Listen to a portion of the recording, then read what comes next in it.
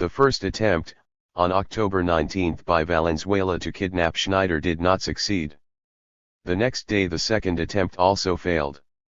Then, on the morning of October 22, a U.S. officer secretly delivered U.S.-made machine guns to these plotters. Soon after, General Schneider's car was stopped. When the general tried to defend himself, he was shot. On October 25, he died. Though no evidence was found that he had been killed by the U.S. supplied weapons, it was proven that he had been killed by the people who were being advised by the U.S. agents. 62. Hitchens then asserts very strongly that Henry Kissinger bears direct responsibility for the Schneider murder. He makes following points. Brian McMaster, a career CIA man carrying forged Colombian passport in Chile, told of his efforts to get hush money to jailed members of the Vio group after the assassination and before they could implicate the agency. Colonel Paul A. Wilmerd, a military attaché in Santiago and chief CIA liaison with the Valenzuela faction, has testified that after the Schneider killing he hastily retrieved the two payments of $50,000 that had been paid to Valenzuela and his partner, and also the 3 sterile machine guns. He then drove rapidly to the Chilean seaside town of Viva del Mar and hurled the guns into the ocean. White House/Kissinger memo of October 15 in no sense turns off Vio. If anything, it incites him, a well-known and boastful fanatic, to redouble his efforts. Preserve your assets. We will stay in touch. The time will come when you, together with all your other friends, can do something. You will continue to have our support. After the failed first attempt, Kissinger anxiously made inquiries about it, as proven by a cable on October 20 by Henry Heckscher. Thomas Karantsinas, when questioned by the Senate Intelligence Committee about the cable, testified of his certainty that the words high levels referred directly to Kissinger. In short, according to Hitchens, no instruction from Washington was given to leave Schneider unharmed. Deadly weapons were sent by a diplomatic pouch, and men of violence were carefully selected to receive them. 63. It is also true that Vio originally, on October 13, was given $20,000 in cash by the CIA and a life insurance policy of $250,000. Despite the removal of Schneider, the desired coup did not materialize. 2 days later, Allende was confirmed as president.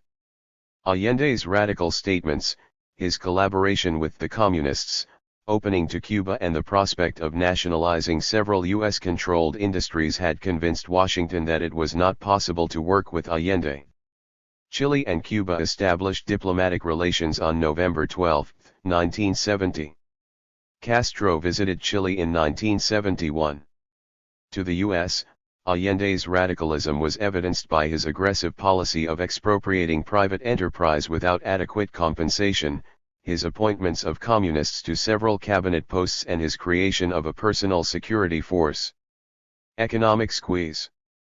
In November 1970, President Nixon gave instructions to the CIA Director Helms that the economy of Chile was to be squeezed until it screamed. In reality, it was still not carried out in its extreme form.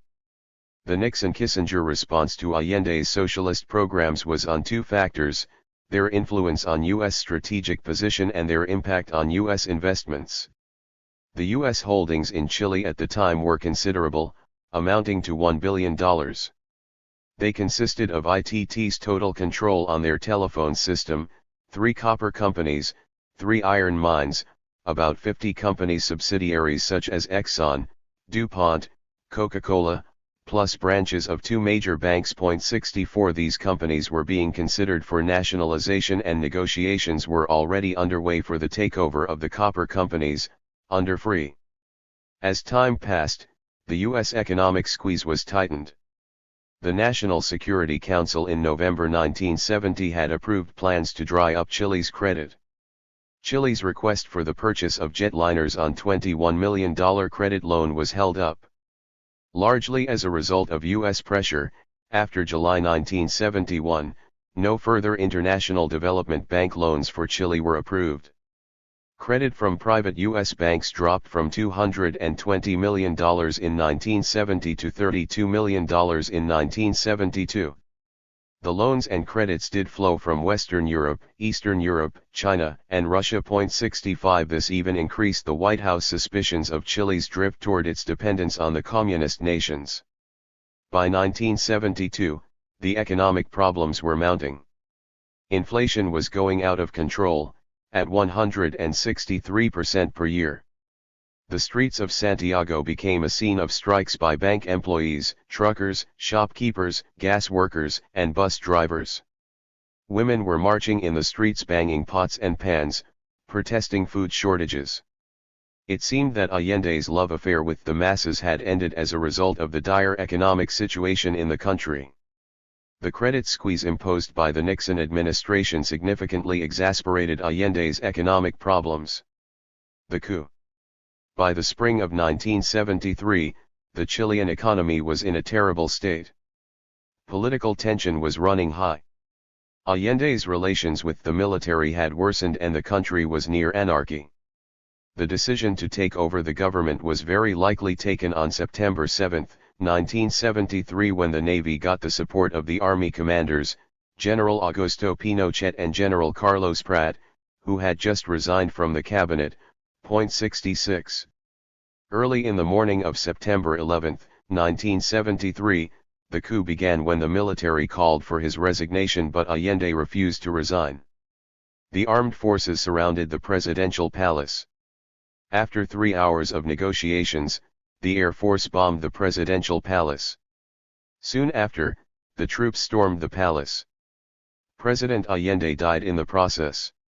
It is a mystery whether Allende committed suicide or was killed by the guns of the army. There is ample, but indirect, evidence of U.S. involvement in the coup. According to Hitchens, Kissinger was deeply involved in the kidnapping effort of Renee Schneider, who ended up being killed. Additionally, U.S. military officials did have close contact with their Chilean counterparts. It was also quite obvious and well known that Nixon-Kissinger team would welcome Allende's removal, but not necessarily his death. The U.S. ambassador in Santiago in 1973 has recounted that the United States had made it very clear that Allende's overthrow would be welcome. 67. Either way, the economic threat and strangulation by the U.S., along with open encouragement of the political anarchy, economic chaos, and an anti-Allende campaign, covert as well as overt, certainly brought about the downfall of the democratically elected president of Chile. With it came the demise of Chilean democracy and the advent of 17 years of the brutal, repressive, and murderous dictatorship of a military junta headed by General Augusto Pinochet. His 17-year rule was marked by utter brutality, subjugation, atrocity by his army, and corruption to a level not seen before by humble and friendly people of Chile. Most of his opponents simply disappeared. Some were murdered, injured, or killed, while others were even thrown off airplanes. According to Rettig report, 2,279 persons who disappeared during the military government were killed for political reasons. Some reports put the number to more than 3,500 civilians murdered or who just disappeared. According to the Valish report, at least 30,000 people were tortured and several thousands were exiled. These are conservative estimates. Actual numbers could be much higher. El Salvador. Background. By 1981, the rebellion in El Salvador, a country of 5 million people at the time, was escalating into a major threat to bring down the government and establish a revolutionary regime. Washington saw it as a repeat of the Nicaraguan experience. The United States saw it as a threat to its dominance by the USSR, Cuba, and Nicaragua, who were supporting the guerrillas in El Salvador.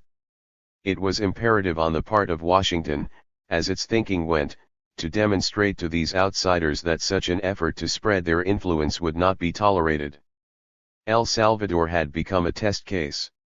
The world had to be informed that there was a new team in Washington and that the Marxist guerrillas' tactics would be thwarted by any means. The Reagan administration, through its State Department's 1981 White Paper on El Salvador, mentioned above, unsuccessfully attempted to prove that it was the Soviet Union and its allies in Havana and Managua who were behind the guerrilla movement. Significant economic and military aid was the Reagan administration's answer to counter the communist threat.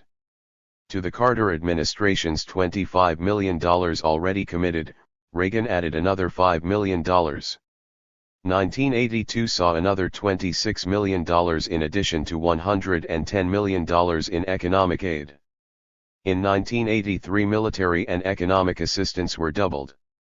By 1988, El Salvador became the largest recipient of U.S. aid in Latin America, with total U.S. assistance in excess of $600 million. The Salvadorian army of 52,000 troops was now maintained at the cost of $100 million a year.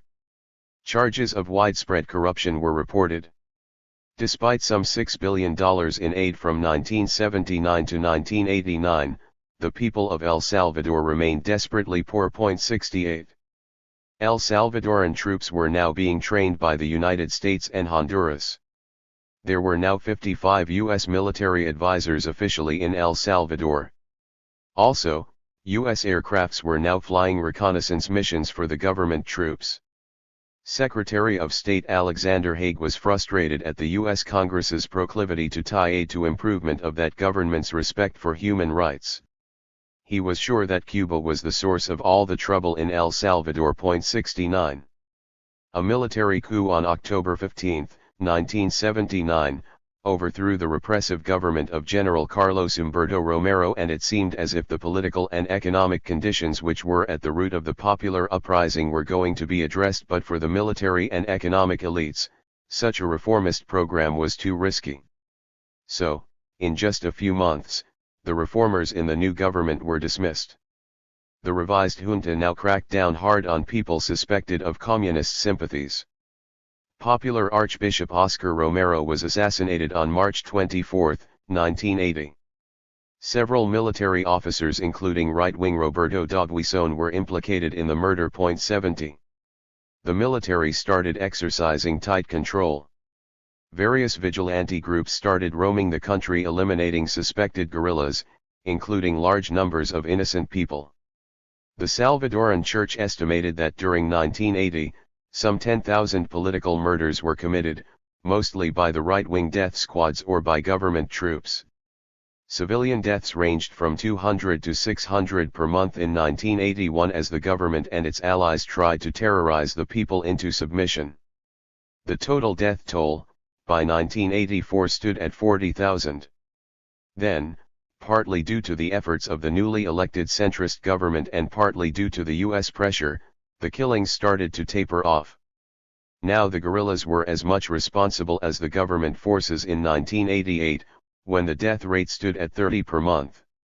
By 1990, the total killed were estimated to be around 70,000. 71. El Salvador had seen violence before. The army in 1932 brutally crushed a peasant revolt that killed about 30,000 people in 1 month. This became known as La Matanza, the slaughter. The violence was going on unabated in the 1980s. In December 1980, 3 U.S. women, 3 nuns and a lay worker were brutally beaten, raped and killed by National Guardsmen. In January 1981, at the Sheraton Hotel in San Salvador, 2 U.S. land reform advisors were shot dead by off-duty soldiers. In another wave of violence in November 1989, 6 Jesuit priests were murdered at their dormitory on the campus of the University of Central America. The killings were allegedly carried out by the members of the Army's U.S.-trained Atlas Brigade. The El Salvador Army was getting fed up with the church, labor unions, and universities for their sympathy with the objectives of the revolutionaries. The church leaders had become frequent targets for the death squads as they had deserted the oligarchy. Despite all these killings and despite lot of opposition from the U.S. Congress, the Bush administration continued its support for the army by avoiding the aid restrictions. Elections. To demonstrate the legitimacy of its support to the Salvadorian government, Washington was able to sponsor elections in El Salvador in 1982, 1984, and 1989. So far, the Bush administration was invoking the rationale that the revolution was a threat to U.S. strategic interests. But now, the forthcoming elections also helped the case of the White House. The United States was caught by surprise at the outcome of the elections. Roberto Davé, the right-wing death squad leader and also a graduate of the School of the Americas, the National Republican Alliance leader, was elected the president over Reagan favorite, the Christian Democrat, José Napoleón Duarte. The whole country continued to be polarized. For the 1984 elections, the U.S. government worked hard at helping Duarte and his party, including a contribution of nearly $1 million from the CIA. 72. The effort paid off. Duarte won the presidency in a runoff against Davé. Duarte set out to gain control of the military, implement land reform, dismantle the death squads and improve the government's human rights record. This created a wave of sympathy in the U.S. Congress. Now Duarte seemed to be succeeding in his efforts. The rebels seemed not to be able to expand their support in all the parts of the countryside and within the middle class. The National Army had grown to 50,000, plus the Air Force with helicopter gunships and combat aircrafts. Also now they had 7,000 National Police and Guardsmen. Finally, a stalemate seemed to exist between the government and the rebels. Duarte, realizing the steady shift in the struggle, started exploratory talks with the guerrilla leaders to end the civil war. Very complex disputes existed between the two parties, but just the fact that they were talking was a major breakthrough. Washington had always rejected direct talks with the rebels. The U.S. government was caught by surprise, as they had not approved of such talks. But Duarte was not able to resolve the civil war as the economic conditions in the country were worsening. The 1989 elections brought the right-wing Alfredo Cristiani to the presidency. The power wielded by Roberto Davé became obvious when the U.S. vice president visited him in May 1989. It showed U.S. willingness to work with the right-wing forces, a group who according to Duarte were no more committed to democracy than the communists. Thus, after 5 years, there was still a stalemate between the military-backed government just strong enough to stay in power and a guerrilla force too well organized and entrenched to be defeated easily. The guerrillas or the 6,000 FMLN forces were well organized and well supported by 500,000 people. They controlled major eastern and northern regions of the country. Reagan's policies received a major boost when a report of the National Bipartisan Commission on Central America was published in January 1984. President Reagan had named a special panel headed by Henry Kissinger to conduct hearings and come out with recommendations. Virtually all the members agreed that the U.S. security was directly threatened as the Soviets and the Cubans were exploiting the political-economic instability in Central America. This strategic linkage became the major unifying theme of the report, though the report acknowledged underlying causes of the unrest. But the report concluded that the communists were taking advantage of the instability in El Salvador to extend their power, and because of that U.S. security interests must take precedence over the long-term efforts directed at solving the more fundamental problems. The Commission called for an extended U.S. commitment to economic assistance and political reform to avoid future crisis. But in final analysis, it advised that U.S. credibility required a strong and immediate response on both economic and military fronts. Central America was too important an area, the report asserted, to allow Marxist revolutions to succeed. 73. Other interventions. Bolivia. The Bolivian Revolution of 1952 was the first 20th-century popular revolution in a South American country where the population was predominantly native.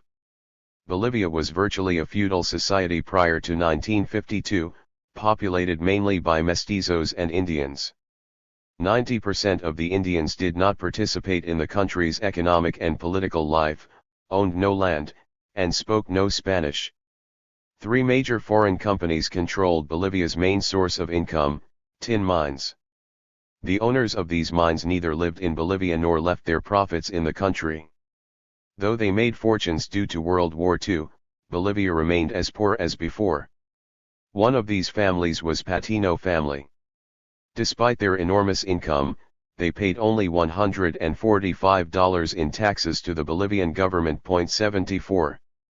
The Nationalist Revolutionary Movement, MNR, a revolutionary movement coalesced in a political party, was created in 1940 by a group of intellectuals and activists led by Victor Paz Estensaro, Hernanciles Ziuazo, and Juan Lechin Oquendo.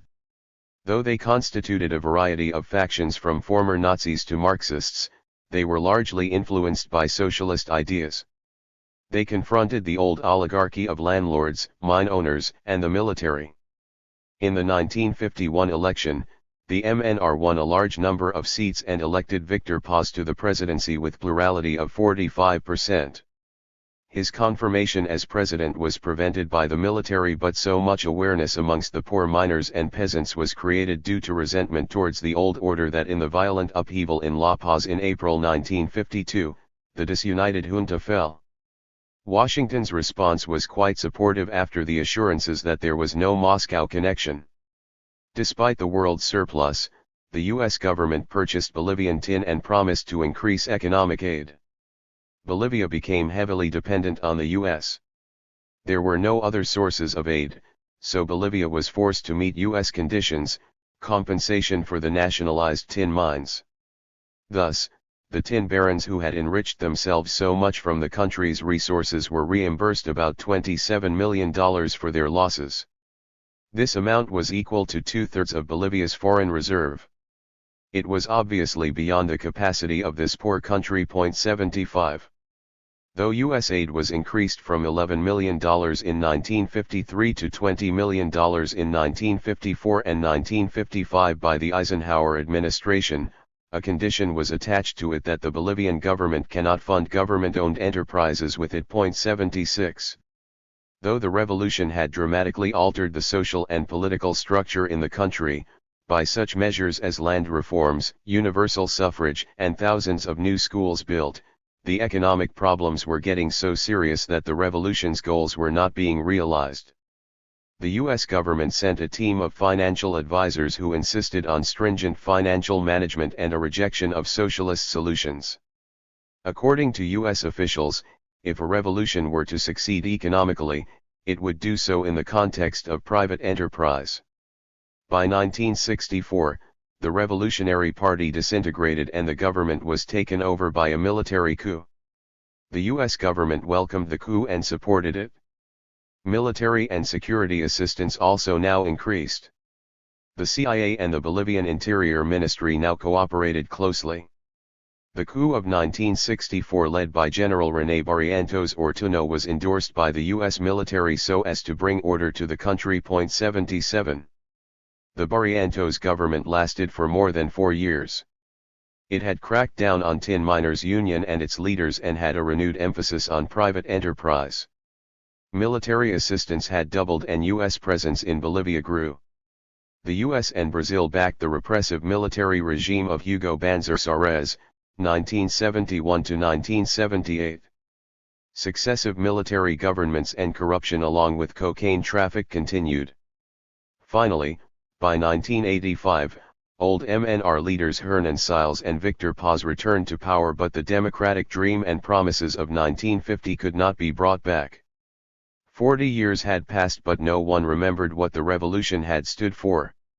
One must note the fact that, in Bolivia's case, the United States to its credit departed from usual reckless course of invasion or open interference. The question is, did the United States help neutralize the revolution by making Bolivia totally dependent on the U.S. and by the gradual nurturing of its military force, which the revolution had sought to neutralize? The United States, perhaps intentionally or otherwise, played a vital role in the collapse of the Bolivian Revolution. The biggest losers were the poor people of Bolivia. Brazil. The actions of the United States from the 60s to 80s are examples of the exploitation of a dependent relationship in the economic as well as political arenas. The U.S. involvement in the overthrow of Brazil's government in 1964 entailed far-reaching consequences, especially as Brazil is Latin America's most popular and wealthiest nation. Upon the resignation of President Jânio Quadros in 1961, Vice President João Goulart was elevated to the presidency. Goulart was known for his socialist inclination and friendship with organized labor. Throughout the country there were doubts about him, but the military allowed him to take office in September 1961. He was clearly committed to steer Brazil towards a more socialist economy. 78. Goulart had started adopting plans for major changes in Brazil's economy, ranging from land reform to tax reform. He had alienated the urban bourgeoisie and the landed oligarchy, though workers and peasants liked him and were promised both better standards of living and the right to vote. The polarization had moved Goulart to more radical position.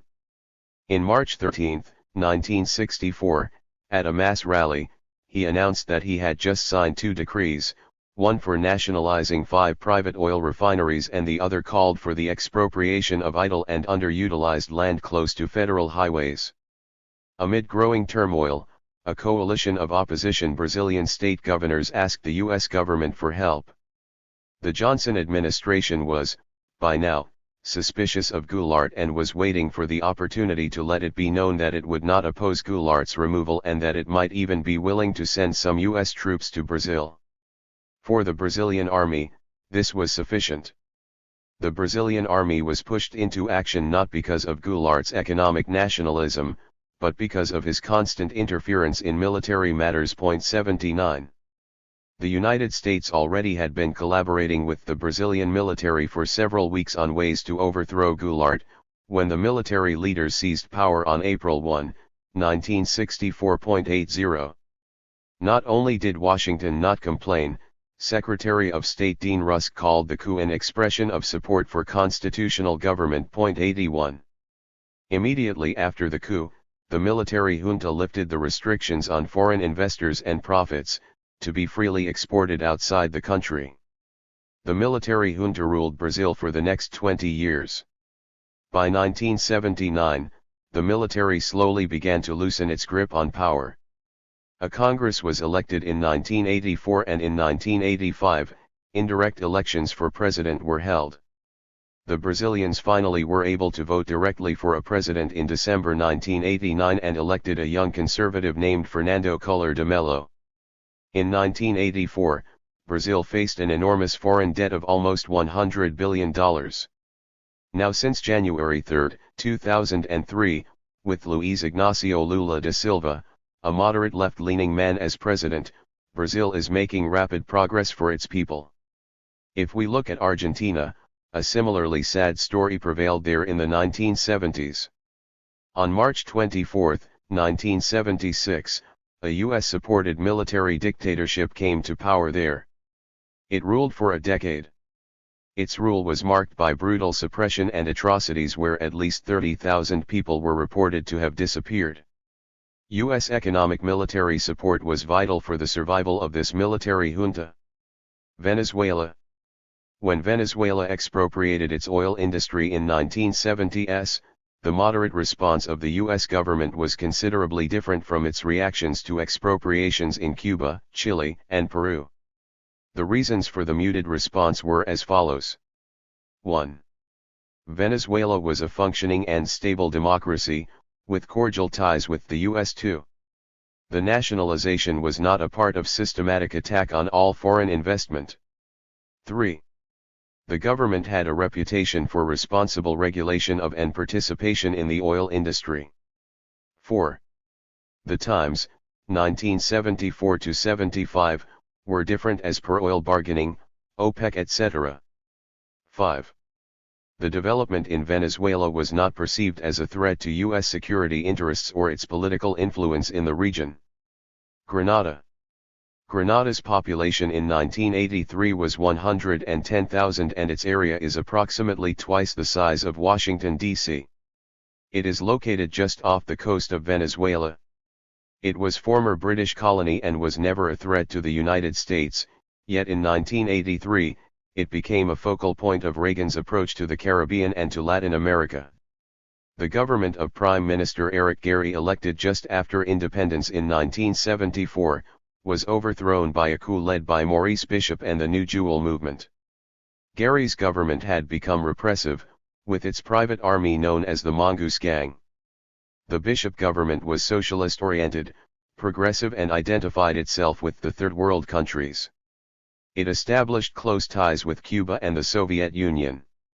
They provided military, political, and security training along with arms. Naturally, relations with the U.S. became strained, and when Reagan came to power, All of US aid was cancelled. 82. Grenada wanted to build a larger runway, so it tried to secure international funding, but the United States thwarted all these efforts, claiming that the runway would enable long-range transports from Cuba to land. Finally, Cuba stepped in and provided workers to finish the runway. Both Secretary Haig and the Department of State had started publicly portraying Grenada as a client of Moscow and Havana and a country devoid of democracy. 83. A power struggle within the Jewel movement and impatience with Bishop's moderate revolution led to Bishop's ouster and death on October 19, 1983. The coup was bloody and violent. After the coup led by a deputy prime minister and backed by the army commander had seized power on October 17, Bishop and his supporters staged a counterattack. Gunfire erupted, and Bishop along with 17 of his followers was killed, others were jailed. The US saw the opportunity it was waiting for. It immediately condemned the coup and expressed profound concern for 480 US medical students on the island. Washington claimed that Grenada's neighbors in the Eastern Caribbean requested the United States to invade. It seems clear that the planning had begun the day after Bishop's death, well before the Caribbean leaders debated the issue. As a matter of fact, the formal request for help was drafted in Washington. 84. On October 25, 1983, 1,900 U.S. Marines and Rangers landed on Grenada. There were 6,000 troops on the island after 3 days. The fighting was over soon. An 11-ship naval task force with about 80 carrier-based aircrafts accompanied the invasion. Most resistance came from the 700 Cuban workers at the airport. There were 100 Cuban soldiers, though it was claimed initially that there were 1,100 of them. About 25 Cubans were killed. U.S. casualties were 19 killed, 89 wounded, while 44 Grenadians were killed. President Reagan was jubilant and characterized the invasion as a rescue mission, claiming that we got there just in time. As Grenada was a Soviet-Cuban colony being readied as a major military bastion to export terror and undermine democracy. 85. Outside the Caribbean, the international community disapproved of such behavior. The UN Security Council voted to deplore the invasion, but the resolution was vetoed by the United States. The Organization of American States also refused to endorse the invasion, arguing that such intervention was in violation of the OAS Charter. In the United States, as is usually the case, popular opinion favored the action, with 53% in favor while 34% against.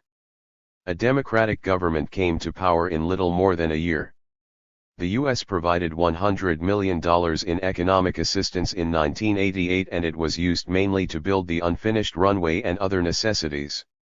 By such invasion, the United States sent a strong message to all in the region and outside that the United States would go to any length to protect its sphere of influence in this region. Ecuador President's assassination. John Perkins, in his book, Confessions of an Economic Hitman, candidly reveals that he was an economic hitman.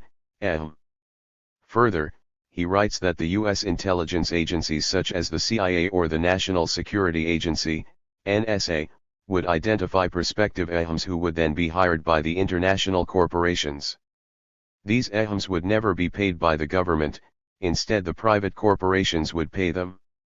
As a result, their dirty work, if exposed, would be blamed on the corporate greed, not the U.S. government. The corporations who hire them, though, would be paid by the government agencies and their multinational banking counterparts, with the taxpayers' money. Thus, they would be immune from the congressional oversight and public scrutiny. 86. Perkins further reveals that first the AHMs would try to bribe or convince the leader of a small nation to take a big loan from the World Bank or the International Monetary Fund. If they agree and take the money, they will be in debt for a long time to come. That gives the United States the leverage, its pound of flesh from that country. The U.S. then demands and gets all kinds of cheap resources and labor to exploit from that country. But if the AHMs fail and if the leader of that country refuses to take the loan or to go along, then, as Perkins tells, the jackals move in. The jackals are always there, lurking in the shadows. When they come in, the heads of states are overthrown or die in violent accidents. And if by chance, the jackals fail, the United States invades that country militarily, occupies the country or overthrows their leader, and installs a puppet government, like they did in Panama or Iraq. 87. Jaime Rodas was a compassionate man. He cared for the masses of Ecuador. He had promised his people that if elected, he would take back his country from the shackles of U.S. corporations. He had established a reputation as a populist and a nationalist man who strongly believed in the rights of the poor and held the view that his country's natural resources should be used for the benefit of his people, not for the exploitation by the foreign corporations.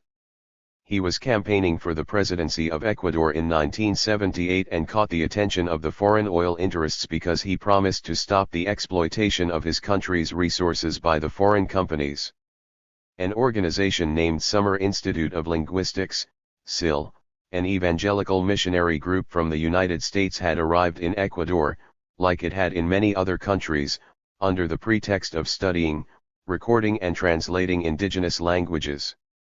According to Perkins, SIL had been working extensively with the Huaorani tribe in the Amazon basin area, during early years of oil exploration.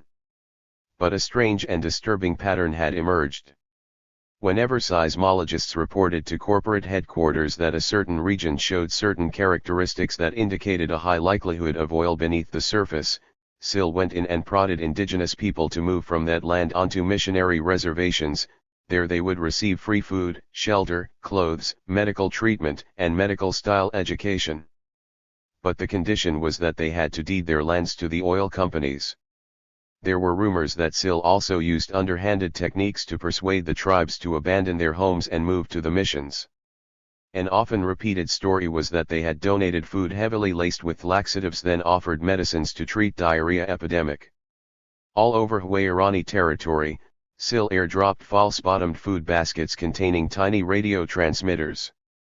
Receivers at highly sophisticated communications stations manned by U.S. military personnel at the Army base in Shell, tuned into these transmitters.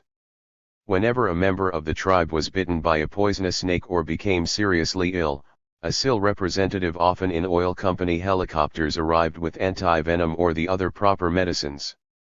Perkins writes further, that in the early days of oil exploration, 5 SIL missionaries were found dead with Huaorani spears protruding from their bodies. The Huaoranis claimed later that they did this to send SIL a message to keep out. The message went unheard. SIL was receiving funding from the Rockefeller charities. Jaime Rodas claimed that the Rockefeller connection proved that SIL was nothing but a front for stealing indigenous lands and promoting oil explorations. John D. Rockefeller, the scion of the family, had founded Standard Oil that later divested into the companies Chevron, Mobil, and Exxon. 88. Rodas was like Torrijos of Panama. Both stood up to the United States. Torrijos wanted to take back the Panama Canal while Rodas wanted to stop exploitation of his country's oil resources. Rodas was not a communist but wanted his people to benefit from Ecuador's natural resources, not U.S. corporations. It is believed that Washington and big U.S. companies would never allow Rodas as president. Insiders knew that if elected, he would meet the same fate as Chile's Allende or Guatemala's Arbenz. The major portion of Rodas' platform came to be known as the hydrocarbon policy. The policy was based on the premise that the greatest potential resource of Ecuador was petroleum and that its exploitation should bring the greatest benefit to the people of Ecuador. In 1978 election, Jaime Rodas was elected the president of Ecuador. In the U.S., Jimmy Carter was the president. Luckily for Rodas, despite lot of pressure from Texaco and other companies, under Carter, the United States stayed out of the picture for a while. It seemed certain that it was his hydrocarbons policy that convinced Ecuadorians to send Jaime Rodas to the presidential palace in Quito, their first democratically elected president after a long line of dictators. Jaime Rodas, soon after assuming office, started moving forward. He took his campaign promises seriously, and started launching out attack on the oil companies. He saw that steadily, under the pressure and exploitation by the U.S. companies, the poor people of his country were being relegated to the life of servitude. Unfortunately, in November 1980, Carter lost the U.S. presidential election to Ronald Reagan. A president who sought peace and who stood for human rights, a decent man, was being replaced by a man who believed in U.S. superiority through military muscle. Reagan had no affinity for human rights. He believed that controlling oil fields wherever they existed was part of manifest destiny. He immediately had the solar heaters installed by Carter in the White House roof removed. Reagan was a global empire builder for America. Though he was quite ignorant about world affairs, he was skillful in his communication. He was a corporate man, friendly to the corporate CEOs, the rich and the powerful elites. Early in 1981, Rodas' administration presented his hydrocarbons law to the Ecuadorian Congress. It would change the Ecuador's relationship to the U.S. oil companies if implemented. It seemed revolutionary and radical. If implemented, it would have far-reaching consequences throughout Latin America. The oil companies' reaction was predictable. 89 Their public relations people started a campaign to discredit and vilify Jaime Rodas. Their lobbyist went to Washington and Quito with briefcases full of bribe money and threats. They painted the first democratically elected president of Ecuador as another Castro. Despite threats and intimidation, Rodas would not cave in. He responded by denouncing the conspiracy between oil, politics, and religion. He openly accused the Summer Institute of Linguistics of colluding with the oil companies. Then, in an extremely bold and reckless move, he ordered SIL out of the country. 90. Only weeks after sending his legislative package to Congress and a couple of days after kicking out SIL missionaries, Rodas issued a warning to all foreign interests, including but not limited to oil companies, that unless they changed their ways and implemented plans that would help Ecuador's poor people, they would be forced out of the country. Then he delivered a major speech at the Atahualpa Olympic Stadium in Quito and then headed off to a small community in southern Ecuador. He was killed in a fiery helicopter crash on May 24, 1981.91. The world was shocked. Most Latin Americans were outraged. Throughout the hemisphere, the newspapers carried the headlines, "CIA Assassination." Besides the fact that Washington and big oil companies hated him, according to Perkins, many circumstances appeared to support these allegations, and such suspicions were heightened as more facts became known. Though nothing was proven, but many witnesses have said that Rodas, as he was forewarned about an attempt on his life, had taken precautions, including traveling in 2 helicopters. At the last moment, one of his security officers had convinced him to board the decoy helicopter. That helicopter blew up. Despite the reaction around the world, the news hardly made the U.S. press.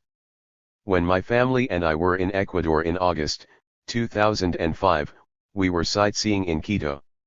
There I asked our guide, whose name was Carlos and who was an educated young man of 25 to 26 years of age. I asked him how their president Jaime Rodas died. I wanted to see what the Ecuadorians thought about his assassination and if they knew about who killed him. To my surprise, he told us very casually, "He was killed by the CIA, sir." Osvaldo Hurtado took over as the new president. He soon reinstated Summer Institute of Linguistics and their oil company sponsors. He had launched an ambitious program to increase oil drilling by Texaco and other foreign companies in the Gulf of Guayaquil and the Amazon basin. 92. Omar Torrijos' mysterious death. Background: a French engineer named Ferdinand de Lesseps, who directed the construction of the Suez Canal, decided to build a canal through the Central American Isthmus to connect the Atlantic and the Pacific Oceans. At this time, Panama was part of Colombia. Starting in 1881, the French began a massive undertaking that met catastrophe after catastrophe. By 1889, the project ended in financial disaster. But it did inspire a dream in Theodore Roosevelt. In the beginning of the 20th century, the United States had won a victory over Spain and was feeling all-powerful. It soon demanded that Colombia sign a treaty turning the isthmus over to the North American Consortium. Naturally, Colombia refused. President Roosevelt, in 1903, sent U.S. warship Nashville. U.S. soldiers landed, seized, and murdered a popular local commander and declared Panama an independent nation. Right away, a puppet government was installed and the first Canal Treaty granted the United States the rights for military intervention, established an American zone on both sides of the future waterway and gave Washington virtual control over this newly formed independent nation. Interestingly, no Panamanian was a party to signing the treaty. It was signed by U.S. Secretary of State Hay and a French engineer, Philippe Bougainville, who had been part of the original team. Essentially, an American and a Frenchman signed a treaty where the rights of a part of another nation, Colombia, were given away to the United States. 93. The assassination. A coup in 1968 overthrew Arnulfo Arias, one of the many dictators who ruled Panama serving the U.S. interests. But this time, a different man came to power. General Omar Torrijos emerged as the head of state, though he had not actively participated in the coup. Torrijos was well loved and highly regarded by the poor people of Panama. He grew up in the rural city of Santiago where his parents were teachers. Through the ranks of the National Guard, he had come up. The National Guard was Panama's primary military unit and had gained lot of support among the poor. Torrijos roamed the streets of the shanty towns, held many meetings in the slums listening to the poor people's problems, helped those who were unemployed find jobs, and on occasions, even spent his own limited money for the families stricken by illness and tragedy. His compassion for people recognized no boundary. He granted asylum to many refugees from other Latin American countries. He had instituted social reforms whereby his small nation of 2 million people served as a model to other nations of Latin America. With Torrijos in power, for the first time in its history, Panama, instead of being the puppet of Washington, was following its own independent policy. Torrijos did not succumb to the temptations offered by Moscow or Beijing, nor did he advocate communism. He was determined to follow his own independent course without forging alliances with United States enemies. Unlike Castro or Allende before him, Torrijos was seeking freedom to follow his own policy without claiming his movement to be a revolution and kept outside the realm of communist ideology. He simply said that Panama was entitled to its own rights, sovereignty over its people, its lands, and over the waterways that bisected it, and that their rights were as valid and as divine as those enjoyed by the United States. Torrijos also was against the School of the Americas and the U.S. Southern Command's Tropical Warfare Training Center, both situated in the Canal Zone. Torrijos knew who killed Rodas. He knew that CIA would get him too if necessary. But still, he was not backing down. He was not going to be intimidated. Like Rodas, he too expelled the Summer Institute of Linguistics. More than anything else, he wanted the Panama Canal back under the Panamanian Authority. That's why he had renegotiated the Panama Canal Treaty with President Carter and obtained the sovereignty over the canal. When Carter was defeated in the 1980 election and Reagan became president, the Reagan administration demanded that Torrijos renegotiate the Panama Canal Treaty. Torrijos adamantly refused to do that despite all the threats and consequences. Unfortunately, Reagan was no Carter. He was a cowboy president, reckless, and ready to bully, and use force. Just 2 months after Rodas' death, Omar Torrijos' nightmare came true. On July 31, 1981, he was killed in a plane crash. Latin America and the world were shocked. Torrijos was well known around the world as the man who had forced the United States to give up the Panama Canal to its rightful owners. Now he was dead. Once again the headlines and editorials in Latin America cried, CIA assassination. Graham Greene, the author who was a friend of General Torrijos, began his book, Getting to Know the General, with the following paragraph. In August of 1981, my bag was packed for my 5th visit to Panama when the news came to me over the telephone of the death of General Omar Torrijos Herrera, my friend and host. The small plane in which he was flying to a house which he owned at Coclesito in the mountains of Panama had crashed, and there were no survivors. A few days later the voice of his security guard, Sergeant Choo Choo, alias José de Jesus Martinez, ex-professor of Marxist philosophy at Panama University, professor of mathematics and a poet, told me, there was a bomb in that plane, but I can't tell you over the telephone. 94. There were many men who hated Torrijos, and many amongst them were rich, powerful, and influential. When he was alive, he was openly loathed by President Reagan, Vice President Bush, Defense Secretary Weinberger, the Joint Chief of Staff, and the CEOs of many powerful corporations. The provisions in the Torrijos-Carter Treaty that forced them to close the School of the Americas and the U.S. Southern Command's Tropical Warfare Center especially incensed the U.S. military. The military chiefs thus had a serious problem.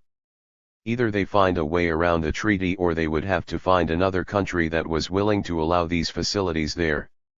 John Perkins writes in his book that disposing off Torrijos and renegotiating the treaty with his successor was another option. 95. The huge multinationals were Torrijos' corporate enemies. Most had strong connections with the Reagan administration and other politicians in Washington. Many of them were involved in exploiting Latin American natural resources such as oil, tin, copper, lumber, and vast agricultural lands. Many among them were communications companies, shipping and transportation, fruit companies, manufacturing firms, engineering and banking. Torrijos stood up to these men and paid a very high price in the end, it seems. He was replaced by an incompetent thug named Manuel Noriega, who was once on the CIA's payroll. But he too later on went out of favor with Washington. Under Bush Sr.'s, who was once a friend of Noriega, administration, the United States invaded Panama, killed thousands of innocent people and kidnapped its president Noriega, who was tried in U.S. court and sentenced to 40 years of imprisonment. It is strange to notice the pattern. Those leaders of the countries who stand for their own poor people, who work to uplift them, who try to stop the exploitation of their people and the natural resources of their lands, who stand up to the ruling elites in Washington, most of them seem to die in strange circumstances, or are overthrown. Examples abound: Allende of Chile, Rodas of Ecuador, Lumumba of Congo, Army Chief of Staff Ron Schneider of Chile, Che Guevara of Cuba, Mohammad Mossadegh of Iran, and Jacob Arbenz of Guatemala. Those who support the U.S. business interests in the exploitation of their own country, those who support the United States in its nefarious policies of exploitation of their lands, and those who are brutal and ruthless on their own countrymen, these dictators live long, survive, flourish and amass fortunes for themselves. Somoza of Nicaragua, Marcos of Philippines, Parks of South Korea, Mobutu of Zaire, Pinochet of Chile, Shah of Iran, ruling junta of Argentina during the 70s, Suharto of Indonesia, none of them died an accidental death. None of them were overthrown for a long time. They all had one common characteristic. They all agreed to the dictates by Washington. Chapter 10. Bay of Pigs fiasco and subsequent assaults on Cuba. Bay of Pigs fiasco. Background. Like other Latin American countries, Cuba had been treated for a long time as a virtual satellite of the United States. Cuba, a protectorate of the United States, from 1898 to 1933, was totally under U.S. influence. Batista, who promoted U.S. business interests in Cuba, was America's man, openly supported by Washington. The United States constantly meddled in Cuban politics. For the conventioneers in Miami, Cuba was a star attraction, as they could spend evenings in Havana enjoying the city's widespread gambling and prostitution. Batista's regime, corrupt to the core and dictatorial, benefited from extensive U.S. investments, especially in sugar plantations. U.S. companies owned 37% of Cuba's sugar production in 1958, thus controlling the North American market. 62% was owned by Cuba. In 1959, U.S. private investment in Cuba was $955 million. 40% of Cuba's banks in 1955 were foreign-owned. 1. In the mid-1950s, the Cuban economy was very unstable, extremely fragile, and highly dependent on volatile sugar prices. The Cubans had little or no control over this. The poor Cubans were struggling to survive while the rich few, who associated with the dictatorial regime and the foreign investors, were getting wealthier by the day. The upper classes were sending their profits out of Cuba rather than investing back in the Cuban economy. Rampant crime and vice, in Havana, poverty and unemployment, lack of Cuban control over land and industries, and extreme discontent amongst the masses, all these conditions made the country ripe for revolution. Adding fuel to the fire, the Batista dictatorship had become extremely repressive. Fidel Castro, a young cigar-smoking revolutionary, was the son of a well-to-do sugar planter. He was a nationalist leader, leading a group of guerrillas with a goal to depose Batista and disband the army. This movement was getting momentum and support by the masses. Fidel Castro was not a communist yet. His sharp turn to the left came after he had been in power for 1.5 years.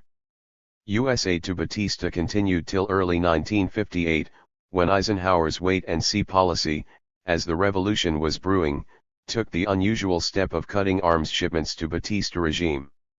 The Cuban army's support to Batista dissipated quickly.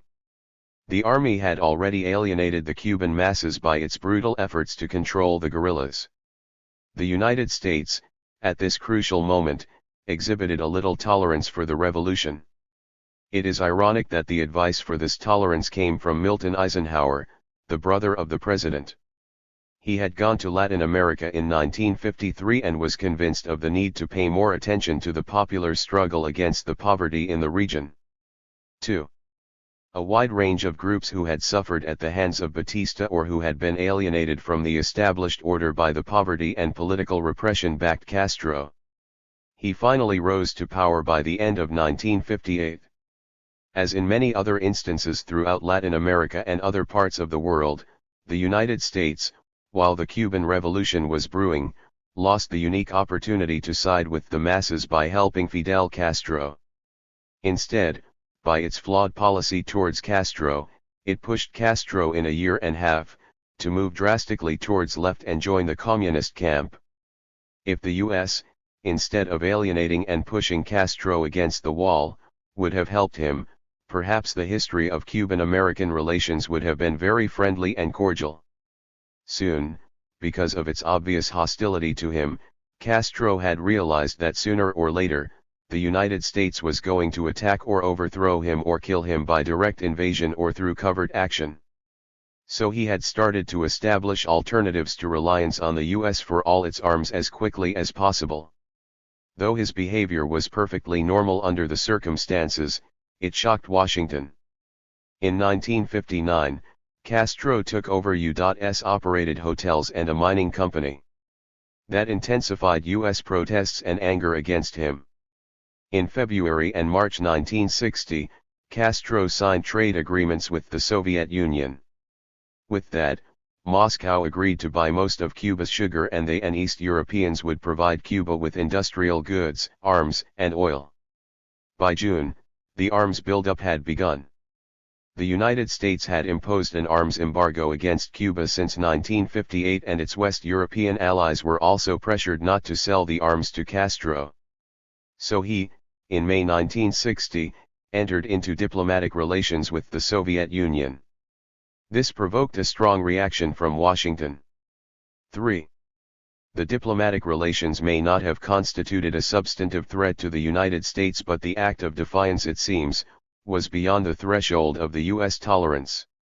The Eisenhower administration, in its first punishing response to Castro, suspended all imports of Cuban sugar in July 1960. Castro quickly negotiated a deal with China to sell additional sugar. The U.S. verbal attacks intensified as Castro's relations with the Soviets expanded as he brought in more communists in his government. Khrushchev asserted that the Monroe Doctrine was dead and the Soviet rockets would protect Cuba against U.S. attack. The Department of State proclaimed the doctrine's principles as valid today as they were in 1827. 4. Eisenhower also declared that the United States will never permit the establishment of a regime dominated by international communism in the Western Hemisphere. 5. The preparation for invasion. Plans for covert operation against Castro were already underway by the time Kennedy arrived at the White House. As a matter of fact, on March 17, 1960, Eisenhower approved a plan to overthrow Castro by covert CIA operation against him. In August, even the discussion about assassinating Castro had also begun within the CIA. 6. The CIA had already decided by now to make direct attack on Cuba by the Cuban exiles. The agency, under the leadership of its deputy director for plans, Richard Bissell, had begun recruiting Cuban refugees in Miami area. It had also established training camps in Nicaragua and Guatemala.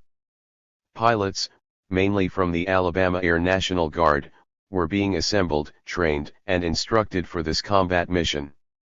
A small CIA naval force was also prepared to transport the invasion forces. The specific steps and means to achieve the clear objective to overthrow the Castro government were left vague. It was hoped and assumed that upon the arrival of a liberation force, a popular rebellion would arise. If that failed, then the exiles would establish a beachhead and set up a provisional government. The government then could call on the United States for aid and thus could provide a base for conducting a civil war. The whole operation was poorly planned in total secrecy even from Pentagon or the Department of State. Though the operation was to be a top secret, it was widely known in Cuban community in Miami that the CIA was recruiting a force to liberate Cuba. The details as per the date or place were not known, but the essential facts were no secret, even to Castro. The invasion. After 2 years planning by the CIA against Castro, an armed force of 1,443 Cuban refugees, called Brigade 2506, landed on the southern coast of Cuba, a place called Bahía de Coquinos, or Bay of Pigs. 7. The invasion went badly from the start. The attempt to destroy the Cuban Air Force was insufficient. The Brigade Air Force of old B-26s attacking at dawn on April 16, 1961, from its base in Nicaragua, was unable to destroy all of Cuba's planes on the ground, a major problem, since the success of the invasion was based on the premise that no threat would come from the Cuban Air Force. The need for a second air strike was essential, but as so much public attention had been generated by now to the operation, the President and his advisors had rejected the idea of any direct U.S. help. Kennedy's decision was in line with the creation of the impression that U.S. involvement was minimal if any. But the CIA saw the refusal as a serious betrayal. Even if the second air strike were permitted, it would have given the invaders more time but could not have saved the operation. Cuban armed forces and the militia immediately started mobilizing upon hearing of the news of the bombing raid. Castro was not surprised, as he had expected the invasion at any time. But the U.S. planners were taken back at the rapid Cuban response to the attack. The brigade prepared for Sunday night assault off the invasion beaches of Playa Girón and Playa Larga. But they had poor intelligence. There were underground coral reefs 50 yards offshore, so the landing craft ran aground. The presumably deserted beach areas were full of families, construction workers, and a few militia personnel, who were alerted by the noise and lights from the struggling invasion. Then the gunfire broke out and the entire area of Bay of Pigs woke up. The news of attack was telephoned 120 miles away to Havana. It was no more a swift and silent landing as planned. At daytime, the damaged but still operational Cuban Air Force attacked while the invading troops and supply ships were still unloading equipment and ammunition. 2 of the 5 ships at Playa Girón were sunk by this attack. U.S. CIA pilots took over from the exhausted Cuban pilots in the Brigade Air Force and tried to provide air cover at the beaches, but even that effort could not save the disaster in the making. 4 U.S. pilots were killed. Under air attack and short of ammunition, the invading brigade soon ran into Castro's militia. Now Castro himself, in full uniform, took charge of the Cuban retaliation. He ran the counter-attack without much communications capability, by using the telephones from various shops and mills along the roads leading to the Bay of Pigs. Additionally, Castro had the intimate knowledge of the area, as he had often fished in the area and also had surveyed it for the construction of a resort. the invaders could not have chosen a less suitable site. The location had other problems too. Swamps bordered the beaches, so it was almost impossible for the invaders to stealthily move inland without running into Cuban troops coming down the few roads. The success of a guerrilla movement requires a popular disaffection and hatred of the existing regime. But in Cuba under Castro, that condition not only did not exist but in fact, Castro was a very popular revolutionary who had just liberated the Cuban people from the shackles of a repressive and corrupt regime. The CIA, as so often in the past, and later on in the future, had miscalculated the whole situation. The invaders were no match for Castro's well-trained and well-equipped army. They held out till April 20th. But finally, 1,189 brigade members were captured and 114 were killed. After a mass trial, the captured invaders were returned to the United States in 1962 in exchange for $53 million worth of food and drugs. 8. Thus, Fidel Castro savored a tremendous propaganda victory against the United States. Now everybody believed what he had been saying all along, that the United States would do anything to remove him from power. Cuba now had become the first Latin American country to defy and defeat the United States. Kennedy, in private, asked movingly, "How could I have been so stupid to let them go ahead?" 9. Cuba's plea to Russia for more arms was now justified. That would ultimately lead to the Cuban Missile Crisis between the United States and the Soviet Union. But at least for now, Cuba seemed to be safe from the U.S. invasion. Conclusion. Ever since the U.S. Spanish War of 1898, the U.S. policy towards Latin America has been one of invasions, overthrowing of legitimate governments, suppression of popular movements and democracy, and supporting the military dictators. Why? Well, there are several reasons that can be mentioned. Excessive fear, paranoia, and hatred of communism are one. But underlying the communist threat were other reasons. Protection of U.S. business interests was a major objective. U.S. hegemony, where every Latin American government would fear the United States, is yet another. Imperial hubris, arrogance of power, racism of poor indigenous people, the Indian masses, and blacks who still constituted the large percentage of the people of Cuba were the other reasons. As regards to most invasions, interventions, and overthrows of legitimate regimes of these countries by the United States, the threat of communism has served well as a reason to intervene, though most of the time that perceived threat has been an excuse, a fictitious one at that.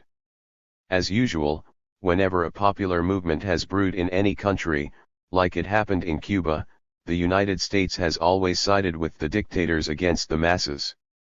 Why? Because if the masses by popular movements gain power, then the country will no longer be open to exploitation by an outside power.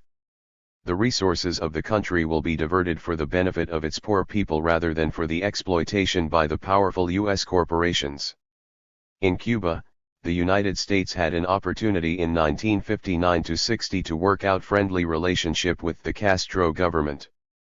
Initially, Castro could have been made a friend of the United States, as he also wanted that. But from the beginning only, Washington exhibited extreme hostility towards him.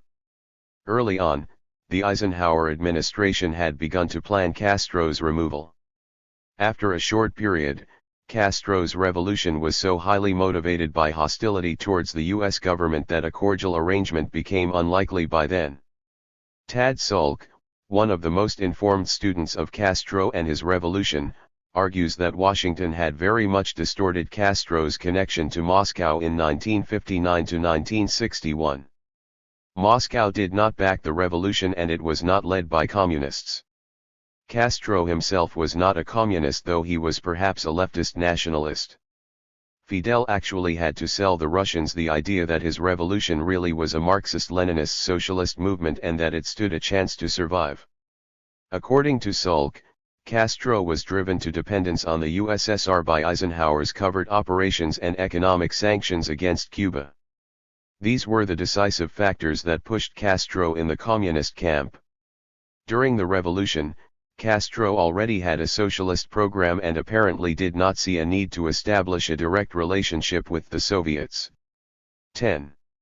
Harold Molyneux, in his book, U.S. Policy Toward Latin America, Westview Press, Boulder, Co., 1990, concludes very rightly that the United States, after bungling up the Bay of Pigs intervention, learned to live with a revolutionary next door, but it would not tolerate a direct challenge to U.S. security. In October 1962, that challenge came when the Russians tried to keep the nuclear missiles in Cuba. The United States learned second thing. That was, unlike Cuba where they waited too long to crush the popular movement, but the next time, their threshold for tolerance would be much lower. Dominican Republic in 1965, not to repeat Cuban fiasco, would prove that how low that threshold had become. Assault on Cuba. Ever since Castro seized power by overthrowing Fulgencio Batista in January 1959, the Eisenhower administration was mistakenly convinced that he was a communist. In reality, Castro was a fierce nationalist, not a communist.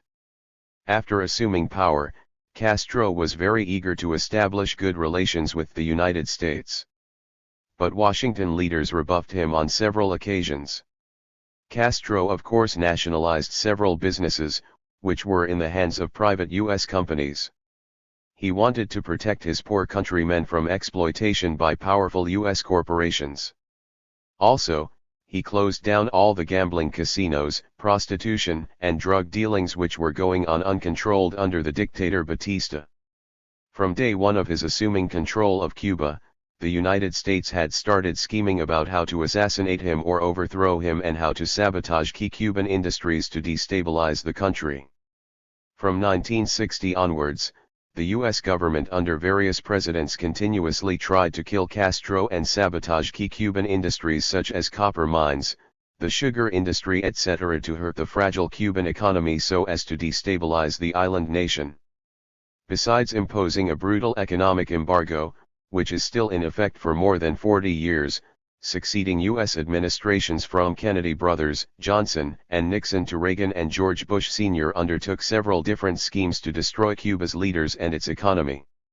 Those misadventures consisted of bombing Cuba's copper mines, blowing up bridges, highways, airports, and destroying the Cuban Air Force.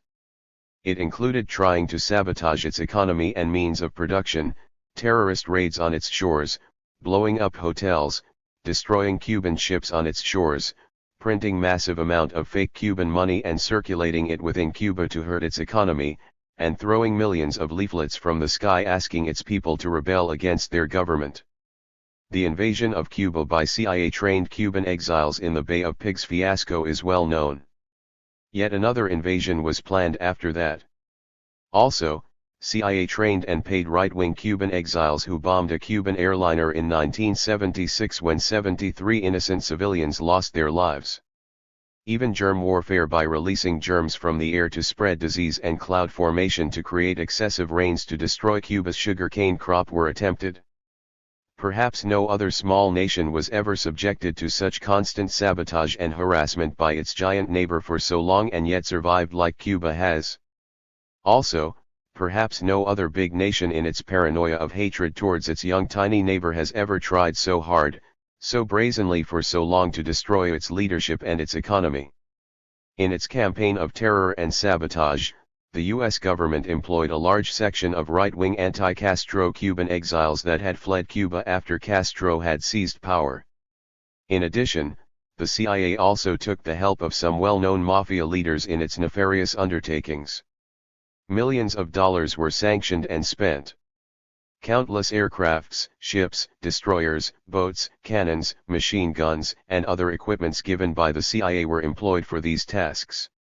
No other U.S. administration was more obsessed with assassinating Fidel Castro than that of the Kennedy brothers.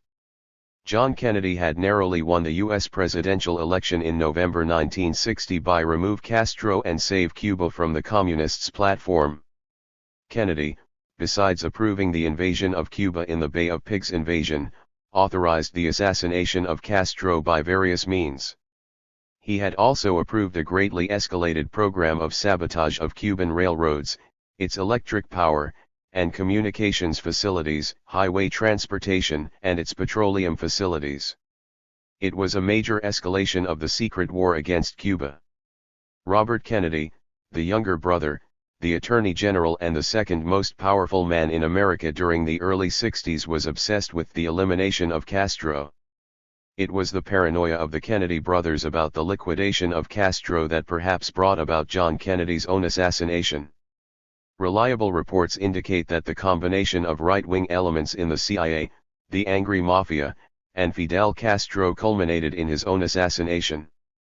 Reports indicate that Kennedy's ill-fated and ill-prepared Bay of Pigs invasion of April 1961 and his subsequent failure to provide air cover to the CIA-trained Cuban exiles who were desperately pleading Kennedy for help once the invasion ran into trouble, played a major role in his own assassination. It was simply his extreme carefulness and vigilance as well as his better luck that Castro survived all the attempts on his life and distinguished himself as a David who fought Goliath and survived. Assassination attempts and sabotage. There was a CIA mafia plan to kill Castro by administering poison capsules in his food or drink in early 60s. A Cuban named Tony Varona was the Prime Minister of Cuba under Carlos Pryo, the president elected in 1950. Ultimately, Pryo was overthrown 2 years later by a coup by Batista. Pryo and Varona had fled to Miami. After Castro's victory in December 1959, Varona had joined the anti-Castro movement in Miami.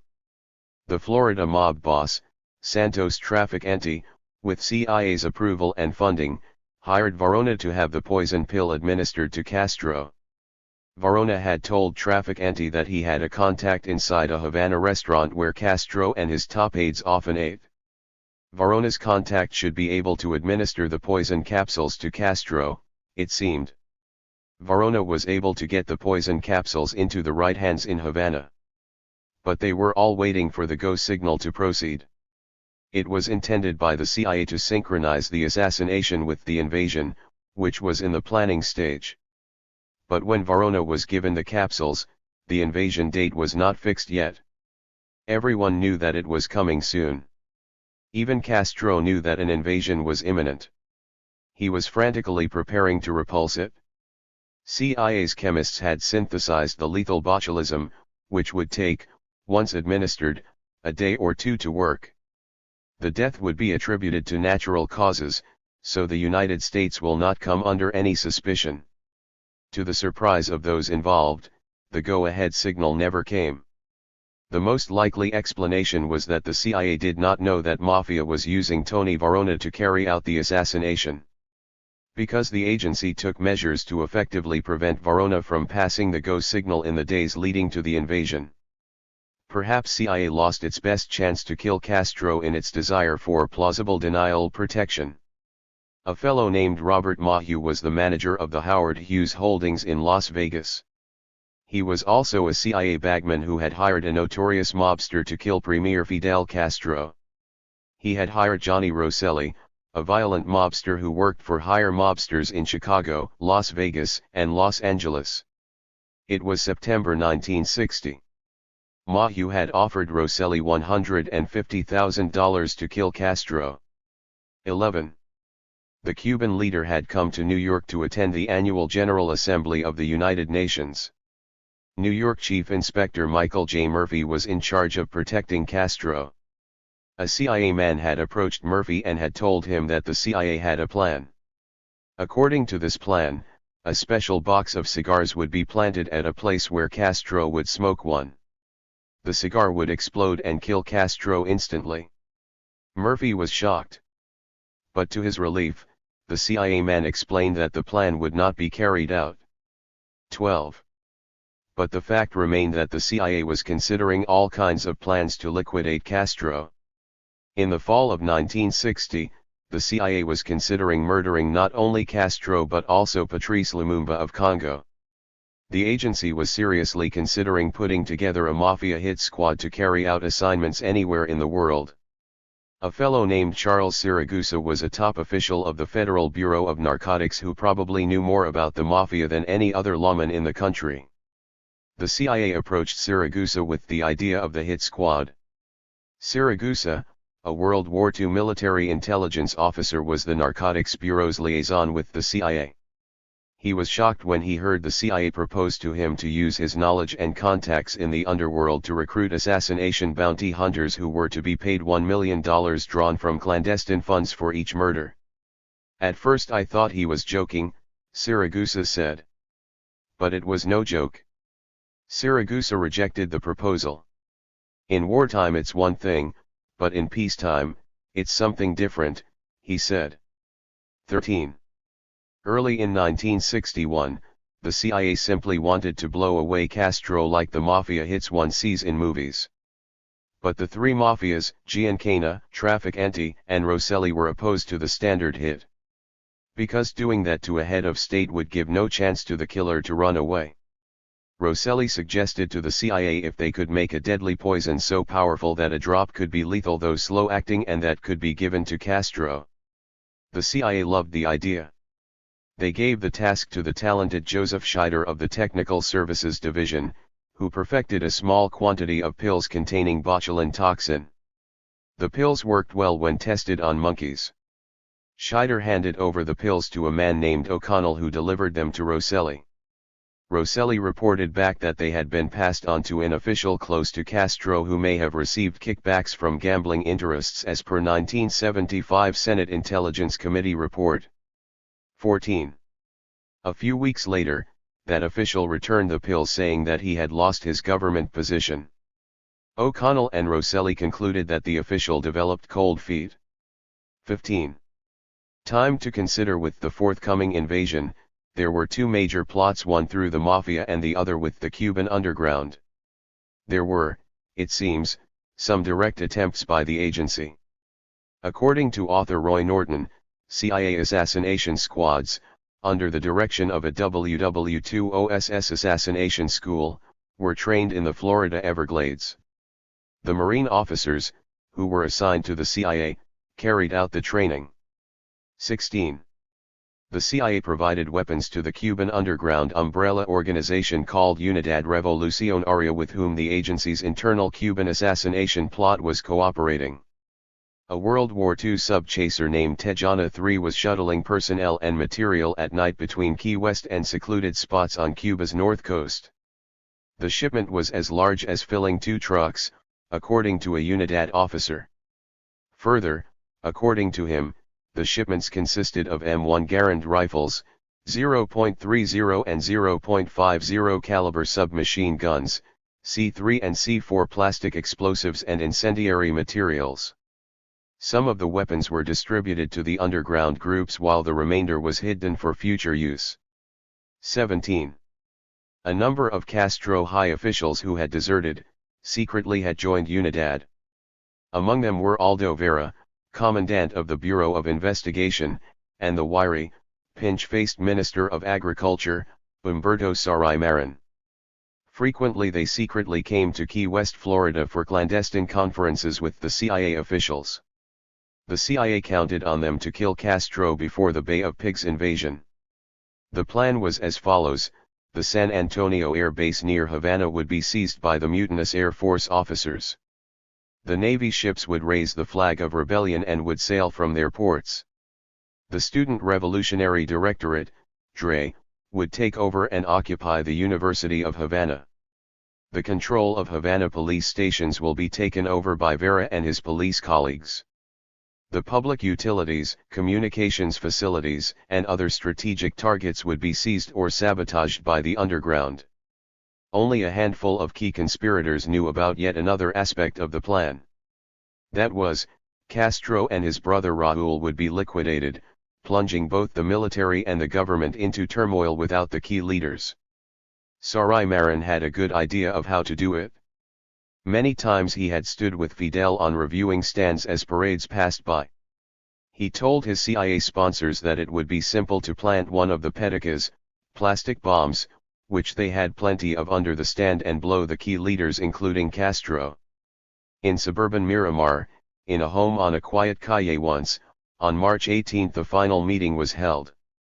Humberto Saray Marin, Roger Gonzalez, Rafael Hanskin, and other conspirators were in deep conversation planning their moves. They were also very upbeat due to their recent successes as pedicas had exploded in several theaters and other public places. 2 major Havana department stores were burned down by the incendiary devices. A Castro's military unit several blocks away stopped in front of a house and knocked on the door.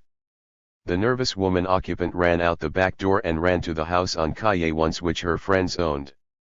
The patrol spotted her going there, so they came to that house and broke the door and came in. Shots were fired. Saray Marin drew his pistol but was badly wounded while others raised their hands and surrendered. 18. Thus, Unidad's back was broken and the CIA gave up on Unidad as an important part of the invasion that was in the works. Merely 3 months after the failed Bay of Pigs invasion of April 1961, the United States had concocted yet another plan to kill both Fidel Castro and his brother Raúl, the deputy premier and the defense minister. The assassinations were to be carried out by Cuban workmen who were to infiltrate into Cuba from the U.S. naval base at Guantanamo on the southeastern coast of the island. 19. The double hit was scheduled to take place on the revolutionary holiday of July 26, 1961. On that day, both the Castros were going to appear in the public. Fidel was to lead a celebration for visiting Soviet space hero Yuri Gagarin in Havana, while Raúl was to speak publicly in ceremonies in Santiago, marking the 8th anniversary of the attack on the Moncada barracks. For this plan there was a close cooperation between the CIA and the Office of Naval Intelligence, the ONI. As the U.S. Embassy was shut down in Havana in January 1961, the sprawling Guantanamo naval base had become a hotspot for gathering intelligence and as a staging area. 2 anti-Castro Cubans were hired at Guantanamo base from where they were to infiltrate into Cuba. One was Luis Balbuena, who was a theatrical booking agent in Orient Province, while the other was Alonso Gonzalez, an Episcopalian priest who was very interested in becoming Bishop of Cuba once Castro was overthrown. Both were sharp marksmen. Gonzalez was reportedly trained by CIA at the CIA Academy in Virginia known as FARM. Gonzalez headed for Havana, quietly slipping out of Guantanamo. He vanished without a trace, never to be heard from again. Balbuena told the Miami police that he was involved in an attempt to assassinate Raúl Castro, which was discovered by the Cuban government, and he was forced to take refuge inside the naval base. In 1962, he was taken to Miami. It is still a mystery how the Cubans had found out about the plot, but evidently they knew a lot. 20. Not long after, Dick Bissell, the chief of clandestine services, was summoned to the White House. In the cabinet room, he was reportedly chewed up by both President Kennedy and Attorney General Robert Kennedy for, as they put it, sitting on his ass and not doing anything about getting rid of Castro and the Castro regime. 21.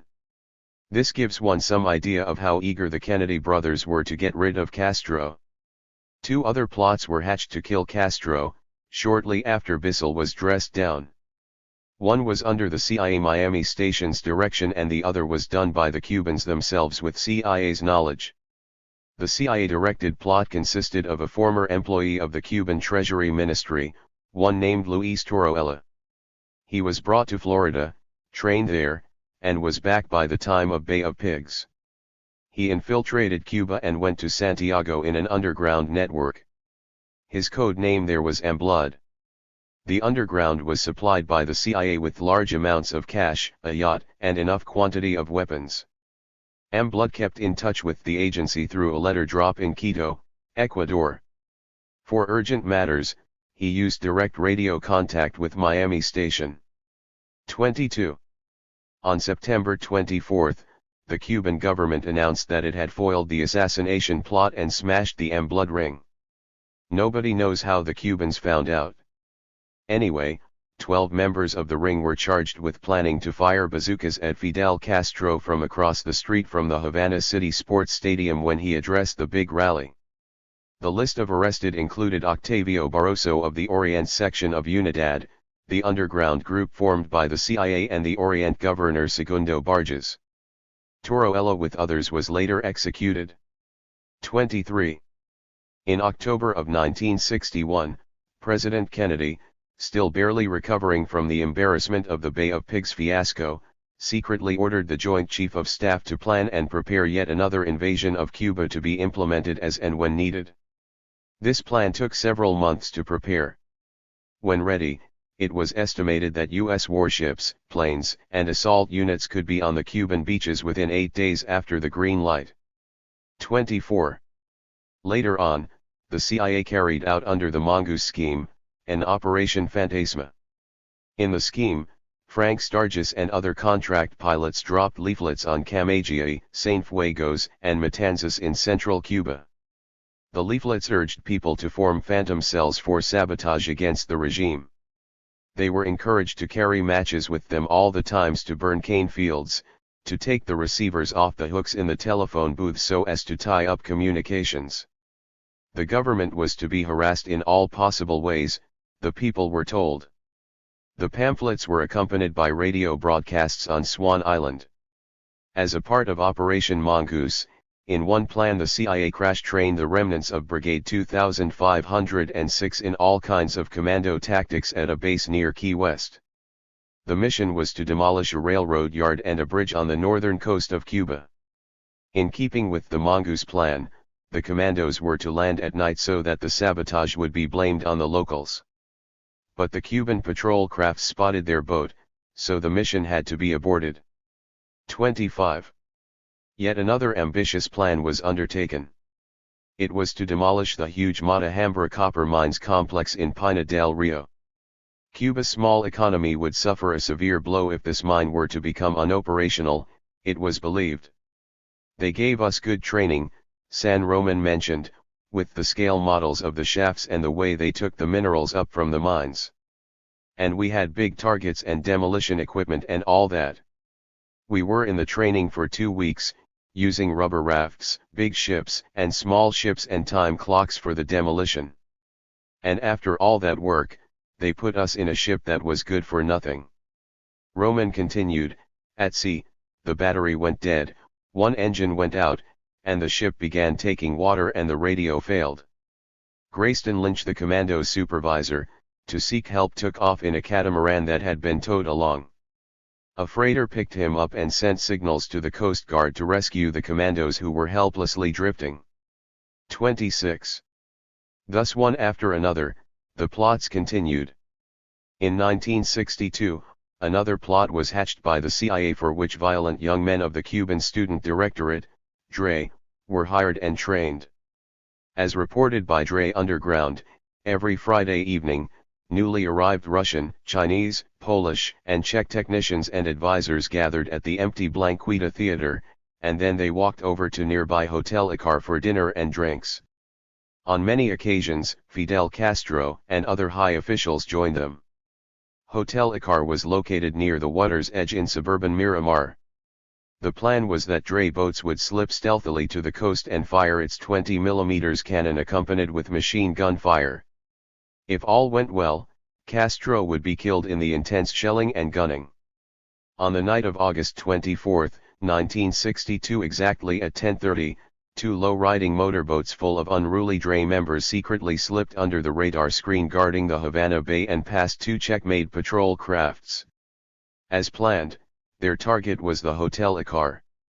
It all went smooth until we got close enough, said Jose Basulto, who was a gunner on the DRE boat Juanan. Then one of our extra gas tanks that was made of plastic began to leak and gas ran all over the deck. We didn't know what to do.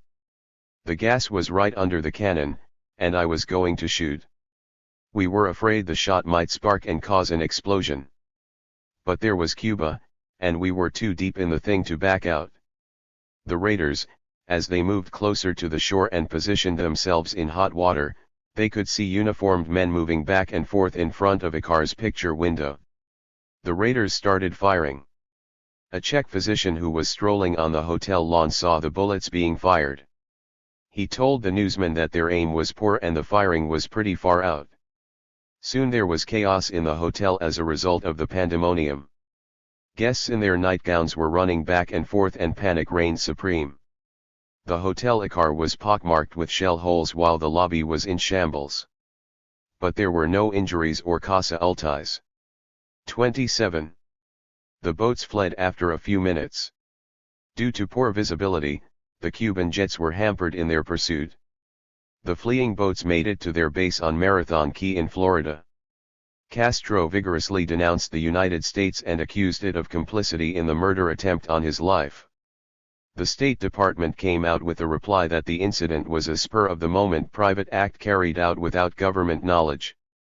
Again, there was another mission arranged by the CIA. The CIA's naval operations in the Caribbean had a ship named Rex, also a sister ship Hida, plus other 4 ships and a dozen smaller ships, all were armed. That night, Rex was going to help carry out the raid in Cuba. The Cuban seamen of the Rex were known as Mombises. They were paid $300 per month by the CIA through the front account by Commercial Fisheries Company. The Mombises were determined commandos, without families, ready to die for a cause, trained and financed by the CIA. It cost the CIA $500,000 per year to keep the Rex and its seamen afloat. In this mission, their plan was for Rex to come as close as half a mile off Cuban port, put these men in 2 rubber rafts well equipped with cannons and machine guns. The rafts were to go up the river and join other commandos of Mombises who were already there and carry out acts of sabotage with their plastic explosives. Rex, as planned, stopped a half-mile off the Cuban port. It was 4 minutes before midnight. Cuba looked like a long strip on the horizon. Pina del Rio province looked like an alligator's tail at the western end of the island. The 2 fiberglass speedboats, Moppies, left Rex with fewer than 50 masked commandos with C4 plastic explosives. The Cape Corrientes light normally flashing its warning was off tonight, which kind of showed something was amiss. At the mouth of the high-banked river, the Moppies stopped. The commandos now inflated the black rubber rafts with silent motors for the last leg of their journey up the river. Further on, there was a rendezvous point with 2 other Mombises who had gone there a week earlier. The raft slowed down in the river. The Mombises with infrared blinkers signaled the shore. After a minute, the answer came back but in a wrong code. Mombises realized that it was a trap. The Mombises frantically and in panic, opened fire with their M3 grease guns, turned around and headed back toward the Moppies at the mouth of the river. The shore lit up blue and red as on both of the river banks and machine guns opened fire on the fleeing rafts. One raft was torn apart with bullets, throwing dead and injured into the water. Before the other raft could reach the sea, the Moppies were speeding back toward the Rex while the Cuban patrol boats were in hot pursuit. The abandoned commandos turned toward the shores where the Cuban soldiers were waiting for them. 28. One Moppie managed to reach the international waters and its crew was picked up by a merchant ship. Rex, the mother ship, though outgunned by the Cuban vessels, managed to enter Mexico's territorial waters off Cozumel Island. The Cuban gunboats honored the boundary and turned back. In early September, only 6 weeks before the Soviet Union had issued a warning that it could not tolerate further more raids and attacks on Cuba by exiles armed and supplied with North American weapons. Moscow also made it clear that it was aware that the CIA was breaching the Missile Crises Agreement, which required that the United States would refrain from sponsoring further military adventures against Cuba. Despite all that warning, there was more in store for Cuba. Some Mombises had managed to go ashore. Once there, they were able to secretly place demolition charges at the Matahambra copper mine, linked to Santa Lucia by a cable car system. They were discovered by alert Cuban guards at the mine. The leader of the commando team, a former Batista Army lieutenant, was captured and later executed. But enough plastic explosive went off to rock the mine and incur some damage. The commandos Mombises were a wholly owned creation of the CIA. They were trained at a CIA amphibious base near New Orleans. According to a standing group minutes of the meeting in the spring of 1963, everyone had agreed with Robert Kennedy that the United States must do something against Castro, even though we do not believe our actions would bring him down. President Kennedy on June 19 authorized their decision to do something. It was a greatly escalated program of sabotage aimed at the railroad and highway transportation, at petroleum facilities, and at the communications facilities of Cuba. This led to the CIA's creation of its Caribbean Secret Navy and the creation of the Commandos Mombases. 29. A counter-revolutionary named El Menoyo, whose CIA cover name was Maurice Bishop, had helped Antonio Villena, who had fled to Miami and had founded a CIA-supported group named Alpha 66. Menoyo had defected from Cuban Revolution. Alpha 66's long-term objective was to infiltrate and disrupt Cuban military and political establishments, thus preparing the ground for a domestic uprising. Alpha 66 decided to zap the Russians by attacking their ships. Their first raid occurred on September 10, 1962. Their first target turned out to be San Pascual, an old steamer, grounded and used for molasses storage. Then they managed to attack a British freighter Nulaine, but the customs helicopters chased them away from the Cuban shores. While running away, they took a parting shot at the coastal cargo ship San Blas. Alpha 66 became more daring on October 10, when its commandos landed on the shore at Isabela de Sagua, about 150 miles east of Havana. There, they killed 20 persons, several Russians being amongst them. 30. Bishop deliberately was targeting the Russian ships to force a confrontation between the two powers. On March 18, 1963, another strike came at Isabela de Sagua. An anchored Russian ship, Lvov, was hit, incurring heavy damage. The commandos then went on the shore and attacked a Soviet infantry camp, wounding 12 soldiers. 31. On the night of March 27, Tony Cuesta, leader of a squad of Commandos L, for Liberation, a spin-off group from Alpha 66, in the speedboat named Phoenix, closed in at Cabarine. There they attacked the Russian merchantman Baku with 10 shells. The Phoenix was barely away when Baku was rent by a muffled explosion and a geyser shot up that reached above the tunnels. The ship was all right, and as we fired we could hear the Russian sailors running and shouting, Cuesta boasted. We had a homemade mine of 50 pounds of TNT, which we placed against the hull. We were only 100 yards away when the explosion came, he said. 32. Baku, with a gaping hole in her side, settled to the shallow bottom, ruining the 10,000 bags of sugar that it contained. The Russians this time were outraged, charging on March 27 that the United States was offering Cuban counter-revolutionaries its territories and material needs, causing a dangerous aggravation of the situation in the Caribbean and the world. They were right. The Kennedys were reckless. The CIA kept working with the Mafia to kill Castro. For that mission, the Mafia gangster, named John Rosselli, had hired some Cuban snipers who were going to kill Castro. On one mission, Rosselli had ridden a Swift V-20S with a sniper team to Cuba. But soon, a patrol craft interrupted it with its bottom blown out with machine gun fire. The Mafia man, Rosselli, jumped out and a second boat rescued him, with the boat outrunning the Cubans, made it back. To prevent such incidents, CIA gave Rosselli special radios tuned to the Cuban security channels. A three-man team of snipers that had infiltrated came close to succeeding on March 13. On the grounds of the University of Havana, they had set up a sniper's nest. They were all set to kill Castro as he climbed up the steps for a scheduled appearance. But the security men, just before Castro arrived, discovered the plotters and arrested them. 33.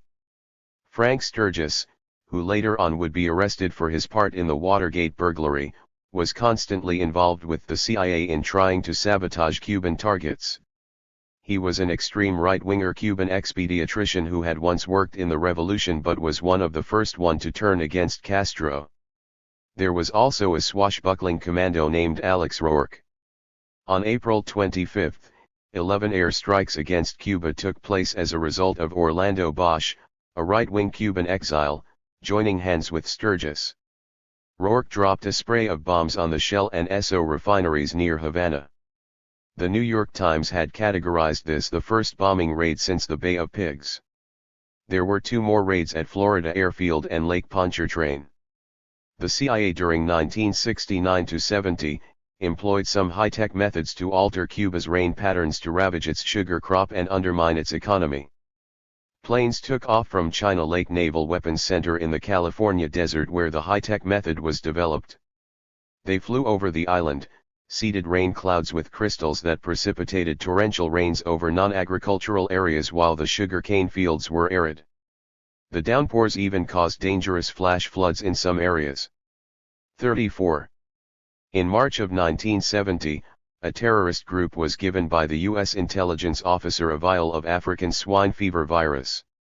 The vial was secretly taken by fishing trawler to Navassa Island, which was used in the past by the CIA as an advance base, and was smuggled into Cuba. Some 6 weeks later, the first ever outbreak of the swine fever occurred in Cuba. Serious shortages of pork, the nation's staple diet, occurred, as the pig herds were decimated.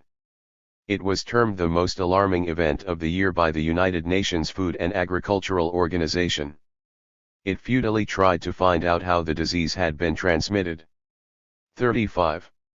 When it assumed power in January 1969, the Nixon administration was no less interested in killing Castro than were the Kennedys.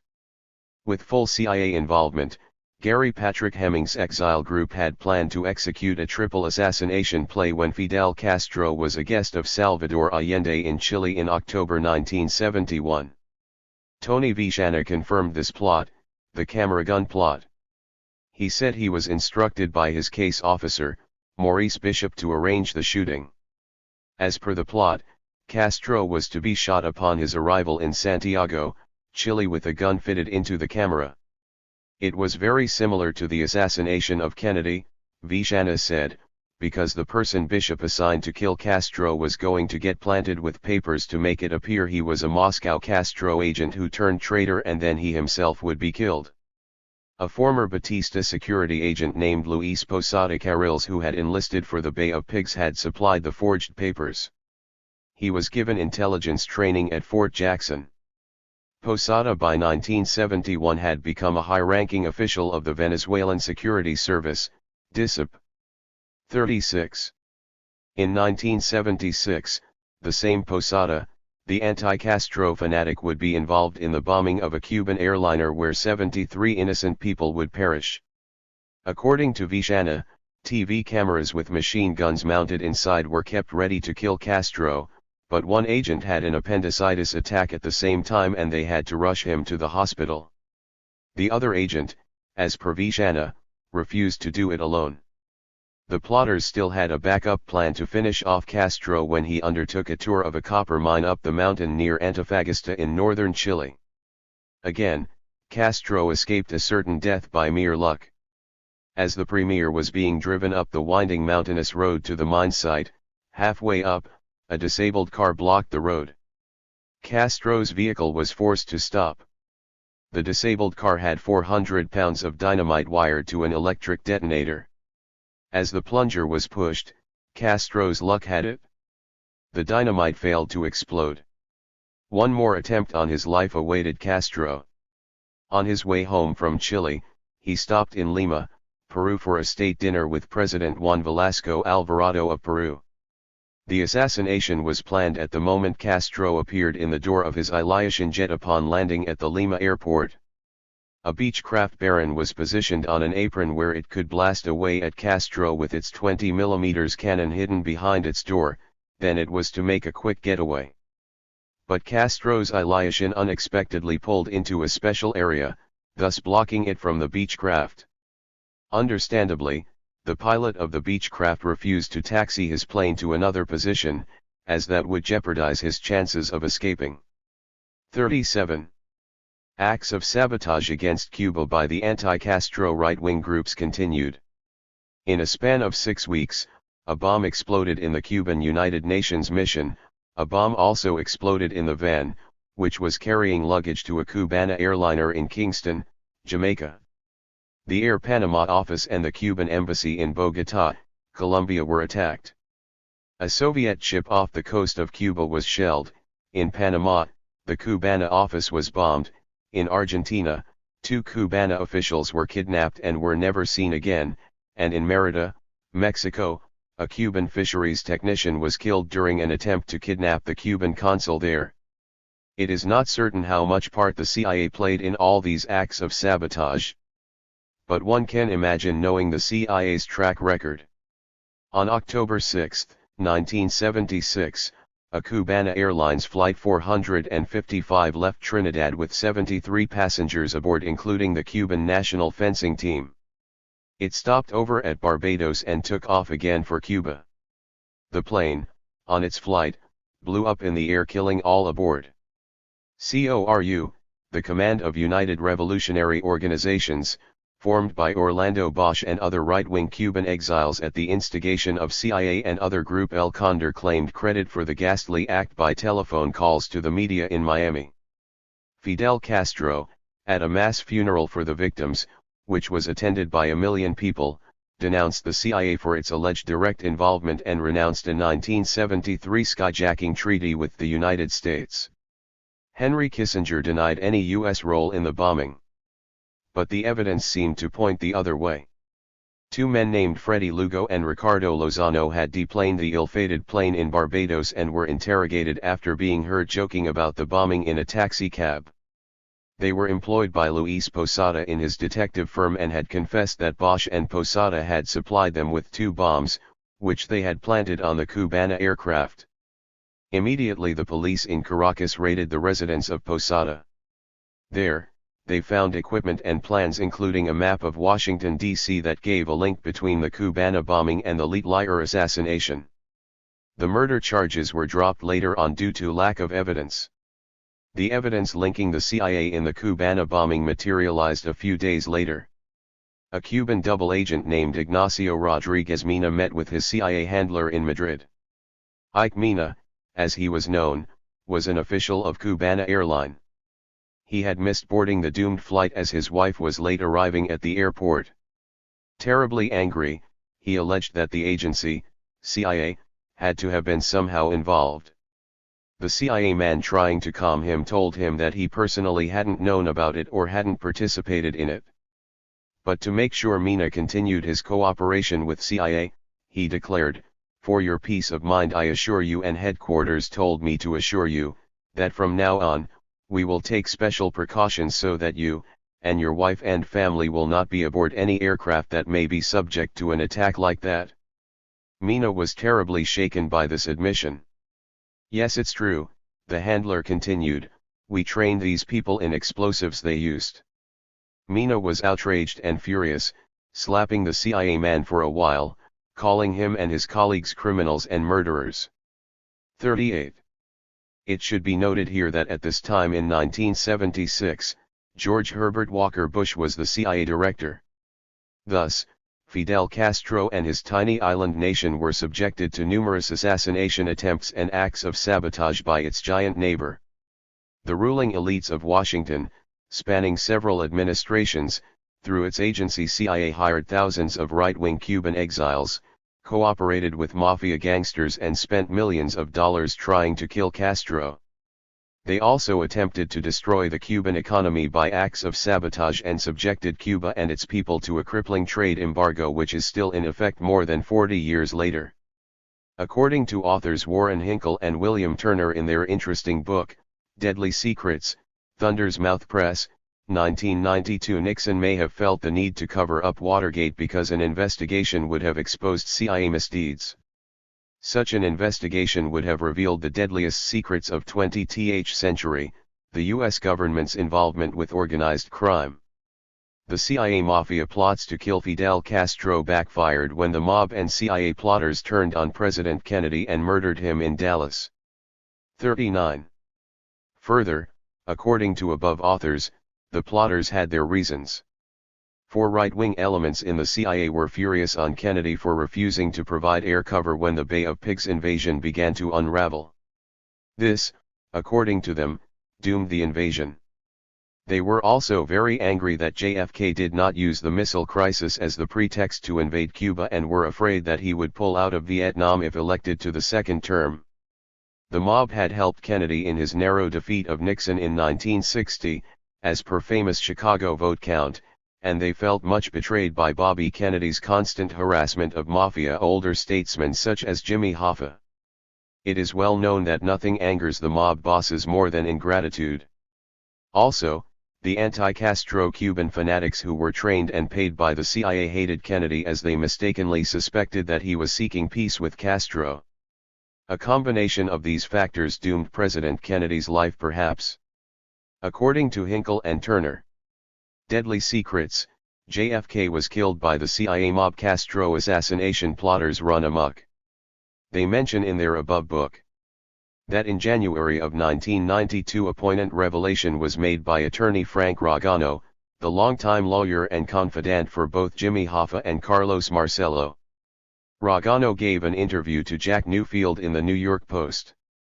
Mafia expert Nick Pilecki, who gives Ragano great respect, says the lawyer was for many years the messenger between Hoffa and Marcello, thus avoiding dangerous face-to-face meeting between the mobs.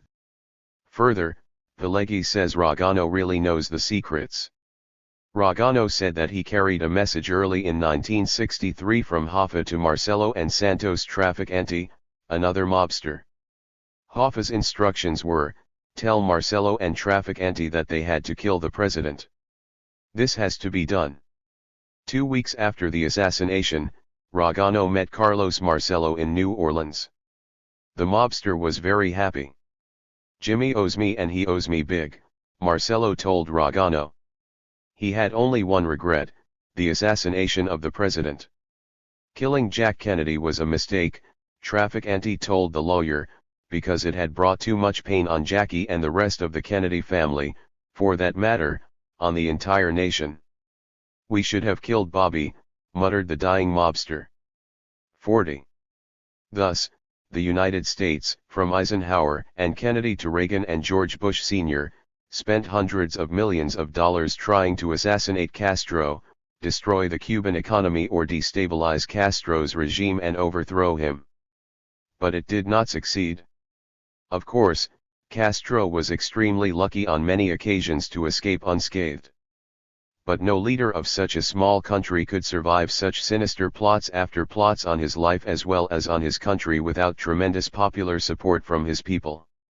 He is the longest surviving ruler of a country who has been in power for more than 4 decades. It will be difficult for any leader to survive for so long without the overwhelming support from his people. But the question remains, why was the United States so paranoid about killing him? Is it because he is, as portrayed in the US media, a ruthless communist dictator? Records indicate that when he seized power in 1959, he was a fierce nationalist, not a communist. He even desperately tried to befriend the United States. But the United States soon branded him a communist and declared an economic embargo on Cuba. He was cornered and practically pushed into the communist camp. He had no choice but to be a friend of Russia.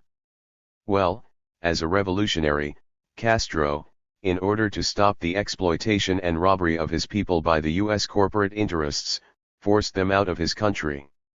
These corporations could not anymore exploit Cuba of its resources or the labor of its poor people. That was a crime against the United States in the eyes of Washington. Under the guise of communist threat, the leaders in Washington incessantly tried to liquidate Castro or overthrow his regime. They wanted to could bring Cuba back to the sphere of U.S. hegemony so as the exploitation of its resources and its people by the U.S. corporate interests could resume like before. Additionally, against the Monroe Doctrine, Castro took Cuba out of American sphere of influence. In a Latin American country, Cuba set a very damaging example to the U.S. prestige. As any student of U.S. foreign policy knows, it is the corporate interests, and its influence on the U.S. politicians, that usually dictates U.S. foreign policy. Cuba was no exception. Che Guevara's assassination. Che Guevara was an Argentinian-born medical doctor who had become a revolutionary. He had joined Fidel Castro in his revolution, overthrowing the corrupt dictatorship of Fulgencio Batista. Che was a revolutionary who believed in revolution for the Latin American countries as well as in Africa, to overthrow the existing corrupt dictatorships and to establish governments that stopped the exploitation of their people by foreign powers. The revolution was to cater to the needs of its poor masses. He was an educated man, revolutionary to the core, and deeply believed in justice for the poor people around the world. On February 12, 1965, he gave a speech in Dar es Salaam, Tanzania. In his speech he laid out his future plans. I am convinced that it is possible to create a common front of struggle against colonialism, imperialism, and neocolonialism. 41. After the Cuban Revolution of January 1959, Castro had come to power. He served Castro's government as the Minister of Industry for a while. In early December 1964, he addressed the United Nations General Assembly in New York with a fiery speech. There, he blasted Yankee imperialism as well as other enemies of the revolution. Then, he visited Algeria, Mali, Congo, Guinea, Dahomey, Algeria again and Tanzania.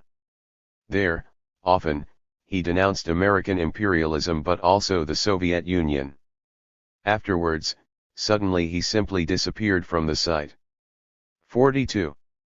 After relieving himself of all governmental responsibilities in Cuba, Che with some 125 Cuban guerrillas in April 1965, went to Congo and joined the Kinshasa rebels. He then returned to Cuba in the fall of 1965 after 6 or 7 months of unsuccessful combat in support of the Kinshasa rebels. The insurgents were simply unwilling to fight. Since their 1959 revolution, Che and Fidel had one goal uppermost in their minds: to spread the revolution to South American countries, namely, Brazil, Argentina, Chile, Paraguay, and Uruguay. They also thought that Bolivia was ripe for a Cuban-type revolution. By November 1966, Che, along with his closest colleagues, had entered into the remotest jungle of Bolivia. Their base was located at Nancahauzu. It was on the edge of a rocky canyon about 12 miles long and more than 309 feet deep. At the bottom flowed a river 30 feet wide that hugged the canyon walls, with no room for man or animal to tread. The forest above was extremely thick and nothing was visible from the air except the tree tops. At the base, Che was sure his little group would swell into a people's army with hundreds of peasants flocking into it from all over, eager to follow those who were leading the People's Liberation Movement. In the meantime, Che's absence from Havana did not go unnoticed by the CIA. They were keeping track of Castro's and Che's movements and travels so that when the opportunity came, they could kill them. Washington hated Che as much as Castro, as according to their thinking, Che was spreading a Cuba-style communist revolution in Latin America and Africa. Shortly after Che arrived in the remote jungles of Bolivia, the CIA knew he and his ragtag band were somewhere in the remotest area of the thick Bolivian forest. The CIA, for several years, was in pursuit of Che to liquidate him when the opportunity came.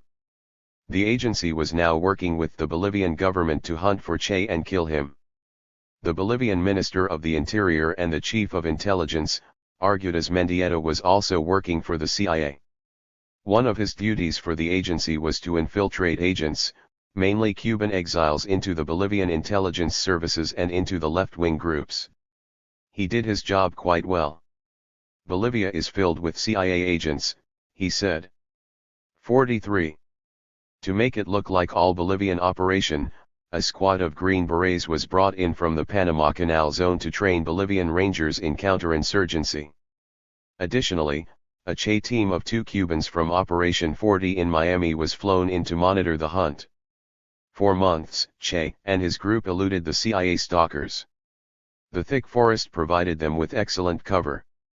The CIA was now flying reconnaissance planes in the Andes jungles of Bolivia to track down Che and his band. The pilots of the Beechcraft Model 18 were now flying at night above the thick forest. Finding Che and his band on foot had proved impossible. But why were they flying at night and taking photographs of the jungle?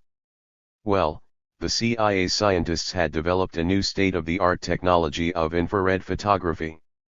This infrared technology was being fine-tuned under a government contract by the University of Michigan Infrared Physics Laboratory at Willow Run. They were working on the new infrared optical imaging and signal processing techniques for counterinsurgency application. The idea was to see if the film registered the heat from the human body. Che was their first target.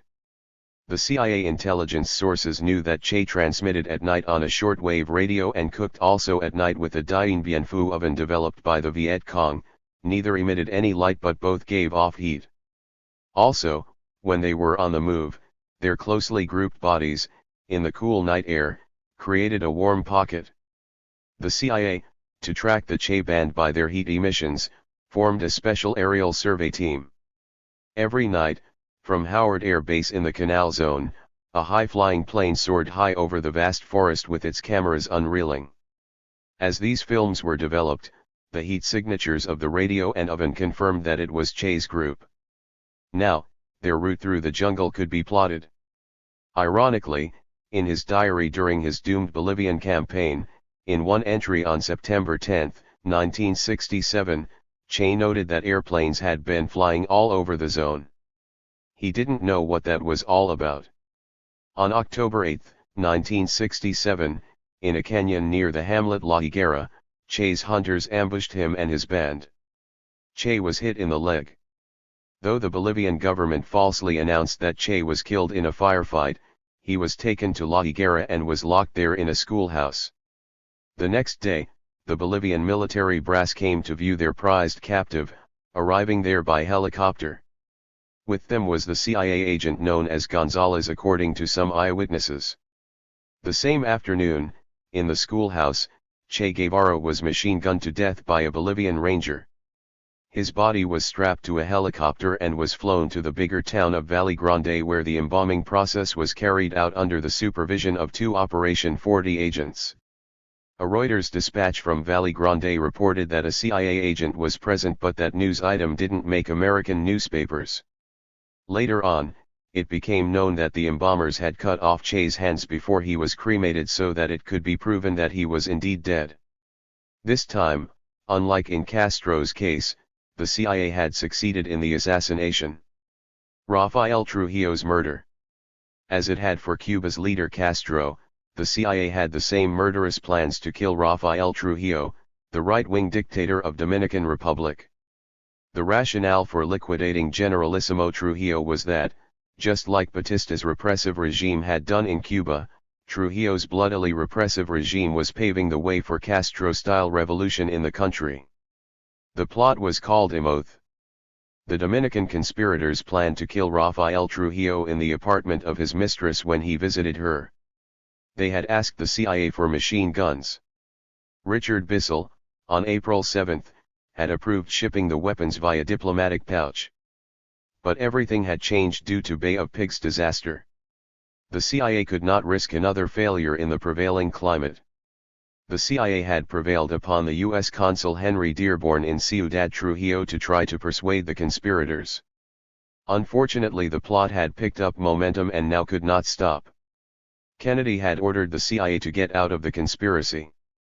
We must not run risk of U.S. association with political assassination since the U.S. as matter of general policy cannot condone assassination, the cable had said. On May 29, this cable had gone out. On May 30, 1961, Trujillo was being driven down the seaside highway to a rendezvous with his mistress. En route, his car was overtaken and was forced to a stop. The conspirators fired upon him. He died fighting the attackers. His son, Ramfis Trujillo, was in Paris at the time. Upon hearing the news of his father's death, he chartered an Air France 707 on his family credit card and flew back home. Upon landing, he right away had all the known conspirators arrested and executed. The young Trujillo saw no need of making any public issue of the CIA's involvement in his father's murder if at all he knew about it. His father was gone but the country was his now. Chapter 11. The School of the Assassins. Background. Most Americans are not aware that the United States runs a training school known as the School of the Americas. They have changed the name for several years now, where hundreds of Latin American soldiers from many Latin American countries receive military training every year. For many years the school has been known as the School of the Assassins. The Latin American Ground School, a precursor to the School of the Americas, was established in the Panama Canal Zone, an area where the United States had trained Latin Americans at a number of American bases since 1939. These activities were centralized by the Latin American Ground School. Later on it was reorganized and renamed the School of the Americas in 1963. When the Panamanian government prepared to take full control of the canal and the surrounding area, the school finally had to depart from Panama in 1984 and was re-established at Fort Banning, Georgia. Nefarious activities. The School of the Americas teaches Latin American soldiers how to interrogate, torture, and murder. It has trained over 60,000 soldiers in counterinsurgency doctrine and combat-related skills. Some of its alumni have carried out horrendous crimes against innocent civilians in countries such as Bolivia, Colombia, Chile, Panama, El Salvador, Honduras, Guatemala, and Argentina. Many Latin American soldiers in these countries aspire to go to the School of the Americas, SOA, as it affords them a certain status when they return home. Additionally, as most of these soldiers come from middle class, this gives them the opportunity to rise fast in the hierarchy of their nation's army. Additionally, by enrolling in the SOA for a year or two, they get to try new weapons, learn new methods, and also see and visit the United States. Even when it was located in Panama before 1984, the Latin soldiers still enjoyed their training at the SOA. One of the fringe benefits was that they could buy American items in the Army store. Another bonus they enjoyed at the SOA was meeting and enjoying sex workers, a common feature of the SOA. The sex workers and prostitutes congregated in Panamanian cities because of the enormous U.S. military presence. Incidentally, this is a common feature of many U.S. bases around the world, in country after country, such as Thailand, South Vietnam, in the 60s, or South Korea and Japan today. Many SOA trainees visited brothels along with their fellow North American soldiers. These brothels had black women. Bolivian soldiers were especially fascinated with black women as they were uncommon in Bolivia. By attending the school, most of these young men, from poor Latin American countries, enjoyed a feeling of power and pleasure that none achieved at home except for a select privileged few. Going abroad and learning from the gringos affected their minds too. They, after returning home, began looking down upon and hating the Indians and the communists. The SOA graduates would start to separate themselves from their modest origins and would start thinking of themselves as superior to the local populace. These trainees were taught technical expertise to deploy lethal violence. They were taught how to tie up prisoners of war and how to torture them so as to make them talk and declare their guilt. During the 1940s and 1950s, the stated goal of the U.S. military strategy in Latin America was to give training and equipment to the security forces to defend against a non-hemispheric power, particularly the Soviet Union. The United States along with 20 Latin American countries signed a treaty, the Inter-American Treaty of Reciprocal Assistance, better known as the Rio Treaty in 1947. The main purpose of this treaty was to organize a united front against an attack. 1.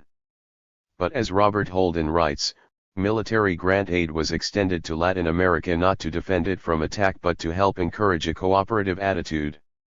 2. The real agenda was less hemispheric defense than a far more traditional concern, the maintenance of U.S. dominance in the Americas. Arms aid was an important means through which the United States purchased the collaboration of militaries and enhanced their power vis-a-vis domestic challengers. Arming Latin American militaries was only part of the goal of buying their cooperation and ensuring their subordination to the United States. The soldiers had to learn the workings of the new equipment and had to also learn to identify with the imperial goals of the United States. 3. The Latin American Ground School fulfilled these needs.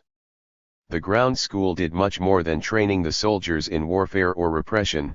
It initiated their induction into the thinking of the American way of life and the American empire. It persuaded them into the false belief that their success and their aspirations were closely related and dependent on the success of the U.S. domination and policies. Many of the famous students of SOA had taken SOA's prestigious Command and General Staff Officer, CGS, course. It is interesting to learn that many SOA graduates, after completing these courses at the school, went back to their countries and quickly rose in hierarchy and power in their military structure. Quite a few went on to become dictators, commanders, generals, and even presidents of their countries. All of them had a few common characteristics. They all had developed an utter disregard for human rights, looked down on indigenous populations, hated communists or their sympathizers, and looked at unions, community leaders, and activists with total contempt. In addition, they were indoctrinated in the certainty of U.S. empire as a fact of life and were all resigned to dependency on U.S. help for military and monetary support. In return, all of them protected U.S. investments, corporate interests, and domestic policy for safeguarding U.S. interests. After the Cuban Revolution, as the Cold War intensified, various countries and their armed forces fell into and out of favor with the U.S. government, and these changing dynamics were reflected by the students at the school and the types of courses they enrolled in. The overthrow of Batista ended Cuba's presence suddenly. 20 years later, Nicaragua's participation terminated with the ousting of the Somoza dictatorship by the Sandinistas. Nevertheless, throughout the 1970s, U.S.-backed dictatorships ruled most of Latin America. With U.S. military assistance, the heads of these armed forces were able to send large numbers of troops to the school. The creation of the International Military Education and Training Program, IMET, in 1976, a vehicle for subsidizing the training of these soldiers, greatly facilitated the flow of soldiers to the SOA. The IMET paid for the training of the international troops by giving grants to their governments. During the 1970s, most of the SOA soldiers came from Chile, Colombia, Bolivia, Panama, Peru, and Honduras. Each country sent between 1,100 to 1,800 soldiers between 1970 and 1979. Bolivian General Hugo Banzer, who seized power by a violent coup in 1971, and ruled until his downfall in 1978, was a SOA graduate. He was well known for his brutality and anti-democratic frame of mind. He was also a longtime valuable friend of the United States who impressed Washington to such a degree that the U.S. government inducted him into the school's Hall of Fame in 1988. 4. When Che Guevara, the revolutionary from Argentina, launched his ill-fated guerrilla campaign in a remote southeastern region of Bolivia in 1967, Bolivian students flooded into the School of the Americas. Between 1970 and 1975, more Chilean troops trained at the SOA than from any other country during the entire period.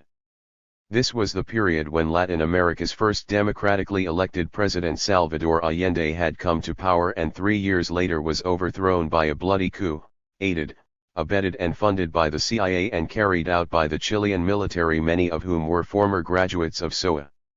The Chilean military's presence at the SOA had increased significantly during the 1950s and 1960s. By the 1970s, the SOA's impact of so many years' training and indoctrination was quite obvious. General Carlos Prat, an Allende loyalist who was killed by the Chilean secret police in a 1974 car bomb explosion in Buenos Aires, described in his diary just 2 months after the violent coup regarding how Chilean security forces confused Chilean national interests with the interests of the United States.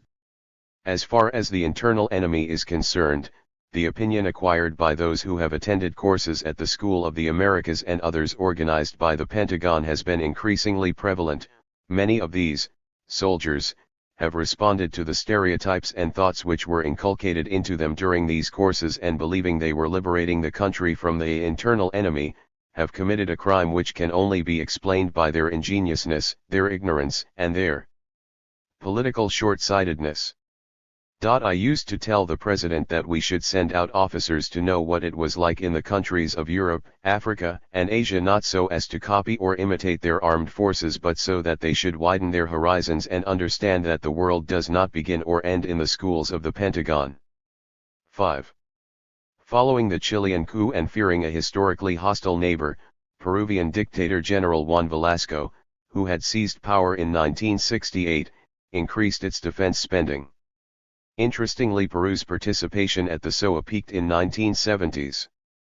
Further north, following the death of President Omar Torrijos in a mysterious plane crash, another SOA and CGS graduate, General Manuel Noriega, seized power in Panama. He was a good friend of the United States at the time and was on the CIA payroll for a long time. Later on, when he began to defy the US, he was overthrown, captured, and kidnapped to the United States by a 1989 US invasion of Panama. Afterwards, he was sent to jail for a lengthy sentence where he is languishing today. Some of the well-known graduates have overthrown democratic and other legitimate governments in Latin America by violent military coups with US approval, prodding, and support. The SOA's most notorious graduates include former Panamanian strongman Manuel Noriega, and Argentine General Roberto Viola, who was convicted of kidnapping, murder, and torture during Argentina's Dirty War, 1976 to 1983, the commander of the brutal Atlactal Battalion, Salvadoran Colonel Domingo Monterrosa, who massacred almost 1,000 civilians in El Mozote, Guatemalan Colonel Julio Alpirez, who tortured and murdered many guerrillas and a U.S. citizen while on the CIA payroll, and Honduran General Luis Alonso Discua, who commanded the famous Army death squad known as Battalion 3-16, they were all graduates of the School of the Americas. Chilean General Augusto Lutz, who had graduated from the school in 1966, participated in the brutal and violent coup d'état that overthrew and likely killed democratically elected President Salvador Allende of Chile in 1973. Other graduates, such as Roberto D'Aubuisson of El Salvador in the 1980s, have been the leaders of vigilante death squads that killed thousands of innocent civilians. Guatemalan Colonel Julio Alpirez, who graduated in 1989, became an important CIA contact in the Guatemalan army. While on the CIA payroll, he supervised the prolonged torture and execution of guerrilla leader Efren Bamica. Recently, it was the 1988 CGS graduate Efren Vasquez, the commander-in-chief of the Venezuelan army, who backed a 2002 coup that temporarily deposed leftist President Hugo Chavez. The coup was reportedly approved and supported by the United States. 6. Venezuela, the Dominican Republic, Honduras, Guatemala, and Bolivia. These 5 countries in the order listed have sent the maximum number of students to the Command and General Staff Officer course. They constitute some 68% of 6,813 officers from these states. The southern corn countries of Chile, Argentina, Paraguay, Uruguay, and Brazil have only sent 6% of the students to the CGS course since the late 1990s. El Salvador, Peru, and Mexico are in the middle with 22% of the total students at this infamous course. 7. Returning to the atrocities, in Honduras an army death squad known as Battalion 3-16 carried out most of the 184 disappearances and executions attributed to the armed forces. Its members included a number of SOA alumni. An SOA alumnus named Gustavo Alvarez Martinez, who later became the commander of the Honduran Armed Forces, founded the Battalion 3-16. By the late 1970s he was in the eyes of the American Embassy as one of the Honduran military's best officers. The CIA and FBI helped Alvarez in the establishment of Battalion 3-16. Battalion 3-16 employed tactics similar to Argentinian death squads. Small groups followed victims for days and weeks before agents driving vehicles with stolen license plates kidnapped them and took them to various clandestine jails. There the disappeared were tortured, interrogated, and finally executed.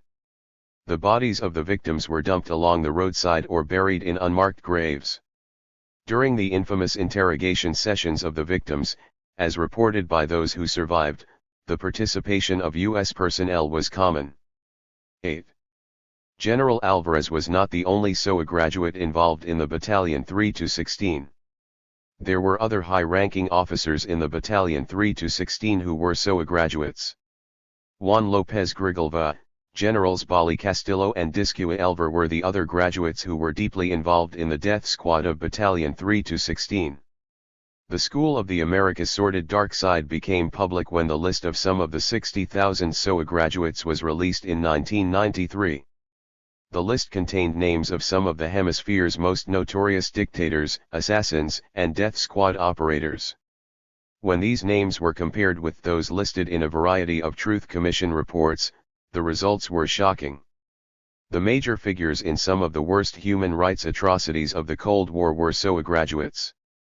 It was found that in the massacre of 1,000 people in the Salvadoran village of El Mazote, 10 of the killers were SOA graduates. 2 others were reportedly involved in the murder of Archbishop Oscar Romero after he pleaded with the soldiers to stop killing their own people. 124, nearly half of the 247 Colombian officers cited in 1992 for gross human rights violations, were trained at the SOA. So was Argentine Andrés Francisco Valdés, who not only tortured prisoners in unspeakable ways but also tormented their families during the Truth Commission hearings. These are just few of many SOA graduates accused of committing terrible crimes. Thousands of unfortunate peasants, farmers, and native peoples of Bolivia and Colombia were subjected to brutal repression and some of the most horrific crimes in terms of murders, killings, and massacres committed by their military dominated by the SOA graduates. The United States is now waging a war on drugs in these Andean countries. An enormous amount of military aid is flowing into these countries for training and equipping their military forces. Between 1997 and 2000, Bolivia, Colombia, Peru and Ecuador have accounted for 60% of the students at SOA. For these Latin soldiers, training at SOA is highly coveted. However, earning the privilege of attending the U.S. military school is tied to one's performance at home. In Bolivia, Peru, and Colombia, the security forces are under tremendous pressure from the United States to show concrete results in the war on drugs, and in case of Colombia, the battle against the guerrillas. The success and progress is measured by the number of searches, arrests, and seizures and the number of cocaine pits destroyed. In Colombia it is measured by the dead bodies that the security forces produce. The careers of aspiring soldiers and anti-narcotics policemen are underwritten by this production logic, and it influences the recruitment of trainees for admittance to the prestigious foreign training schools where the trainees receive instructions in the application and management of violence and torture. 10. No wonder, this school is called the School of the Assassins by many people who are familiar with its training. Chapter 12. Devastation of Vietnam, Cambodia, and Laos. The Vietnam War is one of the saddest chapters in American, even human, history. By the time the war was over in 1975, millions of innocent Vietnamese, Cambodian and Laotian men, women, and children had perished, while countless more were subjected to untold suffering and humiliation. Vast portions of Vietnam, Cambodia, and Laos were destroyed and severely polluted. When this unjust and brutal war ended, more than 3 million Vietnamese, and 600,000 or more Cambodians and Laotians were dead. Some 58,000 American G.I.S. were killed. Vast areas of Vietnam, Cambodia, and Laos were subjected to ruthless bombings and were laid to waste. Millions of tons of high explosives were dropped on these countries. Massive amount of chemical defoliants and pesticides, including the most poisonous Agent Orange, were sprayed in many areas of the countries. The people of Vietnam and Cambodia are still suffering heavily the after effects of these chemicals and pesticides. Thousands of children are born without limbs and other body parts. The cancer rate is still incredibly high. Millions of people who were not killed were permanently maimed. Vast numbers of landmines were planted by the United States, which are still active today and injuring countless innocent people. One wonders, for what reasons did this tragedy of such epic proportions take place? The answer lies with 4 U.S. presidents and their advisors. Perhaps it was their hatred of communism, a sense of superiority, their greed, self-interest, ego, racial hatred, imperialist thinking, arrogance, or perhaps simply ignorance. Possibly, it was a combination of all of these. Wise, fair, and humble men would not have gotten involved in such a war in the first place. I accepted the idea advanced by George F. Kennan in his famous July 1947 X article in Foreign Affairs that the West, led by the United States, must guard against communist expansion through a policy of containment. I considered this a sensible basis for decisions about national security and the application of Western military force, wrote Robert McNamara, the Secretary of Defense during the Kennedy and Johnson administrations and an architect of Vietnam War, in his book, In Retrospect: The Tragedy and Lessons of Vietnam, Random House, 1995, pg 30-31.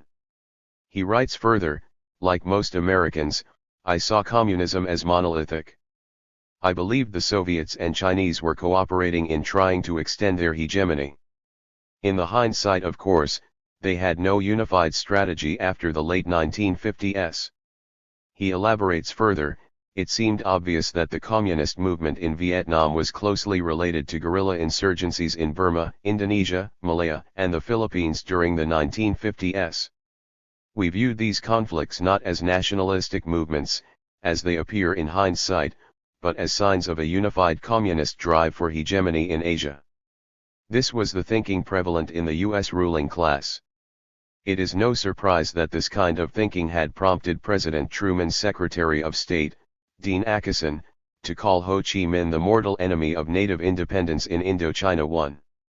The Truman administration had initially started giving full support to the French colonialists in Vietnam. Two factors in 1949, however, reinforced this policy of European consideration further. The first was the sudden collapse of Chiang Kai-shek's power in China. This had brought the Chinese Communist forces to the Vietnam border. The second factor was the growth of the global anti-communist sentiment in the United States. According to George Kennan, economic factors were never of paramount importance in influencing American policy toward Vietnam. But with the collapse of the Chiang Kai-shek's regime on the mainland, however, Washington began to treat France's colonial struggle in Vietnam as a crusade useful in helping contain the new Chinese Communist state. The U.S. involvement. The Vietnam conflict lasted more than 20 years and spanned 5 U.S. administrations.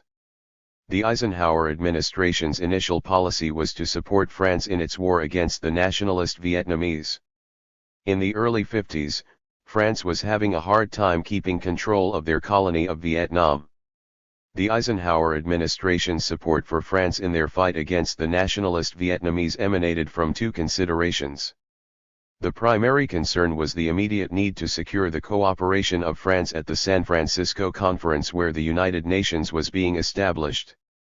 The second, and more important concern, was the growing apprehension that the U.S. opposition to French policies in Indochina might shake the precarious balance of French domestic policies to the advantage of the Communist Party, which, in the 1946 elections, was the largest political party in France. The United States wanted French domestic cooperation in Western Europe's defenses to offset Soviet military power. So, the U.S. government had started supplying large quantities of arms to the French in their war with the Vietnamese nationalists. In the spring of 1954, the U.S. administration even considered and offered France carrier-based air-delivered tactical atomic bombs to relieve the siege of Dien Bien Phu. Thus, the last years of Truman's administration saw a drastic increase of U.S. military and economic assistance to France in its fight against the increasing power of the Vietnamese forces. The advent of the Eisenhower administration brought no discernible change in American policies toward Vietnam. However, when French forces were trapped in a bitter struggle at Dien Bien Phu, the Eisenhower administration had started assisting the French with substantial military support, including fighter planes. Still, despite millions of dollars worth of equipment and support, the French forces were given a sober defeat and before long, had to surrender to the nationalist Vietnamese forces. Meanwhile, on May 8, 1954, the Geneva Conference opened to resolve the Vietnam crisis. Though, during this period, Eisenhower and his staunchly anti-communist Secretary of State Dulles were inclined toward some sort of military intervention, the U.S. Congress would have no part of it. Even the Republicans in the Senate, especially their leader, Senator William Knowland, reacted strongly in opposition, saying a congressional approval to the president's request would amount to giving the president's request a blank check to commit the country to war. However, Eisenhower and Dulles did not immediately abandon their efforts to secure some kind of congressional mandate giving the president discretionary authority to intervene. But during June, as France's military position deteriorated further, they concluded that U.S. military intervention may not be wise at this time. Once the United States turned down the French request for direct military intervention and proved unwilling to give clear-cut assurances of support in case of Chinese entry into the conflict, the French government decided to negotiate an end to the war. Despite American opposition, it sent a delegation to Geneva prepared to make the concessions to the Vietnamese needed to secure an armistice, but yet hoping to save face to salvage France's honor. It should be noted here that before the Geneva Conference started, the Vietnamese had built such a momentum that it could probably have overcome Hanoi during the next dry season and possibly most of the rest of French-controlled Vietnam within a year. Politically, the Vietnamese and their effort to create an alternative state under Bao Dai had become a generally acknowledged fiasco. Under-Secretary of State Walter Bedell Smith informed Congress that the Vietnamese controlled 3/4 of the country and if elections were held, Ho Chi Minh would have won by 80% of the vote. Lots of pressure was put on Vietnam during the conference even though they were in a superior military position. Finally, the conference ended on July 23, 1954. In the end, it was decided between all the parties concerned that Vietnam was to be divided into two military regroupment zones, namely South Vietnam and North Vietnam. South Vietnam was to be under the control of the French, while the North, which was known as DRV, the Democratic Republic of Vietnam, was to be controlled by the Hanoi government. The elections within all of Vietnam were to be held within 2 years of signing the armistice. They were to be conducted by a secret ballot and under the supervision of an international commission composed of representatives of 3 member states, namely Canada, India, and Poland, of the International Supervisory Commission. This commission was well established by the Armistice Agreement to monitor the carrying out of its provisions and became known as the International Control Commission or ICC.2. It was also agreed that the armies of both warring parties would withdraw within their zones. The 17th parallel was to be the dividing line between the two. Geneva did not leave 2 separate states but rather 2 contesting parties within a single national state. But, both the Vietnamese in the north and the Bao Dai regime in the south continued to lay claim to the whole of Vietnam after the Geneva Armistice. It was also agreed upon that neither the Vietnamese nor the Bao Dai regime should adhere to any outside military alliance and no military base under any foreign state was to be permitted in either zone. Any introduction of foreign troops, military personnel, additional arms, or munitions was prohibited in both the zones. The middle months of 1954 saw a major turning point in American policy towards Vietnam. In this major shift by the Eisenhower administration, rather than continue to work through the French support of the Bao Dai regime, the U.S. government took upon itself the mission of establishing a separate non-communist state in the southern regroupment zone prescribed by the Geneva Agreements. The U.S. administration suffered from the pervasive myth that communism was global and monolithic. They believed that if given enough support, the Bao Dai regime with Dinh Diem as its prime minister stood a good chance of competing effectively with the DRV. They even believed that they would eventually weaken the communists in North and South Vietnam and ultimately bring about the eventual reunification of a free and independent anti-communist Vietnam. The American failure in China, where the communist triumphed over Chiang Kai-shek, weighed heavily in the minds of Dulles and Eisenhower in their shift in policy to direct involvement in Vietnam, replacing the French. Shaped primarily by Dulles and supported fully by Eisenhower, the U.S. administration's new Vietnam policy from the outset repudiated 2 key political features of the Geneva Agreements: the stipulations that the line separating the 2 military zones should not be interpreted as constituting a political or territorial boundary, and the reunification elections which were central to the Geneva Agreement. The U.S. government took 2 major steps towards direct involvement. First they signed a mutual defense pact between it and several allies calling it SEATO. This treaty provided mutual defense from an outside attack. The countries involved were USA, Britain, France, Australia, New Zealand, Pakistan, the Philippines, and Thailand. To avoid the stipulation against any military alliance in the Geneva Agreement, Dulles circumvented that provision by adding a protocol to the treaty. The protocol stipulated that the treaty's provisions extended to Cambodia, Laos, and Free Territory of South Vietnam. Cambodia pulled itself out promptly, claiming its neutrality. Laos, also with its neutralization in 1962, was removed from the jurisdiction of the protocol. But South Vietnam received the protection from the treaty now. Thus, the United States got the legal excuse to get militarily involved in South Vietnam in case of communist attack or infiltration. Unlike North Vietnam, China, the Soviet Union as well as Britain and France appeared content to let Vietnam remain divided. Secondly, the United States displaced France's political and military presence in the country. The USA also took over as paymaster to the South Vietnamese civil servants and soldiers. From then onwards, the United States started pumping in massive amounts of financial support to South Vietnam. Thus, against the Geneva Agreement, the Eisenhower administration maneuvered to avoid elections in both Vietnams for its unification and was now getting directly, and deeply, involved. It should be noted that if the elections were held as per Geneva Agreement, Ho Chi Minh would have been overwhelmingly elected the leader of the unified Vietnam. During the rest of the years of Eisenhower's administration, Ngo Dinh Diem, who had been appointed the Prime Minister of South Vietnam, increasingly became more powerful and more autocratic. He was a Catholic and shared this power with his family, especially his brother Ngo Dinh Nhu and his wife. To consolidate his power further and to remove Bao Dai, the emperor, as chief of state, Diem decided to hold the referendum while Bao Dai remained in France. He mounted a vulgar campaign of abuse and vilification against him in the government-controlled press and radio. Voting took place on October 23, 1955, supervised by Diem's police. Diem's officials counted the ballots. Not surprisingly, Diem declared that he had won 98.2% of the total votes. 3. Over the ensuing period, Diem became more ruthless and dictatorial.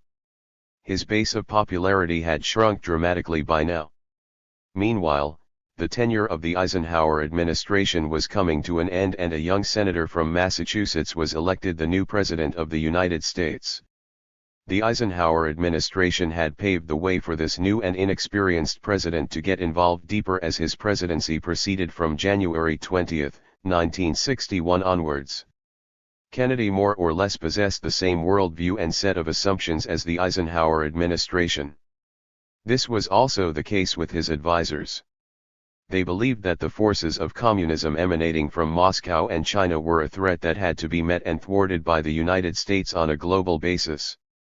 Almost all American officials at the time perceived Vietnamese communism as the contest with the Soviet Union and China, absolutely dependent on these two major communist powers rather than drawing most of its strength from a fundamentally autonomous national foundation. As far as American national interests were concerned, Vietnam remained a domino whose fall will undermine and topple non-communist regimes in neighboring states. Kennedy and his advisors believed that they could shape foreign politics in conformity with their own perception, drawing inspiration, like Eisenhower and Dulles, from the perceived examples of American successes in Greece, Guatemala, Iran, and the Philippines. There were, however, notable differences in the context within which the new president approached Vietnam. His extravagant campaign rhetoric had portended a tough worldwide anti-communist stance. The humiliating defeat of the American-supported Bay of Pigs invasion in Cuba on April 17, 1961 served to strengthen Kennedy's conviction that he had to demonstrate toughness toward communism elsewhere. Also his insecurity due to a very narrow margin of victory against Nixon and the existing political climate, legacy of McCarthyism etc. all contributed to the tough anti-communist stance that Kennedy was to take vis-a-vis to Vietnam and Laos. Consequently, from early on in his presidency, Kennedy sought a military solution in Vietnam, and he soon started to militarize the direct American intervention that Eisenhower had initiated. This militarization in the sense of American involvement in combat was incremental and calculated, not accidental like what they publicly assured. Though the Eisenhower administration was ready from the beginning to breach the political elements of the Geneva Agreement, they had complied with its military stipulations, even to the extent of keeping the number of American advisors to the 685 prescribed by the Geneva Agreement. Kennedy, on the other hand, was ready to violate some of Geneva Agreement's key military provisions as well. By the time of his unexpected death, Kennedy had over 16,000 U.S. military advisors in Vietnam, many assigned to accompany, and sometimes actually to lead, South Vietnamese troops into the combat. He might have even gone further and introduced ground combat troops had Diem been willing to accept this point for. In any case, Kennedy took a major step ahead in direct intervention by establishing a substantial American military presence in Vietnam, and by moving to the level of direct military involvement, commenced a process that narrowed both his options and those of who succeeded him. The new president, his personal military advisor General Maxwell Taylor, and his principal advisor on Vietnam, Walt Rostow, placed much more emphasis on the strategy of counterinsurgency than had the previous administration. Thus, this was to become one of the hallmarks of Kennedy's Vietnam policy.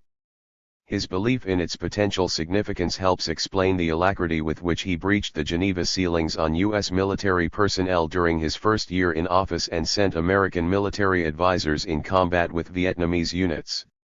Meanwhile, President Diem's regime was becoming more and more ruthless, corrupt, and dictatorial in South Vietnam. He was ineffective in his administration, and his South Vietnamese army was lacking in offensive spirit and morale. Diem was getting more and more out of touch with his people. He was a Catholic while the vast majority of South Vietnam's people were Buddhists. Now, American-supplied helicopters were being used to target Viet Congs. America was getting involved deeper and deeper into South Vietnam's affairs.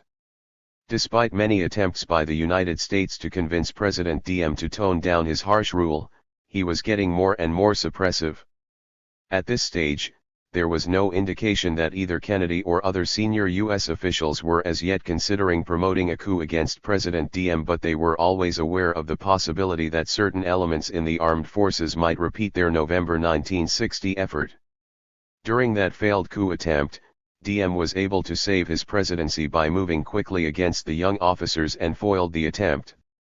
But by now, the U.S. ambassador had taken a 180-degree turn, from an ardent supporter of Diem to an active opponent. Mike Mansfield with 3 other senators had just completed a trip to South Vietnam and presented to President Kennedy a report during a meeting in the early months of 1963. The report warned that the struggle there was fast becoming an American war that could not be justified by existing U.S. security interests in the area. It argued further that since 1955, the situation in South Vietnam, if at all, had worsened, 7 years and $2 billion of U.S. aid later. The Mansfield report additionally warned that pursuit of this course could involve loss of American lives and resources on a scale disproportionate to American interests in the region. It advised that all further effort for the survival of South Vietnam must come from Saigon government and its people, and if it was not forthcoming, the United States should reduce its commitment or abandon it altogether. But this was a chilling political decision for Kennedy. During a follow-up discussion with Mansfield, as reported by Kenneth O'Donnell, a close confidant of Kennedy, the president stated that he had been having serious second thoughts about the senator's argument and now agreed on the need for a complete military withdrawal from Vietnam. But, Kennedy cautioned, I can't do it until 1965, after I am elected. O'Donnell states that President Kennedy felt, and Mansfield agreed with him, that if he announced a total withdrawal of American military personnel from Vietnam before 1964 election, there would be a wild conservative outcry against returning him to the presidency for a second term. Kennedy also never forgot the thin majority by which he was elected. After Mansfield had left, the president said, "If I tried to pull out completely now from Vietnam, we would have another Joe McCarthy Red Scare on our hands." But, I can do it after I'm re-elected. So we had better make damned sure that I am re-elected. 5. Imagine the irony of all this. The US president wants to withdraw from Vietnam but can't do it for political consideration. If he had the courage to withdraw as morality and wisdom dictated, history could have been different. Millions of Vietnamese lives and 58,000 American lives would have been saved, not to mention the untold misery inflicted upon Vietnam during this brutal war which could have been avoided. For political considerations and expediency, the US president continued its involvement in Vietnam. This was the summer of 1963. If Kennedy had at all been looking for a face-saving and domestically defensible way out of Vietnam, Diem and New presented it to him with their brutal attack on the Buddhists during the summer of 1963. The news media in America gave extensive coverage of the viciousness and brutality of these attacks. The public opinion in America tilted heavily against the Diem brothers and their regime. But Kennedy ignored the opportunity to disengage from Vietnam when he could have incurred minimum political damage. Instead, he chose to increase the U.S. involvement by replacing these leaders with some others. Also, New had started secret negotiations with the NLF, National Liberation Front, and Hanoi by now. This was to counter immense pressure by the U.S. government on their regime. The Kennedy administration had enough of Diem's brother New. He had to go. But Diem would not listen to that. He had come to depend heavily on his brother New and Madame New. They had become inseparable. Overthrow of Diem brothers and their execution. On June 27, Kennedy replaced Notting with Henry Cabot Lodge as U.S. ambassador to Vietnam. From the onset, Lodge's actions seemed to suggest that he was either instructed to get tough with Diem or he should work towards replacing him altogether. The coup planning was already going on for some 2 months now. It seems obvious that Ambassador Lodge and the CIA operatives were quite active in encouraging and inspiring the generals who were planning the coup. The coup planners not only had the green light but full assurance from the CIA that the US government would fully support the coup against the Diem regime if carried out successfully. On the morning of November 1, General Din's 5th Division, under Colonel Nguyen Van Thieu and Marine airborne units led by their junior officers began to converge on Saigon. By this time, the balance of forces was heavily in favor of the dissident generals. Also, any possible reinforcements from CAO's 4th Corps area had been cut off at the Mekong. The coup was supposed to start at 1:30 in the afternoon. New, caught off guard, believed that these unusual troop movements were part of his own counter-moves against the coup. During these crucial morning hours, President Diem was kept busy by an unscheduled courtesy call visit. The VIP visitors were Admiral Felt and Ambassador Lodge.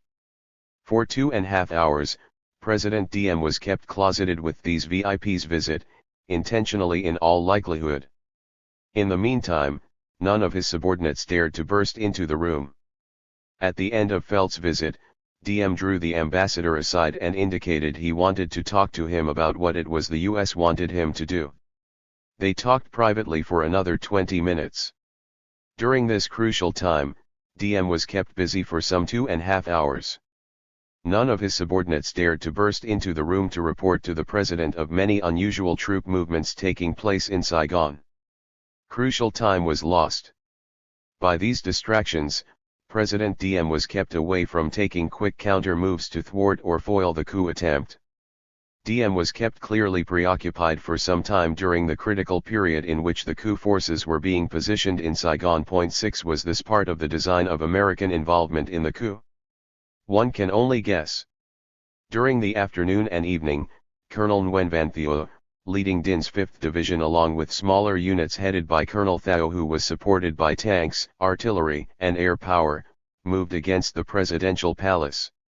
They quickly overwhelmed the 3 battalions of the Palace Guards, the only decent pro-Diem combat force left in Saigon. The Diem brothers made several frantic phone calls to various military headquarters. They soon realized that it was only the Palace Guard battalions on whom they could count on for support. The generals rejected an invitation to parley at the palace knowing too well how the last coup had failed. The generals offered the brothers safe conduct out of the country if they resigned office and surrendered. It was accompanied with a threat of air and ground attack on the palace if the offer was refused. The DM brothers still hoped that if they could gain additional time, help might come from forces outside Din's Third Corps area. So they refused the general's offer. But by 4 p.m., General Khan had already telephoned his support to the coup headquarters. It became evident that the coup also enjoyed the backing farther north, in the First Corps area, where the third brother Ngo Dinh Khan had fled to the American consulate for refuge. Finally, it became clear that General Cao, the most loyal of the commanders, had lost control of the 7th Division to Colonel Ko and could not get his other two divisions across the Mekong. At about 9 p.m., artillery fire began against the palace. The palace guards units defended spiritedly for a while, until that defense broke when an infantry and tank assault took place. At around 6:30 a.m. on November 2, Colonel Phama Ngoc Thao led a group of Marines into the smoking palace, but DM and Nu had escaped. From a house in Kolan, DM ordered the guards to cease fire. He then called headquarters and offered to surrender in exchange for a safe conduct to the airport and out of Vietnam. Men agreed and sent a small detail of men to pick up the brothers and bring them to the headquarters. As they were being driven to the headquarters in the rear of an armored vehicle, DM and Nu were both shot dead at close range. Whether the killing was agreed upon in advance is uncertain. A wide majority of South Vietnamese people welcomed the news. 7.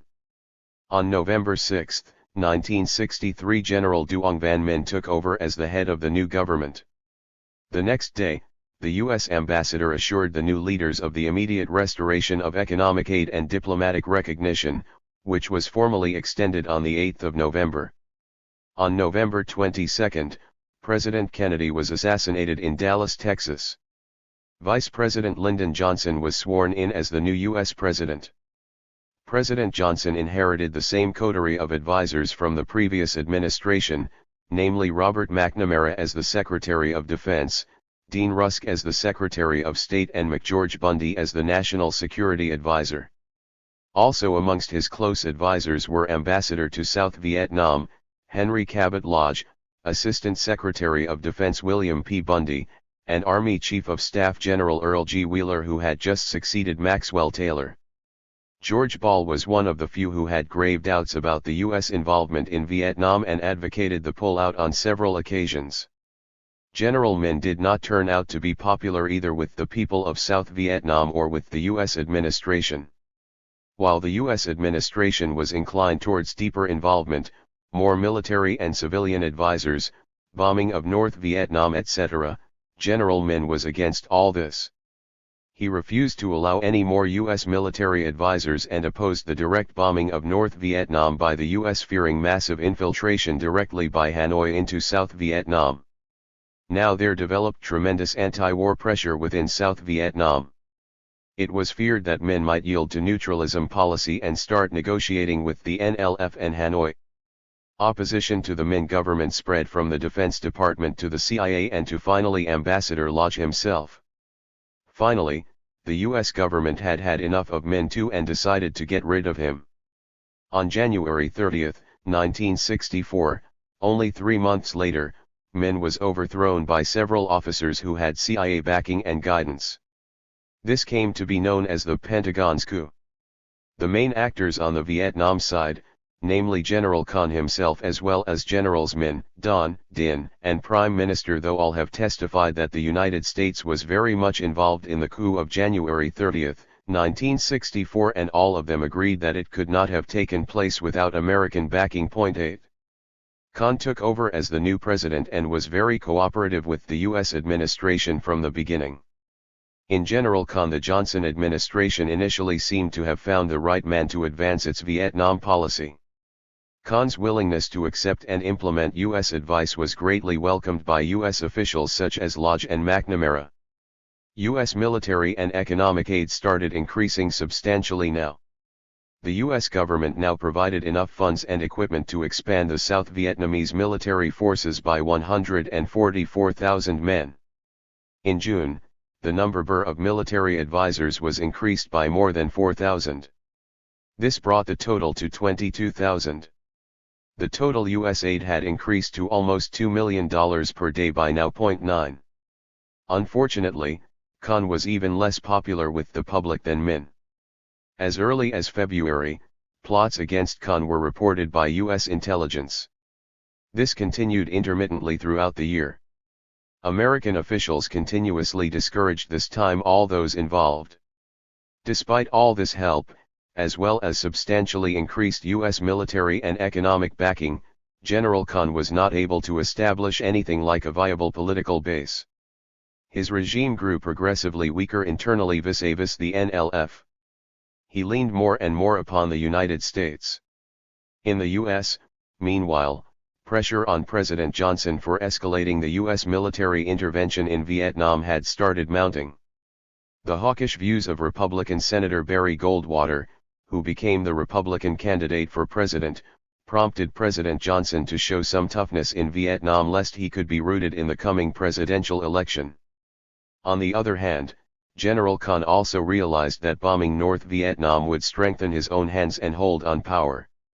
He, unlike Min, now was wholeheartedly for greater U.S. military involvement. The U.S. administration finally had decided to take military action directly against North Vietnam by bombing it. But it could not do so without some kind of provocation by Hanoi. It needed an excuse so as to claim that it was acting as a response to a hostile act by North Vietnam. An alleged and ultimately unsubstantiated North Vietnamese torpedo boat attack against the U.S. destroyers Maddox and Turner Joy in the Gulf of Tonkin on August 4 paved the way and provided the excuse for a congressional resolution for a one-day, 64-sortie air attack against North Vietnamese naval bases and oil storage facilities. What actually happened was that the South Vietnamese Navy had, under provocative U.S.-supported covert-up Plan 34A, carried out bombardments of two North Vietnamese offshore islands a few days before August 2, 1964. The ships were provided by the U.S. destroyers Maddox and Turner Joy, which were also in the area doing electronic espionage. They were not on their regular patrol in the international waters as claimed by the Pentagon. It is logical that North Vietnam saw the provocative presence of the U.S. destroyers on August 2, as tied in with the bombardment. So the North Vietnamese sent the torpedo boats and could have attacked the American destroyers in response to this provocative bombing. But the North Vietnamese attack failed to hit the target. Whether real or fabricated, this response by the North Vietnamese Navy in self-defense was given out of proportion importance. The U.S. Congress, Senate, and the people were misled, and the Johnson administration had the resolution passed in Congress. Now they had complete authority to do whatever they deemed appropriate against North Vietnam. 3 years later, under investigation by Senator Fulbright's Foreign Relations Committee, Robert McNamara and his colleagues were unable to give credible answers to actually what had happened. 11.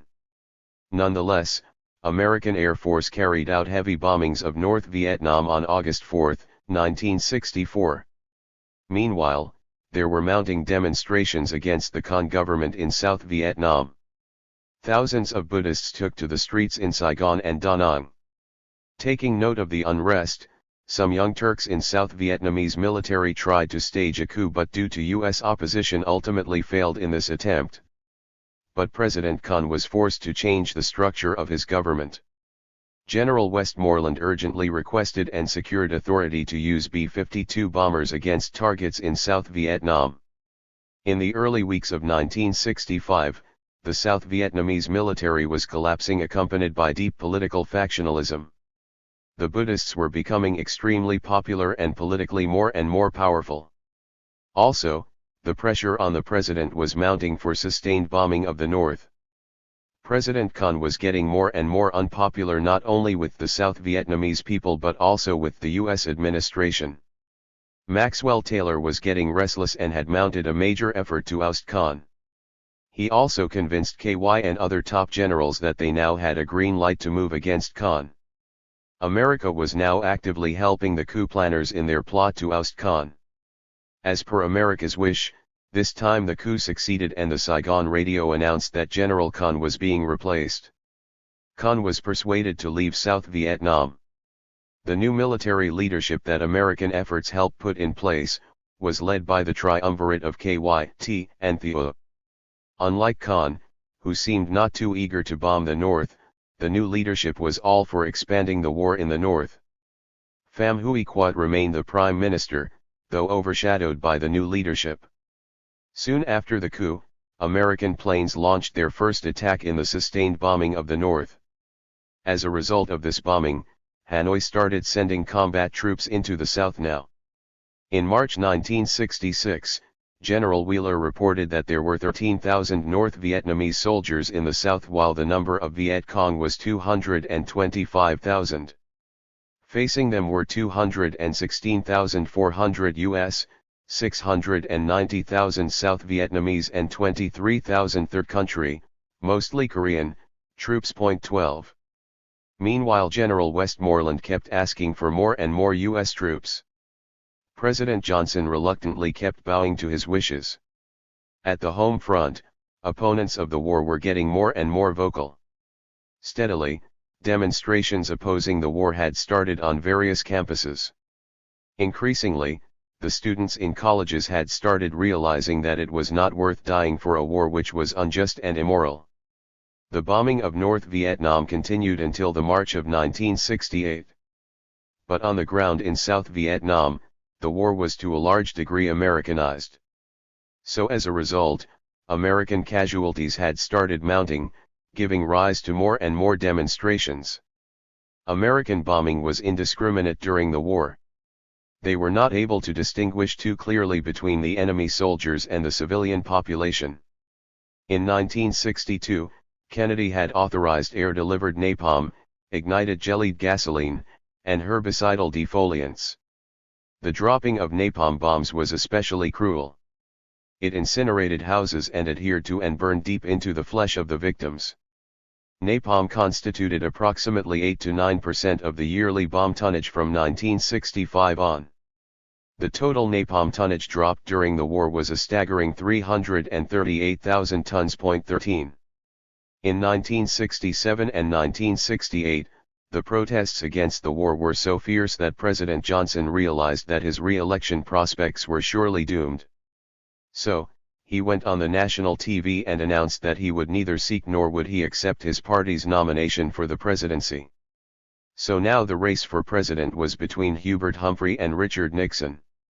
In the meantime, at Paris, negotiations were started between South Vietnam and North Vietnam. These Paris peace talks were being conducted between President Thieu's government of South Vietnam and the representative of the government of North Vietnam. It should be noted that by the time President Johnson's term came to an end in the fall of 1968, there were more than 500,000 U.S. combat troops in Vietnam. More than 30,000 Americans were killed and more than 1 million Vietnamese had lost their lives. 14. While the Paris peace talks were in session in the fall of 1968, the American presidential election was just around the corner. The race between Humphrey and Nixon seemed to be close. If there was an armistice between North and South Vietnam before the U.S. presidential election, that would have helped Humphrey get elected president. But Nixon and Kissinger knew this. So they promptly went to work. They had decided to sabotage the talks. The Nixon-Kissinger team secretly sent their emissary to the South Vietnamese President Thieu and assured him that they would have a better deal with the new U.S. administration. Immediately Thieu, KY, and their team withdrew from the peace talks. The talks collapsed. This destroyed the peace platform on which the Democrats had contested the election. The Democrats lost and the Nixon-Kissinger team won the U.S. election. The main beneficiaries of this dishonest action were Richard Nixon and Henry Kissinger. It seemed this tactic worked. But in a way, it did not work. Because 4 years later, the Nixon administration came to an agreement with the North Vietnamese on the same terms that were on the table in Paris before. The slaughter that took place in those 4 years was enormous. At least 20,492 Americans lost their lives during this period. During these 4 years, Vietnam was subjected to massive bombardments which devastated vast areas of the country. According to the Pentagon, The casualty figures between the first Lyndon Johnson bombing halt in March 1968 and the same date in 1972 were as follows. Enemy, 475,609. South Vietnamese soldiers, 86,101. Americans, 31,205. Also, the U.S. Senate Subcommittee on Refugees estimated that in the same 4-year period, more than 3 million civilians were killed, injured, or made homeless.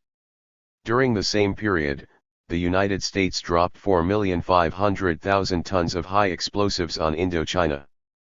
The total tonnage dropped in the entire Second World War according to the Pentagon is 2,044,000. This total in Indochina does not include massive sprayings of pesticides and chemical defoliants, such as Agent Orange. The disastrous effect of this is still being felt on the ecology of the land and the health of the Vietnamese people. Whole generations of babies were born without limbs or with other birth defects. During the first 2.5 years of the Nixon administration, under the CIA's counter-guerrilla Phoenix program, 35,708 Vietnamese civilians were murdered or abducted. 15. The Nixon-Kissinger team even opened up a front in Cambodia during this brutal war. During their tenure in power, they subjected Indochina to the cruelest and most massive bombings the world had ever seen. They tried, by resorting to this brutal bombing, to break the morale of North Vietnam, but, instead, it strengthened their will to fight. At the home front, massive demonstrations were taking place all over America, especially on the campuses of major universities. The anti-Vietnam War movement was gathering momentum day by day. These protests had tremendous effects on the Nixon administration. During his second term he had started withdrawing USGIS. He had promised the American people the Vietnamization of the war. So, he had started withdrawing the U.S. soldiers step by step and had started handing over fighting to the South Vietnamese. But the South Vietnamese were no match to the North Vietnamese soldiers and the Viet Congs, whose morale was extremely high. Now, America as well as its puppet regime in South Vietnam was losing the war. The first clear defeat to the global American empire formed after World War II was in the making. By May of 1973, the American troops were leaving Vietnam, having failed to subdue the North Vietnamese. C.L. Sulzberger, the New York Times correspondent, a man close to the government, wrote, "The U.S. emerges as the big loser and history books must admit this. We lost the war in the Mississippi Valley, not the Mekong Valley." But he was wrong. The United States had lost the war in both the Mekong Valley as well as in the Mississippi Valley. By now, the Nixon-Kissinger team knew that they could not win this war. So finally, on January 23, 1973, Henry Kissinger agreed with the North Vietnamese Foreign Minister L. E. Duc Tho to end the American involvement in Vietnam. The inevitable end came in the spring of 1975. There were no more Americans to help the deteriorating South Vietnam. The North Vietnamese moved south. The corrupt and crumbling South Vietnamese government could no longer hold allegiance of its troops and its citizens.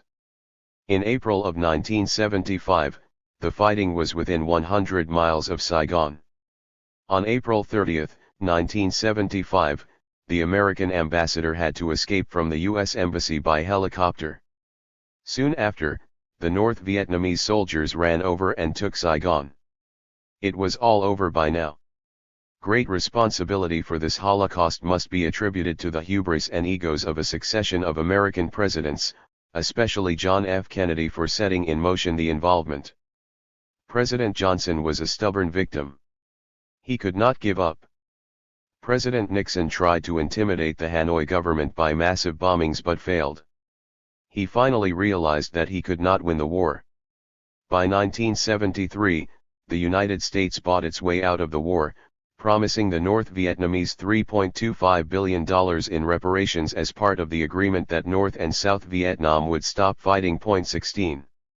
It is indeed ironic to note that, to his credit, Robert McNamara, one of the architects of the Vietnam tragedy, finally acknowledges in his book, In Retrospect, the tragedy and lessons of Vietnam that, given these facts, and they are facts, I believe we could and should have withdrawn from South Vietnam either in late 1963 amid the turmoil following Diem's assassination, or in late 1964 or early 1965 in the face of increasing political and military weakness in South Vietnam.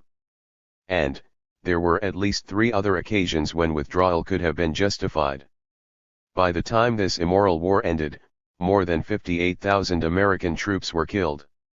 According to recently released Vietnamese government figures, more than 4 million Vietnamese civilians and 1.1 million military personnel were killed. 600,000 military men were injured. 4 million Vietnamese were badly sickened by Agent Orange, while 500,000 babies have been born with birth defects. Vast areas of Vietnam have been devastated and contaminated with dioxin poison.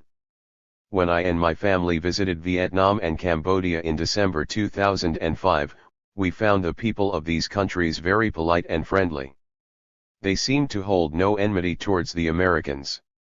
During our visit to the War Remnants Museum in Ho Chi Minh City in January 2006, we saw following statistics.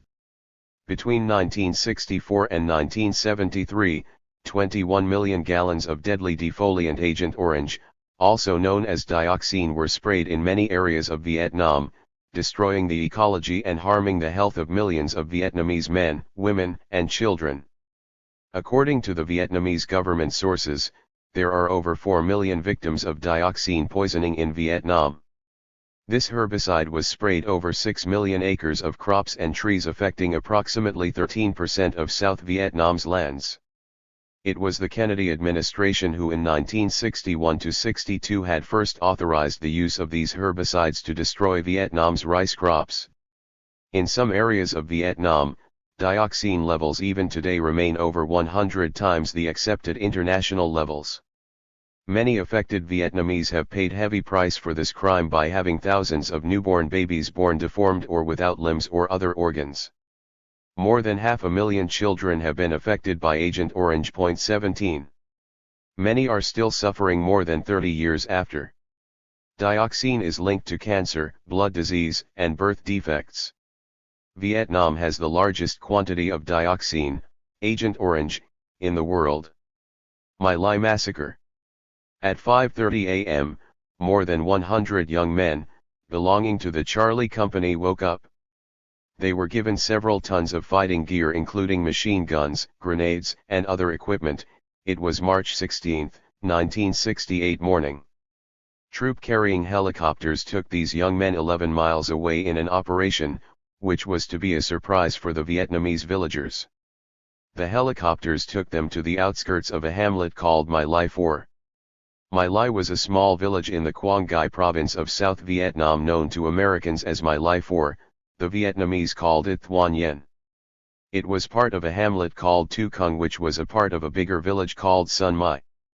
The GI slang name for it was Pinkville, a name that was derived from shading on the military maps that actually indicated a densely populated area. Charlie Company 1st Battalion, 20th Infantry Brigade, American Division was part of a task force, T.F.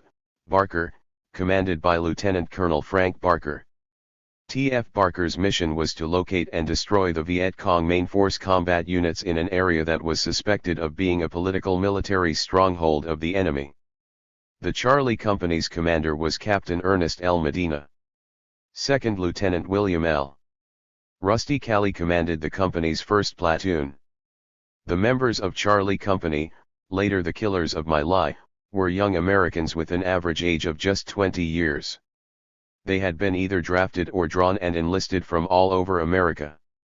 Charlie Company had been in Vietnam for just over 3 months. It had arrived in Vietnam in December 1967. There were 105 men in the Charlie Company after some combat losses. Captain Medina, the commander, a day before, relayed to his men what he had learned at the Barkers' briefing earlier in the afternoon. He told them that tomorrow was Charlie Company's chance to get even. The 48th Viet Cong Battalion was in My Lai 4 with the strength of 250 to 280 men. He told them to expect a hell of a good fight. He said that they had permission to destroy the village as it was VC stronghold, to burn down the houses, to kill all livestock, to cave the wells, to cut away crops that might feed the VCS, in short, to destroy the village. Somebody asked, what is going to happen to the innocent civilians? Do we kill women and children? This was an astounding question. The answer to this question was vague. According to Medina, in his later testimony, he had said, no, you don't kill civilians. You use common sense. But this was disputed by other men. Some had gotten the impression that they were to kill everyone. At the trial in 1971, 21 members of the Charlie Company testified on Cali's behalf that Medina ordered everyone killed. 18. Of course the truth may never be known. The troops of Charlie Company had landed on the outskirts of My Lai, on a dry paddy field. The men were divided into different platoons. As they assaulted the village, each platoon split into separate squads and soon they also broke down as numerous groups of men, often in ones and twos, moving through the hamlet. My Lai was called Tu Kung by the Vietnamese who lived there. It had a number of sub-hamlets including Ben Dong and Ben Tay. Tu Kung and 3 other hamlets My Lai, Ko Lui and Ki spread over 2-3 square kilometers as far as the coast to the west and to the south to the Tra Cuc River. This whole area was called Sun My Village collectively. Over the course of next 3 to 4 hours, from just before 8 a.m. onwards, Charlie Company moved through My Lai 4 and above mentioned other sub-hamlets. The soldiers started firing their machine guns at anything that moved. They shot and killed pigs, chickens, ducks, cows, and any other animal they saw. Most of the men of the village's heads of the households were gone out of the hamlets to work in the farms or for other work since early morning before dawn. Some older children had gone to fetch water from wells or to find out how many fish they have netted in the nearby river. So most of the people left in these hamlets were older people, women, and children. There were no Viet Congs or enemy soldiers in any of these villages. As they moved along, the soldiers yelled inside the small dwellings for people to come out. If there was no answer, they tossed grenades into the houses, bunkers, and shelters. The others didn't bother to find out if the bunkers were empty and threw the grenades in regardless. At one place, a small cluster of people were being gathered into larger group of 50 or 60 old men, children, and women, some with babies in their arms. Some were so badly injured that they could hardly work. They were all machine gunned down later. In other instances, women and children were pushed into bunkers and grenades were tossed in after them.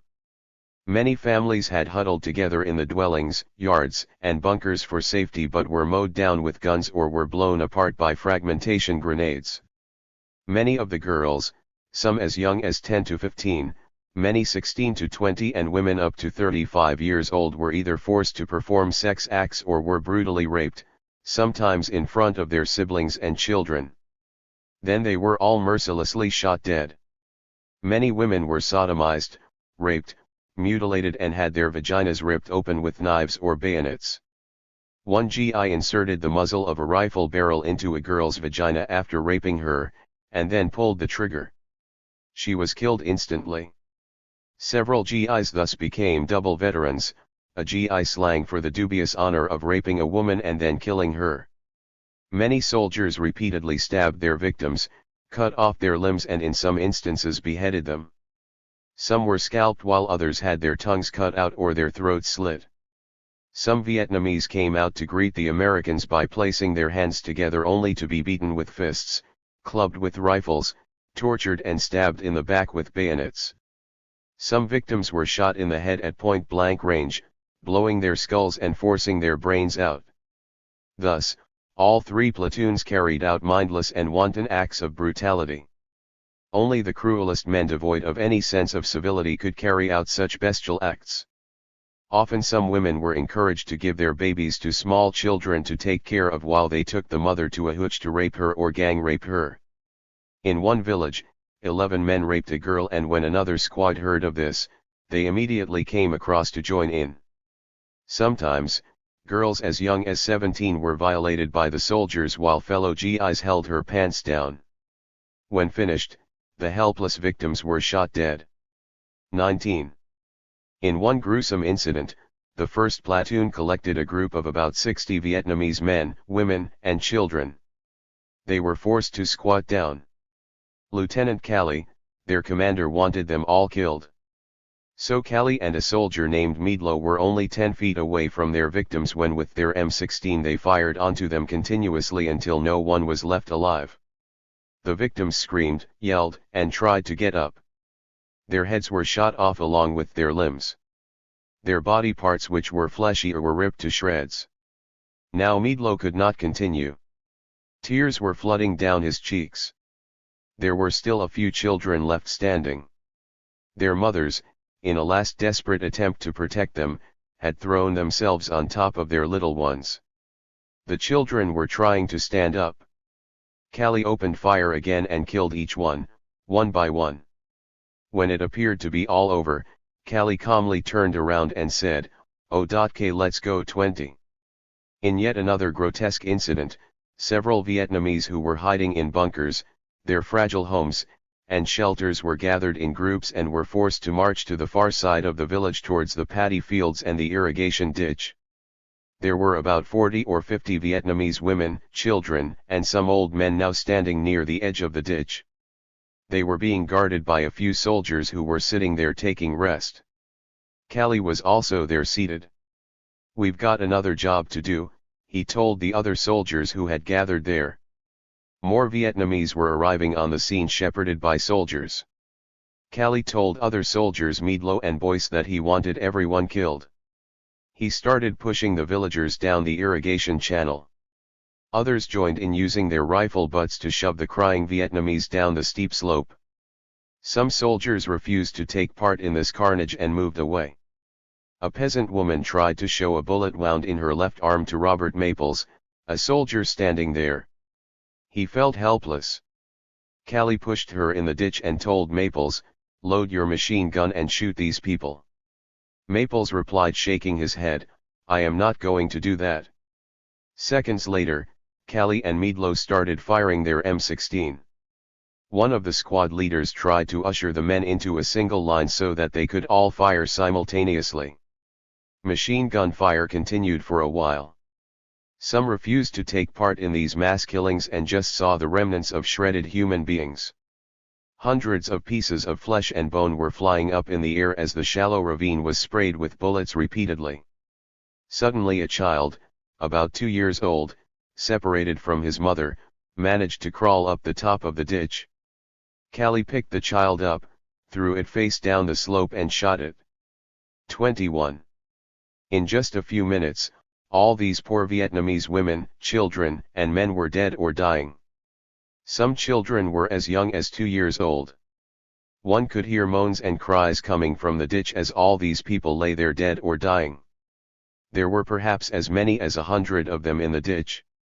These men had landed outside My Lai just before 8 a.m. By noon, every living thing in My Lai that the GIs could find, all men, women, and children, were killed. Even all the livestock was dead.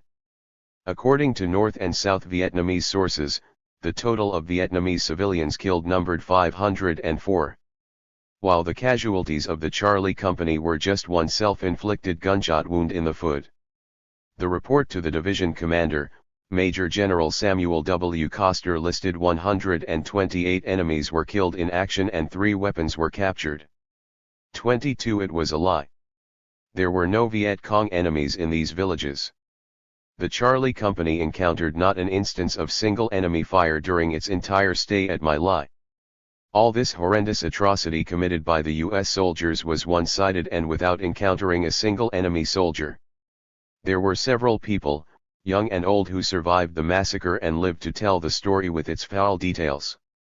There were, however, some Americans who acted very bravely and morally under the circumstances. Some of the GIs refused to participate in the massacre. They were few in number. One courageous man there was Hugh C. Thompson, Jr. He was a U.S. Army warrant officer who was a helicopter pilot of an Aero Scout team from Company B, 123rd Aviation Battalion, at My Lai on March 16, 1968. He was flying his helicopter over My Lai on that fateful morning. He and gunner Larry Coburn were shocked to see the carnage. They saw a few Vietnamese civilians being chased by U.S. soldiers. Thompson landed his helicopter, warned the U.S. soldiers that were pursuing the civilians, to kill them, that if they didn't stop or if they fired on these civilians, his gunner would open fire on them. In the meantime, another pilot landed his gunship and flew a few Vietnamese 2 men, 2 women, and 5 or 6 children 4 miles away to a safe road west of Quang Ngai City. Before he flew, Thompson made one last pass over the ditch. There he saw a horrendous sight, about 100 men, women, and children, all dead, filling the channel 4 or 5 deep. All along the ditch, bodies were spread out. All over, there was blood, flesh, filth, and stench. There, he found a child of 3 years, alive but covered in blood and slime. He moved the other corpses, caught the child, and flew him to a hospital at Quang Ngai and handed over the child to a nun to take care of. It was a miracle that the child had survived. The whole massacre at My Lai was covered up for some time by the superiors in the army chain of command. There was no news about this heinous crime anywhere in the U.S. But one brave and conscientious man broke the story. His name was Ron Ridenour. During 1967-68, he served as an infantryman in the U.S. Army in South Vietnam's Quang Ngai province. There he learned of the carnage that took place at My Lai from his friends. That disturbed Ridenour very much. He was only 22 years old at the time. The Charlie Company included men named Conti, Bernhard, Terry, Lacroix, Doherty, Groover, etc. He knew some of these men. One day, he caught up with Groover, who corroborated the whole story at My Lai to him. Ridenour was instantaneously revolted listening to the story from Groover. Other GIs who had participated in the massacre seemed to be tortured by that fact. Ridenour learned a similar story from Terry and Doherty too. Also, Lacroix gave details of what happened at Pinkville, My Lai. Now, Ridenour was determined to break the story when he came to the United States. He was born in Oakland, California. When he came back, he decided to write a letter to his local Democratic congressman as a friend of his suggested. Then he chose to write a letter to Congressman Mo Udall of Arizona, whose anti-war views were well known at the time. He laid out the facts in his 1,500-word letter as told to him by Groover, Terry, Doherty, Lacroix, and Bernhard. He posted his letter to Udall and 30 prominent people in Washington, D.C., including President Nixon, on April 2, 1969. Udall's office immediately responded. Almost a year had passed since the My Lai massacre took place. Instantly the story became front-page news across the United States. Soon, the story also became known around the world. After a lengthy investigation by the U.S. Army, the trial began for those involved in the massacre at My Lai. On September 16, 1969, at Fort Benning, Lieutenant Calley was charged with the murders of 109 Oriental human beings. As months passed, charges of murders were brought against Medina, Hutto, Mitchell, Doherty, Seal, T. Savaz, Hodges, Smith, etc. Other charges were also brought against their superiors, Kotuk, Koster, and others. One by one, the charges against all the others were either dropped or they were found not guilty. On March 29, 1969, Lieutenant Calley was found guilty of killing at least 22 Vietnamese civilians and an assault with intent to murder a Vietnamese child. A Harps poll revealed that 36% of Americans disagreed with the verdict, 35% agreed and 29% were undecided. On March 31, 1971, after 7 hours consultation, the jury declared that Calley should be confined to hard labor for the rest of his life. Then he was taken to a stockade to await transfer to the Army's prison at Fort Leavenworth, Kansas. The next day, President Nixon, in a rare act of political opportunism, ordered Calley to be released from the stockade pending his appeal. Until then he would remain under house arrest. On August 20, 1971, Calley's sentence was reduced to 20 years hard labor on review by the commanding general, 3rd U.S. Army. On February 27, 1974, Calley was freed on bail of $1,000 by the district judge. Again on April 15, 1974, Secretary of State of the Army reduced Calley's confinement to hard labor for 10 years. The same year on November 9, the Secretary of the Army announced that Calley was to be paroled after completing one-third of his sentence. He was a free man. 23.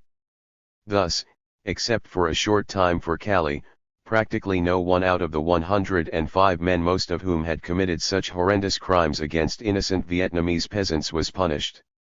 Everyone went free. Those who committed such despicable crimes at My Lai were not few bad apples.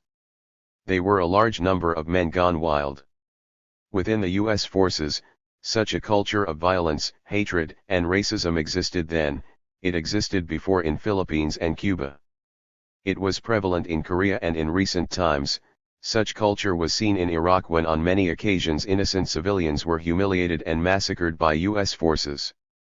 The invasion and bombing of Cambodia. One of the worst crimes committed against a civilian population was the massacre of hundreds of thousands of Cambodian peasants and the virtual destruction of their land by massive and reckless U.S. bombing and invasion during the Vietnam War between 1969 and 1973. Their polite and affable ruler, Prince Norodom Sihanouk, had maintained neutrality for years after gaining independence from France and later during the Vietnam War. But President Nixon had decided that his neutrality and friendship with China and Russia was not good for the United States. This ultimately resulted in his overthrow by an incompetent dictator named Lon Nol with U.S. approval and connivance. Vietnam, during the war, had sanctuaries which were part of the Ho Chi Minh Trail within the eastern border areas of Cambodia, through which it supplied arms and equipment to its forces, especially the Viet Congs in South Vietnam. Nixon, as soon as he came to power early in January 1969, wanted to bomb these areas in Cambodia. So, on his first day in office, he told the Joint Chiefs that he wanted swift military action in Cambodia. General Creighton Abrams' response was to ask for B-52 strikes against Base Area 353, a suspected communist sanctuary in Cambodia. According to Abrams, the elusive enemy known to the Pentagon as COSVN, Central Office for South Vietnam, was located at Base Area 353. If the U.S. military successfully destroyed the COSVN, it could severely curtail a large-scale offensive against South Vietnam. 24. At the beginning of 1968, the American emissary Chester Bowles traveled to Phnom Penh to meet Sihanouk. There, he tried to persuade him to launch an attack against the communist sanctuaries. If he couldn't do that, Bowles warned, the United States would cross the border into Cambodia to destroy these sanctuaries. Sihanouk knew the Vietnamese violated Cambodian neutrality but could not help it, yet he still desperately hoped to avoid large-scale U.S. intervention into Cambodia.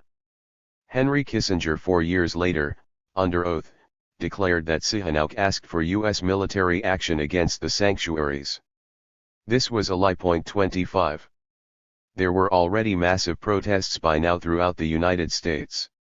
Nixon and Kissinger knew that the American people would not tolerate his expansion of the war into Cambodia. So, secretly, Nixon ordered massive bombings of the border areas of Cambodia. On March 18, 1969, the first of a series of deadly attacks took place inside Cambodia. It was called Operation Breakfast by the Pentagon. Then, the Nixon/Kissinger team authorized Operation Lunch in April and a series of other attacks, dessert, snack, supper, etc., in May 1969. In each bombing, B-52s pounded the Cambodian countryside with several tons of bombs. Yet, only minor injuries were inflicted on the mobile sanctuaries, while many Cambodian villages were destroyed and their populations were decimated. These MONU raids were institutionalized. Regularly, Cambodia was bombed until the 1970 invasion, after which the bombing was intensified, expanded, and was no longer a secret. But, for more than a year, this bombing of Cambodia was kept secret from the American people. From 1969 to 1970, 3,600 secret B-52 sorties were flown against the supposed enemy sanctuaries. More than 100,000 tons of bombs were dropped on this weak, gentle, and neutral country which had no quarrel with the United States. During this period, these raids constituted some 60% of all B-52 operations throughout Indochina. 26. This secret bombing achieved nothing except the expansion of the immoral war. The giant bombers, night after night, crossed into Cambodia and pulverized the jungle below. Contrary to Kissinger's assertions of containing the enemy resistance, it only forced the North Vietnamese and the Viet Congs to spread further west into Cambodia, moving their sanctuaries deeper into the country. Now, the war was spreading west into Cambodia. Meanwhile, to get rid of Sihanouk, the Nixon/Kissinger team were encouraging his enemies, mainly the business and military leaders, to exploit any political crisis that might erupt.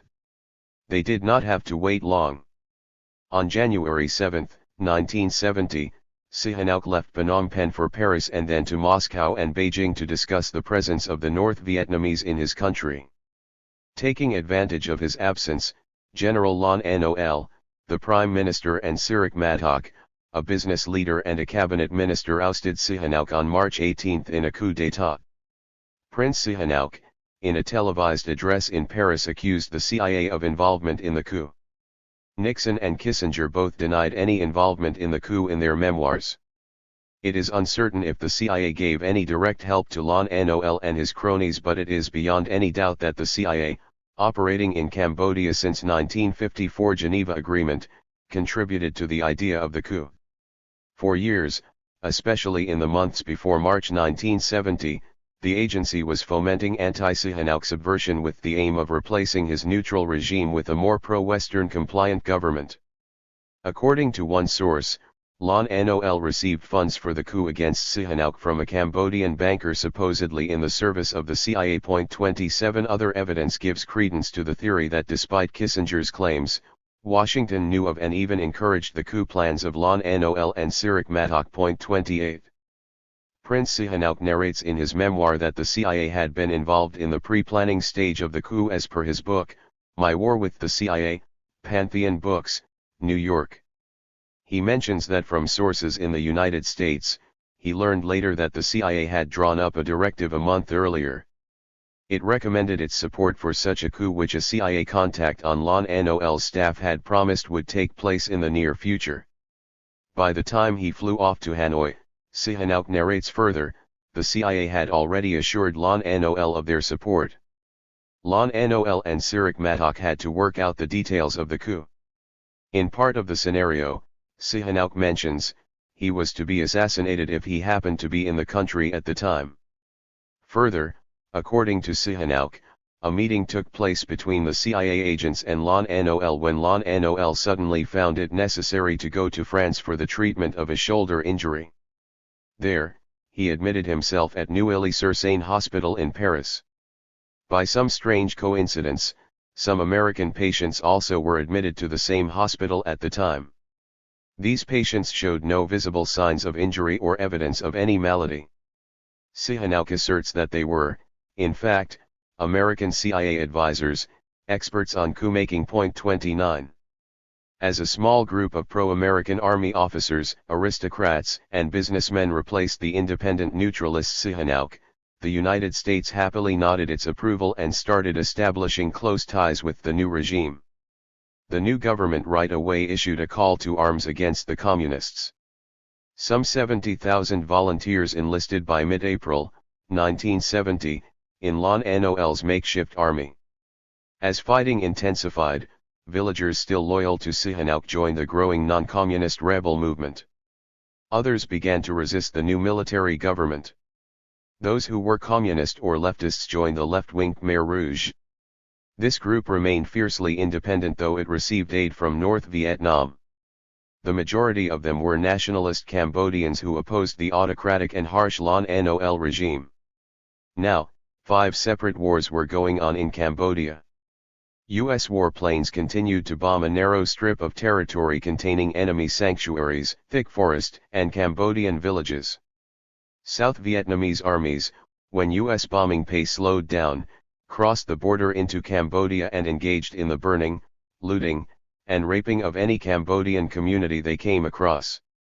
While a short distance to the west, Lon Nol's forces fought a combined force of North Vietnamese troops and Khmer Rouge rebels that had made their way towards Phnom Penh to escape the intensive U.S. bombing. Within provinces which were liberated, Khmer Rouge and North Vietnamese forces battled each other for the control of the war that was expanding. Within the government-held territory, Lon Nol's army carried out a brutal campaign against some 400,000 ethnic Vietnamese who were living in Cambodia. Meanwhile, Nixon had ordered the CIA station opened in Phnom Penh. Washington had started giving millions of dollars worth of arms to the Lon Nol regime. By April 20, 1970, $10 million worth of arms were already shipped to Cambodia. On April 26, Nixon signed a directive prepared by Kissinger, authorizing U.S. troops to cross into Cambodia to attack an area known as the Fishhook Sanctuaries.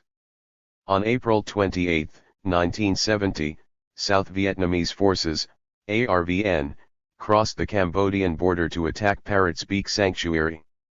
2 days later on April 30, a joint US and ARVN, South Vietnamese, attack force entered the Fishhook region of Cambodia to locate and destroy Cosvn, the supposedly fortified communist Pentagon. They were helped by the US fighter bombers. No more were the bombings secret. Now, it was an escalated bombing for next 3 years that would devastate most of Cambodia. 30. Finally, on April 30, 1970, on a televised speech, Nixon told the American public that the U.S. troops had crossed into Cambodia. He assured the Americans that this was undertaken not for expanding the war into Cambodia but to end the war in Vietnam. Massive protests broke out all across the United States. A month later, Nixon boasted that the invasion of Cambodia was the most successful operation of the Vietnam War. In reality, they never found the Cosvn. They had expected to find a well-fortified bunker, 30 feet underground with thousands of North Vietnamese officers directing the war. Instead, they only found some evidence of a mobile enemy headquarters that had already been shifted deeper into Cambodia. 31 After engaging local guerrillas, pounding the area with more B-52s and destroying the rice harvested by farmers for their families, the U.S. forces withdrew from Cambodia with great fanfare and lot of TV coverage publicity. In the meantime, the gentle and innocent people of Cambodia suffered tremendous hardship as a result of the merciless U.S. bombings and ground attacks by the U.S/South Vietnamese forces. By the end of bombing war on Cambodia on August 15, 1973, 2,756,941 tons of bombs were dropped on Cambodia in 230,516 sorties on 113,716 sites as reported by Taylor Owen and Ben Kiernan on Vanera's informal blog, December 7, 2006. Even after the 1973 Paris Peace Agreement, the bombing of Cambodia continued. Besides bearing devastating consequences as a result of the U.S. bombing and ground invasion, even after the U.S. forces' withdrawal, entire South Vietnamese divisions still remained in Cambodia. There, they unleashed a most violent war against the people of Cambodia. ARVN troops went on a rampage and carried out rape, murder, and pillage of the country. The incompetent Cambodian leader Lon Nol by now had become an American client and a stooge. During the summer of 1970, $50 million were secretly funneled to Lon Nol and many of his corrupt generals.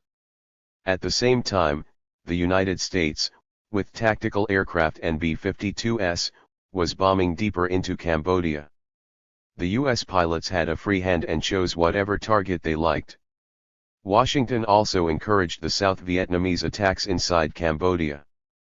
South Vietnamese pilots also bombed Cambodian villages while their invading army behaved as conquerors rather than like an ally. The secret fund channeled to Lon Nol had run out by September 1970. Nixon had no choice but to go to Congress and request additional $260 million for military assistance program. Of this amount, $60 million were given to Cambodia. 32. By now, Kissinger came out with a plan to create a fully equipped Cambodian army of 220,000 men at the cost of $350 to $400 million a year. But a stunning defeat of the Cambodian forces at Chen La Tu in late 1971 against the North Vietnamese and Khmer Rouge forces made it obvious that Lon Nol's army simply could not win the war. In April 1971, Lon Nol suffered a stroke. Sirik Matok and others pleaded with him to step aside, but he refused, and Washington supported his decision. Exhibiting signs of mental illness, Lon Nol, as time progressed, interfered with the conduct of the battles. He also became more and more autocratic. Then, one day, he dismissed the National Assembly and assumed dictatorial powers. In addition, he removed the chief of state and issued a new anti-communist constitution. Then in June, he won a solid but fraudulent victory in the elections which he had rigged. But the US did not care how he maintained control of his country, like the US relationship and policy with all the other friendly dictators. It kept supporting the general who was now an autocratic dictator. The Nixon/Kissinger strategy for Cambodia depended heavily on the bombing campaign. It had become a substitute for the failure of Lon Nol's ineffective Cambodian army. Nixon, violating restrictions put on his bombing by the Cooper Church Amendment, carried out an intense level of bombing while pretending that the war was winding down. The air war was being extended westward by the U.S. Air Force. For U.S. pilots, every village, field or convoy inside the eastern half of Cambodia was considered a legitimate target. Many bombs fell in the more populated areas of the Mekong Delta. Washington believed that the intense bombing level demonstrated toughness to the enemy. So the bombing intensity was kept at a high level. In 1971, more than 41,000 sorties were flown over Cambodia. The intensity continued until April 1972, when Hanoi launched its spring offensive, which tied down the bulk of the U.S. Air Force for the rest of the year.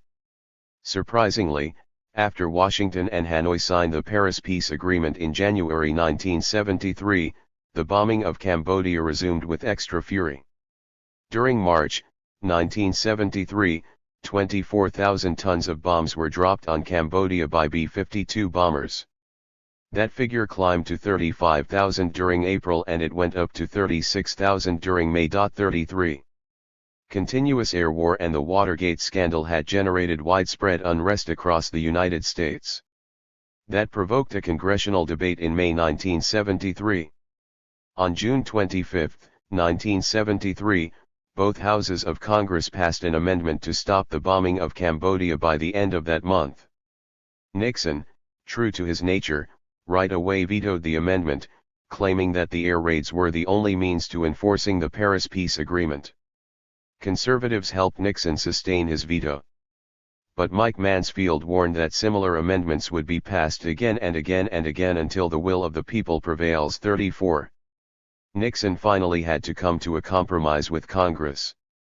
Both sides set August 15, 1973 as the deadline for the bombing halt. 35. During the remaining 45 days, the Nixon administration practically buried Cambodia under bombs. There was an increase of 21% in tactical bombing, and the B-52 raids were carried out to maximum levels possible. The poor country had no military or industrial targets, yet its bombing had reached frightening proportions. From Operation Breakfast, the final assault had begun in the summer of 1973. Thousands of square miles of fertile and densely populated areas had been scorched and turned black by inundation. By now, hundreds of thousands of innocent Cambodians were killed and wounded by relentless and reckless U.S. bombing. 36. Finally, the United States Congress forced the Nixon administration to stop the bombing of Cambodia in August 1973. But by then, the country had been laid to waste. Its villages and farms were devastated while its economy had been destroyed. Rubber, rice, and fish, the country's three main exports, were no longer harvested.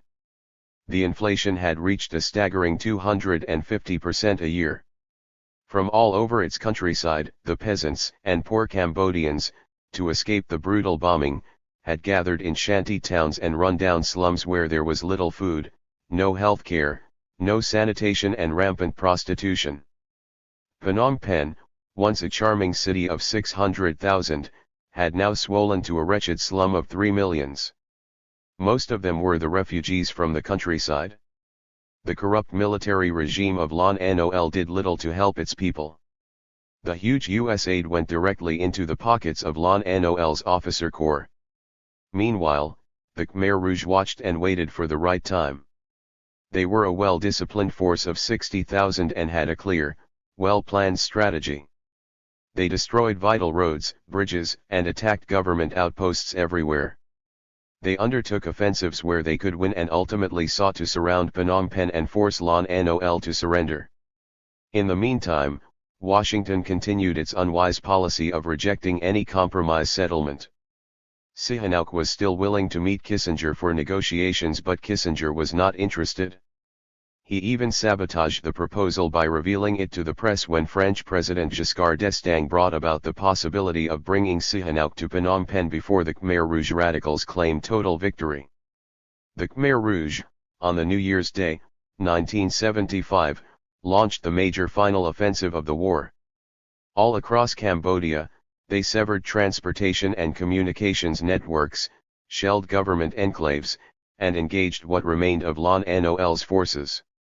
Soon they surrounded Phnom Penh, were on the bank of Mekong River and fought their way to the outskirts of the capital. Lon Nol appealed for U.S. intervention. A massive 7-week airlift into Phnom Penh by the disguised U.S. planes began. Lon Nol's tottering regime was kept alive by U.S. shipments of fuel and ammunition, but it did nothing to help the refugees. As the food supply ran out, thousands of malnourished children perished. Thousands more fell victim to disease due to lack of any medical care. Nixon requested emergency funds, so the Senate sent a fact-finding mission to Phnom Penh headed by Congressman Pete McCloskey of California. The team came back fully convinced that the main culprit behind the tragedy that was unfolding was the U.S. policy towards Cambodia. McCloskey said, "I can only tell you my emotional reaction getting into that country. If I could have found the military or State Department leader who has been the architect of this policy, my instinct would be to string him up. Why they are there and what they have done to the country is greater evil than we have done to any country in the world, and wholly without reason, except for our own benefit to fight against the Vietnamese. 37. At the end of March 1975, according to reports, Lon Nol, corrupt that he was, took a bribe of $1 million from the government. On April 1, he boarded a plane for Hawaii, never to return. As usual, America gave refuge to its failed and corrupt dictator.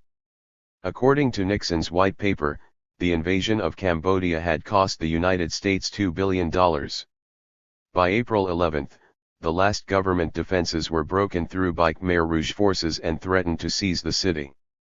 The next morning, 82 Americans, along with 159 Cambodian collaborators and 35 Third World country citizens, boarded the U.S. helicopters and left Phnom Penh.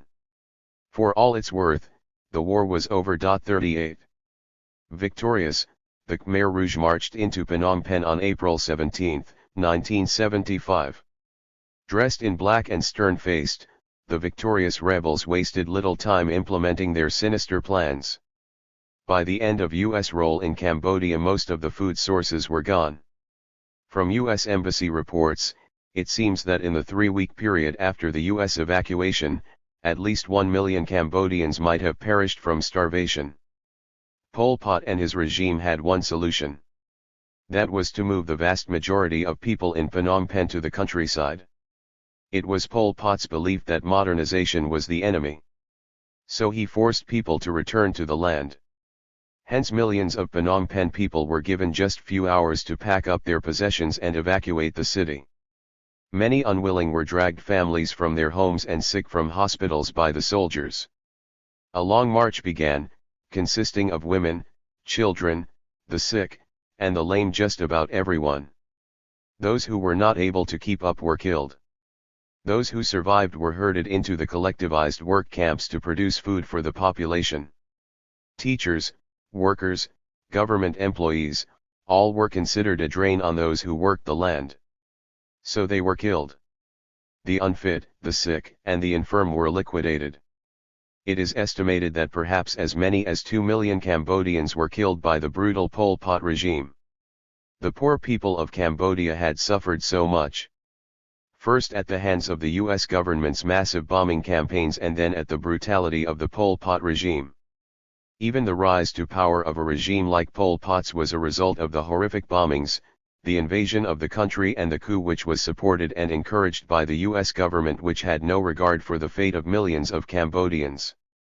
What the Nixon-Kissinger team did in Cambodia were crimes that only a brutal leadership, which has no regard for the lives of millions of people in other parts of the world, is capable of committing. As a result of American bombing and invasion of Cambodia from 1969 to 1975, as many as 600,000 Cambodians, perhaps more, were killed. 39 In the few weeks following the US evacuation in 1975, perhaps 1 million Cambodians, most of whom were children, perished due to the starvation, as most of the food supply had dwindled due to US bombings and the raging war. Indiscriminate US bombing of the Cambodian countryside terrorized thousands of farmers to join the Khmer Rouge, which was before struggling to gain popularity. So the conditions were created due to the heavy bombings, the overthrow of Prince Sihanouk, the invasion of Cambodia, etc., that paved the way for Pol Pot and his Khmer Rouge to seize power, a regime that was subsequently responsible for the deaths of perhaps as many as 2 million Cambodians. Repeated bombings and chemical warfare had destroyed large areas and also vast tracts of forests in adjacent red soil regions. Vast quantity of napalm bombs were dropped on Cambodia. When the war on Cambodia was over, their land, which was once lush green and forested, was scattered with hundreds of thousands of craters and burned out forests and fields. In his memoir, Sihanouk laments, "The earth itself is burned with such heat that microorganisms, on which the soil fertility depends, are killed. The chemical composition is changed and earth becomes sterile. There are also hundreds of thousands of overlapping craters where fertile and infertile soil have become so inextricably mixed that it will take decades for the land to regain its original fertility, if it ever does. It represents an aspect of long-range genocide. There are, alas, far too many of our people with arms and legs blown off, who will no longer be able to contribute to reconstruction." 40. Thus millions of innocent and gentle people of Cambodia were killed, maimed, or starved as a result of this brutal war imposed upon and waged against by the US. It is estimated that at least 600,000 Cambodians were killed due to US bombing. Hundreds of thousands were sickened due to the spraying of the deadly pesticide dioxin. According to the Frontline World, today even agriculture is more difficult due to the presence of 4 to 6 million landmines which kill on the average 90 people per month. Today, there are more than 35,000 people who are amputees as a result of the landmines. This is the legacy the United States has left in Cambodia, a legacy of misery, death, and destruction. Devastating Laos, 1969 to 1973. The CIA had established its Air Force and Army in Laos and was clandestinely and deeply involved there for almost 20 years when Nixon ascended to the presidency. The CIA was with neither the consent nor knowledge of the American people waging a secret war there, as it was doing the same in Cambodia. Laos had a population of 3 million people. It is a landlocked country bordering Vietnam, Cambodia, and Thailand. Since the late 1800s, the French ruled there. It was the least developed nation amongst its neighbors. When the French granted it autonomy, for the next 25 years, two half-brothers, Prince Suvarnabhumi and Prince Suphanavong, competed for the control of Laos. Both of them loved their country. They were staunch nationalists but differed widely about what course their country should follow. While Suvarnabhumi wanted Laos to remain neutral in its foreign affairs, Suvarnabhumi preferred Laos to support and join the communist revolutions underway in Vietnam and China. The French supported Suvarnabhumi and he became the prime minister of a French-backed government in Laos. Suvarnabhumi moved to the countryside and formed a political communist movement known as the Pathet Lao. He busied himself building a guerrilla movement in northern Laos. In 1953, Vietnamese forces under Ho Chi Minh entered northern Laos and joined Suvarnabhumi and his Pathet Lao to fight the French. They together captured most of the northern provinces. After the French defeat at Dien Bien Phu, the Geneva Conference was held in 1954. Besides dealing with the Vietnam conflict, it also worked out a compromise for Laos that it should be neutral and that all foreign forces should leave the country. Though the Geneva Conference of 1954 tried to secure a peaceful, neutral, and demilitarized Laos, it was not acceptable to the U.S. Secretary of State John Foster Dulles, a fanatic Cold Warrior and anti-communist in the Eisenhower administration. Under his pressure, the Pentagon agreed to set up a 20,000-man Laotian army. He also sent military advisors in Laos under civilian clothes, in violation of the Geneva Accords. He camouflaged the U.S. military assistance program. But most importantly, he made sure a pro-American regime came to power, the one who did not collaborate with the communists. To avoid civil war, Suvarnabhumi was trying to negotiate with his half-brother Suvarnabhumi so as to have a true coalition government. But before he made any progress on that, he was forced out of power by the events that followed after the assassination of his neutralistic defense minister, Khan Voravong. It is believed that the CIA was behind the assassination. Anyway, a pro-American named Katai Don Sasarith assumed the premiership, broke off talks with the Pathet Lao, and seemed to save Laos from the communists. But the US suffered setbacks soon. Under Geneva Accords, elections were held in 1955 and again Prince Suvarnabhumi returned as the prime minister. He immediately started talks with the Pathet Lao.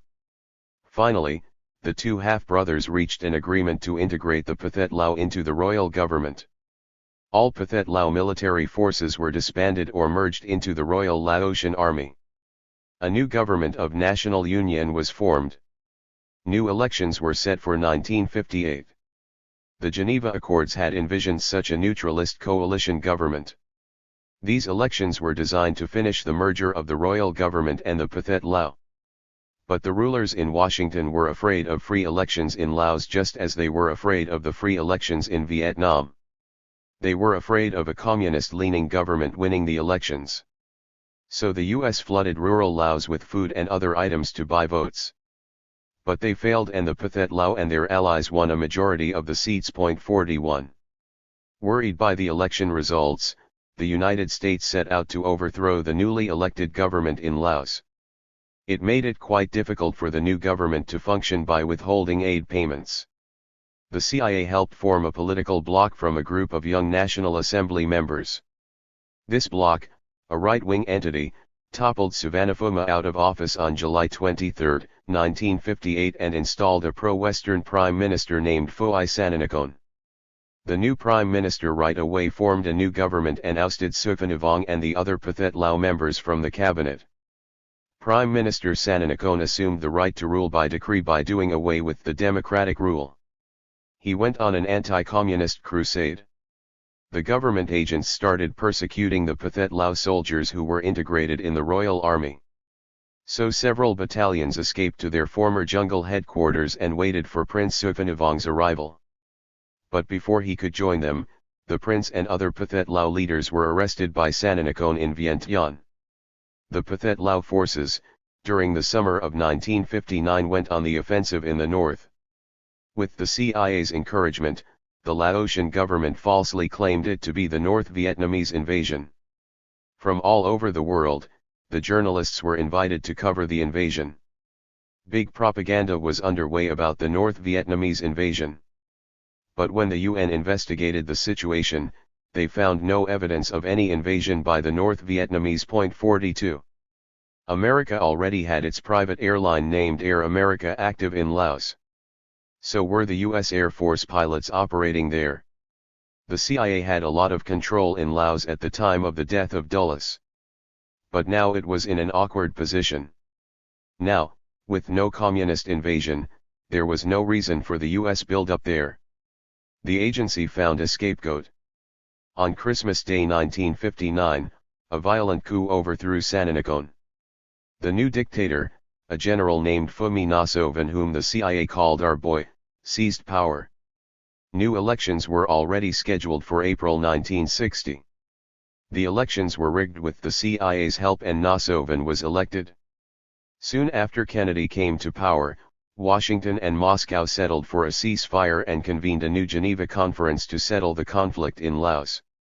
Meanwhile, Nasovan's position had become very shaky. So Robert McNamara, the defense secretary, persuaded Kennedy to send in 5,000 troops to northeast Thailand supposedly to defend the Thai border against the communists. 43 Yet, an agreement was reached at Geneva on July 23, 1962.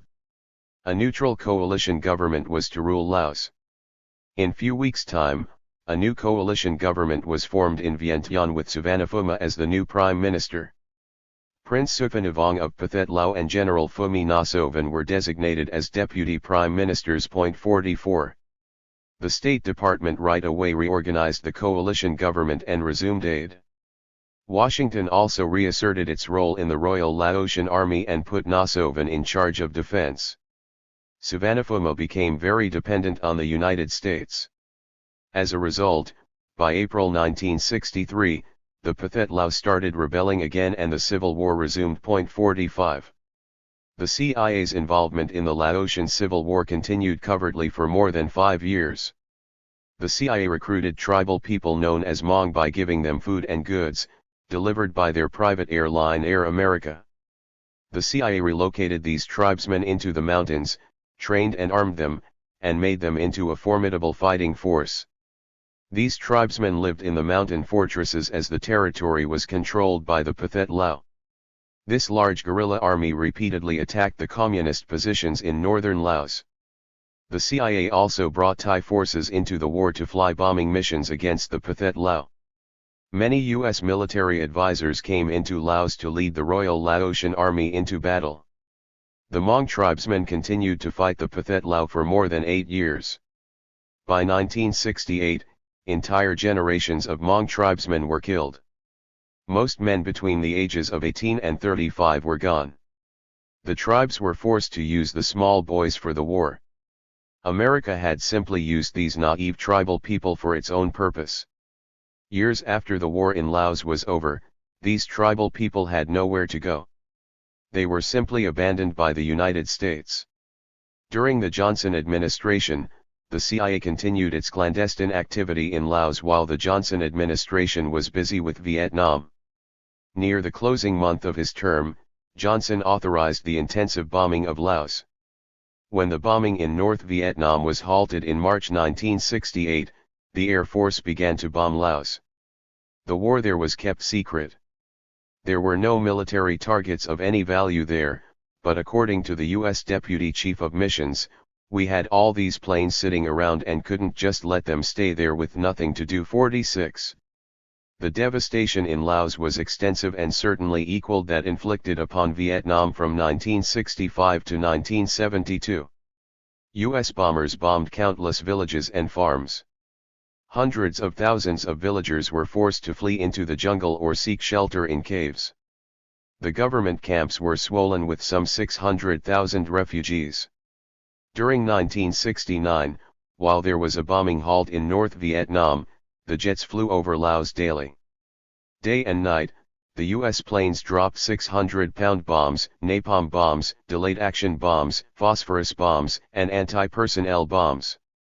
The peasants recount that the American jets bombed both the villages and their outskirts, that they spent most of their time hiding in the caves or holes and they suffered many civilian casualties. Everything was a target: cows, buffaloes, rice fields, schools, temples, and small shelters erected outside the villages. 47. It was a most devastating and mindless bombing, devoid of any military justification as it served no U.S. purpose although it brought unbearable misery, deaths, and devastation to the innocent and poor peasants of Laos. Nixon, once again being true to his nature, defended the bombing by calling it a firm deterrent to the success of the Pathet Lao. But as Bronfman and other people have shown, the air war on the whole was counterproductive. In the Plain of Jars area in 1965, about 30% of the young men volunteered for the Pathet Lao army. After years of heavy bombing, 5 years later, as many as 95% of the men then volunteered. Their attitude was, instead of dying hiding from the bombs, it was better to die fighting. 48. The complex network of paths and small trails making up the Ho Chi Minh Trail were still open despite 1969 to 1970 bombing campaign, so the Pentagon wanted and asked for the chance to get the job done. They proposed ground assault across Vietnam's border into Laos. The Air Force had already increased its bombing of the Ho Chi Minh Trail. On March 6, 1970, Nixon told the American people that the United States was already bombing all of Laos and not just the trail, and it was also financing the unpopular government of Prince Suvarnabhumi. He asserted that these actions were necessary to protect Americans in Vietnam and to counter North Vietnam's military escalation into Laos. 49. In reality, there were only a few North Vietnamese forces in Laos. The vast majority had never left the border areas where the Ho Chi Minh Trail was situated. When the CIA began its secret war in Laos, these forces were sent there to guard and protect the trail. In fact, there was no invasion of northern Laos by North Vietnam in any significant scale. Essentially, it was a civil war in Laos, between the U.S. supported Suvarnabhumi government and the Pathet Lao. But Nixon, by giving a different picture, was seeking the support of the American people for the bombing and invasion of Laos. But the U.S. Congress by early 1971 had banned the use of U.S. troops in the invasion of Laos by the Cooper, Church Amendment. So, the invasion was to take place by ARVN, South Vietnamese, troops.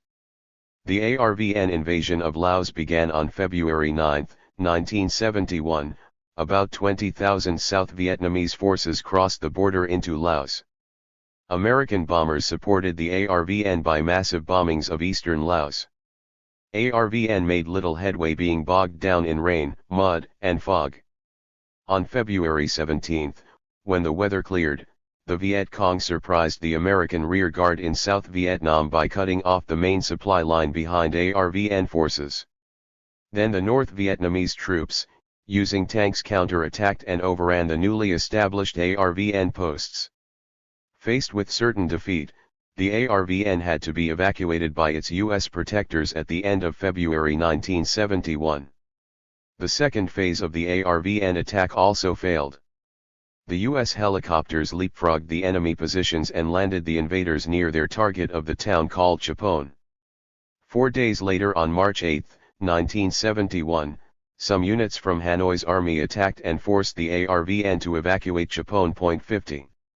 The ARVN continued to retreat and evacuate its position in Laos as the North Vietnamese forces continued their counter-attack.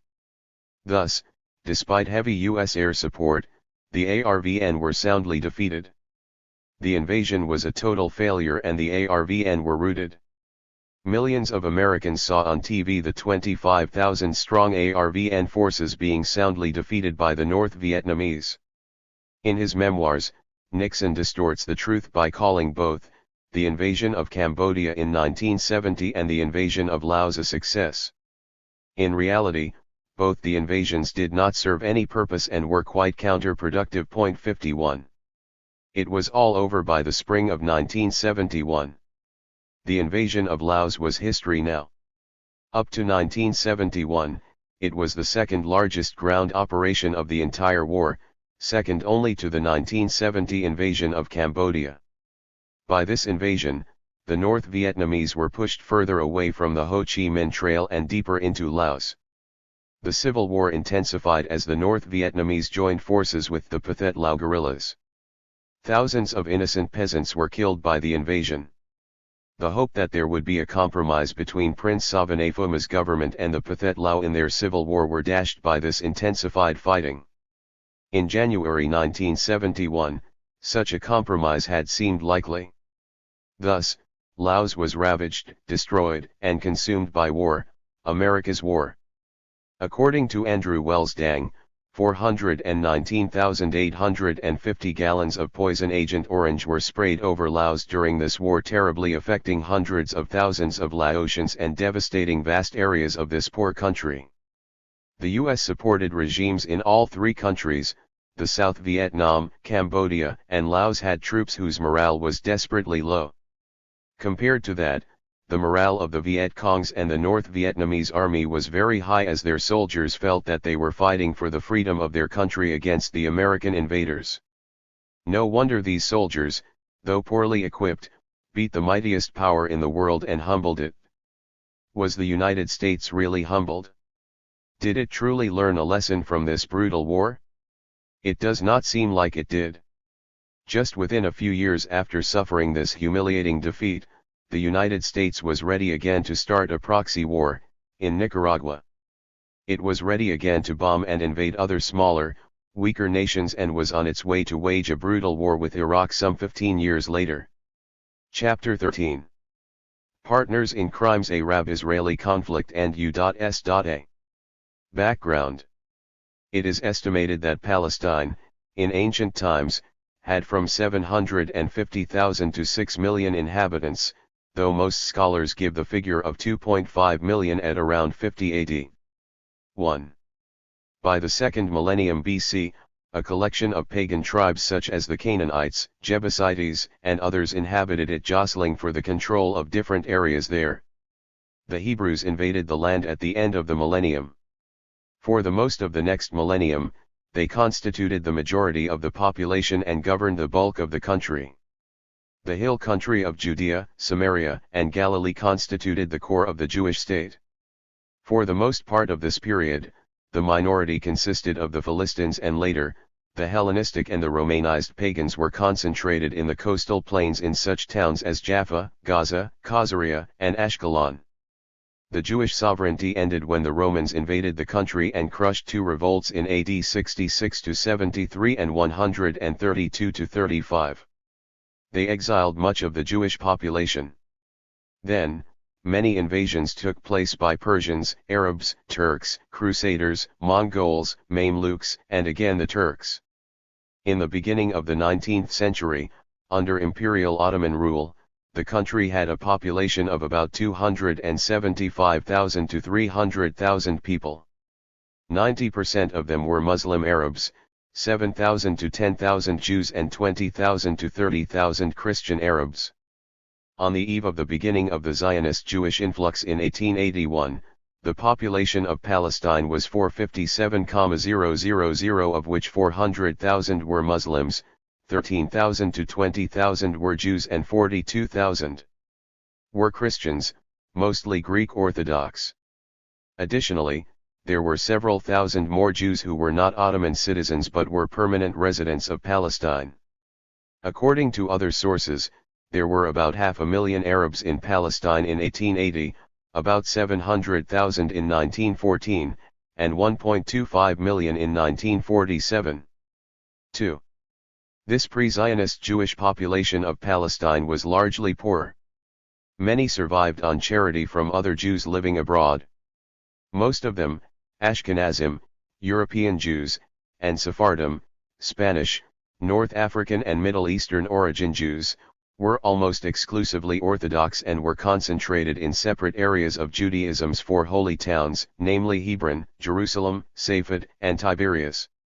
Some of them were shopkeepers, merchants, and petty craftsmen. But basically they were a numerically insignificant minority and were quite submissive toward the Turkish authorities. The overwhelming majority of the population was Arab, of which 70% were rural.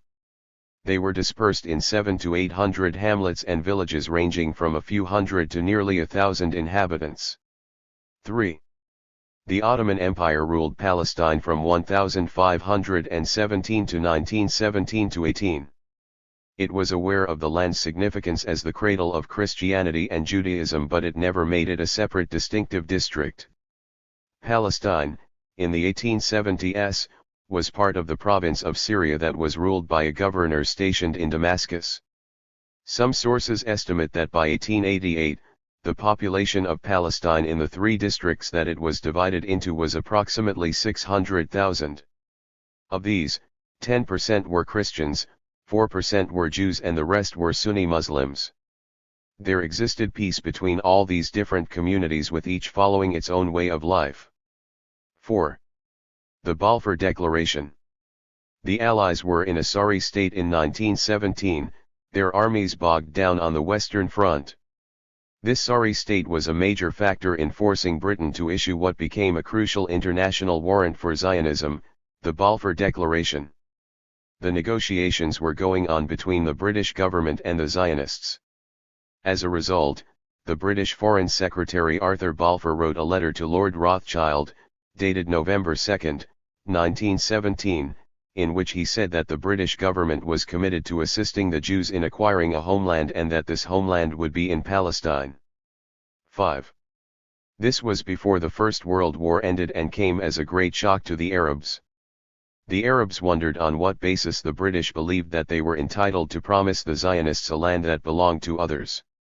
The Balfour Declaration at this time was not as significant as it would become later on, since the British were making promises to any power that offered help in winning the war. As a matter of fact, they did not have sovereignty over the area to give it away. It was the incorporation of the Balfour Declaration in the British Mandate subsequently that made it an important factor in the creation of the State of Israel. The mandatory powers were supposed to be the trustees of the countries for which they took the responsibility. After the victory in the First World War, they became the occupying powers instead. As the victors distributed the spoils of the war, Palestine fell to the British and came under their protection. The Balfour Declaration was incorporated into the Mandate and was given substance in a white paper, which became known as the Churchill Memorandum. A commission was established as a result of this mandatory power that would decide how Palestine would be run. The task of the commission was to facilitate the Jewish immigration while ensuring that this would not be at the detriment of the local Arab population. 6.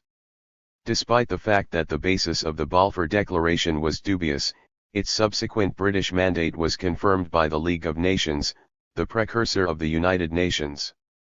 The preamble to the text of the mandate stated, "The Council of the League of Nations, whereas the principal Allied powers have agreed, for the purpose of giving effect to the provisions of Article 22 of the Covenant of the League of Nations, to entrust to a mandatory, selected by the said powers, the administration of the territory of Palestine, which formerly belonged to the Turkish Empire, within such boundaries as may be fixed by them, and whereas the principal Allied powers have also agreed that the mandatory should be responsible for putting into effect the declaration originally made on 2 N.D.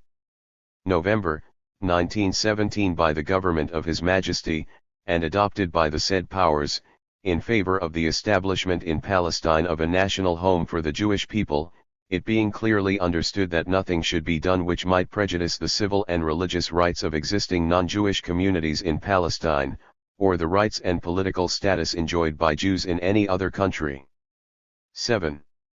The Balfour Declaration at this point became a legal document recognized by the international community.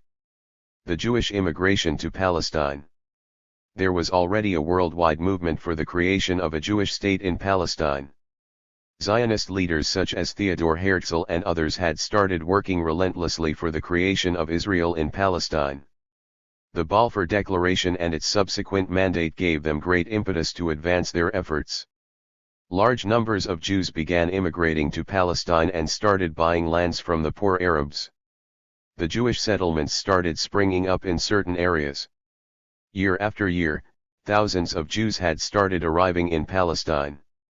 Between 1920 and 1923, approximately 8,000 Jews a year arrived in the Holy Land. The rate increased to about 13,000 in 1924. It went over 33,000 in 1925. 8. But between 1926 and 1931, it increased only from 149,640 to 174,606. At the same time, there was an increase in Arab population from 675,450 to 759,700. 9. Establishment of a Jewish state. The people of Palestine never accepted the idea of a Jewish state on their lands and resisted in a variety of ways. Perhaps the extreme case was in late August 1929, when 133 Jews were massacred. Hebron saw the most ghastly incident where 60 Jews were killed. The Arab police stood by while their fellow Muslims moved in the town and killed people from the old Jewish community. 10. After the failure of a long strike in 1936-9, the Palestinian Arabs attempted a nationalist revolt, but it was ignored and proved ineffectual. After all, a realist, David Ben-Gurion, the first Prime Minister of Israel, had realized its Arab opposition's nature, and in an internal discussion he noted that in our political argument abroad, we minimize Arab opposition to us. Then he urged, "Let us not ignore the truth amongst ourselves. The fact is, politically we are the aggressors and they defend themselves. The country is theirs, because they inhabit it, whereas we want to come here and settle down, and in their view, we want to take away from them their country, while we are still outside." The revolt is an active resistance by the Palestinians to what they regard as a usurpation of their homeland by the Jews. Behind the terrorism is a movement, which is not devoid of idealism and self-sacrifice. 11. After the 1938 Munich Agreement allowed them to send sufficient military force, the revolt was crushed with great brutality. In November 1947, the General Assembly of the United Nations recommended the partition of mandatory, Cisjordan, into a Jewish and an Arab state. The recommendation was accepted by the Zionist movement, but not by Menachem Begin's terrorist army, the Irgun Tzvei Leumi, and Lehi, the Stern Group, the terrorist force commanded by Yitzhak Shamir. Naturally, all the Arabs of Palestine unanimously rejected it. After the partition recommendation, civil strife and unrest with terror and violence on both sides broke out immediately. The British finally decided to give up the mandate and withdraw their forces.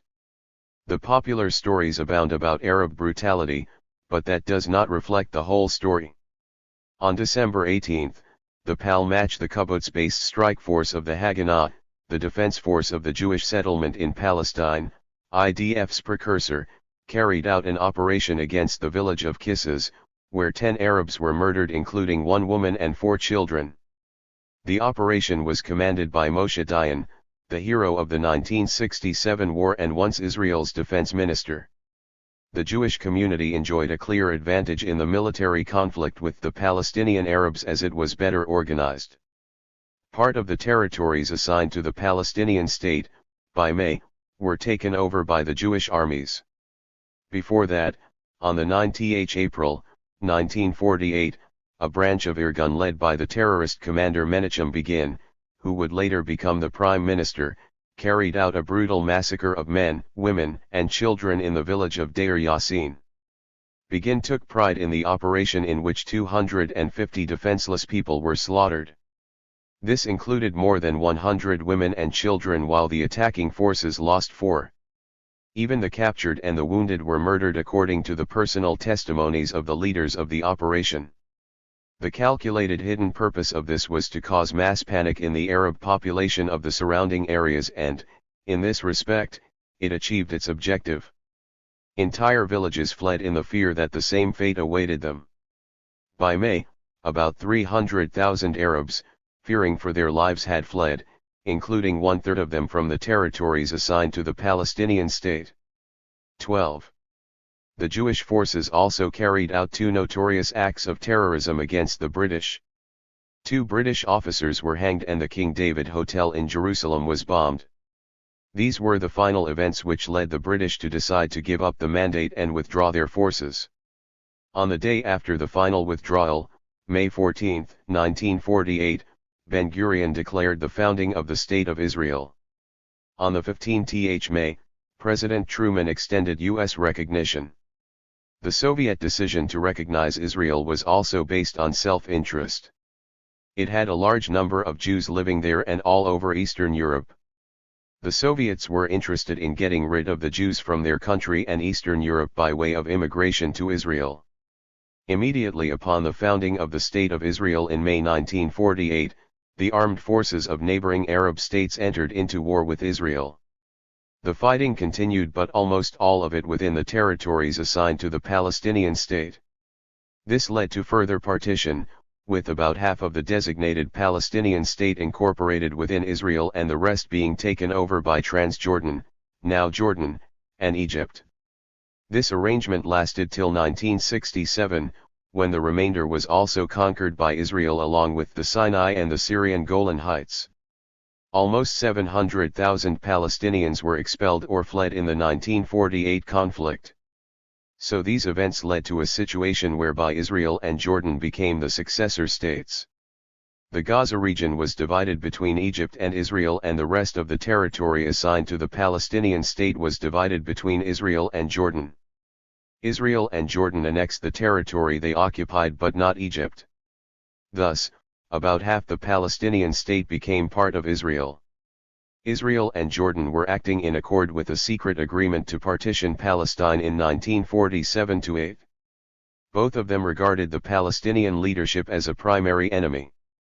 13. Amazingly, with the establishment of the Jewish state in Palestine, the attempt to turn back the clock almost 2 millennia has succeeded. In reality, the history of Jewish Palestine had ended effectively in 137 CE. Since that time, until the middle of 20th century, there has not been a Jewish majority in Palestine. This creation of Israel has taken place with the destruction and depression of a settled, indigenous people. Even today, their culture is being destroyed, their sons and daughters being killed, and their houses are being mercilessly demolished. An inhabited land is being colonized in front of our eyes. Though many Jews purchased the land in Palestine legitimately, that does not give them a right to establish their own state in somebody's country. Before the establishment of the mandate, the Balfour Declaration was issued. The legality of the Balfour Declaration is doubtful. Neither Palestine nor any authority over Palestine belonged to Britain. At that time in November 1917, the British forces had not set foot on Palestinian soil. The Balfour Declaration gained its legal status when the mandate incorporating its policies was imposed on Palestine. This invites the question of the legitimacy of the British government in Palestine. The British were not chosen by the Palestinian people to govern them, rather the British rule was imposed on them upon the defeat of the Ottoman Empire. While no Palestinians were consulted nor were they represented in the British government, the Jews were represented in the British government and were able to influence it. 14. The Jewish state has incorporated a right to return as a state policy that gives any Jew from any part of the world the right to settle in Israel. But the original indigenous people of Palestine, as a result of the establishment of the Jewish state, have been driven out of their land by the hundreds of thousands. Hundreds of thousands have been uprooted and dispossessed. They all live as stateless persons and refugees. They are all denied the right to return to their homeland. How can this be justified? Now that Israel is a fact of life, all the Arabs must accept it. There seems to be the realization of this fact on the part of most of Israel's Arab neighbors, of course. But at the same time, Israel must understand that it will never be able to live in peace unless it vacates all the land seized in the 1967 war and treats the Arabs with justice and dignity. The Palestinian state must be established and all the Arabs, including the Palestinians, must resolve to live in peace with Israel. The Arab-Israel Wars. Israel has fought several wars with its neighbors. Unlike what the US media will have us believe, all of them were not defensive, nor was Israel fighting for its existence. Certainly, the 1956 Israel-British-France attack on Egypt was not defensive. The 1967 war also was largely started by Israel by its preemptive strike on Egypt's air force. The 1973 war clearly was started by Egypt and Syria, but attempts to regain the territory occupied by Israel after several diplomatic efforts at settlement were rebuffed by Israel. This war had nothing to do with Israel's existence, rather it had to do with Israel's illegal occupation of Sinai, Egypt's territory captured and occupied by Israel in 1967 war. The 1978 invasion of Lebanon is generally not counted as an Arab-Israeli war, as perhaps the aggression was too obvious. Or perhaps because only 2,000 Palestinians and Lebanese were killed while some 250,000 were made refugees, with many towns left in ruin. The attack was supposedly in response to a PLO terrorist operation that left 34 Israelis dead in an interchange of fire on a coastal road after a bus had been seized. Regardless, Israel's response was outstandingly out of proportion. The border was relatively quiet except for Israeli-provoked military interchanges. 15. The 1982 invasion of Lebanon was another ruthless act of Israeli brutality where thousands of Lebanese and Palestinian civilians were killed. In most of its wars, Israel always expanded its boundary by seizing its Arab neighbors' territory. We can have some idea of Israel's future plans after its founding by looking into some statements or writings of its founding Zionist leaders. In a letter to his son discussing the scheme of partition of Palestine, put forward by the Royal Commission around 1937, Ben-Gurion wrote, "A partial Jewish state is not the end, but only the beginning. I am certain that we will not be prevented from settling in other parts of the country, either by mutual agreement with our Arab neighbors or by other means. If the Arabs refuse, we shall have to speak to them in a different language. But we shall only have another language if we have a state." In May 1948, Ben-Gurion was feeling quite confident of Israel's superiority vis-a-vis its neighbors. So, to his general staff, he presented following strategy as per Israel's future actions. We should prepare to go over to the offensive with the aim of smashing Lebanon, Transjordan and Syria. The weak point in the Arab coalition is Lebanon, for the Muslim regime is artificial and easy to undermine.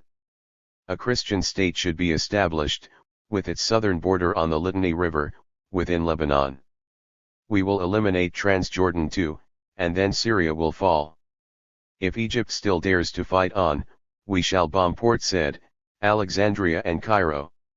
David Ben-Gurion became the new State of Israel's first prime minister. This gives one insight of Israel's intense and future policy. After the 1967 war, Ben-Gurion, to his credit, changed his expansionist ideas. 16. Ben-Gurion and other leaders used to entertain, in their hearts, the vision of the whole land of Israel, later it was called Greater Israel. He had many times declared that the mini-state London was offering would serve as the springboard for future Jewish conquest of the whole land. Palestine was to be taken over in stages. 17. In most of its wars with its neighbors, Israel grabbed Arab territory and expanded. In the 1948 war, the Gaza region was divided between Israel and Egypt. Additionally, about half of the proposed Palestinian state was incorporated within Israel and the remaining portion was taken over by Transjordan and Egypt.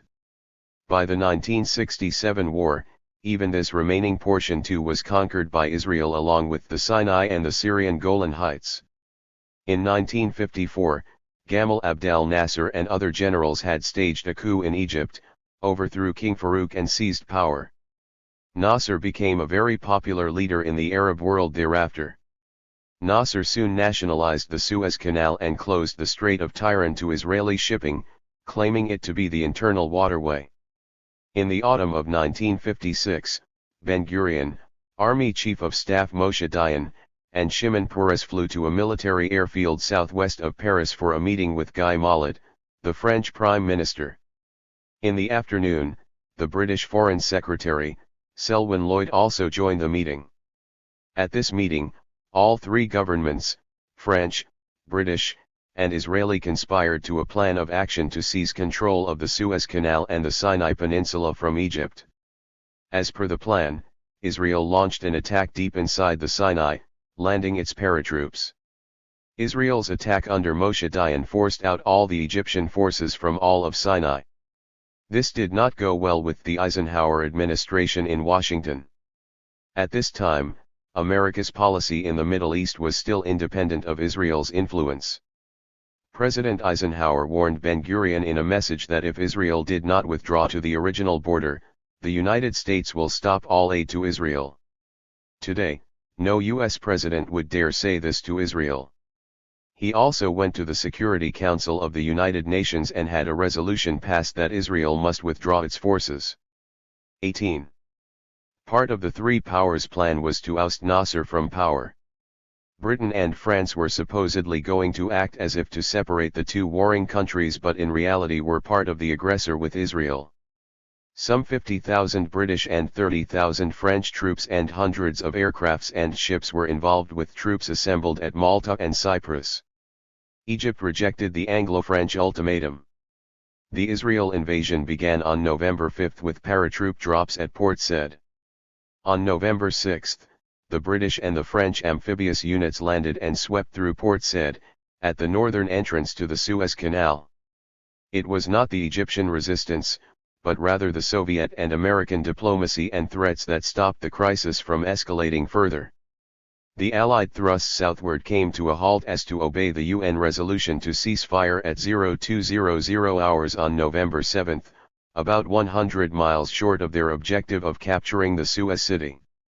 The Soviet Prime Minister Nikolai Bulganin sent a letter to Mollett, Eden, the British PM, Ben-Gurion, and Eisenhower.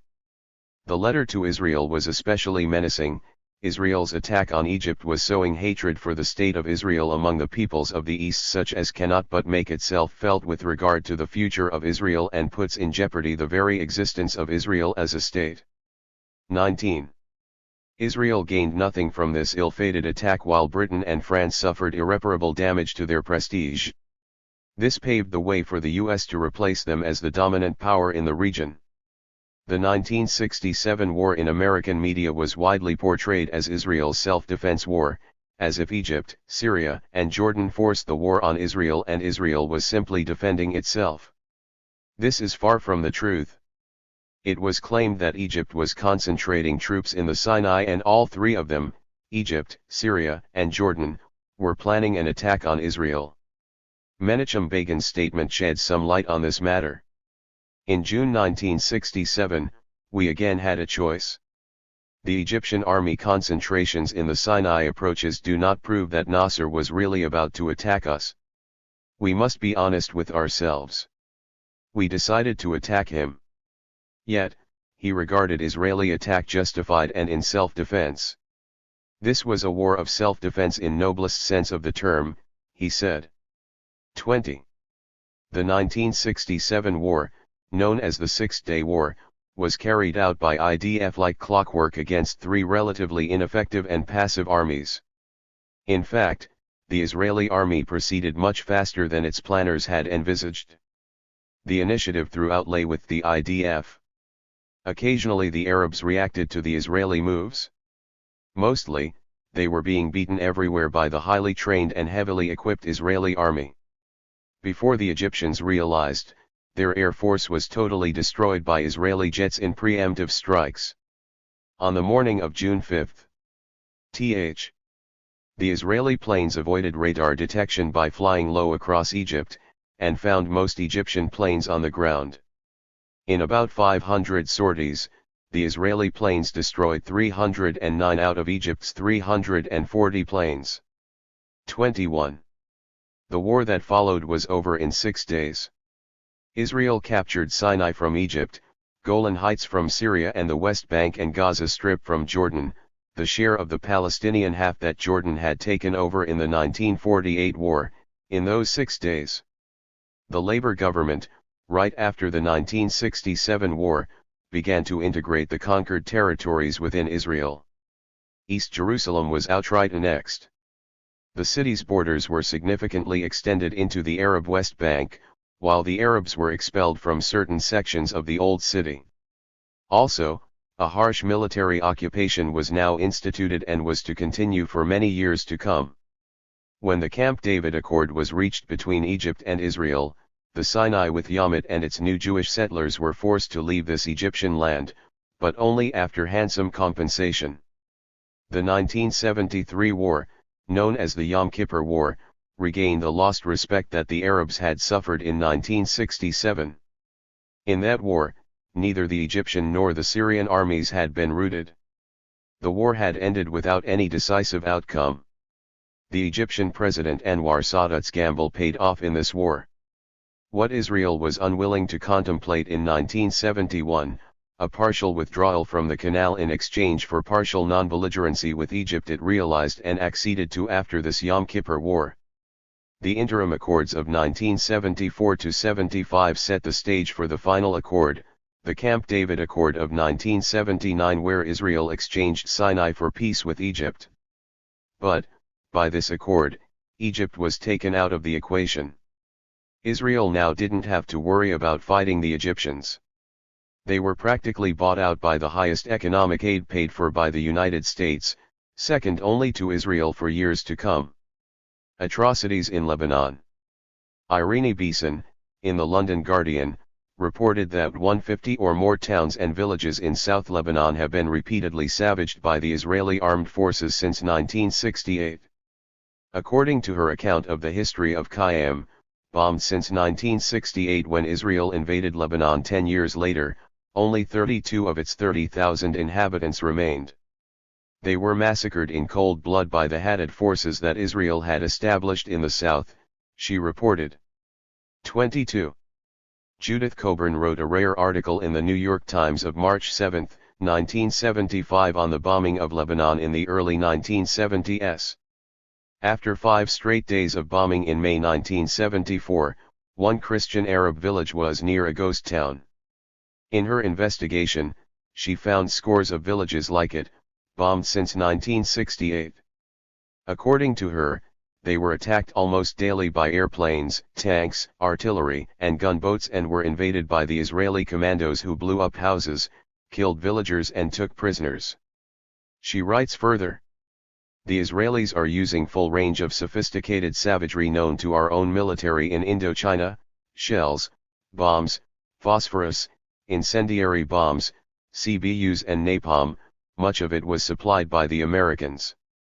The Lebanese government claimed that 301 civilians have been killed.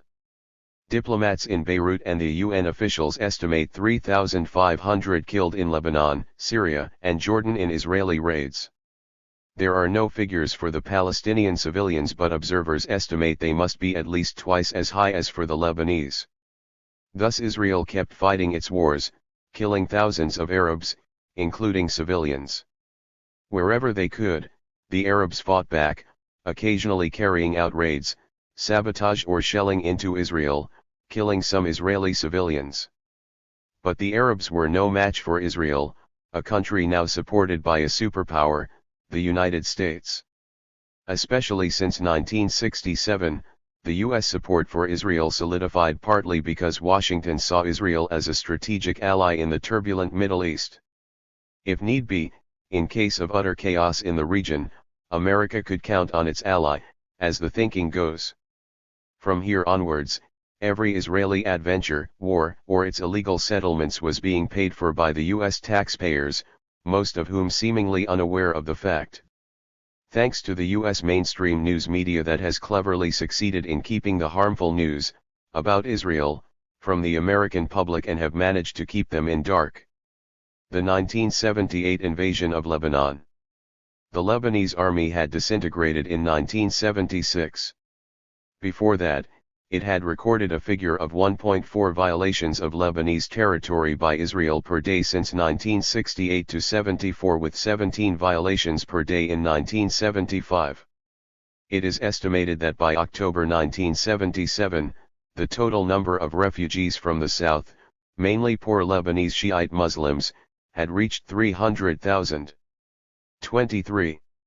After the conquering Israeli army handed over the control to the Phalange, many were mercilessly and brutally expelled from their slum dwellings in West Beirut. Israel invaded Lebanon in March 1978 in retaliation for a terrorist attack by PLO guerrillas. They had reached Israel by sea from near Beirut. This raid led to the death of 34 Israelis in an exchange of fire on a coastal road. the invasion was quite brutal, ferocious, and destructive.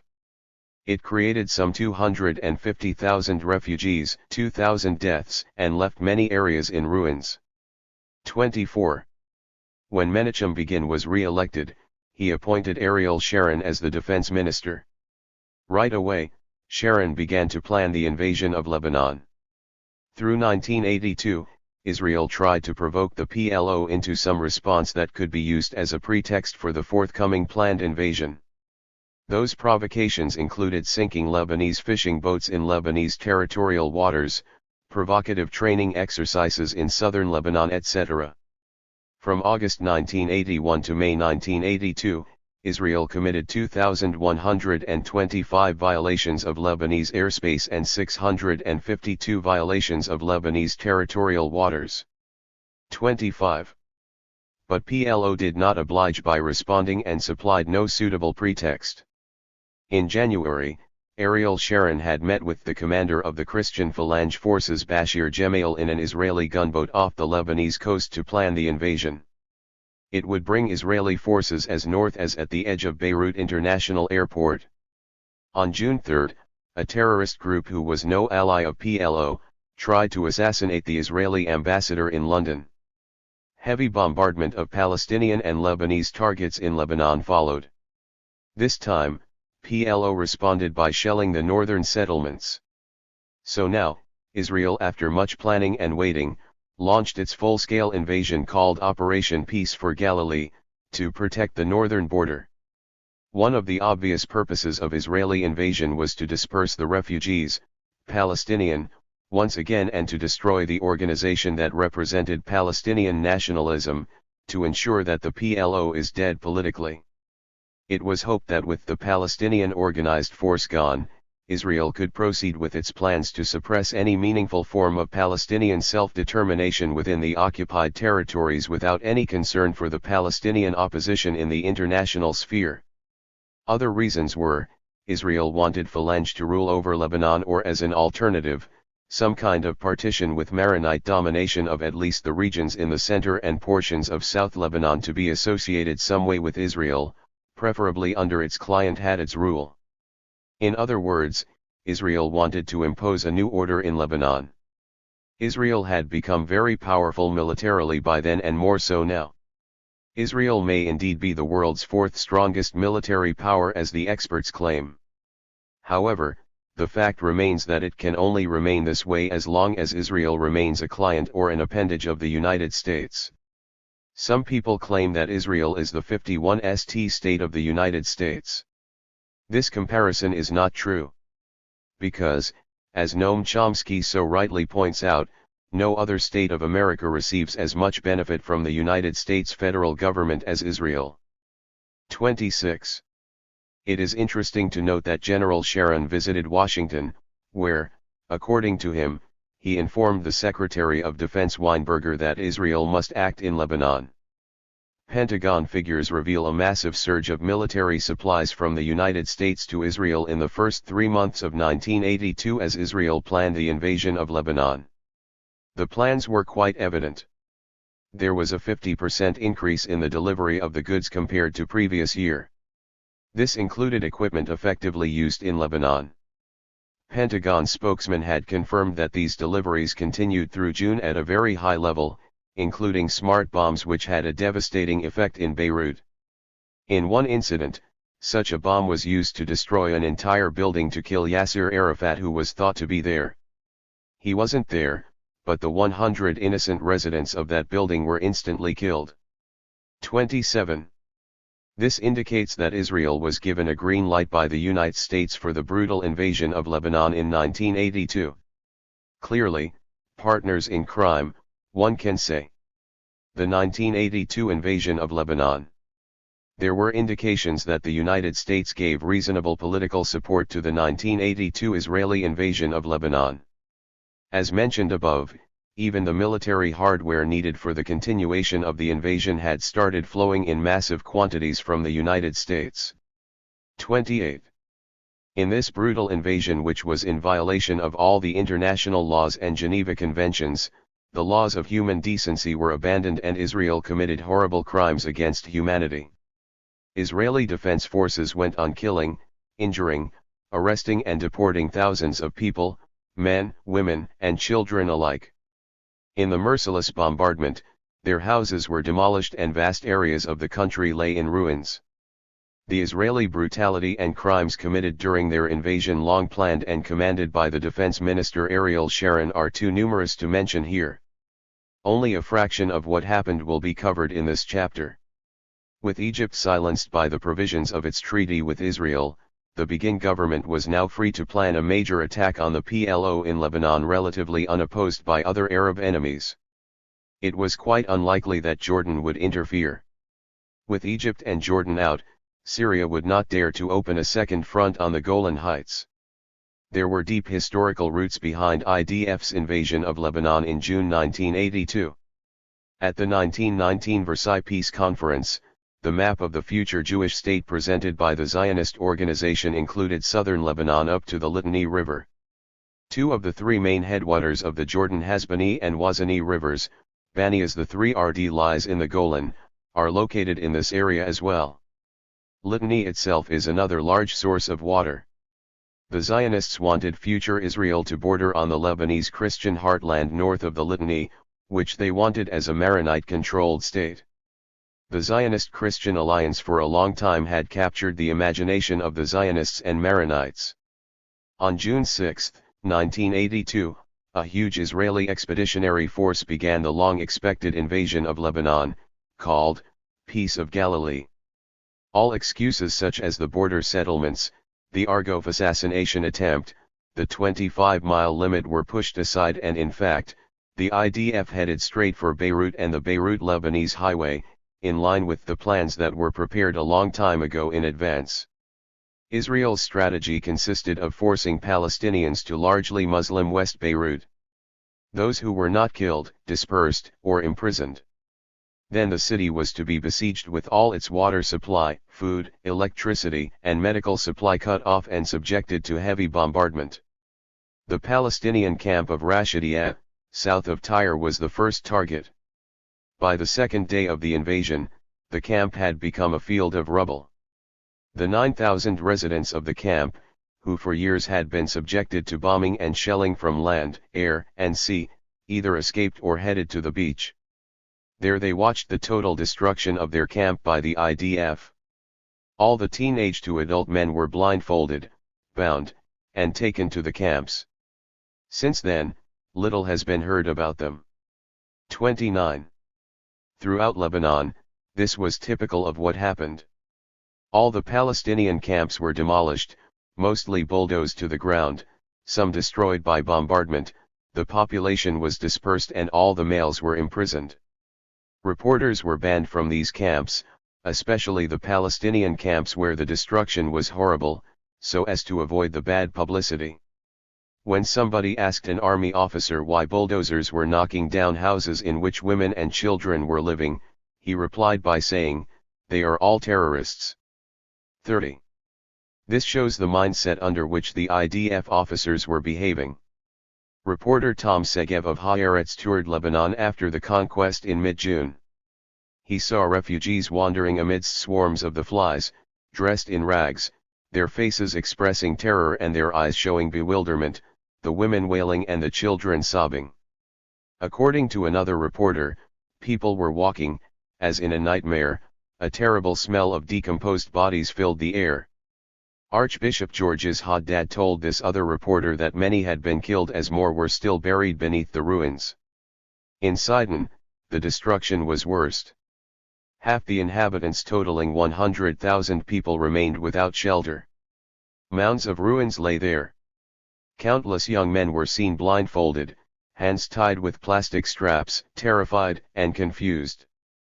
At the end of the war, Danny Rubenstein of Davé toured the conquered areas. No Palestinians were to be found in the Christian-controlled areas, the refugee camps having been destroyed long ago. The Red Cross gave the figure of 15,000 as a realistic estimate of the number of prisoners taken by the Israeli army. In the ruins of Ein el-Hilweh, among thousands of women, children, and old men, a toothless old man was the youngest man left in the camp. According to Rubenstein, perhaps 350,000 to 400,000 Palestinians had been dispersed in all directions. This consisted of mainly old men, women, and children, since all the men had been detained. They were dispersed like animals, with no one to care about the tens of thousands of refugee children. It should be noted here that the United States had given the green light to Israel for this savage invasion, and the U.S. government was footing the bill with an unlimited, massive supply of sophisticated U.S. weaponry being used by the Israelis to kill innocent men, women, and children. The destruction, looking at the extent of it, seemed to be systematic. In March 1983, an Oxfam appeal stated, "No one will ever know how many dead are buried beneath the twisted steel of apartment buildings or the broken stone of the cities and villages of Lebanon." 31. Throughout this ruthless invasion, the Israelis used highly sophisticated U.S. weapons, such as shells and bombs that would penetrate the building first and then explode, collapsing the buildings inwards. Also, U.S.-made phosphorus bombs were used to set fires and cause untreatable burns. Most hospitals were either destroyed or closed down. The Israelis bulldozed the mosque at the edge of the El Hilway refugee camp near Sidon, searching for arms, but instead found 90 to 100 bodies under it, completely rotted away. 32. By late June, according to the Lebanese police, about 10,000 people were killed. But these early figures are likely to be inaccurate. A later estimate reported by the independent Lebanese daily An-Nahar gave a figure of 17,825 killed and over 30,000 wounded, including 5,500 killed in Beirut and over 1,200 civilians killed in the Sidon region. According to the government estimate, 90% of casualties were civilians. By late December, the Lebanese police put the estimate of numbers killed through August at 19,085, with 6,775 killed in Beirut, 84% of them being civilians. Israel reported the number of IDF men killed at 340 in early September, 446 by late November. 33. The Lebanese figures of 19,000 dead and over 30,000 wounded must have been underestimates, as these figures, as per police spokesman, do not include the people buried in mass graves in the areas where the Lebanese authorities were not informed. 34. According to a UN report, 13,500 houses were severely damaged with thousands more elsewhere. This does not take into account for the Palestinian camps, which were in fact towns. Sabra, Shatila, and Barg al-Barajana camps in Beirut had taken terrible pounding since June 6, in fact, June 4, causing 125,000, almost half of their inhabitants, to flee in the first few weeks of the war. 35. The bombing had escalated to higher levels by August. By August 4, 8 of the 9 homes for orphans in Beirut were in ruins, attacked by phosphorus and cluster bombs. It was clearly marked by a red cross on the roof. The American University Hospital was hit on August 4, by shrapnel and mortar fire. A doctor, desperately in blood-stained rags, said, "They had no more room."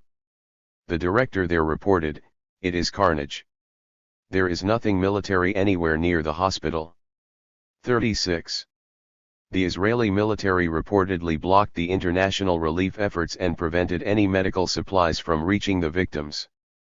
It seemed that the Israelis had gone out of their way to destroy many medical facilities. 37. Appalled at the watered-down description of the massacre in the American newspapers, an American nurse working in Beirut reported that Israel dropped bombs on everything, including hospitals, orphanages, and in one case, a school bus carrying 35 young schoolgirls who were traveling on an open road. Many of the girls were killed while others were injured. 38. Throughout the invasion, thousands of men and boys were arrested with their hands tied behind. They were taken to the concentration camps for the Palestinians. One of many Israeli soldiers, appalled at what his own government was doing, described how tens of thousands of people, 100,000 according to military commanders' estimate and 50,000 according to others, were herded on the beaches near Sidon for 2 days or more, in terrible heat, without even water. The water system of the city was destroyed and there were no plans for any other arrangement. Only after a week, supplies for the population were brought in but nothing for the Palestinians. Christians were allowed to sit in the shade. The Palestinians and the Muslims were forced to sit in the sun. In one of his visits to the concentration camps for the Palestinians, Yermia described that he saw prisoners with their hands tied, beaten by the soldiers. One soldier struck the prisoner repeatedly with the heel of a shoe while others were beaten with clubs all over their bodies. 39. Torture of prisoners was widespread. Many were beaten badly with iron bars, on hands, on genitals, and on the soles of their feet. One prisoner had 4 fingers broken. When the prisoners begged for water, they were given urine. In one incident, the prisoners were given a piece of bread and tomato for dinner. Then the soldiers came in with 4 large shepherd dogs in chains. Soon the dogs were set on the prisoners, biting them, while those who tried to defend themselves were beaten by the soldiers. The young boys of 15 or 16 cried from fear, inviting further beatings. 40. Sabra and Shatila massacre. The Sabra and Shatila refugee camps were sealed off by the IDF, so no one could move in and out, and the camps were under direct Israeli observation from the command posts nearby. 41. With their knowledge, Phalange and Haddad troops were allowed to enter these camps. From Thursday, September 16 till Saturday, the extremist Christian forces were allowed to massacre some 2,000 innocent men, women, and children. All this was intentionally allowed to happen under the watchful eyes of the Israeli Defense Forces. 42. On Thursday, the 16th September, Phalange and Haddad troops entered the camps in truckloads. They had come from behind the Israeli lines to a staging area that Israel had established, following routes that were carefully prearranged and marked. The Phalangists seemed to have been drawn from the Damorai brigade that was operating behind the Israeli lines. These units consisted of some extreme elements in the Christian militia, possessing well-documented records of atrocities against the Palestinian civilians. They had come from villages that had suffered brutal PLO revenge for Phalangist massacres of 1976. The Haddad militia was actually integrated into the IDF and operated under their command. 43. The Phalangists and Haddad forces were sent into the defenseless camps for the mopping up and to clear out the terrorist nests. Ariel Sharon. Anyone with common knowledge knew what would happen, and as expected, it happened. By Thursday night, it was quite clear that a massacre was in progress. The Israeli forces, throughout Thursday night, lighted the camps to enable the militias to go about their gruesome task. The militias went about slaughtering the residents. Phalangists have alleged that besides providing the flares, Israeli artillery also helped them soften up some problematic areas in the camp where there was some resistance. Further, they claimed, the Israelis accompanied them in the Phalangist uniforms. 44. Under the observation of the Israeli military, just a few hundred yards away, the massacre continued until Saturday. To scoop up the bodies and also to carry them away or bury them under the rubble, bulldozers, provided by the IDF, were used. The Israeli Chief of Staff Eitan and Generals Drori and Yaron met with the Phalangist command on Friday afternoon. For having carried out good work, Eitan congratulated them and offered them a bulldozer with IDF markings removed. He also granted them permission to remain in the camp for another 12 hours. Meanwhile, the killings continued unabated.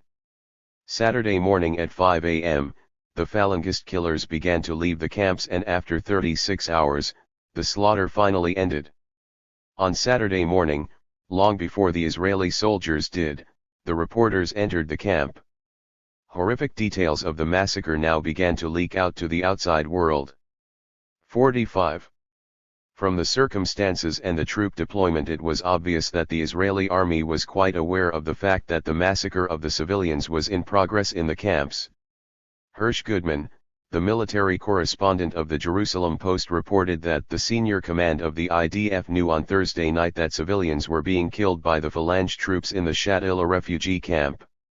A radio communication was received by the IDF Commander General Yaron from the Phalange commander in Shatila telling him that 300 civilians and the terrorists have been killed. This is one of many facts that contradict Defense Minister Sharon's, later on Israeli Prime Minister, and Chief of Staff Eitan's public statements that there were only suspicions until Saturday morning. 46. The Kahan Commission of Inquiry provided further proof that Sharon was aware of the massacre by Thursday evening. The Jerusalem Post reported that American intelligence provided hard intelligence information, confirming that Israeli military officers in Beirut were well aware of the brutal killings many hours before the Israeli Defense Forces actually went into the camps, which was well after the journalists had done so. They did nothing to stop the carnage, a well-placed U.S. source said. The U.S. officials said that Sharon and Eitan regarded the operation as justified because of the supposedly greater need to purify all of the Lebanese capital of the terrorists. If innocent people have to die, that is the price of all wars. 47. These are the kinds of thoughts the future Prime Minister of Israel harbored. After this crusade through Lebanon, Ariel Sharon justifiably became known as the Butcher of Beirut. Probably, he was proud of such a title. While the atrocities were in progress, the soldiers in the Israeli observation posts had a clear view of what was happening. Newsweek correspondent Ray Wilkinson measured the distance from the Israeli command post to the camps at around 250 paces, and he also checked the line of sight from the Israeli command post. With binoculars, the camps were clearly visible, he reported, down to the smallest details. While atop the 7-story building they watched and stood by as the murderers dug a 50-square-yard mass grave and dumped Palestinian bodies into it, all within direct line of sight of the Israeli observation post, while bulldozers rumbled out of Sabra, their scoops filled with bodies. 48. Soon after, the Chief of Staff Eitan authorized another bulldozer with IDF markings removed. On Friday afternoon, he ordered the Phalange back into the camp to continue their necessary work. It is not necessary to continue to describe the horrific details of these mass killings. From above details, it is obvious that Israel had full complicity with Phalange and Haddad army in this heinous crime. As a matter of fact, the whole massacre could not have occurred without prior planning by the Israeli army and the Phalangists who were under the IDF command. It should be mentioned here that to their credit, as it became known that the massacre was in progress, the U.S. officials were in fact pressing Israel to stop the massacre. But apparently they could not. Later on, during the inquiry by the Kahan Commission, Defense Minister Sharon testified that based on the figures of the Army Intelligence Branch, between 700 to 800 people had been killed. 49. This comes out to 375 terrorists, supposedly, to each Phalange fighter, as there were 2 Phalange fighters reportedly killed.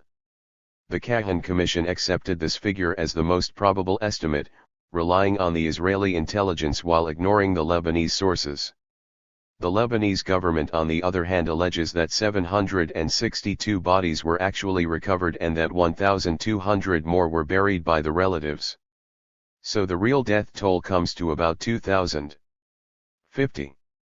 Noam Chomsky, in his book, The Fateful Triangle, South End Press, Boston, Ma, 1983, has provided a detailed account of the Israeli invasion of Lebanon and this massacre, but has also given critical analysis of the Arab-Israeli conflict and the U.S. Middle East policy. In that interesting book, Chomsky offers an ominously plausible theory about Israel's secret weapon.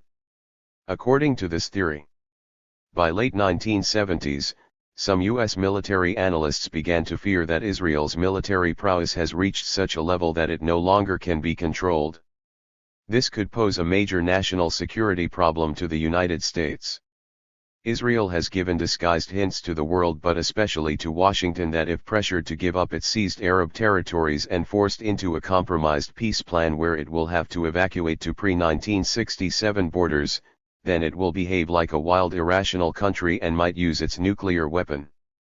When the Saudi King Fahd's peace plan was offered in 1981, Israel felt the threat of peace and pressure. So it carried out provocative military flights over Saudi Arabia.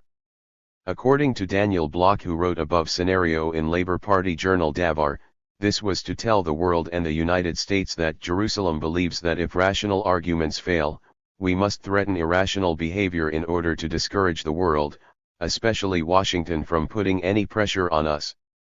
Israel had bombed the Iraqi reactor on June 7, 1981.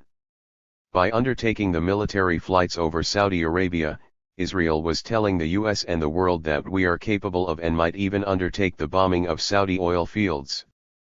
51. AIPAC, the American-Israeli Public Affairs Committee, is the famous Israeli lobby in the United States. Its executive director Tom Dine went to Israel in 1983, met several high government officials, came back and had some threats to deliver. Wolf Blitzer has detailed them in the Jerusalem Post. Dine explained that sanctions against Israel might force it to consider sweeping measures to eliminate the Arab threat while the IDF is still comparatively strong. Dine's ominous message was obvious: Israel might undertake a preemptive strike against its Arab adversaries to cripple their military capabilities for a long time to come.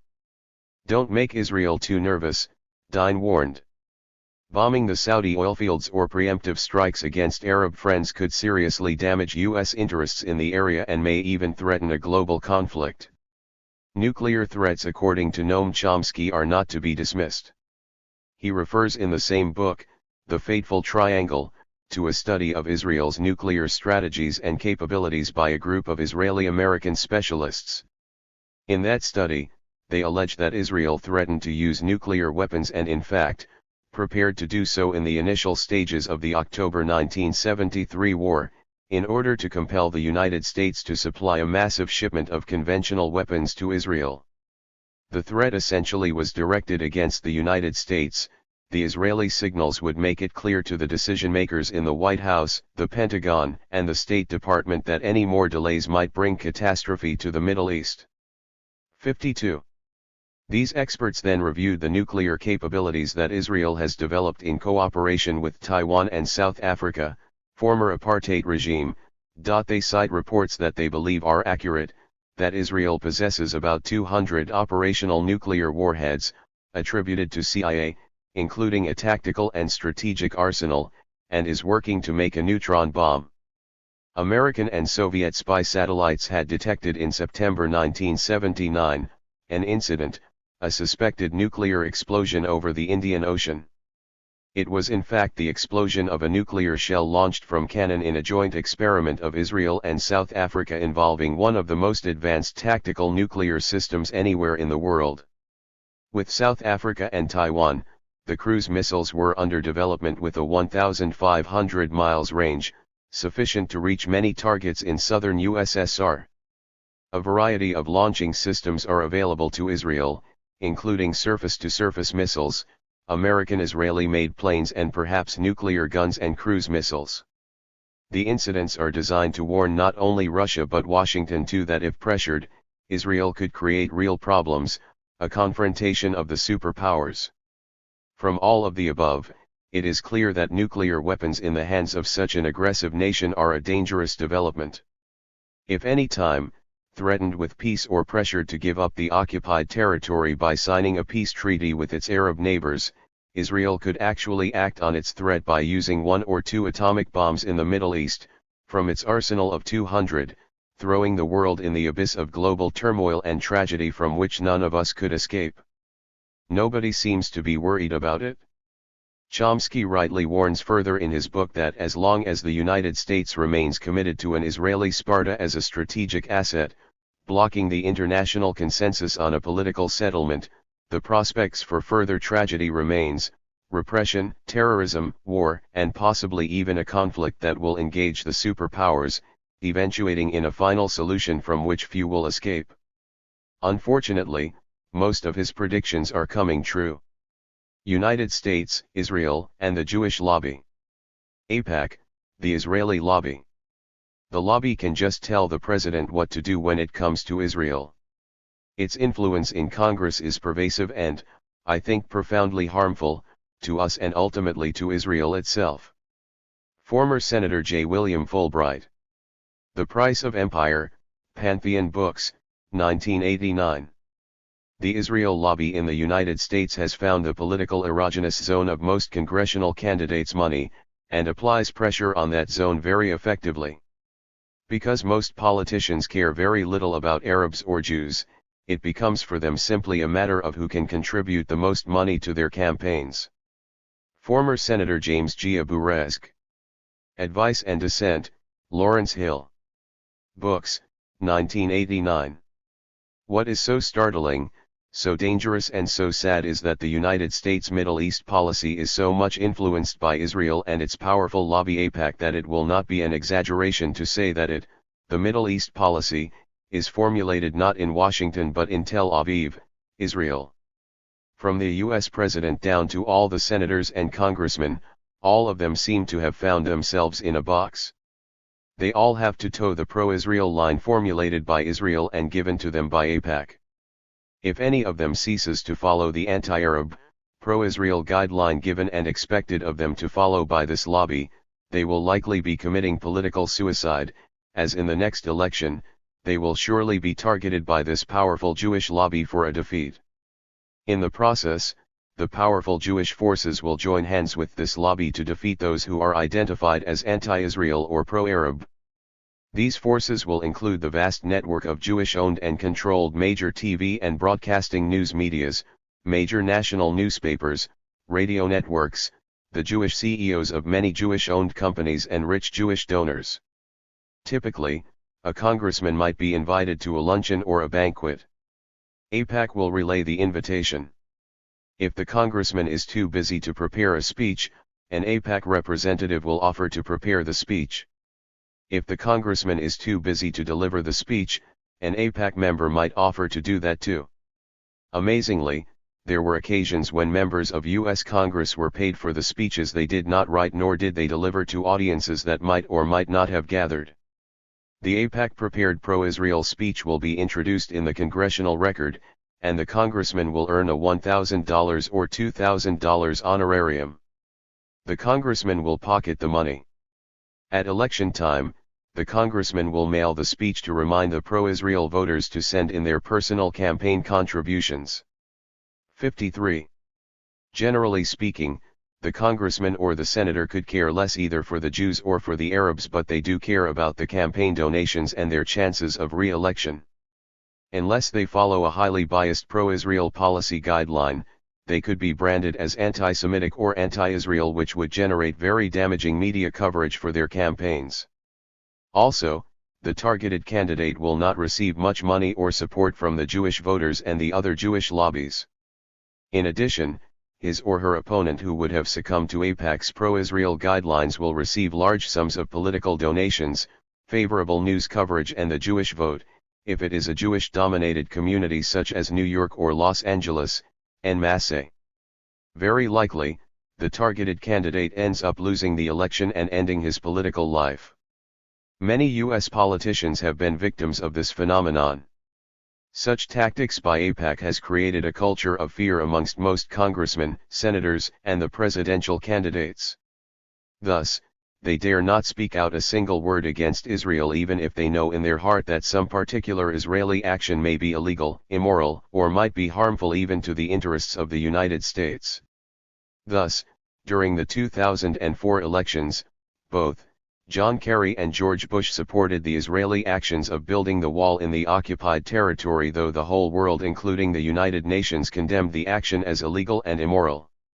According to Senator William Fulbright, in his book, The Price of Empire, Pantheon Books, New York, 1989, Eisenhower was the last U.S. president who stood up to the Israelis in the 1956 Suez Crisis and warned her that if she did not withdraw back from the occupied Egyptian territory, he would cut off the funds for Israel by withdrawing the tax-exempt status to the funds raised for Israel.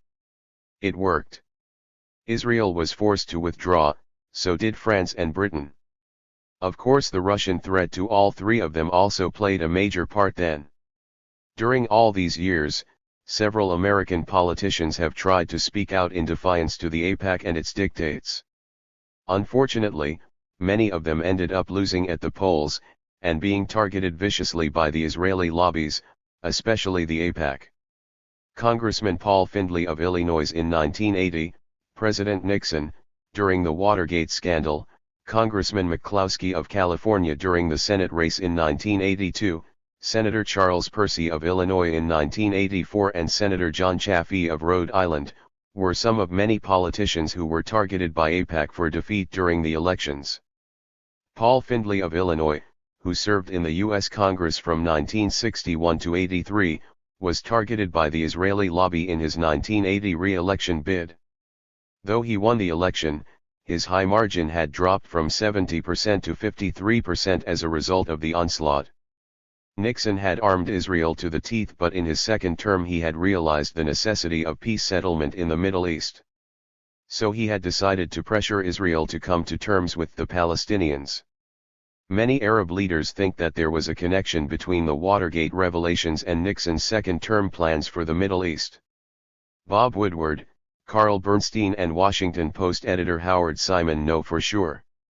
All three of them, according to Richard Curtis, author of Stealth POC, American Educational Trust, Washington, D.C., 1996, had single-handedly kept the Watergate alive with their published leaks, along with the deep throat from inside the White House, and had close ties with Israel or its Washington lobby. Nixon had suspected that his fall was connected to the Jewish or pro-Israel insiders seeking to sabotage his Middle East peace plans. In his memoirs, Kissinger notes that Nixon's last order before his resignation in 1974 enjoined his Secretary of State to work for a complete cut-off of U.S. aid for Israel. Kissinger, even though remained in his position as the Secretary of State for 2 more years under President Ford, just put the Nixon memorandum aside and did nothing about it. 54. Congressman Paul McCloskey of California was another congressman who had the courage to stand up to the Israeli lobby. Like President Nixon, Ford, and Carter, he also believed that Israel was dragging its feet regarding the peace and that the Jewish settlements in the Palestinian land were wrong. He introduced a short-lived measure to reduce U.S. economic aid to Israel by whatever amount Israel spent on the Jewish settlements in the West Bank and Gaza. According to their, AIPAC's, thinking, McCloskey had to go. McCloskey gave up his Congress seat and ran for the U.S. Senate from California in 1982. His opponent was Pete Wilson, the mayor of San Diego. Wilson was helped in a major way by AIPAC. He even sent his fundraising flyers not only to the wealthy Hollywood film colony but also to the subscription lists of Jewish-owned magazines such as The New Republic and The Commentary. In the end, Wilson won and McCloskey, the courageous congressman from California, lost. 55. The spending patterns of the Jewish PACs show that their giving was tightly focused. Of $1.52 million given to the Senate candidates, 44% went to the opponents of the 5 Republican senators who voted for the controversial 1981 sale of Airborne Warning System and Control System, AWACS, aircraft to Saudi Arabia, which the Senate approved. Senators Charles Percy of Illinois and Roger Jepsen of Iowa lost the re-election. Senators Jesse Helms of North Carolina, Thad Cochran of Mississippi and Gordon Humphrey of New Hampshire won. Other senators who voted for AWACS, sale to Saudi Arabia, may be targets in 1986. Like the Indian elephants, we don't forget, Mr. Dine, AWACS Executive Director Thomas Dine, said in his Toronto speech. Joseph Fiacca and Brooks Jackson. Wall Street Journal, February 26, 1985. Thus, the liberal Republican Senator Charles Percy, the chairman of the Senate Foreign Relations Committee, and Senator Roger Cochran were targeted in 1984 re-election by the powerful Jewish lobby AIPAC and others. They both lost the election. Senator Jesse Helms was targeted too in the same election but barely managed to win. But he was taught the necessary lesson by the lobby.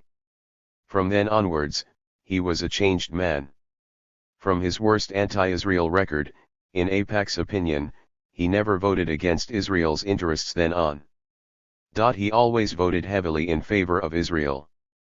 There were many others who were also targeted by the AIPAC because they were not pro-Israel enough in AIPAC's eyes. A large number of pro-Israel PACs had sprung up by 1988 and made a total of $5,432,055 in direct donations to 479 congressional candidates. That constituted about 12% of the total of all PAC contributions to the congressional candidates. According to the political analyst's estimate, however, individual Jewish contributions amount to even higher percentage of total individual contributions to candidates. Well over 50% of the total contributions probably came to the Democratic candidates at the time, and perhaps more than that figure to the Republicans from the Jewish individuals. By the 1996 election, it was estimated that the donations from Jewish supporters at various times have been estimated to be between 60 to 85% of the total of individual donations to Democratic candidates, while the Republicans were estimated to be receiving between 25 to 40% of the individual donations. 56. This gives us some idea as per the power of the Jewish money in the U.S. elections and politics. U.S. support for Israel. 9/11 would not have occurred if the U.S. government had refused to help Israel humiliate and destroy the Palestinian society. Few express this conclusion publicly, but many believe it is the truth. I believe that the catastrophe could have been prevented if any U.S. president during the past 35 years had had the courage and wisdom to suspend all U.S. aid until Israel withdrew from the Arab lands seized in the 1967 Arab-Israeli War. Home constituencies, misled by news coverage equally lopsided in Israel's favor, remain largely unaware that Congress behaves as if it were a subcommittee of the Israeli parliament. Terrorism almost always arises from deeply felt grievances. No one in authority will admit a calamitous reality that is skillfully shielded from the American people but clearly recognized by most people of the world. America suffered 9/11 and its aftermath and may soon be at war with Iraq, mainly because U.S. policy in the Middle East is made in Israel, not in Washington. Paul Findley, U.S. Congressman from Illinois, 1961-83, in his essay, Liberating America from Israel, Institute for Historical Review, Newport Beach, CA, January 2003. Congress is Israeli-occupied territory, and the Democratic Party is the chaperpoodle of the Israeli lobby. Statement reportedly made by Pat Buchanan, media commentator and Republican challenger to George Bush Sr. during the 1992 presidential election. Since the last several decades, the United States, especially after the 1967 Arab-Israel War, has provided enormous economic, military, and diplomatic support to Israel.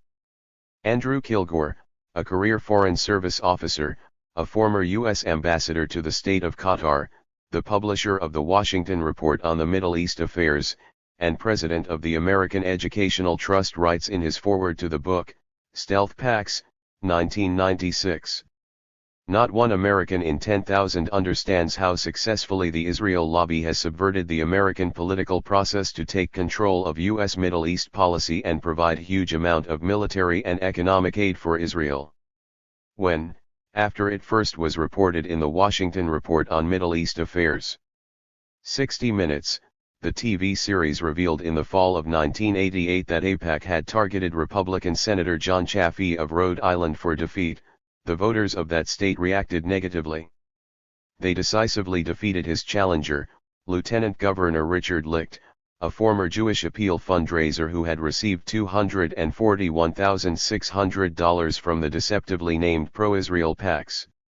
He writes further, 12 years of research by the Washington Report reveal that between 1978 and 1996, pro-Israel PACs whose officers are often past or present members of AIPAC's board of directors, have raised more than $64 million and contributed more than $32 million directly to campaigns for or against senators and representatives. This is dirty money in that it intimidates Congress members into taking positions that they know are not in the best interests of the United States. 57. For decades, Israel has been the recipient of the largest amount of aid from the United States than any other nation. For many years, America has provided Israel with crucial military, financial, and diplomatic backing, including more than $3 billion in aid each year. 58. What is so tragic is that no matter how much any US president wishes and tries, Israel is constantly avoiding peace settlement with its Arab neighbors, especially the Palestinians. Israel, it seems, is not interested in a land for peace deal, as that would force it to give up the West Bank, the Gaza Strip, the occupied city of Jerusalem and the Golan Heights, all the lands it seized from the Arabs in the 1967 war and has been currently illegally occupying ever since. It has constantly defied UN Resolution 242 requiring it to withdraw to pre-1967 borders. The tragedy is that no American politician, with rare exceptions, from the president to any congressman, has had enough courage to stand up to Israel and its powerful Jewish lobbies and tell them that either they, Israel, withdraw from the occupied territory and sign the peace treaty, or we, the US, will cut off all the military economic aid to them. Of course, Israel has all the rights to exist and flourish peacefully with all its neighbors. The suicide bombings and the killings of the innocent Israeli civilians by the Palestinians are murderous acts which should be condemned and stopped. But at the same time, all the targeted assassinations, invasions of the refugee camps and the killings of the Palestinians by Israel should also stop. Israel kills far greater numbers of Palestinians than the Palestinians kill Israelis. The whole world knows that if Israel wants peace, then it must withdraw to pre-1967 borders and the Arabs must accept Israel's right to exist as a nation. Unfortunately, no American politician, with few exceptions, has enough courage to tell Israel that it is wrong in continuing this occupation. Israel's treatment of the Palestinians is terrible and unacceptable. Even the Arab citizens of Israel are treated badly as the second-class citizens like one would expect in an apartheid state. History has shown us that the Jewish people are some of the most brilliant people in the world. Yet what the Israeli politicians fail to understand is that time is on the Arabs' side. The Arab population grows much faster than the Jewish population, even in Israel. Someday, Israel's intransigence, foot-dragging, and refusal to negotiate peace with its neighbors might jeopardize the very existence of the State of Israel itself. Then it could create tremendous trouble for itself as well as its benefactor, the United States. Most Americans do not know, do not understand, or don't seem to care why Israel has become so important to the United States. They don't ask what has Israel done for the United States. Except some dirty work such as arms sales to Iran, spying for the CIA and cooperating with the CIA in covert operations. Yes, Israel, in the eyes of the rulers in Washington, is an ally in the Middle East on whom Washington can count on in times of chaos there. Israel is like a stationary aircraft carrier, as Noam Chomsky suggests, in the Middle East. In case of upheaval or revolution in Saudi Arabia or elsewhere in the Middle East, the United States can land its troops in Israel and take over the Saudi oil fields. Few Americans realize that today, in the United States, there is censorship by omission, using John Pilger's phrase. It plays a major part regarding the U.S.-Israel relationship. The real reasons for this alliance are seldom mentioned. Most Americans fail to question this friendship. The Intifada is never reported in the mainstream U.S. media as the legitimate struggle of national liberation or an uprising against tyranny and oppression. Israel's strategic importance to the United States in repressing a pan-Arab movement capable of challenging American, Western, control of the Middle East oil is seldom mentioned in the news media. Israel also serves as a testing ground for new American weapons. The testing subjects being the Palestinians and other civilians of Palestine and Lebanon. Also, Israel serves as a conduit for American arms to anti-democratic regimes with whom the U.S. is reluctant to deal with publicly. For example, Israel helped apartheid South Africa in developing its nuclear weapons and was a conduit for American arms despite the UN embargo. Prime Minister B.J. Vorster had happily said, "Israel is a source of inspiration for us." 59. The U.S. mainstream news media and the American leaders dare not mention Israel's weapons of mass destruction. They were developed under U.S. sponsorship. Chemical as well as the biological weapons and nerve gas are manufactured at a top-secret research institute at Nes Zion, near Tel Aviv. 60. Israel has surpassed Britain as the world's fifth largest nuclear power with its 200 to 500 thermonuclear weapons and its advanced delivery system. It may even equal China and France in size and sophistication of its nuclear arsenal. The main responsibility for creating this dangerous state lies with Washington and Britain. 61. According to John Pilger, the struggle in Palestine is an American war, waged from America's most heavily armed military base, Israel. But 30 to 40 years from now, the Middle East oil is going to run out. Then Israel's usefulness to the United States will be gone. What will it do then if the US cuts off all the aid? Perhaps, Israel would have become economically more independent and powerful by that time. That is quite possible. But it cannot take comfort in the fact that it has atomic bombs. As Vietnam defeated the United States for all its arsenal of atomic weapons and overwhelming force, isn't that a lesson for Israel too? Isn't it in the interests of Israel to negotiate a just peace with its neighbors while it is still possible? Conclusion. The violence committed by the Palestinians against the Israeli civilians by way of suicide bombings, shootings, and murders is barbaric and despicable and must stop. By the same token, it is equally, if not more, brutish and savage, for the Israeli forces to commit such acts of violence against the Palestinian civilians by way of targeted assassinations, killings during the invasions of the refugee camps, and demolishing the homes of the Palestinians. Under the guise of anti-terrorism, the Palestinians are treated worse than beasts. The whole of Palestinian society is systematically being destroyed. Entire cities are often subjected to curfews lasting weeks sometimes. Israel is intentionally making life so miserable for the Palestinians in the hope that they will someday give up and leave their homes forever. Would all these atrocities against a defenseless people be possible without US support? Not likely. That means America is fully complicit in these crimes against the Arabs, in particular against the Palestinians. America is footing the bill for all these crimes. Israel would not be able to commit such crimes against the Palestinians without tacit US approval and economic aid doled out to Israel year after year by the United States. Anyone with the rudimentary knowledge knows that the root cause of the problem in this conflict today is the Israeli occupation of the Arab lands. If Israel chooses to negotiate peace for land, it could have peace tomorrow. It could have the lasting peace that its citizens so much desire and deserve. But do Israeli politicians want peace? It does not appear like they do. The United States supplies Israel with a vast array of sophisticated arms. That includes the latest fighter planes, attack helicopters, tanks, bulldozers for demolishing homes, missiles, and much more. It is all these arms and billions of dollars in economic aid that enables Israel to continue committing the crimes against the Palestinians. America is equally a partner in these crimes. If it desires, it could stop these crimes tomorrow. But the question is, does it have the political daring to stop these crimes perpetrated by Israel? The answer at present, unfortunately, seems to be no.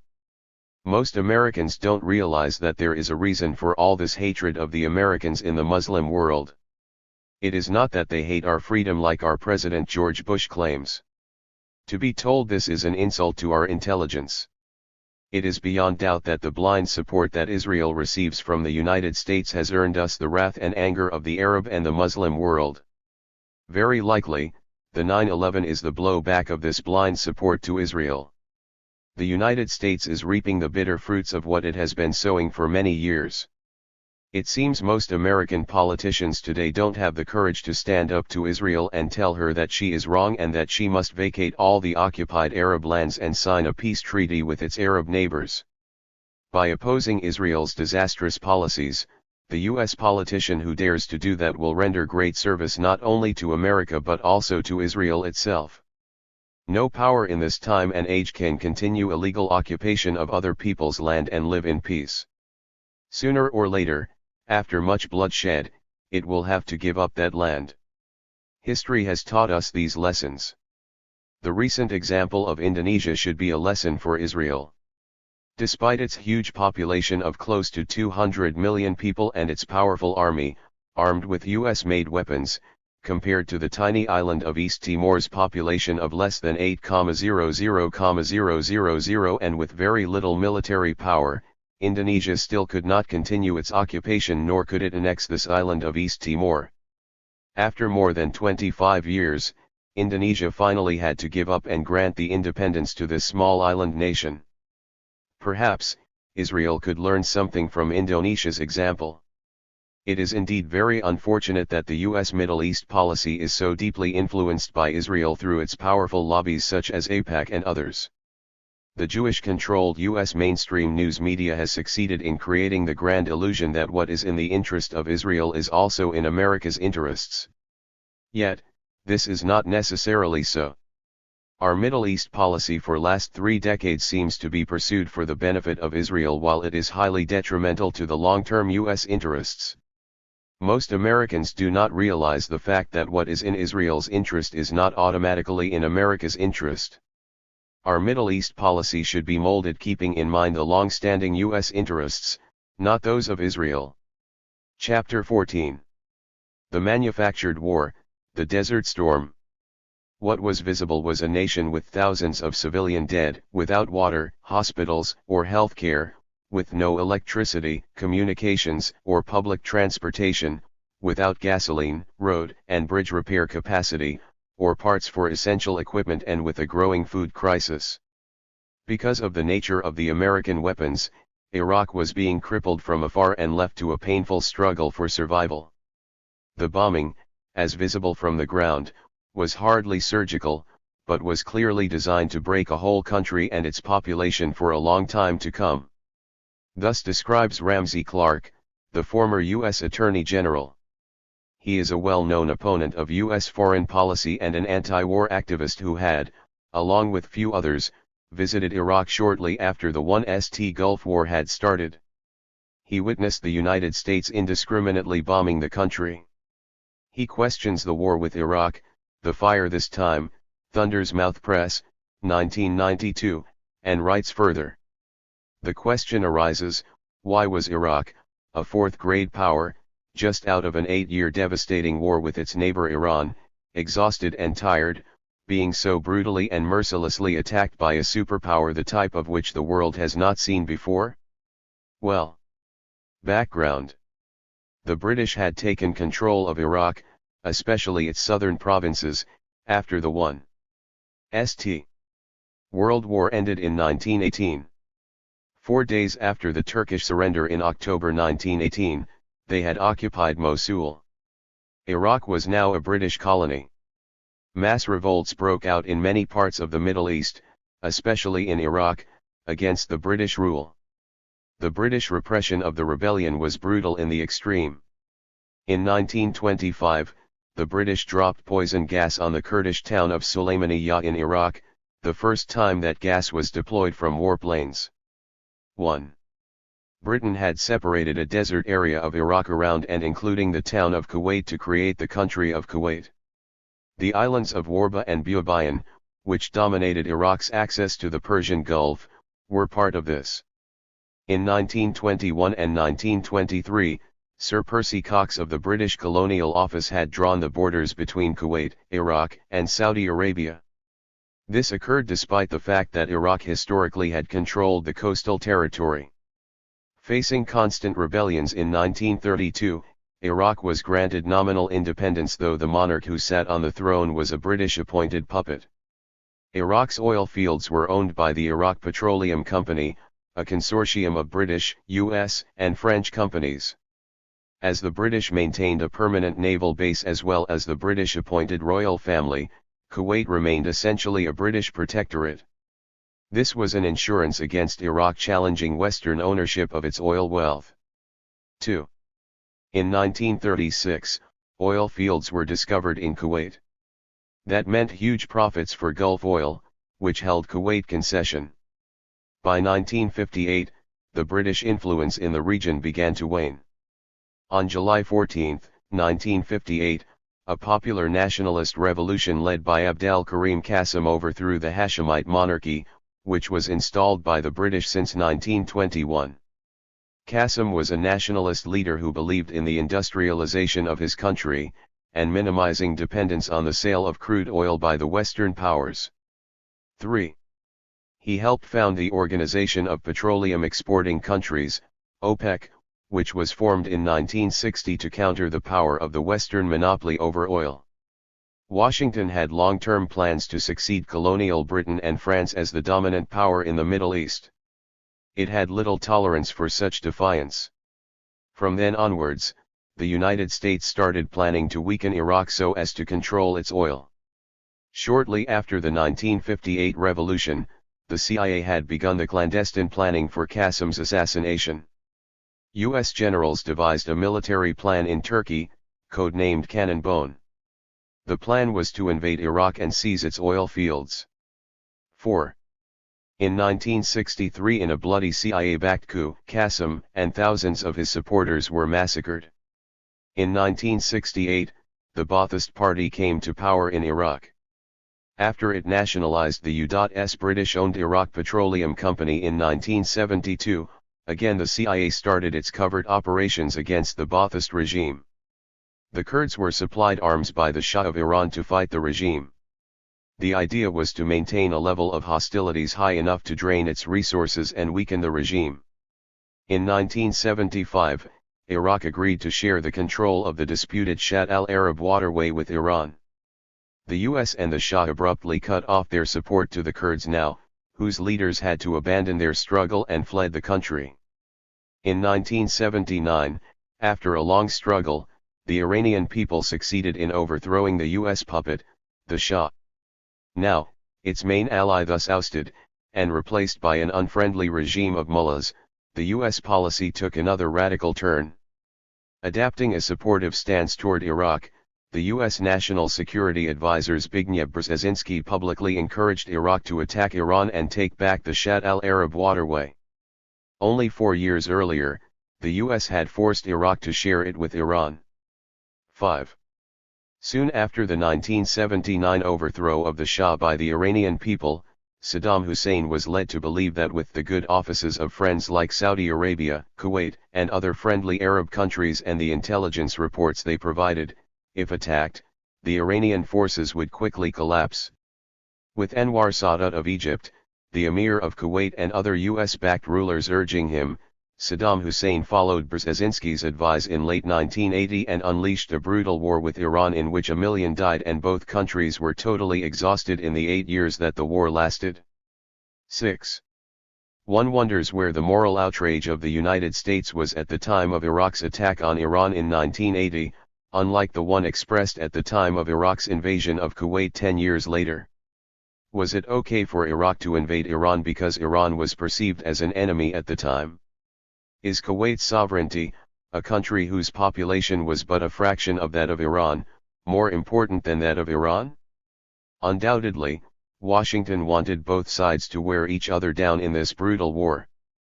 Henry Kissinger was quoted saying rather bluntly, "I hope they kill each other and, too bad they both can't lose." 7. The United States' goal remained the same even though it aided Iraq in its war against Iran. The U.S. sent CIA and Special Forces operatives to train Iraqi commandos. They also encouraged and helped funnel billions of dollars worth of arms to Iraq through puppet Middle Eastern regimes. Massive assistance was given to Iraq by Britain, France, Germany, Russia, Eastern Bloc countries, Saudi Arabia, Egypt, Kuwait, and the United Arab Emirates. 8. During the war, the U.S. sold over $20 billion worth of arms to Saudi Arabia, Kuwait, and other Gulf states. Is it perhaps the U.S. strategy to create a war situation in the Middle East so that, out of fear, other Gulf states buy billions of dollars worth of arms from the United States? Of course it is.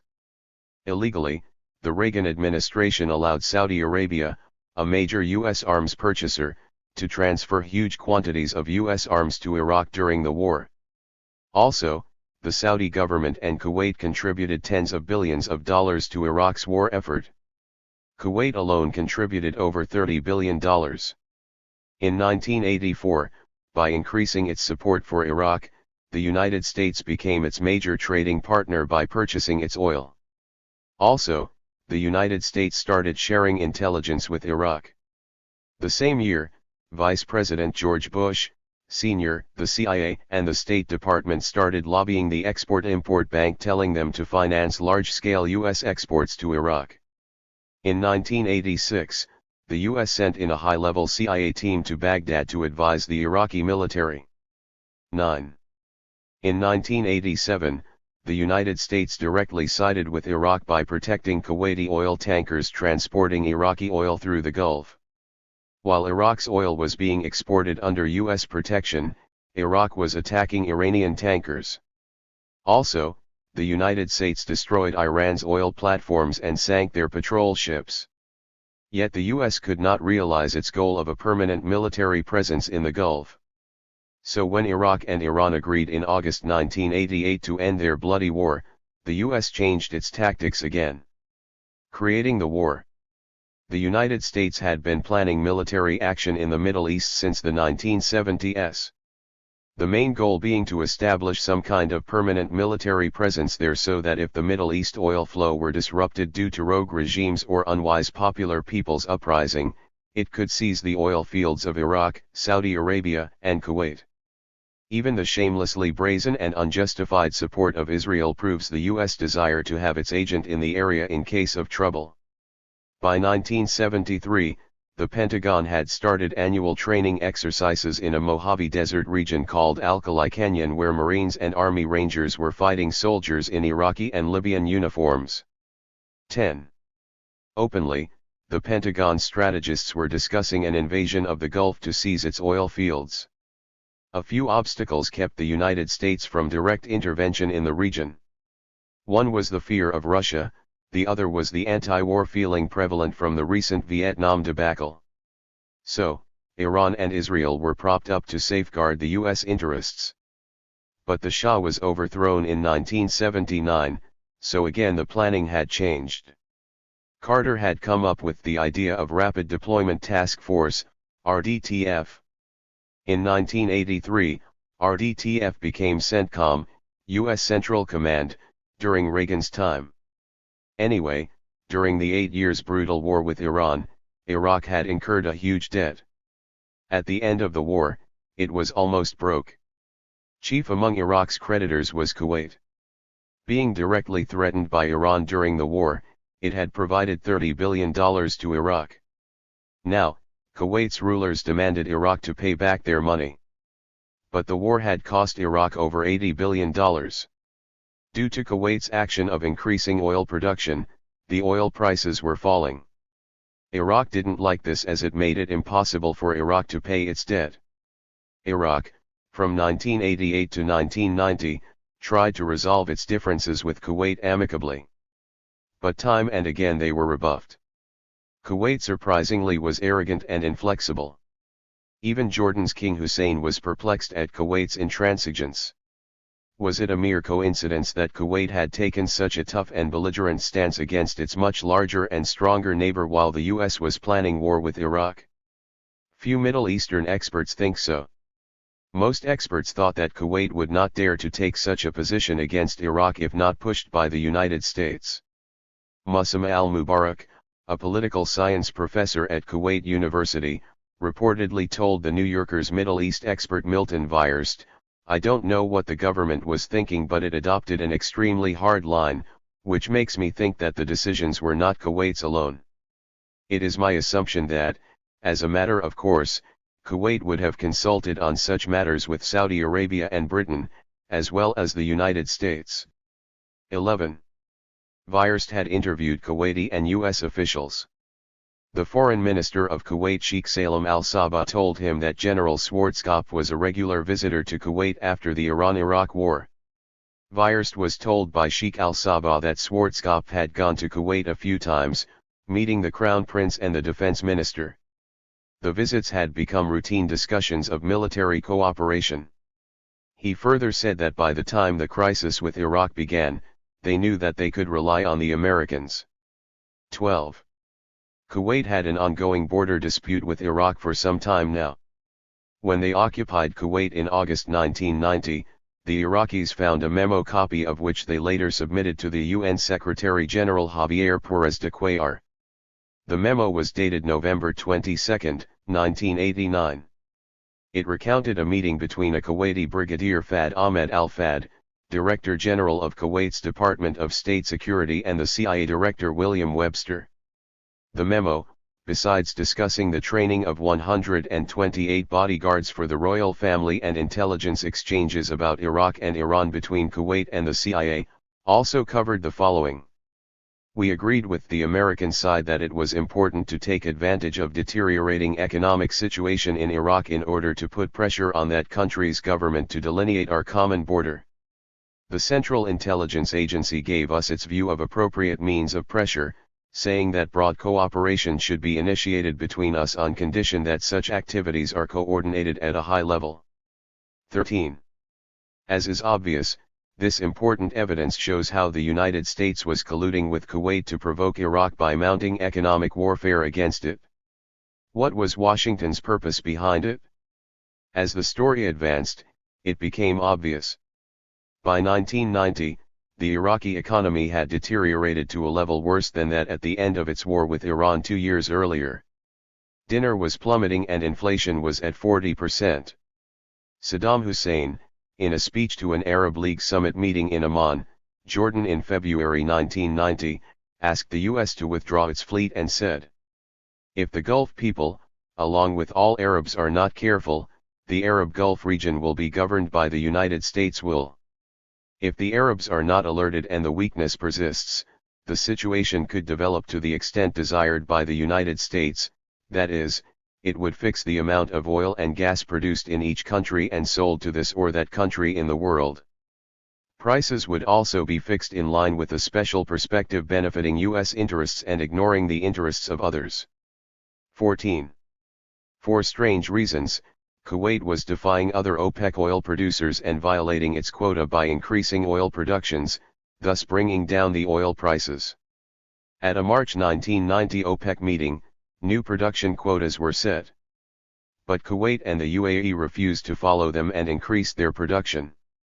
15. In May, Saddam Hussein complained at an Arab League summit in Baghdad that war is usually waged by sending armies across frontiers, by acts of sabotage, by killing people, and by supporting coups d'état, but war can also be waged by economic means, and what is happening, Kuwait's oil policy, is war against Iraq. 16. With appeals for new quotas that would allow a slight rise in the price of crude, Iraq sent envoys to several Arab states. Kuwait refused and also turned down the proposal by Iraq calling for a summit of the leaders of Iraq, Saudi Arabia, the UAE, and Kuwait. Finally, on July 10, the oil ministers of these states met and quotas were agreed upon so that a gradual increase in oil prices would take place. But Kuwait announced the next day that it would increase its production significantly by October. Kuwait was not stupid. It was following American agendas and American dictates. What the United States was doing, through Kuwait and the United Arab Emirates, was intended to provoke Saddam Hussein into attacking Kuwait. Everything was going according to plan, the U.S. plan. Saddam Hussein, on July 17, publicly accused the United States and Kuwait of a conspiracy to destroy Iraq's economy. He said, "If words fail to protect Iraqis, something effective must be done to return usurped rights to their owners. O God Almighty, be witness that we have warned them." 17. Iraqi troops started massing the next day on the Kuwaiti border. If any proof was needed to witness the frustration and seriousness of Iraq about the economic warfare being waged against it, it was right here. It was a lie, the statement by President Bush on August 8 that Iraq had invaded Kuwait without warning or provocation. Amazingly, Kuwait seemed unconcerned despite Saddam Hussein's warning. But finally, after repeated requests by Saudi Arabia's King Fahd and Jordan's King Hussein, the Emir of Kuwait agreed to attend a mini-summit in Jeddah, Saudi Arabia on July 31. Dr. Michael Emery, a journalism professor at California State University at Northridge, managed to obtain copy of the official invitation to the Jeddah meeting King Fahd sent to the Emir. What was interesting was the note Emir of Kuwait wrote on top of this invitation to his prime minister, who he sent in his place even though initially he had agreed to attend it personally. The note translated in English said the following: "We will attend the meeting according to the conditions we agreed upon. What is important to us is our national interest. Do not listen to anything you hear from the Saudis and Iraqis on brotherhood and Arab solidarity. Each of them has his own interest. The Saudis want to weaken us and exploit our concessions to the Iraqis, so that we will concede to them, the Saudis, in the future the divided, neutral, zone. The Iraqis want to compensate their war expenditures from our accounts. Neither this nor that should happen. This is also the opinion of our friends in Egypt, Washington, and London. Be unwavering in your discussions. We are stronger than they think." 18. The Emir's note clearly shows that foreign backing precluded any need to negotiate. King Hussein, leading a Jordanian delegation to Kuwait on July 30, to advise a compromise at Jeddah, experienced this intransigent attitude on the part of Kuwait's ruling family. The Jordanians found the Kuwaitis arrogant and unconcerned even though thousands of Iraqi soldiers had massed on their common border. When urged to take Iraqi concerns more seriously, the Sheikh Sabah told the Jordanian delegation, "We are not going to respond to Iraq. If they don't like it, let them occupy our territory. We are going to bring in the Americans." 19. Yasser Arafat, the Palestine Liberation Organization, PLO, president, told the media people that at the Arab summit held on August 9–10, 1990, Kuwait rejected his pleas for a negotiated solution to the Gulf crises. They said that in a matter of days, the Americans will solve the problem. 20. The United States, besides encouraging Kuwait to wage economic war against Iraq, had started to isolate Iraq to economically imperil it. Soon after the Iran-Iraq War, Washington started a smear campaign against Saddam Hussein and a de facto sanctions campaign. Soon after August 20, 1988 ceasefire between Iran and Iraq, Washington declared to the world that Iraq had used poison gas against the Kurds. The worst incident happened at Halabja in March 1988. At that time, the US was totally silent and was even helping Iraq in its war effort against Iran. Thus her condemnation was a bit delayed as per convenience. This propaganda intensified in early 1990, now focusing on Iraqi production of illegal weapons, chemical as well as biological.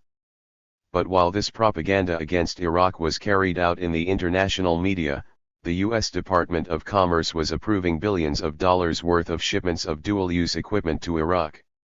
This suggested to Saddam Hussein that the U.S. supported the development of Iraq's military.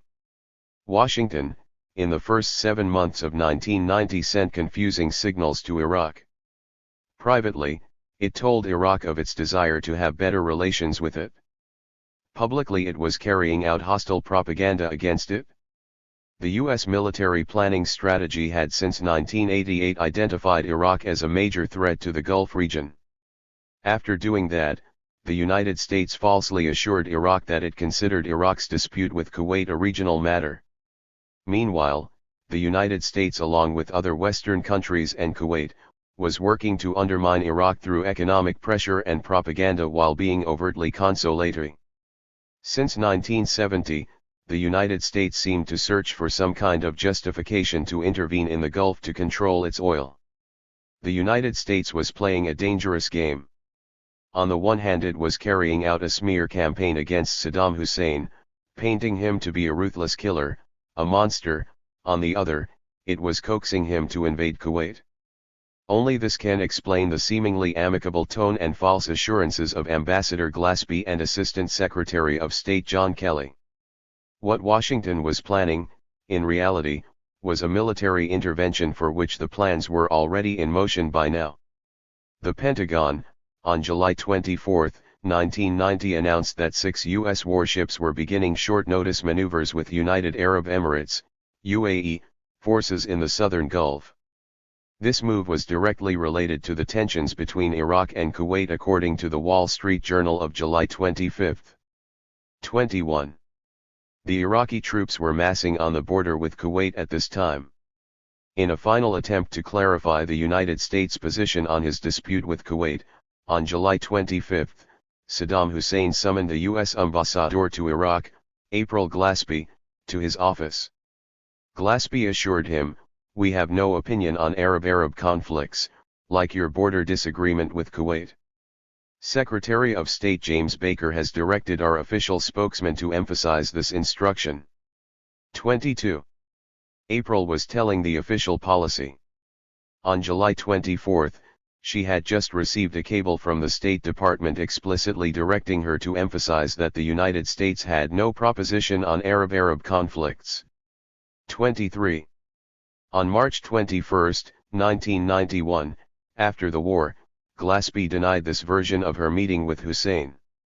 To the Senate Foreign Relations Committee in her testimony, she said that she had repeatedly warned Hussein that the United States would not tolerate Iraq's use of violence to settle the dispute with Kuwait. Further, she said that Hussein must have been too stupid to understand how the United States would react. 24. Glaspie's cables to the State Department describing the meeting were finally released to the Senate in July 1991. The cables proved that her testimony was largely fabricated and Iraq's version was accurate. 25. Assistant Secretary of State John Kelly also gave misleading signals in a House subcommittee hearing. He in essence told Representative Lee Hamilton, "We don't have a treaty commitment which would obligate us to engage U.S. forces, to protect Kuwait." 26. Iraq invades Kuwait. Iraq, believing that it had U.S. assurances it would not intervene, invaded Kuwait on August 2, 1990. Immediately, the United States moved to condemn Iraq at the UN. Soon the US moved into action. She got precisely what she had wanted all along, and Hussein had fallen into her trap. The day after the invasion, King Hussein of Jordan tried frantically to solve the crisis within the Arab nations. He first flew to Alexandria, met President Hosni Mubarak and secured a promise from him that Egypt would not condemn Iraq at the Arab League summit. Then the Jordanian king flew to Baghdad on August 3, and met Saddam Hussein. Saddam Hussein told the king that he was willing to withdraw from Kuwait starting on August 5. But he also said that at the August 5 Jeddah conference, if Iraq was condemned by any of the Arab states, then he said that he would declare Kuwait as a part of Iraq and would annex it. 27. Thus, there seemed to be a high probability that Saddam Hussein was willing to withdraw from Kuwait if no condemnation occurred at the Jeddah conference. Apparently, there seemed to have been an Arab solution to the crisis. Saddam Hussein even sent a communication on August 3 that he would begin withdrawing his troops from Kuwait on August 5. But the United States was not interested in resolving the crisis. It now knew that if Iraq were condemned at Jeddah, Saddam Hussein would not withdraw. So, it put immense pressure on Egypt to condemn Iraq. According to Salinger, Assistant Secretary of State Kelly sent a message to the Egyptian Foreign Ministry. The West has done its duty, but the Arab nations are doing nothing. The United States has sold a lot of arms to Arab countries, especially Egypt. If they do not act, if they do not take a firm stand on the Kuwait affair, they can be sure that in the future they will no longer be able to count on America. 28. Egypt capitulated to the U.S. blackmail. They introduced a resolution adopted by the Arab League condemning the invasion of Kuwait. Thus, not only had the United States manipulated Egypt to convince the Arab League to condemn the Iraqi invasion, which resulted in Iraq changing its mind about withdrawing, but they also used Iraq's refusal to withdraw as a justification to impose sanctions. Egypt led the effort for another condemnation of the invasion at the August 9 to 10 Cairo summit. It also invited Western forces to the Gulf. Many Western journalists and Arab observers who read Arabic said that the final communiqué read awkwardly. It seemed as if it was translated into Arabic from English. 29. Thus, by pressuring and blackmailing Egypt and other Arab states, and with strong support of the Kuwaiti royal family, the United States successfully avoided all chances for a peaceful resolution of the crisis. Next, the United States started moving on the military front. It had to convince Saudi Arabia to accept U.S. troops first. Washington had claimed that Saddam Hussein was massing thousands of troops on the Saudi border, and so the Saudis had requested a U.S. military presence on its soil. But in fact, both were blatant lies. Iraq had neither massed troops on Saudi Arabia's border nor had the Saudis requested U.S. troops on their soil. As a matter of fact, the Saudis first had opposed any U.S. troops in their country. On August 7, the White House press secretary Marlin Fitzwater said, "We believe that there is a very imminent threat to Saudi Arabia from the way that they, Iraqi troops, are positioned and located in Kuwait." 30. In reality, this was a lie. On August 8, in a speech televised nationally, President Bush said, "After consulting with King Fahd, I sent Secretary of Defense Dick Cheney to discuss cooperative measures we could take. Following those meetings, the Saudi government requested our help." 31. Yet another lie by the U.S. President. About a month later, on September 11, Bush would mislead Congress by claiming that 120,000 Iraqi troops with 850 tanks had poured into Kuwait and moved south to threaten Saudi Arabia by August 5. 32. But according to the January 20, 1992 U.S. News and World Report, the same week when Dick Cheney was steamrolling the Saudis to accept the U.S. troops from Kuwait, a U.S. intelligence officer reported that the Republican Guards were actually withdrawing from southern Kuwait back to Iraq. The book, Triumph Without Victory by the U.S. News and World Report, quoted a CENTCOM commander who said, "We still have no hard evidence that Hussein ever intended to invade Saudi Arabia." 33. Even photos taken by Soviet commercial satellites showed there were no Iraqi troops on the border by August 8 when Bush announced the U.S. deployment. Also, the number of Iraqi troops and tanks in Kuwait was intentionally highly exaggerated by the Bush administration. The Soviet satellite photos were taken on September 11 and September 13 when the U.S. Defense Department was estimating 250,000 Iraqi troops and 1,500 tanks in Kuwait. Peter Zimmerman, a defense intelligence expert, said that from the photos, they didn't see anything that would indicate an Iraqi force in Kuwait of even 20% of the size the administration was claiming. The satellite photos had become a major story as reported by the St. Petersburg Times of Florida, on January 6, 1991.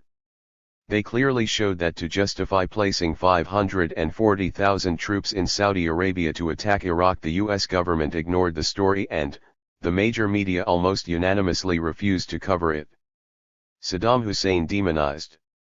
To sell the war to the American public, as it often does, the U.S. government carried out a campaign to demonize Saddam Hussein, a man with whom a short time ago, they maintained a close military, economic, and diplomatic cooperation during the Iran-Iraq War. Suddenly he had become a tyrant comparable to Hitler. The American public was frightened into believing that the U.SS and even the world's oil supply could be disrupted, that recession could follow, and that American jobs could be lost. All these were lies to sell the war. The U.S. media, as usual, joined the bandwagon. On September 11, President Bush publicly said, "We cannot permit a resource so vital to be dominated by one so ruthless, and we won't." 34. James Baker played upon American public's fear of the job loss. In Moscow, according to the New York Times, he warned that what were at stake in the Gulf were the pocketbook and the standard of living of every American. Baker emphasized on loss of the jobs. To bring it down to the level of average American citizen, Baker warned, "Let me say that means jobs. Because an economic recession worldwide caused by the control of one nation, one dictator, if you will, of the West's economic lifeline, oil, will result in the loss of jobs for the American citizens." 35. From the opinion poll by the New York Times/CBS, in the fall of 1990, 54% of Americans believed in preventing Iraq from acquiring nuclear weapons. Here, Bush found his most effective lie for the American public. Every day that passes, he warned the U.S. troops at Thanksgiving, brings Saddam one step closer to realizing his goal of a nuclear weapons arsenal. And that's why, more and more, your mission is marked by a real sense of urgency. He has never possessed a weapon he didn't use. 36. Bush was knowingly exaggerating Iraq's capability to produce nuclear weapons.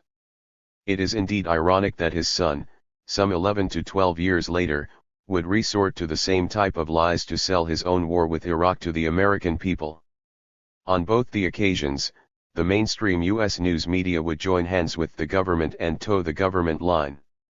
By doing so and not opposing the warmongers in Washington, they would do a great disservice to the American people and humanity around the globe. Perhaps the greatest lie told during this time was the story about the incubator babies. A 15-year-old Kuwaiti girl, introduced only as Nayara, testifying to the Congressional Human Rights Caucus on October 10, 1990, claimed that she herself witnessed babies being taken out of the incubators and being left on cold floors to die. 37. After the war ended, the story was totally discredited. It was found that the witness, who testified before the Security Council and the Congress, used false names and fictitious identities. The surgeon, a Mr. Issa Ibrahim, was really Ibrahim Bibihani, an orthodontist. 38. The 15-year-old girl Nayara, who claimed that she was volunteering at the hospital when the atrocities allegedly occurred, turned out to be none other than the daughter of the Kuwaiti ambassador to the United States. This fact was known by the organizers of the October 10 hearing. 39. In April 1991, Amnesty International retracted its support for the story. Middle East Watch, in February 1992, issued a report saying that the story was clearly wartime propaganda, as were other stories of mass rape and torture by the Iraqis. 40. Rejection of any negotiations. No nation should rape, pillage, and brutalize its neighbor, Bush declared, conveniently forgetting that he had done just that a few months ago to Panama. No nation should be able to wipe a member state of the United Nations and the Arab League off the face of the earth. 41. From the beginning, President Bush had said that any negotiation with Saddam Hussein will be a reward of aggression. Here is a man, the President of the United States, who just a few months earlier, had committed a brutal aggression against its neighbor, a small helpless country of Panama, and had kidnapped its president while thousands of innocent civilians were killed by U.S. troops, according to the reliable unofficial reports. If this was not aggression and a crime, what else could it be called? Yet, the same man had become very angry at Saddam Hussein, who had invaded his small neighbor Kuwait. Saddam Hussein, after the invasion, was seeking negotiations to withdraw. Not only were his pleas rejected, but even early peace efforts by the Arab countries were torpedoed by Washington. On August 12, 1990, Iraq proposed talks linking withdrawal from Kuwait to comprehensive discussions of Israel's occupation of Palestinian lands and other standing regional problems. His proposal was not only ridiculed but also loudly denounced by Washington. Another proposal, a much simpler and modest one, was made by Iraq, in mid-August. This plan proposed an Iraqi withdrawal from Kuwait and the release of all the Americans and Europeans who were not permitted to leave Iraq. Iraq, in return, simply requested the UN sanctions be lifted, access to the Persian Gulf be guaranteed, and the control of the Rumaila oil field be given to Iraq. Not only did the media take no notice to this proposal, but the State Department even denied receiving the proposal. Another outright lie. 42. There were people who believed that negotiations would have avoided the war. A congressional summary of Iraq's proposal, prepared by a Democratic staff member for the Intelligence Oversight in January 1991, argued that the war could have been avoided if the U.S. gave a serious consideration to the proposal. The summary stated, the Iraqis apparently believed that having invaded Kuwait, they would get everyone's attention, negotiate improvements to their economic situation and pull out. Diplomatic solutions satisfactory to the interest of the United States may well have been possible since the earliest days of the invasion. 43. Washington was not interested in a compromise, though. It was preparing for war. In fact, President Bush and his advisors were probably afraid that if Saddam Hussein at this stage ultimately withdrew, then all their plans of controlling Middle Eastern oil would be thwarted. On August 22, the day after Tariq Aziz said that Iraq was willing to negotiate, Saudi Arabia implied a strong interest in a territorial compromise, and said so. But Washington immediately pressured the Saudi government into retracting its statement. 44. Iraq, despite the rebuff, continued to try to negotiate. On November 14, Saddam Hussein told an ABC interviewer in Baghdad that he wanted talks. He even hinted that Iraq might leave Kuwait eventually. Soviet envoy Yevgeny Primakov also had reported 2 weeks earlier that Iraq wanted talks. 45. All his appeals were unheeded by the Bush administration. Corrupting the United Nations.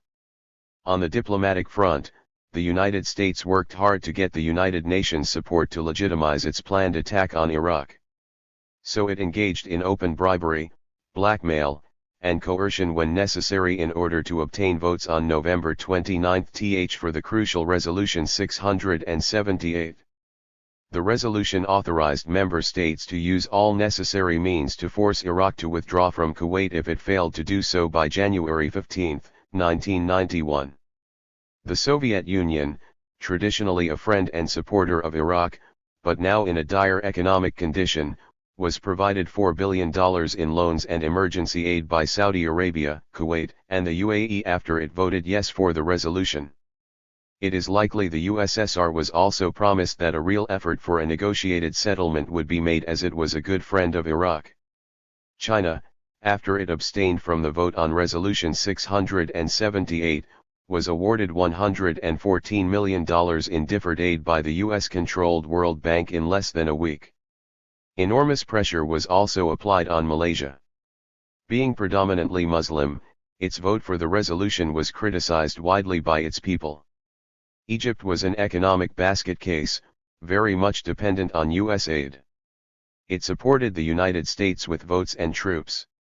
As a reward, Washington forgave $7 billion in Egyptian debt. Saudi Arabia cancelled another $4 billion in Egyptian debt while other Gulf states forgave an additional $3 billion. These were obviously the bribes paid to Egypt for its support at the UN. World Bank credits, new aid packages, rearrangements of International Monetary Fund's grants, or loans were given to Zaire and Ethiopia after they voted yes for the resolution. The Ethiopian government was on the verge of defeat by rebel forces. The United States had previously rejected all its requests for arms. But now, it was given new military aid. Colombia was offered a larger aid package including both military and economic components. The two countries that were to vote against the resolution were subjected to both an earnest request and punishment. Cuban Representative Isidro Malmierxa and James Baker, the U.S. Secretary of State, met on the eve of the November 29 vote. But as always, Cuba courageously voted against the resolution. 46. Yemen was expected to abstain on Resolution 678 as it had often abstained during votes on earlier resolutions. However, enormous amounts of pressure were put on Yemen. It was especially vulnerable as it was economically very weak and politically still shaky after the unification of the two Yemens only 6 months earlier. Yemen's ambassador, Abdullah Saleh al-Ashtos, within moments after he voted against the Resolution 678, was told that this would be the most expensive no vote you ever cast. 47. The United States, 3 days later, cancelled its $70 million aid package to Yemen. Also soon, some 900,000 Yemeni workers were banished from Saudi Arabia, including several hundreds who were tragically removed from hospital beds. Thus, the United Nations was totally corrupted by the United States. The UN merely became a bystander as the US-led coalition committed grievous war crimes against the country. 48. Rushing to war. With all the evidence available, there is little doubt that this assault was planned years in advance. It is clear that Iraq was provoked to invade Kuwait. Rather than have a peaceful settlement of the dispute, the Bush administration frustrated and sought the failure of every effort to have a negotiated solution to the crises, and it succeeded.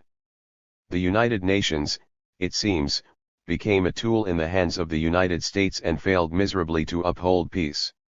So did the U.S. Constitution and the always obedient U.S. mainstream media. Even though the people of the United States and the world had almost 6 months to stop this immoral war, they could not do it. A tragedy of massive proportions was allowed to take place. As planned, the United States military moved formidably and with tremendous speed to get this war going. On the day of the invasion, August 2, 1990, President Bush prohibited U.S. trade with Iraq and froze some $30 billion worth of its assets. 49. Huge numbers of sophisticated U.S. aircrafts of all sorts started going to the Gulf. Ships and aircraft carriers from around the world started making their way to the Gulf. As told by the British Prime Minister Margaret Thatcher to King Hussein of Jordan, 50,000 U.S. troops were already halfway to their destination before Saudi Arabia was coaxed into giving permission to land there. 40,000 troops were deployed immediately without congressional approval. Bush had declared that the buildup was defensive, but it was a lie. By September 4, 100,000 troops were in the Gulf, and by mid-October that became 200,000. Though there was no substantive change in the crisis, by October 30, Bush again doubled that number to 400,000. The massive build-up continued at a hectic pace. By mid-January the United States had amassed 540,000 troops in the Gulf. They were supported by air and ground forces from the UK, France, Saudi Arabia, Egypt, Kuwait, and other countries. This was the biggest U.S. mobilization since the Vietnam War. The slaughter, not war. It was not a war in the general sense of the word. A better way to describe it would be as a one-sided slaughter involving the mass killing of the defenseless by a power armed to its teeth. The casualty figures give credence to this fact. Iraq's military was no match for U.S. technology warfare and offered no resistance. The war lasted 42 days. The ground assault continued for 100 hours. The U.S. deployed 540,000 troops and its allies over 200,000. The assault on Iraq was named the Desert Storm. The pilots of the Desert Storm dropped 142,000 tons of bombs on Iraq and Kuwait, this being about 5% of those dropped in the years of World War II. Iraq lost between 125,000 to 154,000 soldiers. More than 300,000 were wounded. Some 60,000 of them surrendered. During the war, Iraq lost 3,700 tanks, 2,300 armored vehicles and 2,600 artillery pieces. Against these massive losses, American casualties were 148 killed in actions, and out of these, 37 were caused by the friendly fire. The number of planes and helicopters lost were 57. Iraq's infrastructure, its communications and power network and its armament industry were laid waste. 51.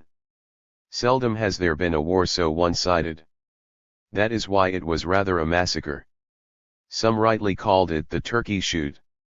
The new feature of this war was that the slaughter of Iraqi troops was carried out overwhelmingly by aircraft and missiles.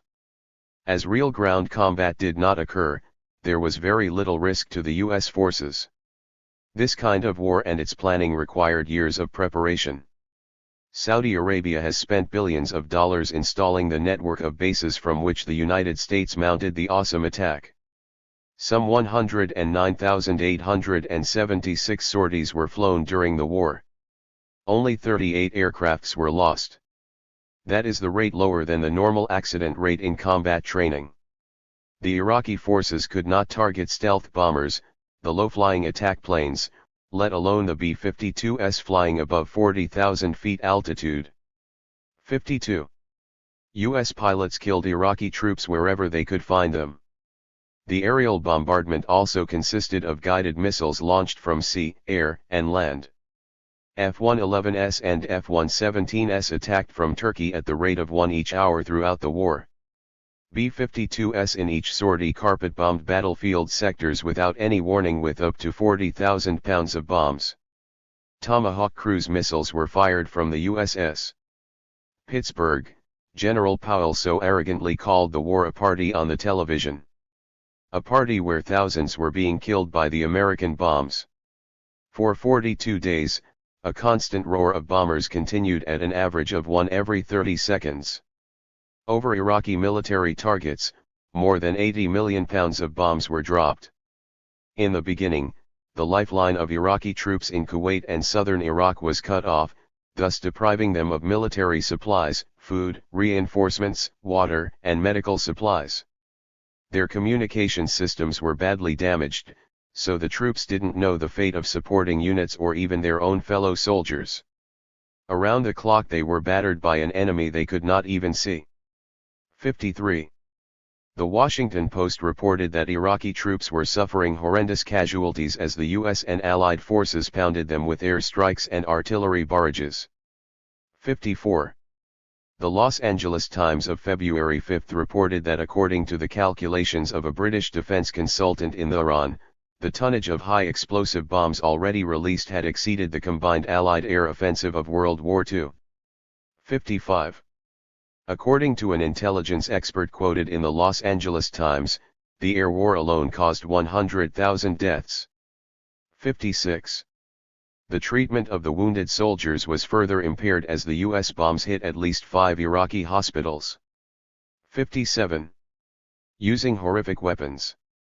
The United States violated various international laws during the war by using some of the most dreadful weapons in its arsenal. The use of cluster bombs, napalm bombs, fuel-air explosives, phase, and the GBU-28 super bomb was ordered by the U.S. generals in ways that were in violation of international law.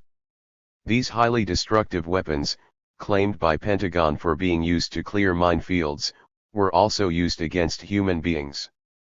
Phase are explosive devices with destructive capabilities not far off from nuclear power.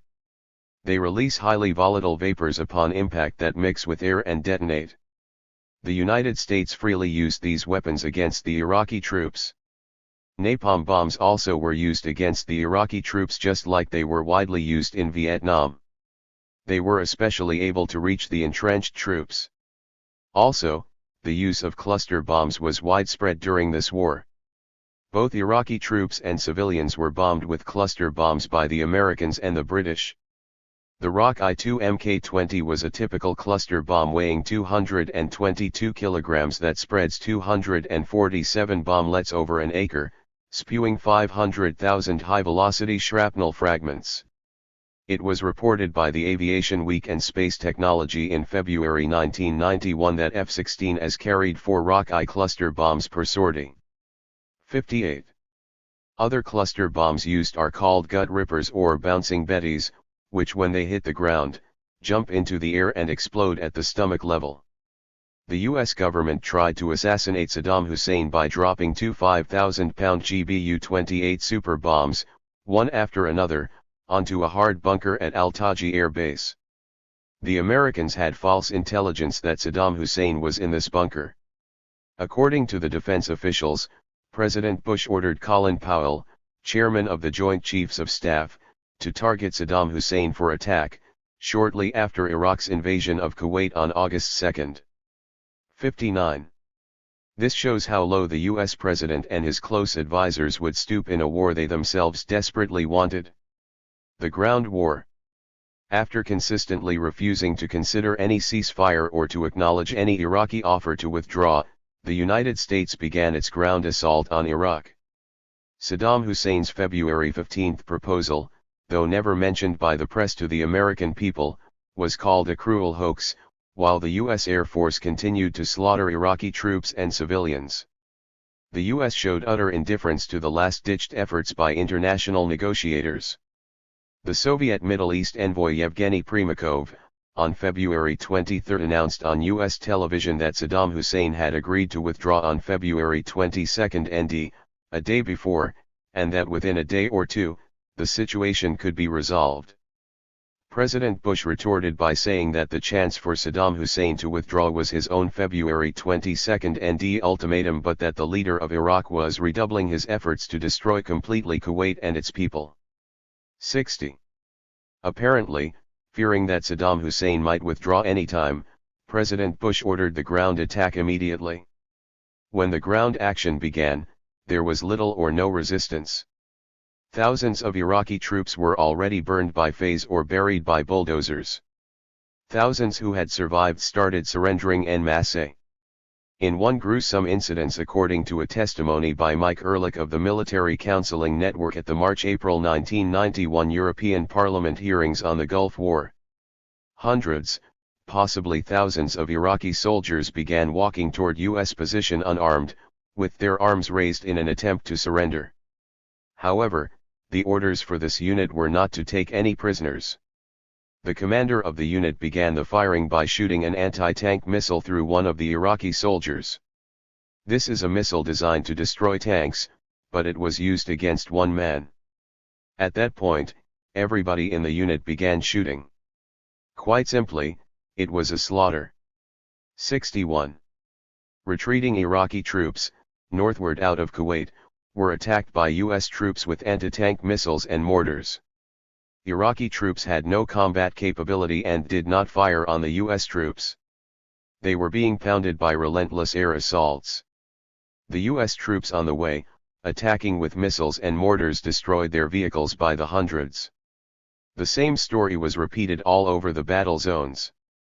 The U.S. Army division that broke through Saddam Hussein's defensive front line used plows mounted on the tanks and combat earth movers to bury Iraqi soldiers by the thousands, some still being alive and firing their weapons, covering more than 70 miles of trenches as reported by the U.S. Army officials. In the first 2 days of fighting during the Operation Desert Storm, 3 brigades of the 1st Street Mechanized Infantry Division used terrible innovation by which they destroyed trenches and bunkers, burying thousands of Iraqi soldiers, dead, alive, still firing and wounded, beneath tons of sands, as reported by those who had participated in the assault, carefully planned and rehearsed in advance. 62. The Highway of Death. This was one of the cruelest crimes committed by the United States during the Desert Storm. Thousands of foreign workers fleeing Kuwait were massacred by U.S. forces. These were not Iraqi soldiers but were foreign workers consisting of Egyptians, Palestinians, Sudanese, and others. They were simply trying to save their lives by escaping Kuwait. Newsday reported as follows. The vast majority of vehicles photographed were cars, buses, and military and civilian trucks apparently carrying Iraqi soldiers and some civilians, as well as their rifles and large quantities of goods they had looted from Kuwait. Reporters described one section of the highway as a virtually unbroken wall of wrecked and fire-blackened vehicles, piled on top of each other in a jumble of charred, twisted metal, truck cabs crushed, cars flattened underneath buses, other cars flipped upside down, tank guns pointing crazily skyward while the rest of the tank lay on its side. Less than 10% of the vehicles in one section photographed were tanks, personnel carriers, or artillery. 63.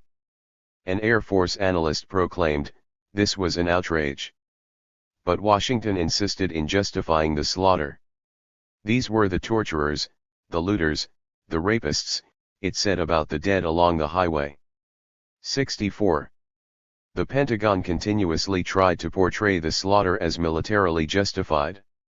The Pentagon simply tried to silence the reporting about the Highway of Death and distorted the facts. Bush simply claimed that there was no Iraqi withdrawal, although he knew very well that the withdrawal was ordered and was underway. Thus, countless numbers of poor people, mostly civilians, were unnecessarily slaughtered by the U.S. military machine. Most Americans, as usual, were simply unaware of the mass murder carried out on the name of freedom, thanks to the U.S. mass media. Another aerial slaughter of retracting Iraqi soldiers was described by reporter Bob Dorjan of the Los Angeles Times. 10 days after the ceasefire, it was discovered on the road to Amir Khwair in Kuwait. For 60 miles hundreds of Iraqi tanks and armored cars, howitzers and anti-aircraft guns, ammunition trucks, and ambulances are strafed, smashed and burned beyond belief. Scores of soldiers lie in and around vehicles, mangled and bloated in the drifting desert sands. Most were retreating on this two-lane road before midnight February 25. One of the two huge Iraqi caravans to flee ravaged Kuwait City as their army collapsed under the fast-approaching Allied blitzkrieg. Both convoys were caught by Allied warplanes. On the main highway north of Safwan, every vehicle was strafed or bombed, every windshield is shattered. Every tank is burned. Every truck is riddled with shell fragments. No looting by the dead soldiers is evident. No survivors are known or likely. At one spot, snarling wild dogs have reduced two corpses to bare ribs. Giant carrion birds claw and pick at another, only a boot-clad foot and eyeless skulls are recognizable. One flatbed truck has 9 bodies. Each man clutches the next.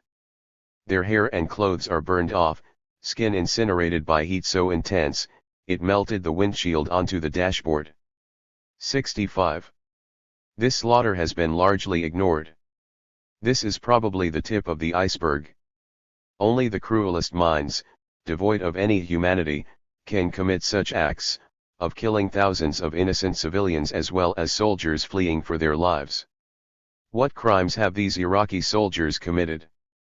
They were simply following the orders of a vain and ruthless dictator. The war crimes. The massive bombing of Iraq for 42 days was certainly a war crime against Iraqi civilians.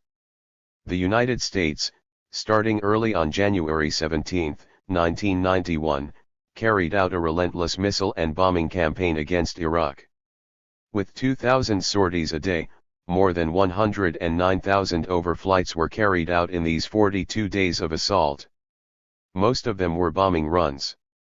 More than 88,500 tons of explosives were mercilessly dropped on Iraq. The people of Iraq were subjected to the cruelest horror a civilian population can endure. 66. It is beyond doubt that this massive bombing was basically a war against Iraqi civilian life. The bombings unquestionably targeted the Iraqi civilians, contrary to any assertions by the Pentagon that they were surgical strikes and that everything possible was done to avoid civilian casualties. According to those who visited Iraq during the war, judging from the level of civilian damage, to claim the bombs were accurate only proves they were aimed at Iraq's civilian population. The surgical strike myth was a cynical way to conceal the truth. The bombing was a deadly, calculated and deeply immoral strategy to bring Iraq to its knees by destroying the essential facilities and support systems of the entire society. 67. One does not bomb Iraq's infrastructure and its cities to drive out Iraq from Kuwait. The real purpose of destroying all of Iraq's vital facilities was to convert an independent political and military power in the region into a destitute nation who would be dependent on the West for years to come and eventually become a puppet of the United States and, like certain other Gulf countries, take orders from Washington. Before the war, despite its 8 years struggle with Iran, Iraq was making rapid progress. It possessed modern infrastructure, major dams, modern hydroelectric facilities, thousands of miles of modern highways, efficient telephone systems, irrigation systems, flood control, electric grid networks, etc. These were signs of a fast-growing developing nation. Socially it was quite progressive with well-established institutions, a secular government, well-advanced women's citizenry compared to its medieval backward neighbors like Saudi Arabia, Kuwait, or the UAE. Thorough planning to bomb Iraq's civilian sector was completed before Iraq's invasion of Kuwait. At Shaw Air Force Base in South Carolina, in July 1990 War Games, 27 strategic sites were identified in Iraq, based on Southwest Asia contingency projecting Iraq as an aggressor. The list was expanded to 57 strategic targets, which grew to 87 targets later. 68. Plans to bomb civilian sites appeared in the press in August and September 1990, pointing out airstrikes against water treatment plants, power plants, industrial plants, etc. Another war game, as described by the Los Angeles Times of August 5, was conducted at the Naval War College in July. In it, the participants were asked what the most effective U.S. response to an Iraqi invasion of Kuwait was. The options fell into three categories: 1. Try to kill Saddam Hussein, 2. Punitive raids on such economically vital targets as the refineries, pipelines, and power plants, and 3. Committing ground troops with air support to the Arabian Peninsula. 69. Needless to say, each option was pursued. All this planning was going on before Iraq invaded Kuwait. All the evidence clearly shows that the Pentagon had been planning for some time the bombing of Iraq's civilian economy so that it became dependent on the West. For the U.S. strategy, the bombing of Iraq's civilians was central, not collateral. To inflict maximum hardship on the Iraqi people, the most precise missiles and laser-guided bombs were used to destroy the main elements of Iraq's infrastructure: its oil refineries, electric generators, communication systems, dams, water treatment facilities, and transportation centers. Out of a total of 88,500 tons of bombs dropped, only 6,520 tons, only 7%, were smart bombs. And these smart bombs were used for high-priority targets: Iraq's infrastructure, especially in Baghdad, which was destroyed in the first weeks of the air war. 70. Early in the bombing, U.S. and British agents placed homing devices near targets to enhance the bombing accuracy. These were secret missions by the commandos of the Special Forces. Britain's Secret Special Air Service, SAS, played a major role in placing the homing devices. A British intelligence officer, shortly before the ground war got underway, told U.S. reporters speaking anonymously how the SAS was operating. The SAS man fires his handheld laser pistol at the target and warms it long enough for the smart bombs to be guided in. The SAS is crawling all over Iraq doing very nasty things. They are dressed as Arabs, they speak as Arabs, and they look like Arabs. 71. Iraq's electric plants were bombed by hundreds of sorties by Tomahawk cruise missiles, laser-guided GBU-10 Paveway-2 bombs, and unguided bombs. According to Patrick Tyler's report in the New York Times, the U.S. and its allies had developed a secret weapon to shut down Iraq's electric power.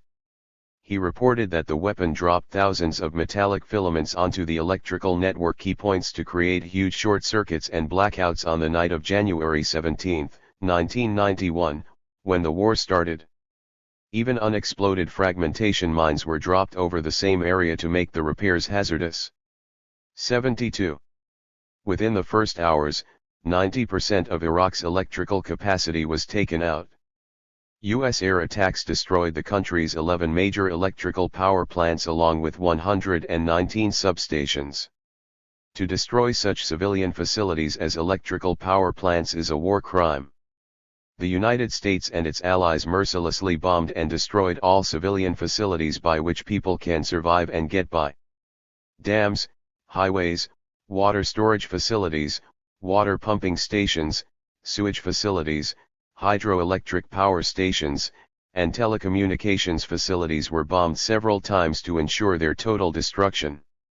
Major highways and roads including 39 automobile and railway bridges were hit.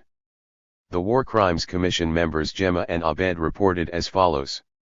In every city we visited, we documented severe damage to homes, electrical plants, fuel storage facilities, civilian factories, hospitals, churches, civilian airports, vehicles, transportation facilities, food storage and food testing laboratories, grain silos, animal vaccination centers, schools, communication towers, civilian government offices, buildings, and stores. Almost all facilities we saw had been bombed 2 or 3 times, ensuring that they could not be repaired. Most of the bridges we saw destroyed were bombed from both ends. 73. Almost half of Iraq's irrigation systems such as pumping stations, storage dams, barrages, and drainage projects were bombed. Due to their farmers' inability to irrigate their lands, food production was cut in half. In the Baghdad province, at least 3 food warehouses were hit, and in the Basra province, 7. Pesticide storage facilities and 3 Iraqi dates company facilities were damaged. Iraq's milk powder factory at Abu Ghraib was attacked. It was a deliberate attempt to target Iraq's food production. The vegetable oil factory, sugar factory, and frozen meat storage and distribution center in Baghdad were hit. Even farm herds were decimated primarily from feed shortages.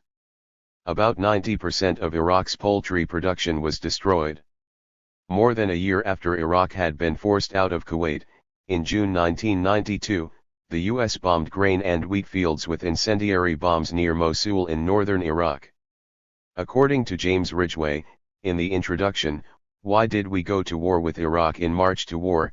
4 Walls 8 Windows Publishers, New York, 1991 pages 19 to 21, he writes. One purpose of U.S. attack on Iraq's agriculture production was to ruin its agriculture and destroy its environment. To the U.S., that would open up the markets for American foodstuffs. Iraqi dependence on the American food imports would foster a growing political dependence on the United States, as it has happened in case of Egypt as well as Ethiopia. With the likely devastation of Iraq's environment, this war will have created yet another dependent state. It will be docile recipient of Western aid, and with it comes U.S. bidding. Thus the United States would have its foot firmly in the desert sands of the Middle East. 28 civilian hospitals and 52 community health centers were bombed. 5 of Iraq's military medical facilities were damaged, 676 schools were damaged, while 38 were totally destroyed. Mosques and historic sites were not spared. They were hit all across Iraq. 74. A wide range of manufacturing plants were destroyed. 7 textile factories, 3 chlorine plants, 4 car assembly plants, a major ammonia export facility, and 16 chemical, petrochemical, and phosphate plants were hit. All of Iraq's major cement plants were not spared. The razor company, a cosmetic company, and a clothes factory were also destroyed. Iraq's oil facilities were a high priority target. Many oil tankers, 11 oil refineries, and 5 oil pipelines were attacked. Rail stations, airports, bus stations, and car lots were bombed. Civilian traffic was not spared. Many civilian cars, buses, trucks, and taxis were attacked along Iraq's major highways. Thousands upon thousands of ordinary men, women, and children were killed during and after the war. Those fortunate enough to survive went through living hell in Baghdad and other parts of Iraq during those horrific 42 days of bombing. Why so much carnage and hatred?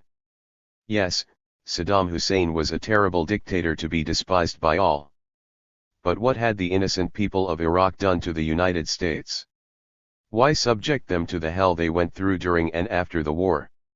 Only the most ruthless, crooked, and sinister minds can subject other innocent people, hundreds of thousands of them, to such cruel treatment. Washington claimed throughout that it resorted to pinpoint bombing. But these were lies. As a matter of fact, more than 90% of the bombing was inaccurate. That resulted in thousands of casualties, which the United States did not count and arrogantly called collateral damage. Bombing Amariyah shelter. One of the most horrific attacks by the U.S. bombing occurred in Baghdad in the early morning of February 13, 1991. An F-117 aircraft dropped 2 2,000-pound bombs on a bomb shelter called Amariyah Civilian Air Raid Shelter. The first bomb hit the shelter at 4:30 a.m. It opened a hole in the shelter's roof. The second bomb, a much bigger and more powerful one, went through the hole, blasted its way through one floor to the bottom floor of the shelter, and there it exploded. The neighborhood homes, windows, and doors were shattered by the second bomb. The 4:30 a.m. first bomb did not kill everyone. There were lots of screams heard in the neighborhood as people scrambled to get out of the shelter. For 4 minutes they screamed. Then the second bomb hit, killing almost everybody. The screaming stopped. Many men, women, and children were roasted alive by the unbearable heat. 75. The U.S. public saw sanitized and highly edited footage of the bomb shelter. The Columbia Journalism Review had obtained the footage via unedited CNN feeds and Baghdad's WTN. It was described as follows. The reporter viewed the unedited Baghdad feeds. They showed scenes of incredible carnage. Nearly all of the bodies were charred into blackness, in some cases the heat had been so great that entire limbs were burned off. Among the corpses were those of at least 6 babies and 10 children, most of them so severely burned that the gender could not be determined. Rescue workers collapsed in grief, dropping corpses. Some rescuers vomited from the stench of the still smoldering bodies. 76. Personal visits by War Crimes Commission staffers, the Gulf Peace Team, GPT, and Palestine Human Rights Information Center Director Louise Cain-Carr revealed that the number of civilians killed was close to 1,500. The neighborhood residents recounted that there were usually 1,500 to 1,800 people using it. They also said that the shelter was being used mostly by women and children. Many believed that with all its spying, it is impossible the United States did not know that women and children mainly used this shelter. 77.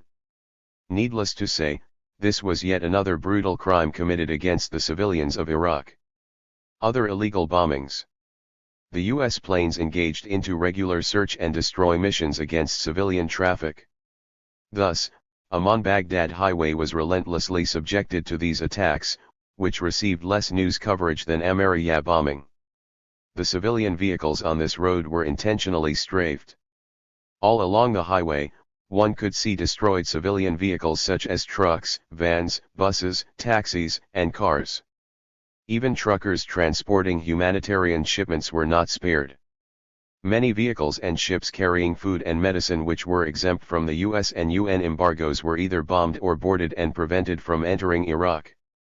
Basically, all these attacks were designed to terrorize and paralyze the nation by preventing any flight or the receiving of any imports. Bombing of civilians. Thousands of civilians paid with their lives by the indiscriminate bombing. It was carried out by B-52s and other aircraft. Civilian deaths and injuries were inevitable when thousands of sorties were targeting densely populated areas. The bulk of the bombing was carried out recklessly by B-52s which dropped unguided, free-falling bombs. From the beginning to the end, B-52s were widely used. They flew at 40,000 feet, dropping 40 to 60 bombs of 500 to 750 pounds each, carpet bombing entire areas. 77. Bombing of highways was carried out throughout Iraq to kill or destroy all vehicles, civilian as well as military, traveling across Iraq. 78. Journalist Paul Williams Walker, who traveled with Bedouin tribes in Iraq during the bombing, testified on his experience at the Montreal Commission hearing on November 15, 1991. He told that the air attack was unlike anything he had witnessed in Vietnam as a war correspondent. He recalled, "There were 3 waves of bombings a night. And I experienced bombing in Cambodia, but this was nothing like that.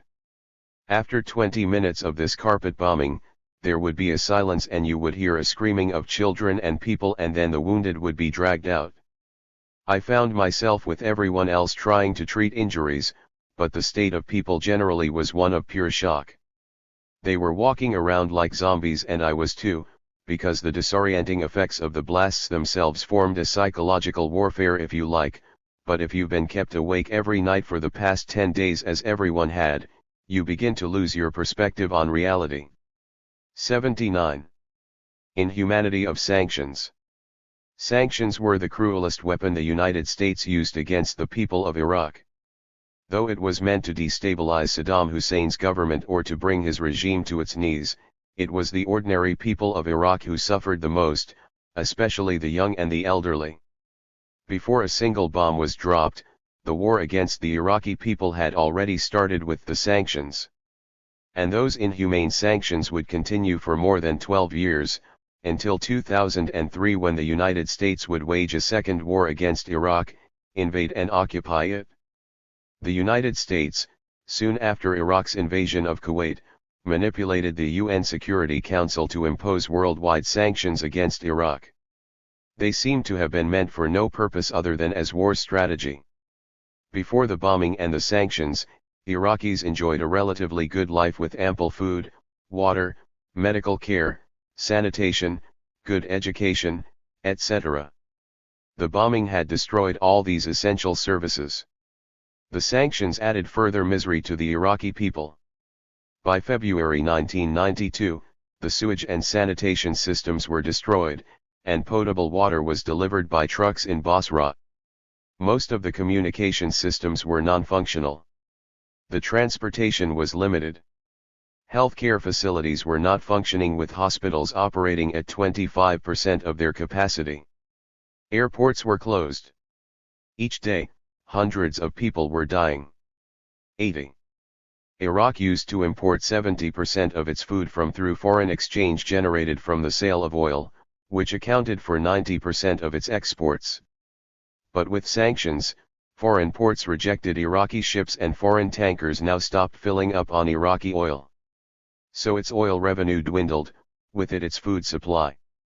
Washington had full knowledge of this. The U.S. Embassy in Baghdad, just a month before the invasion of Kuwait, had prepared a confidential report which indicated Iraq's heavy dependence on food imports. The Los Angeles Times had obtained a copy of this report in August 1990.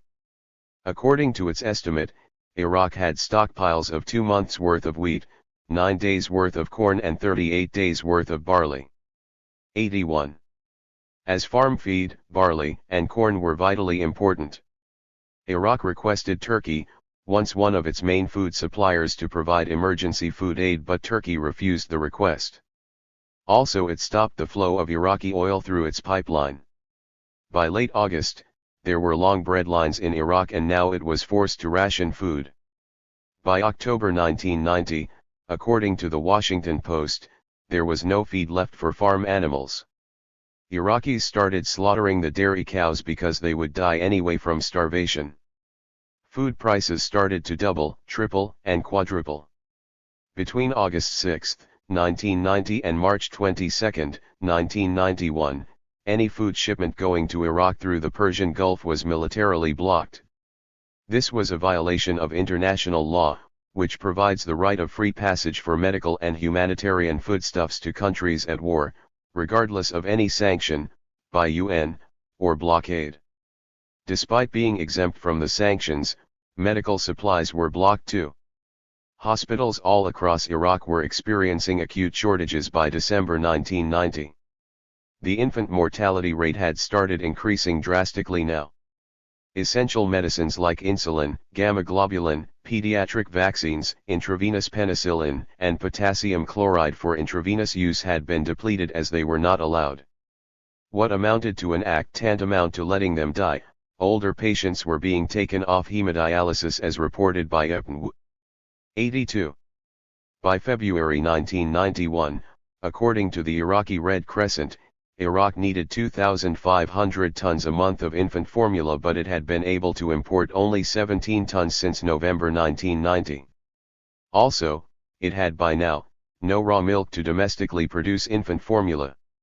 According to Anne Montgomery of GPT, who was in Baghdad on January 7, 1991, in her testimony at the Commission of Inquiry's hearing, 40 babies were dying every day due to lack of milk or simple medications. She said, "The Iraqi doctors were very angry, saying, 'Please tell them not to make war on children,'" she said further. The embargo was war, the embargo still is war when you hear about these ships being stopped. 83. Now, Iraq was unable to feed its people. This was not a war against the regime, whose members were well provided for. This was a war against the civilians of Iraq, especially its children. According to the Harvard International Study Group, who visited Iraq in August-September 1991, 1 million Iraqi children were malnourished, with 120,000 suffering severe and acute malnutrition. Though the embargo ostensibly was imposed to force Iraq out of Kuwait, it firmly remained in place for more than a decade. The United States had no intentions of lifting the embargo any time sooner. Requirements for lifting the embargo kept changing and involved billions of dollars of reparations which Iraq could not pay. By the time the embargo was lifted in 2003, after the defeat of Saddam Hussein's forces and subsequent occupation of Iraq, according to some reports, an estimated 1 million people had died in Iraq as a result of the sanctions. According to the United Nations report, more than 500,000 of those were children. Sanctions were the weapons of mass destruction utilized by the United States against a helpless and poor nation and its people whose condition went from poor to destitute. The sanctions continued through George Bush's, Sr., presidency, through 8 years of Clinton presidency, and finally until the 3rd year of Bush, Jr., presidency and the occupation of Iraq in 2003 when they were lifted. Civilians killed. Thousands of civilians were killed by the brutal and continuous bombing of Iraq for the 42 days that the war lasted. The ground war that followed and the long-term continuous sanctions killed hundreds of thousands more. According to the International Commission of Inquiry, research shows that, very likely, more than 150,000 civilians have died as a result of the U.S. attack on Iraq. This includes around 100,000 post-war deaths according to many experts who have direct knowledge of the situation. Many have given even higher figures than this. In December 1991, UNICEF estimated that by the war's anniversary, some 87,000 children would have died. According to Ramsey Clark, who was there in Iraq during the bombing, at least 25,000 Iraqi civilians died as a direct result of the bombing. Further, he estimated that by March 1, 1991, another 25,000 civilians died from the indirect effects of the bombing, embargo, destroyed infrastructure, and damaged safety and health services. Thus, adding 25,000 bombing deaths, 25,000 indirect deaths and minimum of 100,000 post-war deaths, the total civilians killed were in excess of 150,000. 84. This death toll would continue for more than a decade. As mentioned before, it had claimed the lives of, according to some estimates, as many as 1 million Iraqi civilians from malnutrition, lack of medicines, contaminated water, and dysfunctional medical services. The 1 million figure includes the United Nations estimate of 500,000 children killed directly as a result of the sanctions. This will go down in history as perhaps one of the worst modern crimes against humanity committed by the United States. The environmental disaster. The Gulf War was one of the greatest environmental disasters the world had ever faced. The Gulf region, its waters, its desert and coastal lands, its ecosystem, its atmosphere, as well as the global environment were damaged beyond human imagination. For thousands of years to come, this US-manufactured war with Iraq will bear its ugly scars on the global climate and the people of the world.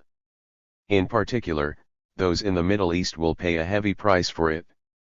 Warning ignored. The United States was warned in advance that the war would be an environmental disaster, but the US was not deterred. On January 2, 1991, the Conference of Environmental Organizations in London 2 weeks before the start of the war reinforced the predictions of the dire consequences of the war. With the members of British Parliament, the Iraqi ambassador, oil industry representatives, and invited representatives of the Middle Eastern countries present, Dr. John Cox of the British Campaign for Nuclear Disarmament and other participants predicted, the burning of 3 million barrels of oil would release 15,000 tons of black smoke a day into the atmosphere. 85. The World Meteorological Organization, after the war, reported the smoke release figure closer to 100,000 tons a day. 86. A few days later, on January 11, environmental experts met in New York City. They discussed the potential dangers of this war. At a news conference, hosted by Arms Control Research Center, Dr. Abdullah Tukan of Jordan predicted the environmental damage caused by smoke from oil well fires. Editor of Galab's Oil Pollution Bulletin, Richard Galab, warned, a series of well blowouts could develop into the largest spill in history, quickly dwarfing that of the Exxon Valdez. 87. But the Bush administration downplayed all these warnings in its desire for the war. Fallout from chemical and nuclear facilities. It was not unknown to U.S. planners, the hazards of nuclear and chemical fallout by bombing these facilities in Iraq. The international laws prohibit such acts of destruction even during wars. but Washington didn't care. It is too far from the United States anyway. Anticipating the problem, the UN on December 4, 1990, passed a resolution specifically prohibiting attacks on nuclear facilities. Yet during the war, Iraq's nuclear, biological and chemical weapons factories were prime targets. They were bombed and destroyed. As a result, highly toxic and poisonous vapors were released in huge quantities that killed scores of innocent Iraqi civilians. Other bomb targets such as asbestos factories, textile mills, and sponge and rubber factories released carbon dioxide, nitrous oxide, and sulfur into the atmosphere. Wildlife in the area, especially a large number of birds, perished. The radioactive fallout. The people of the Gulf will suffer the effects of radiation poisoning for years to come as a result of this war. During the war, the United States, against all international laws, used depleted uranium shells which formed the most dangerous radioactive debris that reigned over Iraq during the entire 42 days of the war. The Independent of London had obtained a secret report proposed by the United Kingdom Atomic Energy Authority, UKIA, in April 1999. According to the report, the US and British aircrafts launched about 50,000 depleted uranium, DU, rockets and missiles. Also, the report confirmed that between 5,000 and 6,000 rounds of advanced DU armor-piercing shells were fired by US ground forces. As a result, Iraq and Kuwait were left with tons of toxic and radioactive rubble. 88. Thousands of Iraqi soldiers were either directly killed by these shells or were exposed to their hazardous radiation. Apache helicopters, M1A1 Abrams tanks, and A-10 attack planes were used to fire these deadly DU shells. James Ridgway in January 15, 1991 Village Voice, described the effects of DU shells piercing the tank armor. When fired, the uranium bursts into flame and all but liquefies, searing through steel armor like a white-hot phosphorescent flare. The heat of the shell causes any diesel fuel vapors in the enemy tank to explode and the crew inside is burned alive. 89. Besides incinerating the humans, the DU shell's fire creates uranium oxide that spreads and contaminates the body, the ground, and all the equipment. The uranium-238 that was used to make these weapons is an extremely dangerous material. Though what the Pentagon used is wrongly called depleted uranium, it is indeed a radioactive material and stays radioactive for millions of years. It can cause genetics defects and cancer when inhaled. It is, like lead, chemically toxic. If inhaled, it causes heavy metal poisoning as well as kidney and lung damage.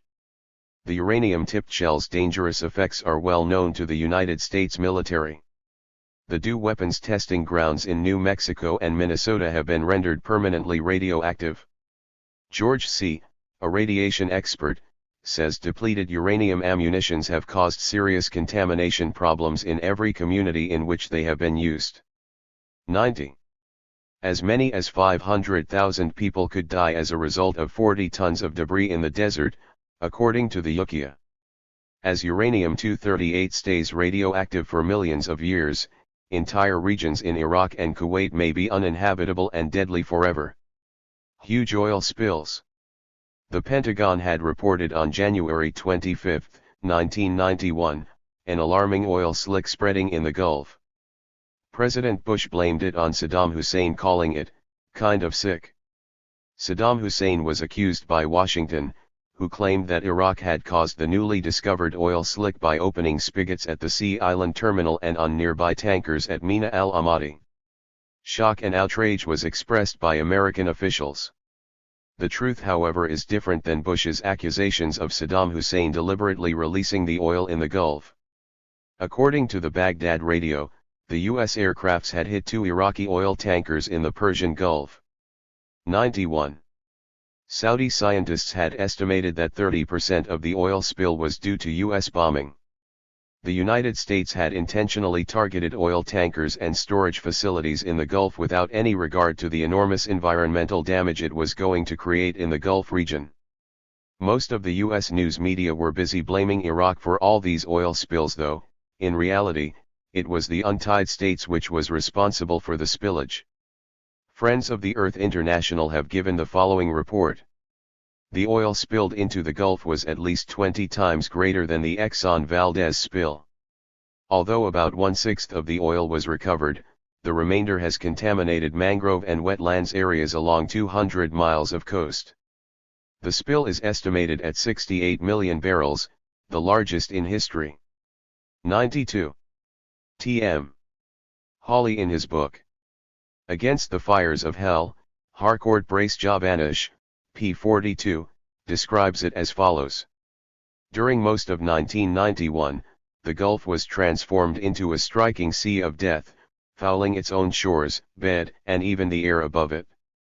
Up to 11 million barrels of oil entered the Gulf because of the war, and that deluge was just the beginning, rather than the conclusion of the war's attacks on the Gulf. You could smell it hundreds of yards away if you walked across the clay-like desert soil known as sabkha that extends inland from the low dunes near the Gulf shore. When you reached the water, the enormity of the spill overwhelmed you. Turning the air greasy with its fumes, it stretched to the hazy horizon north, east and south and fell heavily on the shore in viscous waves too burdened by their own weight to resemble normal surf. It was no mere slick, it was a tide of crude oil. Twice a day for weeks on end, the tides threw up the clinging goo and left a gargantuan streak across 400 miles of shoreline. Tens of thousands of birds were killed because of the oil slick. Flamingos were soaked with oil while dolphins left the area. Shrimp fishing in the coast of Saudi Arabia was rendered impossible. Enormous damage was applied upon the marine food chain, algal mats of photosynthetic bacteria, and sea grass beds. Much sea life has been destroyed. The fires from oil. Before the U.S. air assault was 24 hours old, all over Iraq, smoke clouds were rising ominously. The United States was carrying out the extensive bombing of Iraqi oil refineries, oil storage facilities, and even gas stations. By early February 1991, from almost every horizon in Iraq, a huge, dense black smoke plume was visible due to fires from these bombed facilities. The majority of the total of 800 oil fires came from bombed oil refineries due to the targeted Allied bombing. On February 22, 1991, President Bush blamed the Iraqis for torching 140 wells as they began to leave Kuwait. But they knew long before this that it was Allied bombing that was causing all the fires that sent the oily black rain to Iran as early as January. Only 5 days after the bombing of Basra began and a month before Bush's accusation of Iraq torching the wells, according to the Nuclear Defense Agency report, Iran experienced repeated black rain events starting January 22 ND. 93. According to a Pentagon report recounted by the San Jose Mercury News of February 13, Kuwait was covered with black smoke resulting from some 50 fires that were already burning. Satellite images and discussions which revealed that Allied bombing of Iraqi refineries and oil storage facilities had created an appalling smoke cloud were ordered withheld by the White House until the war was over, according to the Scientific American. 94.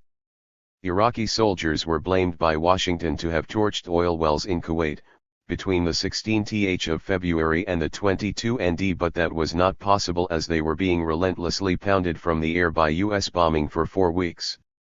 Most, who were alive, were pinned down in their bunkers. Their communication system was destroyed.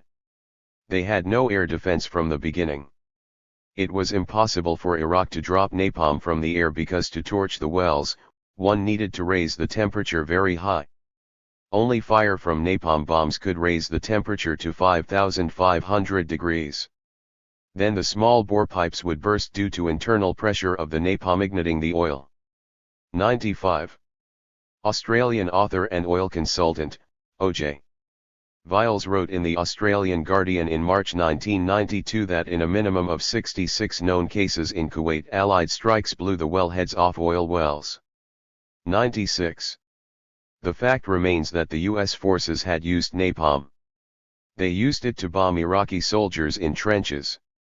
Consequently, the wells were very likely torched by American napalm bombs rather than by the Iraqi soldiers as the U.S. propaganda proclaimed during and after the war. 97. Scientists around the world knew and warned that the effects of such huge quantities of burning oil wells and the Gulf oil fires would be catastrophic for the planet.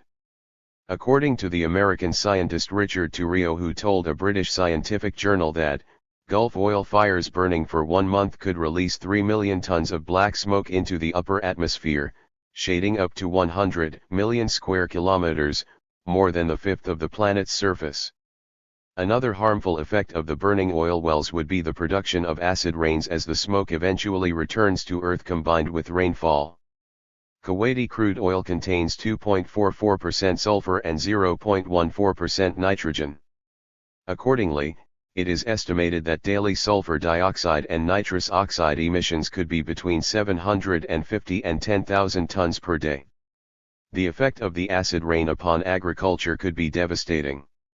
Not only could it affect the Gulf, but if the plume of smoke spreads further, it could affect North Africa and the Indian subcontinent, where millions have died due to famine before. 98. The torching of hundreds of oil wells had produced thick black clouds of soot and smoke spanning over 1,000 miles. Skiers by late March 1991 reported that some 2 inches of black oily snow had fallen on the Himalayan slopes in Kashmir. Many respiratory problems were reported due to air pollution. Doctors, both in Kuwait and Iraq, were seeing many patients with breathing difficulties, sore throats, diarrhea, and boils. 99. Environmental disaster, oil fires and oil lakes. The Iraqi landscape was immensely polluted with flames from hundreds of wells burning in Kuwait and Iraq. Continuously flowing oil from oil wells and bomb tankers had covered the ground in pools and ponds. Sooty clouds blocked the sunlight and black soot rained all over the desert. As a result of moisture released from the burning fires, metals rusted faster. Slaughtered sheep were found to have black lungs, butchers reported. The smoke from the fires covered large parts of Iraq, Iran, Turkey, and Kuwait. Tehran reported air pollution levels 17 times higher than normal. Vast regions stretching from Afghanistan and Pakistan to southern Bulgaria and Romania experienced acid rain. Black rain even fell on many parts of Eastern Europe, the Soviet Union, China, and East Africa. As far away as Germany, Japan, and Hawaii, scientists found traces of the soot. The continental United States was found to have unusually high concentrations of particulate matter as per researchers at the University of Wyoming. During August 1991, U.S. astronauts detected a black-edged stratosphere haze hovering over the world. 100. Half of Iran's crops had been destroyed by black rain as reported by the Gulf Environmental Emergency Response Team, THIRD. According to THIRD, 850,000 tons of carbon dioxide, 100,000 tons of soot, and 50,000 tons of sulfur per day were emitted by the oil fires. By mid-March 1991, satellite images showed that heavy pollution from Kuwait's burning oil wells extended for hundreds of miles. The smoke was 50,000 square kilometers, 19,300 square miles, stretching from Kuwait to Karachi, Pakistan, and out over the Indian Ocean. Gulf regional daytime temperatures fell to 20 to 30 degrees below normal, because of the blockage of the sun by the soot particles. 101. As expected, the U.S. Environmental Protection Agency, EPA, minimized the oil fire's effects, claiming that the pollutants were not at levels of concern. 102. At an international conference on Kuwaiti oil fires held at Cambridge, Massachusetts, Richard Wilson, a Harvard physicist, estimated that in the region between Basra and Bahrain, some 50,000 people would have their lives shortened in some way by the smoke. 103. The fact of the matter is that no one in the Washington ruling circle could care less. Kuwaiti estimates, conservative by any standard, gave figures of 35 million barrels of oil standing in surface lakes in Kuwait. NOAA's chief scientist Dr. John Robinson gave the figure closer to 150 to 175 million barrels. 104. That comes to a staggering 7 billion gallons of oil at 42 gallons per barrel. Vast stretches of oil covered many kilometers in Kuwait. Large amount of hydrocarbons continue to evaporate from these lakes. These lakes will pollute the groundwater underneath for decades to come. To mount a campaign of environmental restoration, the International Maritime Organization, IMO, announced the creation of the Gulf Oil Pollution Disaster Fund on March 15, 1991. The cleanup of the Exxon Valdez disaster, which was 1/40th the size of the Gulf spills, had cost $2.5 billion. To the IMO fund, the UK gave £1 million, Japan, $1.5 million, the European Community, 1 million ECUs, Switzerland, 300,000 Swiss francs, the Netherlands, 1.25 million Dutch guilders, and Denmark, $150,000. Also, Germany, China and Luxembourg provided some money. But the United States, which spent $7.4 billion to carry out the war, donated neither any money nor any equipment. It is estimated that the coalition countries spent $460 billion to prosecute this immoral war. 105. According to Dalit Hero, Nation magazine, September 12, 2005 issue, p.10, the Deputy Prime Minister of Iraq at the time, Saddam Hamidi, estimated the damage to Iraq's infrastructure from the first 26 days of war at $200 billion. Later, the estimate by the Arab Monetary Fund was put at $190 billion for Iraq's total losses. Hero, with his conservative estimate of damage done to Iraq's civilian and military infrastructures, put the figure at $100 billion, which is, according to him, more than 5 times the $18.4 billion U.S. Congress allocated for Iraq's reconstruction. Conclusion. This immoral, unjust, and avoidable war brought unimaginable misery, death, and destruction to the people of Iraq. The war lasted some 42 days. The ground assault lasted 100 hours. The United States deployed 540,000 troops while its allies from 27 countries, over 200,000. About 142,100 tons of bombs were dropped on Iraq and Kuwait. It is estimated that from the beginning of the war till early 1992, a minimum of 150,000 Iraqi civilians were killed as the result of the war. Research analysis and the documentation by the Commission of Inquiry put the number of Iraqi soldiers killed at 125,000 to 150,000. Overall, by conservative estimates, 250,000 Iraqi civilians and military men died from the 110,000 air attacks. This was not a war. It was a massacre. Against this, 148 Americans were killed in action. 35 of them being killed by friendly fire. 106. Vast areas of Iraq and Kuwait as well as coastline of Saudi Arabia were polluted beyond imagination. Because of widespread usage of illegal depleted uranium, many areas of Iraq and Kuwait are rendered radioactive. Large areas of the Gulf coastline and ocean water were polluted by the spilled oil. The skies of the region were filled with millions of tons of sulfurous and nitrous oxide containing black smoke. The effect of this biggest pollution ever was global and could last for years. One wonders for what purpose all this carnage and destruction was undertaken. Who was really responsible for this war and why? Undisputed evidence points towards following possible conclusions. That the planning for the Iraq War was undertaken long before Iraq invaded Kuwait. Iraq was encouraged to attack Iran in what started the devastating Iran-Iraq War lasting 8 years and killing 1 million people. Kuwait, after the end of Iran-Iraq War in August 1988, was encouraged and perhaps told to provoke Iraq by damaging it financially. Though there is no direct evidence of this, plenty of circumstantial evidence does exist. Kuwait had started drilling from the oil fields called the Rumaila oil field. It was a disputed oil field between Iraq and Kuwait. Also, while Iraq was preoccupied with Iran, Kuwait had moved its border northward, illegally seizing an additional 900 square miles of disputed Rumaila field. Kuwait was drilling from Iraqi oil fields by using US-supplied horizontal drilling equipment. Thus it was actually stealing oil from Iraq. Additionally, despite many requests by Iraq's president as well as by OPEC countries' agreement, Kuwait kept violating its quota by overproducing its output.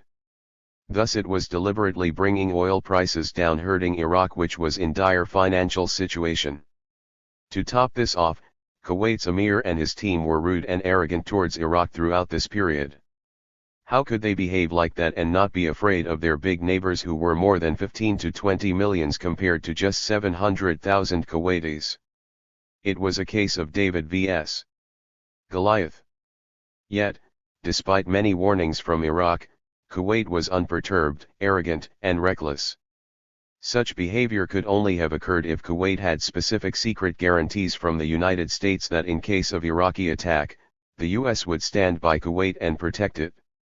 Even if one believes that the United States played no part in Kuwait's provocation of Iraq into the invasion, it was certain that after the invasion of Kuwait, the US was going to restore the ruling Al-Sabah family to power for following reasons.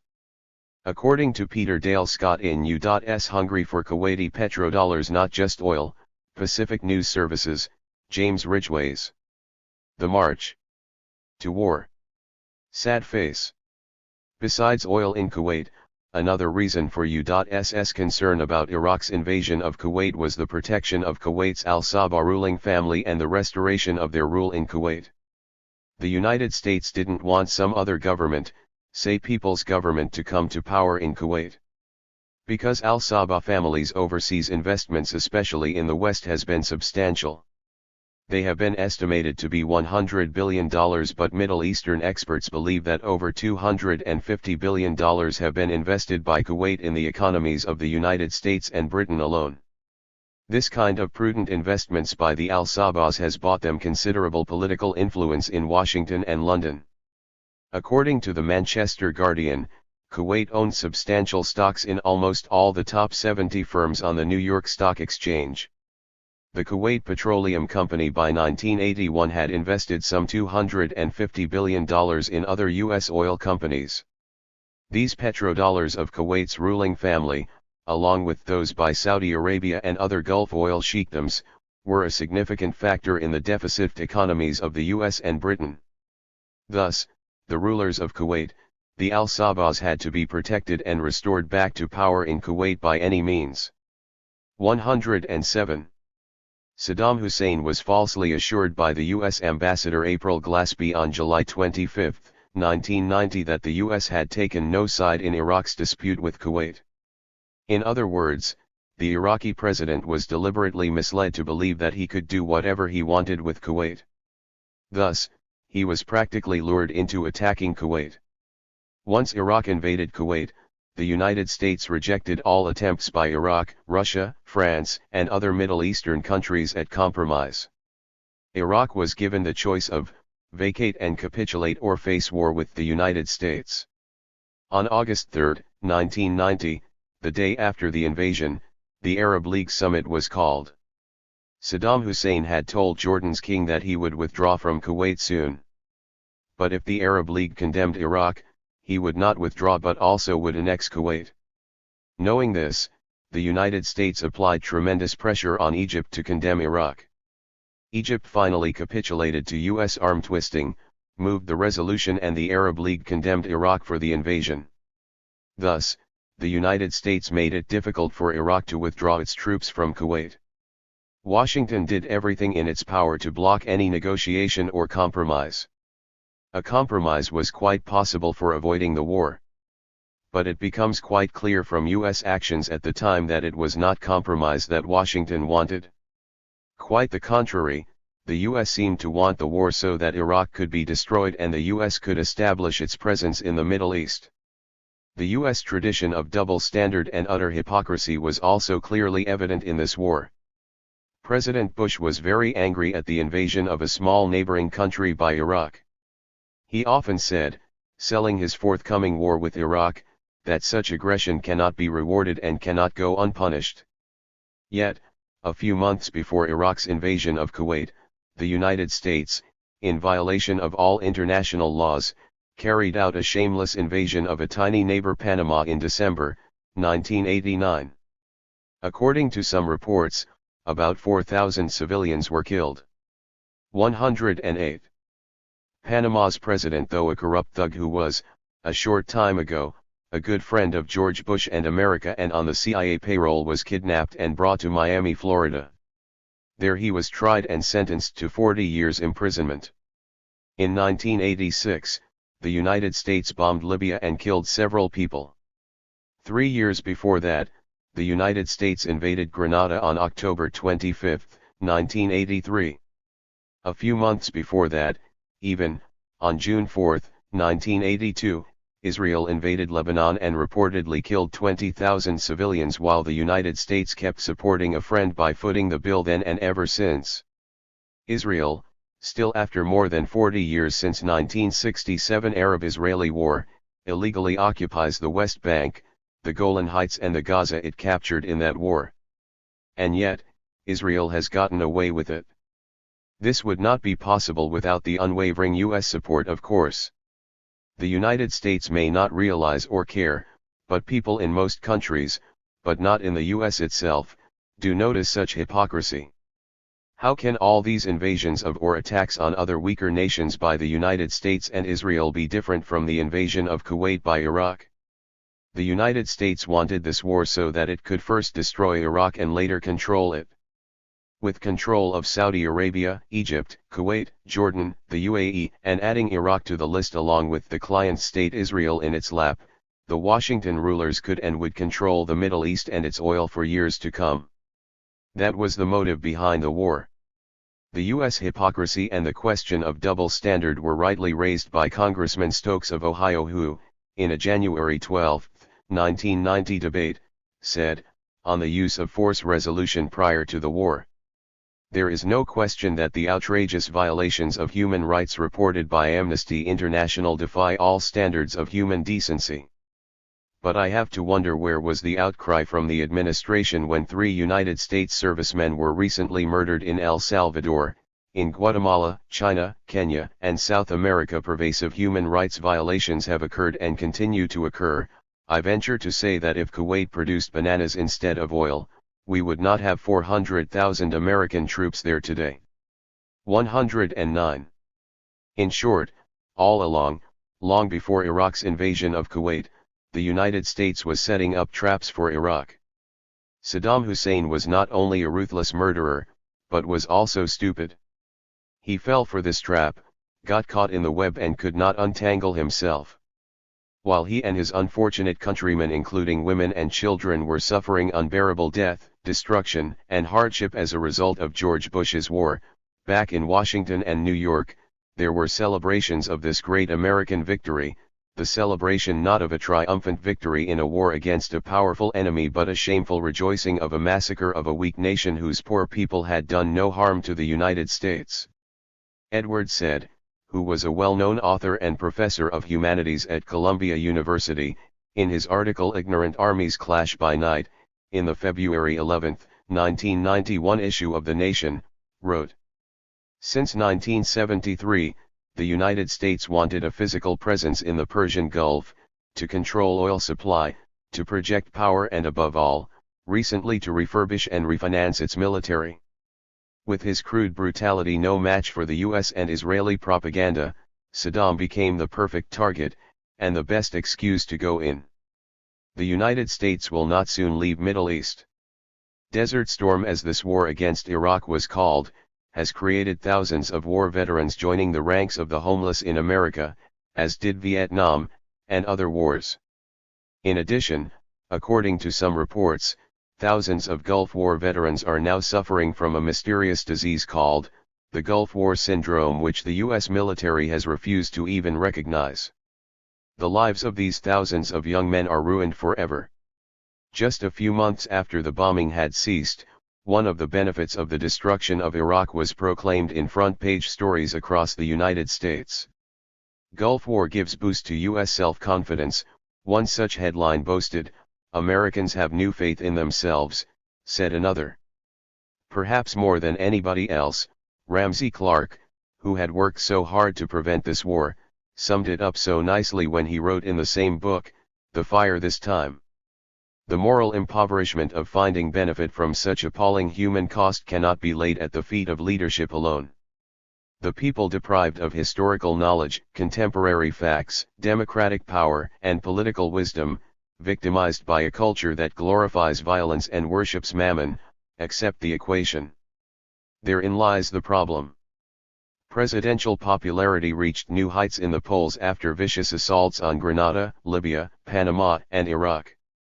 People wear just cause, name of the Panama assault, T-shirts with a racist pineapple face portraying Noriega, Panama's president at the time, after the mindless bashing of a neighbor.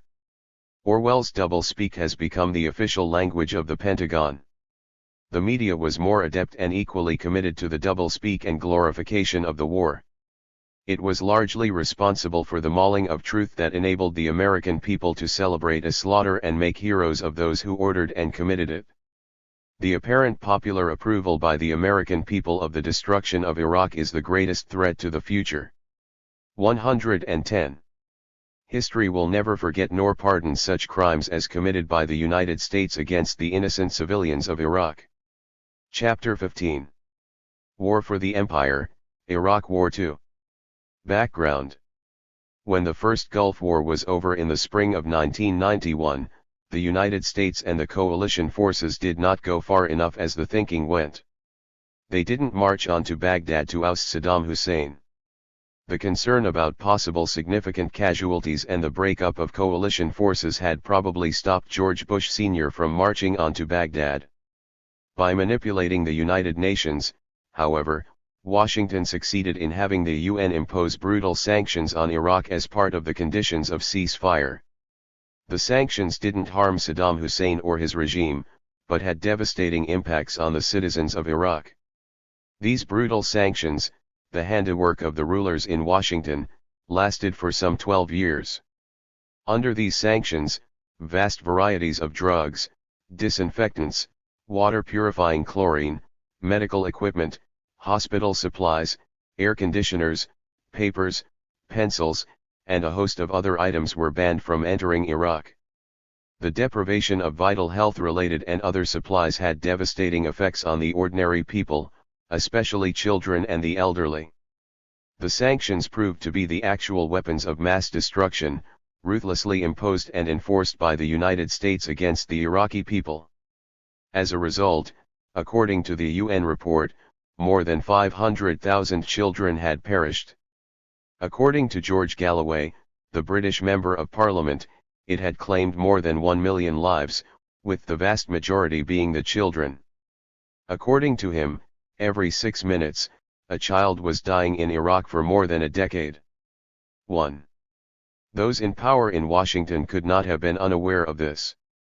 Like Madeleine Albright, the former Secretary of State so callously had said on the 60 Minutes TV program, "It is worth it." Meanwhile, Saddam Hussein was bypassing and cheating on the sanctions. He was selling his oil off the record. The sanctions were not working well. Throughout the decade, the United States and Britain were regularly bombing Iraq and maintaining the no-fly zones. Thousands of bombing sorties were costing significant amounts of money. The world public opinion, especially amongst the Arabs and other Muslims, was dangerously turning against America. If the sanctions were lifted, then Saddam Hussein would declare victory.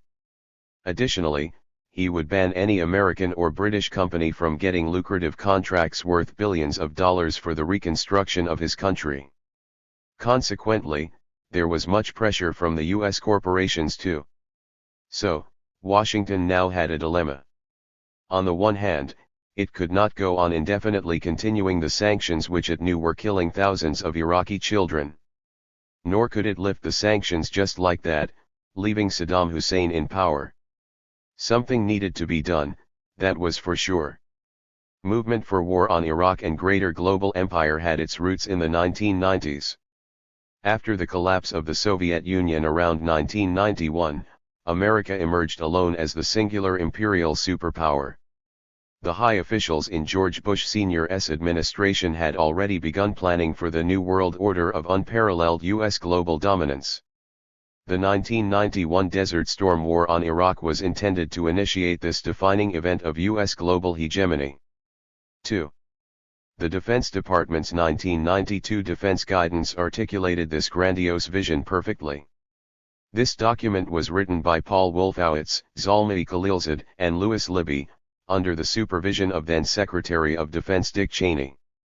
They would all become top officials in Bush II's administration, 8 years later. The document asserted that the U.S. should ensure that no rival superpower is allowed to emerge in Western Europe, Asia, or the territory of former Soviet Union, and that only the United States should remain the world's predominant power for the indefinite future.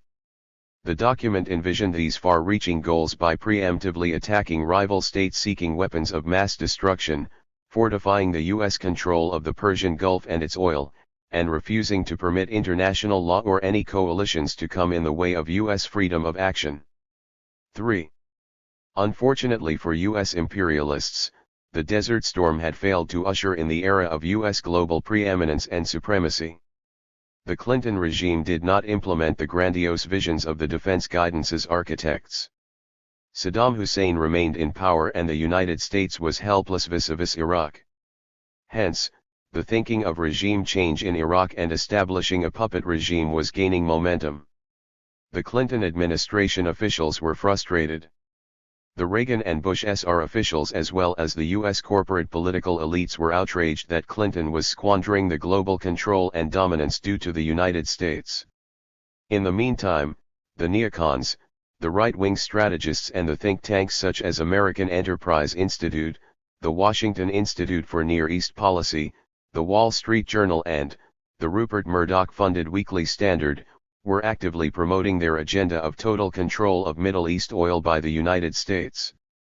A number of neocons such as William Kristol, Paul Wolfowitz, Richard Pearl, Robert Kagan, Zalmay Khalilzad, former ambassador to Iraq 2006, many of whom had close ties with Israel and the Jewish lobby AIPAC, were aggressively promoting their agenda of occupying Iraq and instituting regime change.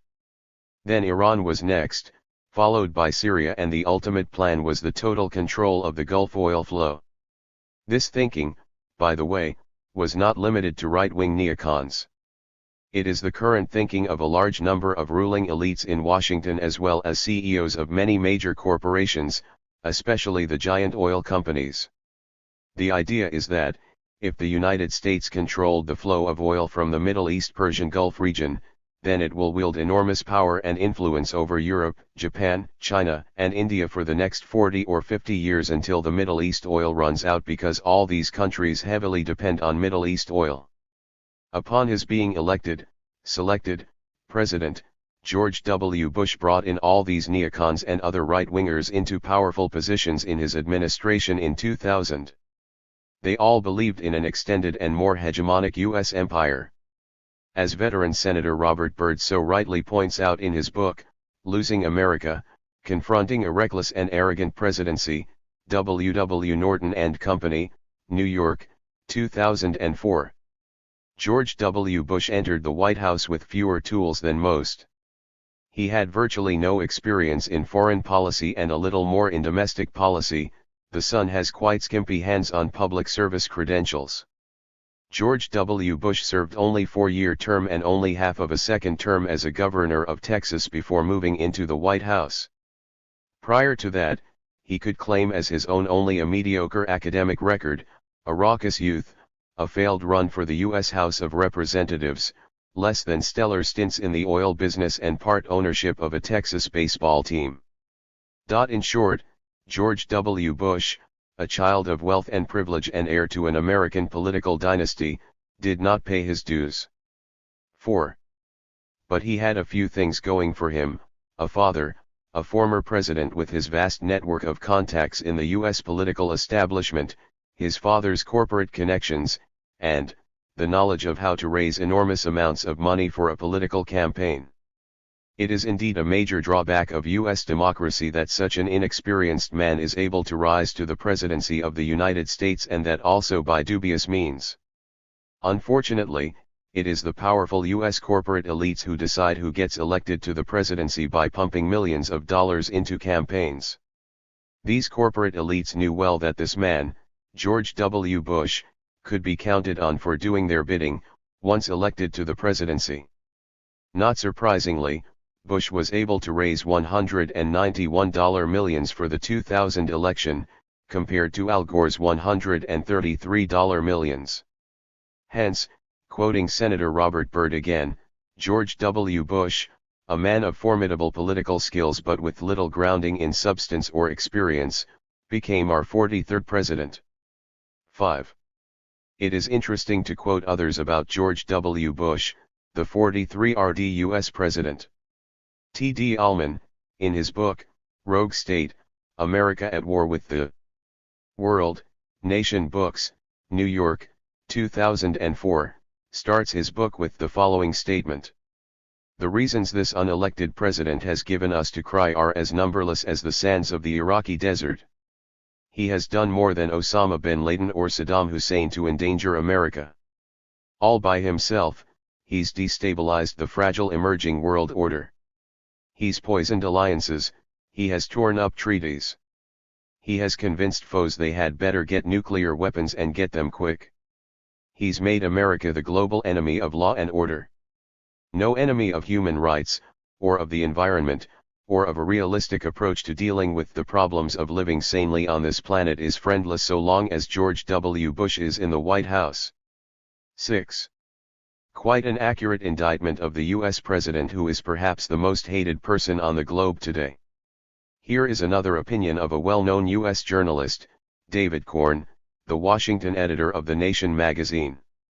In his book, The Lies of George W. Bush, Mastering the Politics of Deception, Crown Publishers, New York, 2003, he writes, George W. Bush is a liar. He has lied large and small. He has lied directly and by omission. He has misstated facts knowingly or not. He has misled. He has broken promises, been unfaithful to political vows. Through his campaign for the presidency and his first years in the White House, he has mugged the truth not merely in honest error, but deliberately, consistently, and repeatedly to advance his career and his agenda. Lying greased his path toward the White House, it has been one of the essential tools of his presidency. To call the 43rd President of the United States a prevaricator is not an exercise of opinion, not an inflammatory talk radio device. This insult is supported by an all too extensive record of self-serving falsifications. So constant is his fibbing that a history of his lies offers a close approximation of history of his presidential tenure. 7. David Corn does not mince words. He very likely speaks for the vast majority of the people around the world. Except for the accident of his birth, Bush too would have been an ordinary man, perhaps working as an insurance salesman or at best as a small company executive given his limited capabilities and, incompetence. His dismal past record of failure running small companies speaks for itself. Throughout U.S. history, many presidents have lied to the American people and the world. Franklin Roosevelt lied about the German submarine attacking USS Greer. Harry Truman exaggerated the possible casualty figures of American lives saved, 1/4 million to 1 million, see Chapter 6, and dropped the atomic bomb on Japan. Eisenhower lied about the U-2 spy plane by having his aides say that the aircraft had been only a weather plane that had wandered 1,500 miles off course. In 1962, John Kennedy lied about the Bay of Pigs invasion by denying the U.S. government's involvement, Chapter 10. Lyndon Johnson lied about the Gulf of Tonkin incident by falsely claiming that 2 American destroyers were attacked by the North Vietnamese torpedo boats in the Gulf of Tonkin in 1964, Chapter 12. Richard Nixon lied to the American people when he claimed to have a plan to end the Vietnam War, when in reality he had none. He lied about Watergate too. Ronald Reagan in the fall of 1986 told the American people that he did not trade weapons or anything else for hostages with Iran and that there is no U.S. government connection with the efforts to supply arms to the Contra rebels fighting the Sandinista government in Nicaragua. He was lying on both counts. His vice president, George H.W. Bush, also lied about the Iran-Contra. When the scandal broke out, he denied that he was in the loop. Yet, when the government documents were released later, it was disclosed that he was present in many high-level meetings on Iran-Contra affair. During his acceptance speech at the 1988 GOP convention, he vowed, "Read my lips. No new taxes." In order to balance the budget deficit 2 years later, he raised the taxes by signing the legislation.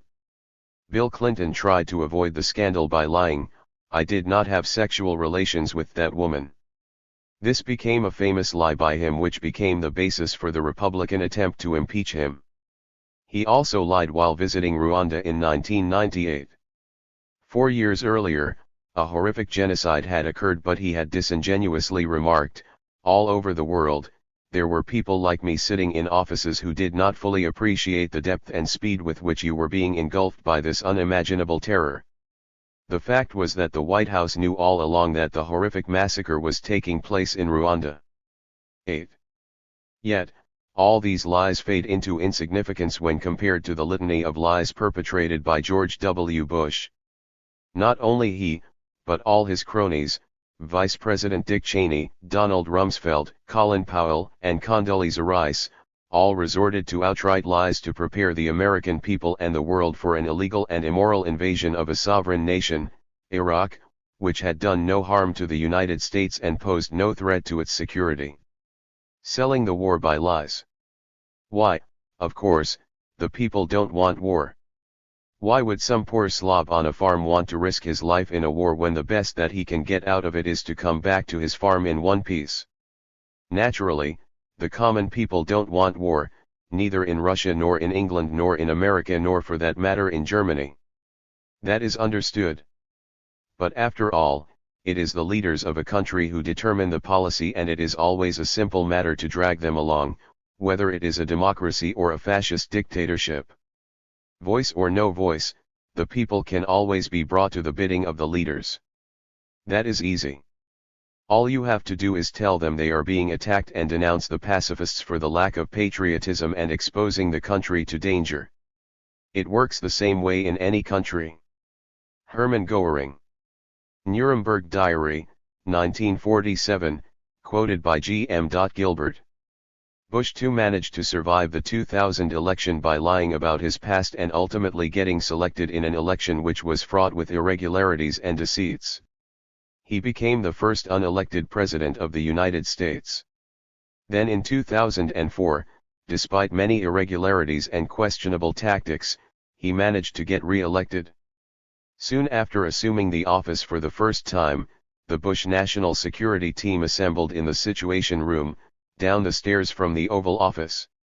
Vice President Dick Cheney, Secretary of State Colin Powell, and National Security Advisor Condoleezza Rice were in attendance in this first high-level meeting. The topic was Israel and Iraq, not terrorism, China, or Russia. From the beginning, the Bush foreign policy started focusing on 3 goals: to get rid of Saddam Hussein, to end U.S. involvement in the Israeli-Palestinian peace process, and to rearrange the political dynamics in the Middle East. Preemption was going to be the key to the policy shift of this new administration. 9. As a matter of fact, just a few years before, in 1988, a small group of hardcore neocons, neoconservatives, lobbied the Clinton administration to support regime change in Iraq, by force if required. The group consisted of Paul Wolfowitz, Richard Perle, Donald Rumsfeld, and about a dozen others. They sent a letter to Clinton urging him to implement a strategy for removing Saddam Hussein's regime from power. But Clinton was not too thrilled about it, though he agreed on principle of removing Saddam Hussein from power. He believed that the long-established policy of containing the dictator in a box was a success. So he opted for letting the people of Iraq take the initiative and never considered war with Iraq as a worthwhile option. 10. Bush and his lieutenants were greatly helped in their agenda of attacking Iraq by the fateful and terrible events of September 11, 2001. By the time of the attack in New York, it seems the decision was already made to attack Iraq. But they had to find the connection between Al-Qaeda and Iraq and between 9/11 and Iraq. This connection was missing because Iraq had no connection with Al-Qaeda or 9/11. But unless this connection was somehow shown, the American people and the world would not justify the war. Hence Bush II and his cabinet colleagues went on a lying spree to fabricate the case against Iraq. The campaign of lies for selling the war to the American public took official lying to new heights of hypocrisy, brazenness, cynicism, and immorality.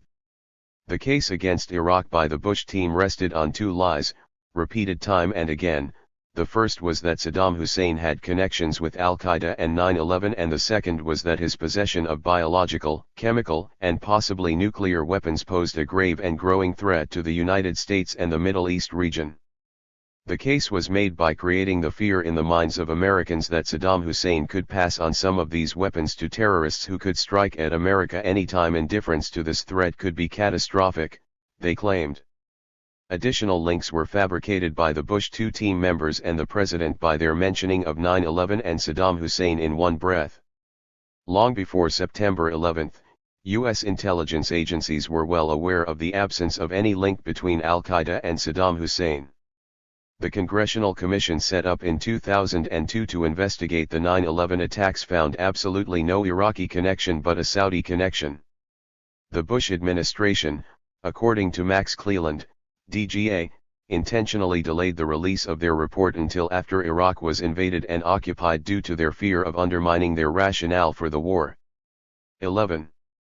As a result of relentless campaigns of deception about Iraq by Bush II and his cronies, some 69% of the Americans believed that Saddam Hussein was involved in the September 11 attacks, according to polls taken by Washington Post in September 2003, 2 years after the attacks. 12. It was also clear that pre-war claims by the Bush administration concerning Iraq's military capability and its possession of weapons of mass destruction were wildly sexed up and fabricated.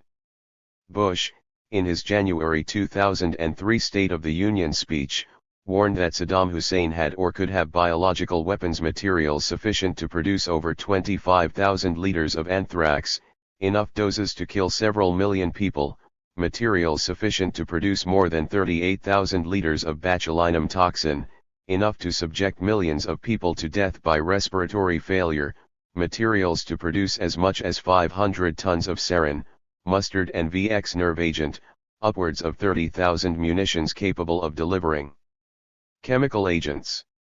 He went on further, claiming that the Hussein regime during 1990s had an advanced nuclear development program, and then uttered those 16 most famous words: "The British government has learned that Saddam Hussein recently sought significant quantities of uranium from Africa." 13. The Defense Intelligence Agency, the primary arm of the Pentagon, months before in its September 2002 assessment, came to a conclusion that there was no definitive reliable information that Iraq either possessed or was manufacturing chemical or biological weapons. 14. Even 5 years before these dubious nuclear claims by Bush, in 1998, the International Atomic Agency had certified that Iraq no longer had a nuclear program. Former Ambassador Joseph Wilson, a year before Bush's speech, at the behest of the CIA, went to Niger to investigate the claim that Iraq tried to buy uranium. He found that it was highly doubtful that any such transaction had ever taken place, and he reported this to the Bush administration. 15.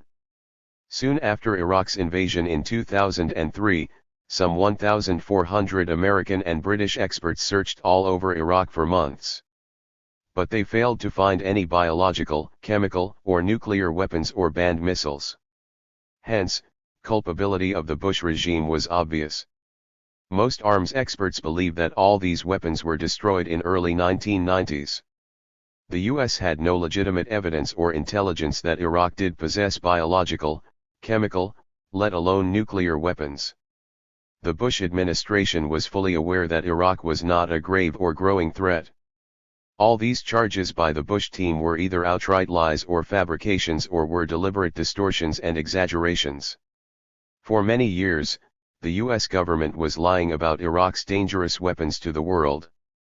The rulers in Washington were so serious about attacking Iraq that they set up a new intelligence operations arm, the Office of Special Plans, in October 2001, directly under the control of Deputy Defense Secretary Paul Wolfowitz and Under Secretary of Defense Policy, Douglas Feith, both hardcore neocons. Not surprisingly, this body played a key role in the spinning, distorting, fabricating, and slanting of intelligence that could be used to justify war and propagating it to the White House as well as to the mainstream media. 16.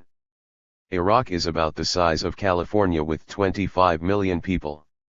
It was so weakened by 25 years of war and 12 years of brutal sanctions, the Bush team, like vultures, saw it as a target of opportunity, not a growing threat. They misguidedly figured that a quick and decisive victory would give increased momentum and legitimacy to their war on terror and would dramatically enhance Bush's chances for re-election. Military planning had begun by November 2001. By late spring, a number of options were being thrashed out, such as a major air bombardment followed by an invasion. Unfortunately, both for them and for the United States, they failed to plan for the kind of resistance that grew after the invasion. The lying campaign. I would remind you that when the inspectors first went into Iraq and were finally denied access, a report came out of IAEA, International Atomic Energy Agency, that they were 6 months away from developing a weapon. I don't know what more evidence we need. 17. George W. Bush, September 7, 2002. The IAEA has denied ever issuing such a report. 18. The IAEA in 1998 did issue a report around the time the weapons inspectors were denied access to Iraq for the last time, but the report made no such assertion as claimed by Bush. Even David K., the Bush administration's chief inspector for the Iraq Survey Group, ISG, had to concede that Iraq's nuclear program was in a very rudimentary state. 19. As a result of the intelligence, we judge that Iraq has sought significant quantities of uranium from Africa, despite having no active civil nuclear program that could require it. 20. September 2002, Blair dossier. The British government has learned that Saddam Hussein recently sought significant quantities of uranium from Africa. Saddam Hussein has not credibly explained these activities. He clearly has much to hide. 21. Another lie by Blair dossier and by the U.S. President. Hans Blix, the UN weapons inspector, had this to say on this matter. Consider the case of the production of contracts for a presumed Iraqi purchase of enriched uranium from Niger. This was a crude lie, all false. The intelligence was provided to the International Atomic Energy Agency by the U.S. intelligence services. When one sees the things that the United States tried to do to show that Iraqis had nuclear arms, one does have many questions. 22. Mohammed El-Baradei, head of the International Atomic Energy Agency, had this to say: documents provided by unidentified states may have been faked to suggest that the African country of Niger sold uranium to Iraq between 1999 and 2001. He said the documents were not authentic after scrutinizing the format, contents, and signatures of the alleged procurement-related documentation. 23. The article in the New York Times of September 27, 2002 stated, Defense Secretary Donald H. Rumsfeld said today that American intelligence had bulletproof evidence of links between al-Qaeda and the government of President Saddam Hussein of Iraq. Mr. Rumsfeld said that recently declassified intelligence reports about suspected ties between al-Qaeda and the Iraqi government, including the presence of senior members of al-Qaeda in Baghdad in recent periods, were factual and exactly accurate. 24. A lie. It is now, as it was then, known that Iraq had nothing to do with September 11, 2002 attacks. According to the New York Times, intelligence officials from Israel, Jordan, and Saudi Arabia do not believe there is any serious Hussein bin Laden connection. 25. UNSCOM Inspector Scott Ritter called this absurd, saying that Osama bin Laden hated the secular Saddam Hussein. 26. Even British intelligence said that there was no Iraq al-Qaeda link, As reported by BBC, there are no current links between the Iraqi regime and the Al-Qaeda network, according to an official British intelligence report seen by BBC News. 27. In 1998, information from a high-ranking Iraqi engineer who had defected revealed that despite his public promises, Saddam Hussein had ordered his nuclear programs to continue. 28. George W. Bush, October 7, 2002.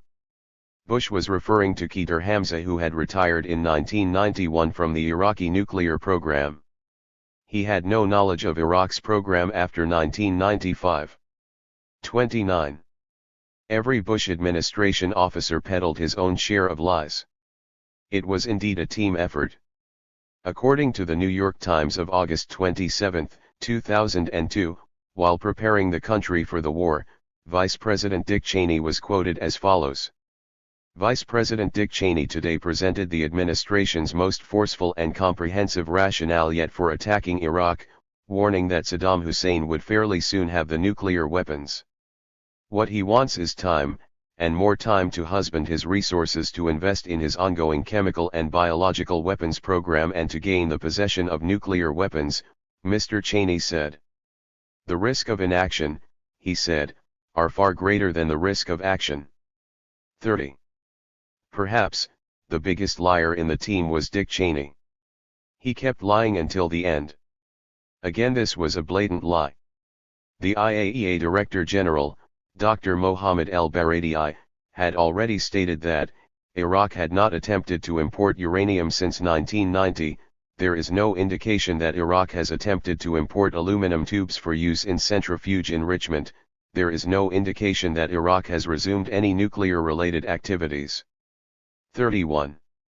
The evidence indicates that Iraq is reconstituting its nuclear weapons programs. Satellite photographs reveal that Iraq is rebuilding facilities at sites that have been part of its nuclear program in the past. 32. George W. Bush, October 7, 2002. According to analysts, Bush is referring to Iraq's former nuclear complex at Tuwaitha. But the site was repeatedly inspected by IAEA with a much better degree of care and accuracy than a satellite photo, and they asserted that Tuwaitha now conducts civilian research in the non-nuclear field. 33. Secretary of State Colin Powell gave a dramatic presentation at the UN on February 5, 2003. His presentation, as it turns out, was based on faulty information and exaggerations. Let me take you inside that intelligence file and share with you what we know from eyewitness accounts. We have first-hand descriptions of biological weapons factories on wheels and on rails.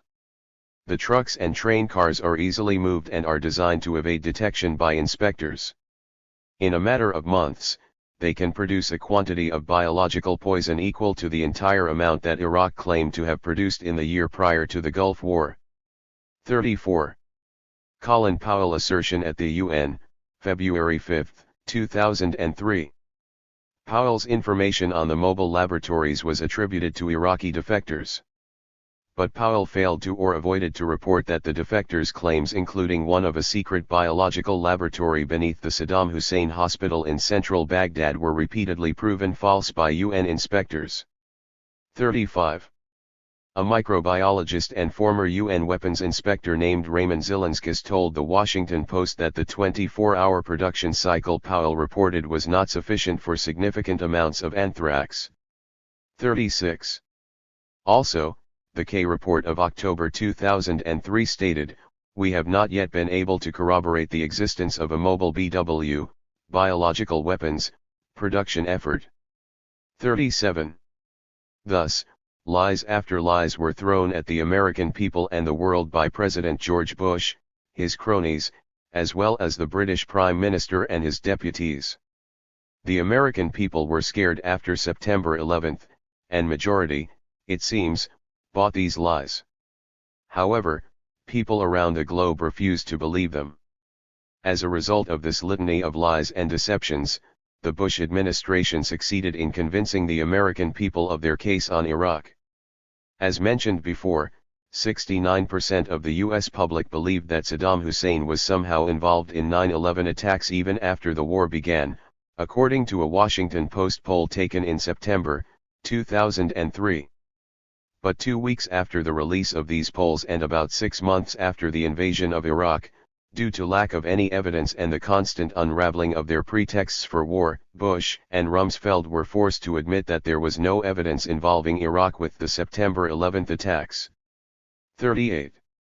Though Iraq was being blamed constantly by the Bush gang for its chemical, biological, and nuclear weapons possession, the United States was the major supplier to Iraq, in the 1980s, of most of these weapons. So what was the US complaining about? It was totally complicit in arming Iraq just as it was involved in the creation and arming of the Taliban of Afghanistan before and during the Soviet invasion of Afghanistan. One cannot provide guns to the terrorist and then blame him for using it. Arming Iraq. The United States was a major supplier of arms, biological, chemical, as well as conventional, to Iraq in the 1980s. During the Iraq-Iran War, the US feared that Iraq was losing. So, President Reagan, in June 1982, decided to do whatever was necessary to prevent Iraq's defeat, as the war, from a stalemate, was moving in favor of Iran by then. Reagan had signed a secret National Security Directive 114. After the signing of the new directive, the United States actively supported the Iraqi war effort by supplying them with billions of dollars of credits and started providing US military intelligence and advice to the Iraqis. It also closely monitored the third country arms sales to Iraq to ensure that Iraq had all the military weaponry necessary. 39. In 1982, Iraq was removed from the State Department's list of sponsors of terrorism, where it was placed in 1979. So, according to author Lawrence Everest, in his book, Oil, Power, and Empire, Iraq and the U.S. Global Agenda, Common Courage Press, 2004, the flow of weapons to Iraq, both conventional and unconventional, began in earnest. As Everest points out, over the next 8 years, the United States gave Iraq some $5 billion in economic aid and encouraged its allies to provide arms worth billions of dollars more. The British sold them artillery, tanks and missile parts, the French supplied Exocet missiles, howitzers and Mirage jet fighters, and the West Germans provided the technology used in Iraqi plants that allegedly produced nerve and mustard gas. 40.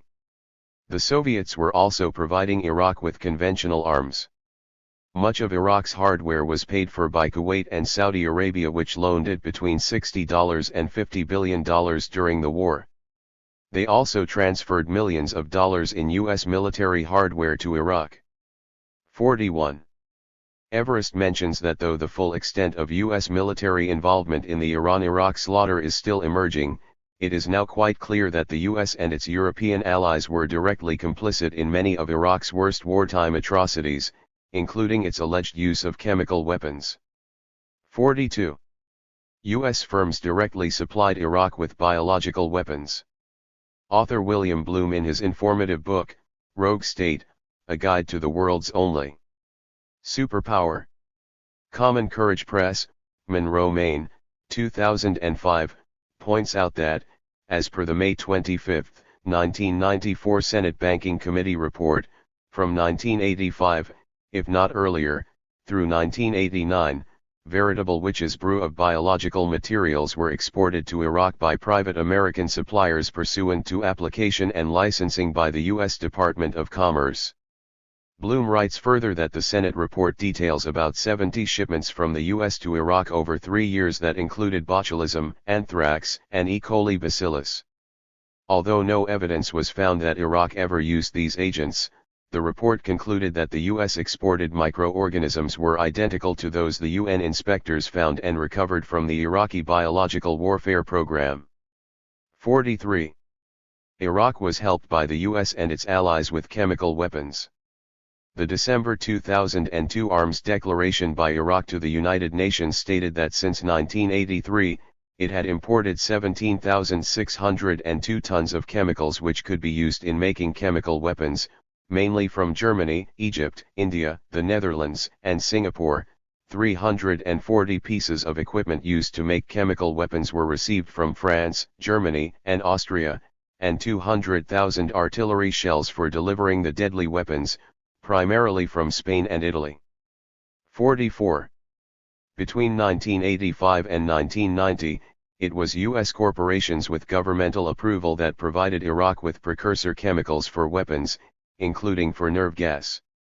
Additionally, $782 million in dual-use technology and equipment was supplied, including helicopters used in chemical attacks, machine tools, computers which could be used in ballistic missiles, graphic terminals, and lasers for designing and building ballistic missiles. 45. A Washington Post investigation in 2002 concluded, the administration of Ronald Reagan and George H.W. Bush authorized the sale to Iraq of numerous items that had both military and civilian applications, including poisonous chemicals and deadly biological viruses such as anthrax and bubonic plague. 46. Besides supplying Iraq with a wide variety of weapons, the United States helped it to achieve maximum impact on battlefields. According to the New York Times of August 2002, more than 60 U.S. Defense Intelligence Agency, DIA, officers were secretly giving Iraq details about Iranian deployments, tactical planning for battles, airstrike plans, and bomb damage assessments. 47. By 1982, accounts of Iraqi chemical attacks started coming out. One report by the State Department mentioned Iraq's almost daily use of CW, chemical weapons. The Reagan administration in 1984 publicly condemned the use of chemical weapons in the war. 48. Still, U.S. military assistance to Iraq kept increasing despite such occasional public pronouncements. This included the assistance Iraq required in waging chemical warfare. As per an August 2002 New York Times story, critical battle planning assistance given by the U.S. intelligence officers continued even after it was clear that Iraq had integrated chemical weapons throughout their arsenal and was adding them to strike plans that American advisors either prepared or suggested. 49. Even the Washington Post had reported that Iraq used U.S. intelligence to calibrate attacks with mustard gas on Iranian ground troops. It is estimated that between 50,000 to 100,000 were killed or wounded by these gas attacks, including many civilians. 50. The United States knew and supported the use of high-tech weapons, including the chemical weapons, by Iraq because its population was one-third the size of Iran's and could not afford a 1:1 casualty rate. It is estimated that Iraq used some 100,000 chemical shells and bombs, mainly nerve and mustard gas during this war. 51. It is clear from above-mentioned details that it was mainly the United States, and other European powers, who had supplied the deadly chemical and biological weapons to Iraq. It was the U.S. who helped Iraq in its use of these chemical weapons against the Iranians, and even while in full knowledge of these weapons being used by Iraqis against the Iranians, the United States increased the military assistance to Iraq, and now, the U.S. president is loudly complaining to the world that Iraq used chemical weapons against people. When Saddam Hussein used chemical attacks against the Kurds, according to Scott Ritter, the former U.S. Marine and UN weapons inspector, the U.S. assisted the regime in these attacks on Kurds. He said, Wafig Samurai, the former head of the Iraqi intelligence service responsible for Iran, I have met with him many times and he has said that the U.S. advisors were sitting there as Iraq planned the inclusion of chemical weapons in the Anfal offensive, of 1987-88. 52. Millions protest around the globe. While the Bush regime was preparing for an attack on Iraq on February 15, 2003, some 10 to 15 million people marched on the streets of 5 continents against the impending immoral war. Some reports put the number at 18 million. The civilized people of the planet knew that the foolish warmongers in Washington were following their agenda of world domination by further asserting their control over the entire Persian Gulf and Middle East. This truly was the amazing mobilization of peace-loving humanity the world had ever seen in these large numbers. Some called it the other superpower. The turnout broke all the records: 3 million in Rome, 2 million in Spain, 1.5 million in London, 500,000 in Berlin, and over 100,000 in Paris, Athens, and Brussels. Mass demonstrations took place in New York, San Francisco, Los Angeles, and Chicago. Smaller demonstrations took place in virtually all the state capitals. In all, over 1 million people marched in the United States. Canada saw 500,000 protesters. 500,000 in Sydney and 250,000 in Melbourne took to the streets. Calcutta saw 300,000 people marching in the streets. Additionally, mass demonstrations took place in Cairo, Sana'a, and Jordan. Over 30,000 marched in Yemen. In the streets of Jakarta, Indonesia, the number of protesters exceeded 200,000. Karachi and Peshawar saw thousands of protesters filling its streets. 53. In the United Nations, all major countries were against this immoral and unnecessary war. Russia, France, Germany, China, India all were against this war. Only Tony Blair of Britain, José María Aznar of Spain, Silvio Berlusconi of Italy, John Howard of Australia, and the newly independent East European puppets of the United States joined Bush's war wagon. To their credit, the majority of the people of Britain, Spain, and Italy were against this war despite their government's actions. That reveals quite a lot about their democracies. People called Tony Blair, a poodle of George Bush. A well-deserved title indeed. According to the UN Charter and international law, there are only two legitimate reasons for war: collective or individual self-defense in response to an armed attack, or an action duly authorized by the United Nations Security Council. The US had neither, making its 2003 war on Iraq an illegal act of naked aggression on another sovereign member country. The war crimes, and its aftermath.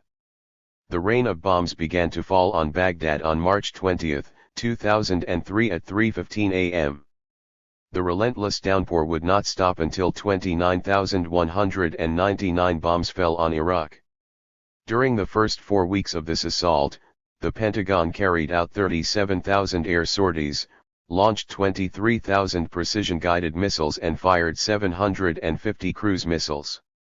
To this enormous damage must be added the losses caused by the relentless looting and arson that the victorious occupiers, the US and Britain, allowed to go on uncontrolled in Baghdad and elsewhere. The conservative estimate of the damage done to Iraq's civilian and military infrastructures is $100 billion. This is many times the $184 million Congress had allocated for Iraq's reconstruction. 54. Just 6 weeks earlier, Colin Powell had lied to the skeptical world in order to sell the preemptive, illegal war on Iraq with his infamous speech at the United Nations. It was full of false charges, outright lies, and exaggerations, as the world soon found out. But, the brutal attack on Iraq called the Iraqi Freedom had begun. Operation Shock and Awe led the way. The rulers in Washington had misguidedly figured that the war would be a cakewalk. As foretold by corrupt Iraqi exiles, including Ahmed Kalabi, the Americans would be welcomed as liberators and would be greeted with sweets and flowers. But the US and the rest of the coalition invading forces were in for a disappointing surprise. They were greeted with bullets and bombs instead. Within a few months of the occupation, a homegrown resistance had developed. They had started resisting the occupation of their country. After subjecting Baghdad to the most horrific bombardment the world had ever witnessed, the US British-led forces, 140,000 strong, entered Iraq from the base in Kuwait. Iraqi soldiers offered little resistance and the coalition forces soon marched to Baghdad. Saddam Hussein went underground with his regime and Iraq was taken over by the US military. The US military and their British puppets soon established themselves as occupying powers. Paul Bremer, after J. Garner, was appointed as virtual viceroy of Iraq. A third-grade country with most of its military and infrastructure deliberately destroyed in the First Gulf War, and still reeling after some 12 years of brutal sanctions and bombings, Iraq was easy to conquer. The Bush regime, the Pentagon, the US military, and their counterpart in Britain rejoiced and gloated over their easy victory over a destroyed nation. On May 1, 2003, an arrogant President Bush, commanding an Air Force plane, landed on the aircraft carrier USS Lincoln. To a crowd of hundreds of naval officers with a banner in the background saying "Mission accomplished," Bush prematurely and foolishly declared that major combat was over. Little did he, his neocon cronies, and his right-wing advisors realize that the real war was just beginning. How little did these people know about Iraq? Rather than garlands of flowers, their path in Iraq was laid out with roadside bombs. But it wasn't these warmongers who would pay the price for their foolish misadventure. None were fired or forced to resign yet. It would be the thousands of young Americans and hundreds of thousands of innocent Iraqi men, women, and children who would pay, many with their lives. The war crimes. The United States used the deadliest conventional weapons in its arsenal. One of the worst weapons used in the air attacks over Baghdad and other cities in Iraq was the cluster bomb. It was used widely all over. Upon impact, it opens up like a clamshell and spews hundreds of mini bombs. In densely populated areas, it causes hundreds of civilian casualties. As per U.S. Central Command report, during the first 3 weeks of the war, more than 10,000 cluster bombs were dropped, dispersing about 2 million bomblets, almost one per second, for 3 weeks continuously. The British bombers and ground launchers dropped thousands more. Human Rights Watch reported that, although cluster bombs are particularly dangerous in populated areas, the U.S. and British ground forces repeatedly used these weapons in attacks on Iraqi positions in residential neighborhoods. Its conclusion was that both these powers' ground forces caused significant numbers of civilian casualties with the widespread use of cluster munitions, particularly in the populated areas. Oftentimes, cluster bomblets fail to explode when they hit the ground. Then they turn into landmines. Counting average rate of failure at 5%, as many as 90,000 live bomblets are left in the playgrounds and backyards of Iraq. As a result, weeks, months, and years after these attacks, thousands of Iraqis, especially the children, will continue to die or get maimed when they accidentally step on these bomblets. Children are especially vulnerable as these bomblets are shiny and attractive, enticing them to pick them up only to explode in their hands, killing or injuring them badly. 55. During the bombing raids, the people of Iraq were subjected to indescribable horrors handed out to them by the United States. Bush's war of bringing freedom to the Iraqi people brought instead unbearable death, destruction, and misery to millions of people in Iraq and to thousands of grieving parents and relatives at home of American soldiers killed there. The Bush administration had forbidden the pictures of dead U.S. soldiers arriving back home, as that would decrease the support for his war. According to www.antiwar.com, by September 3, 2007, 3,740 U.S. soldiers had been killed, while official figures reported 27,662 wounded in this war. Some estimates ranged from 23,000 to 100,000 injured or maimed for life. By now, more than 297 coalition soldiers had also been killed. In addition, thousands of Iraqi soldiers were killed in the initial phase of the war. As predicted by many, especially in the Arab world, the short war quickly turned into a long, bloody, and brutal quagmire reminiscent of the Vietnam War. The Bush administration claimed that they exerted extreme care in avoiding casualties, but their strategy relied heavily on overwhelming firepower and speed. With intense brutality, they wanted to crush Iraq's resistance and achieve a quick victory. In the process, civilian casualties were acceptable. They, once again, called it collateral damage. That kind of rhetoric implies that the deaths of civilians are simply part of the price for U.S. victory. It was acknowledged by the post-war Air Force assessment that 1/3 of the bombs dropped were not smart bombs but old-fashioned dumb bombs. More than 240,000 anti-personnel cluster bombs were used on Iraq. At least, dozens of Mark 77 firebombs, also known as napalm bombs, were dropped on Iraqi troops during the drive toward Baghdad. In short, the estimate of Iraqi troops killed during the fighting ranged from 10,000 to 45,000. 56. Civilians suffered heavy casualties as well. Many neighborhoods were reduced to rubble and destroyed. All Iraqi hospitals were full or overflowing with thousands of wounded, dying, or dead. Just as during the 1991 Persian Gulf War, the Pentagon, with an utter display of arrogance, has refused to count the Iraqi civilian casualties. When the Associated Press reporter Helen Thomas asked if the Pentagon was tabulating Iraqi dead as carefully as American, "They don't count, they are not important," explained a Pentagon official with utter arrogance. The grim reality of thousands of civilian men, women, and children being blown to pieces or maimed, has been hidden away from the American public in the most cunning display of highly sanitized war coverage by the mainstream news media. As Amy and David Goodman wrote in their book, The Exception to the Rulers, Hyperion Books, New York, 2004. Then there was the fake war, the one Americans saw on TV. In this war, there were no victims. The United States overran a whole country, destroyed a foreign army, engaged in street-to-street combat and intense aerial bombing, rescued a brave young woman soldier from enemy hands and barely saw a victim. The American flag starred in this war. A study by the Project for Excellence in Journalism of 40.5 hours of prime-time coverage spread over 3 days by ABC, CBS, NBC, CNN, and Fox examined 108 reports from embedded reporters. Not a single story depicted people hit by weapons, not a single one. 57. This shows how the mainstream news media in the U.S. toe the government line and support the war by hiding the truth from the American public. They are using airwaves freely that belong to the people, but instead of serving the people, they do them a great disservice by sanitizing and supporting the war. In our democracy, one would expect that they would remain neutral and report the truth to the American people.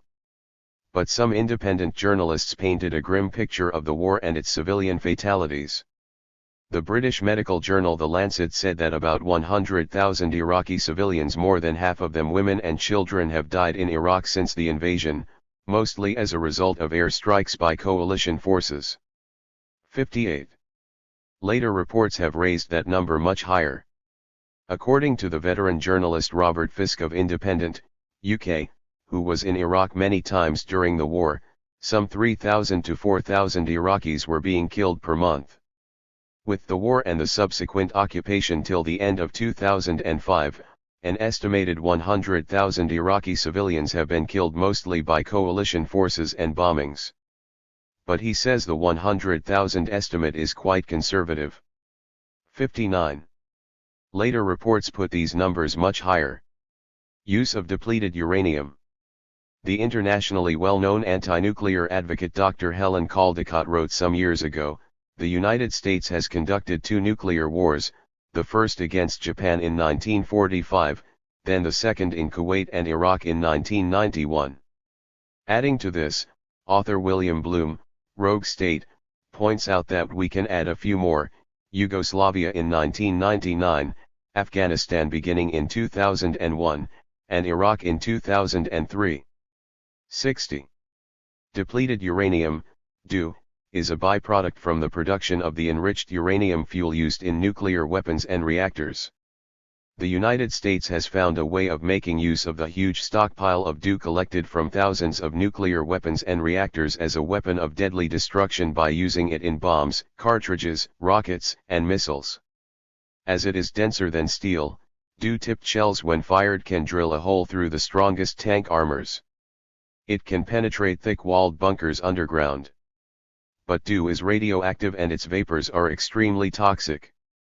Upon impact, part of DU vaporizes into fine dust or a mist of particles. These, when inhaled or ingested, will be trapped into the lungs, kidneys, and other parts of the body and would keep radiating, giving the victim excessive radiation dosages. These fine DU particles can be carried downwind for miles.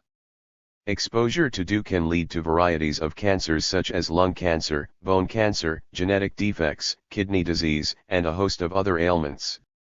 Thousands of Iraqis, soldiers, and civilians, have suffered increased rates of cancers and other diseases as a result of the U.S. usage of DU in 1991. The United States also recklessly used DU shells in the 1999 Kosovo War. And again, during this Iraq War, the United States utilized DU extensively all over Iraq. Thousands of people of Iraq would be affected again, though we may not know immediately the devastating effects of this poison.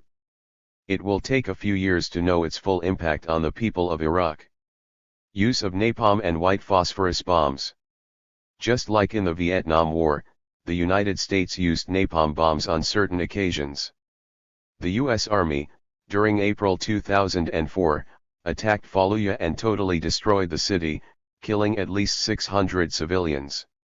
There, according to some reports that have filtered out now, the U.S. military used white phosphorus bombs which burn the victims to death or severely damage their skin.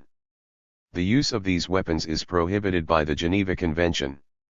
The March/April 2005 issue of Field Artillery reported the use of the white phosphorus by the U.S. Army as an offensive weapon against Iraqi insurgents in the siege of Fallujah. Looting of Baghdad Museum. In the beginning days of its occupation, the coalition forces failed to protect the famous museum in Baghdad. Displaying utter disregard for the priceless cultural artifacts, some of which were thousands of years old and from the early periods of the civilization of Mesopotamia, the U.S. forces allowed the museum to be looted of all these priceless artifacts which the world may never see again. The world lost some of the most valuable remnants of early human civilization. But the American soldiers could care less. As a matter of fact, the first thing the U.S. occupation forces did was to secure Iraq's oil fields. They were not interested in preserving the invaluable cultural heritage of Iraq, known as the cradle of civilization, which is thousands of years old. They just cynically watched while the museum was being looted. Abu Ghraib, the torture of prisoners. On a Wednesday evening, April 28, 2004, Dan Rather, the CBS veteran anchorman, went on the 60 Minutes program with a shocking report with the photographs which showed the horrible torture of Iraqi prisoners at the prison at Abu Ghraib outside Baghdad. Rather conceded at the end of the report that he had delayed the report after an appeal by the Joint Chiefs of Staff, but that other journalists, Seymour Hersh, were about to publicize their own versions of the story.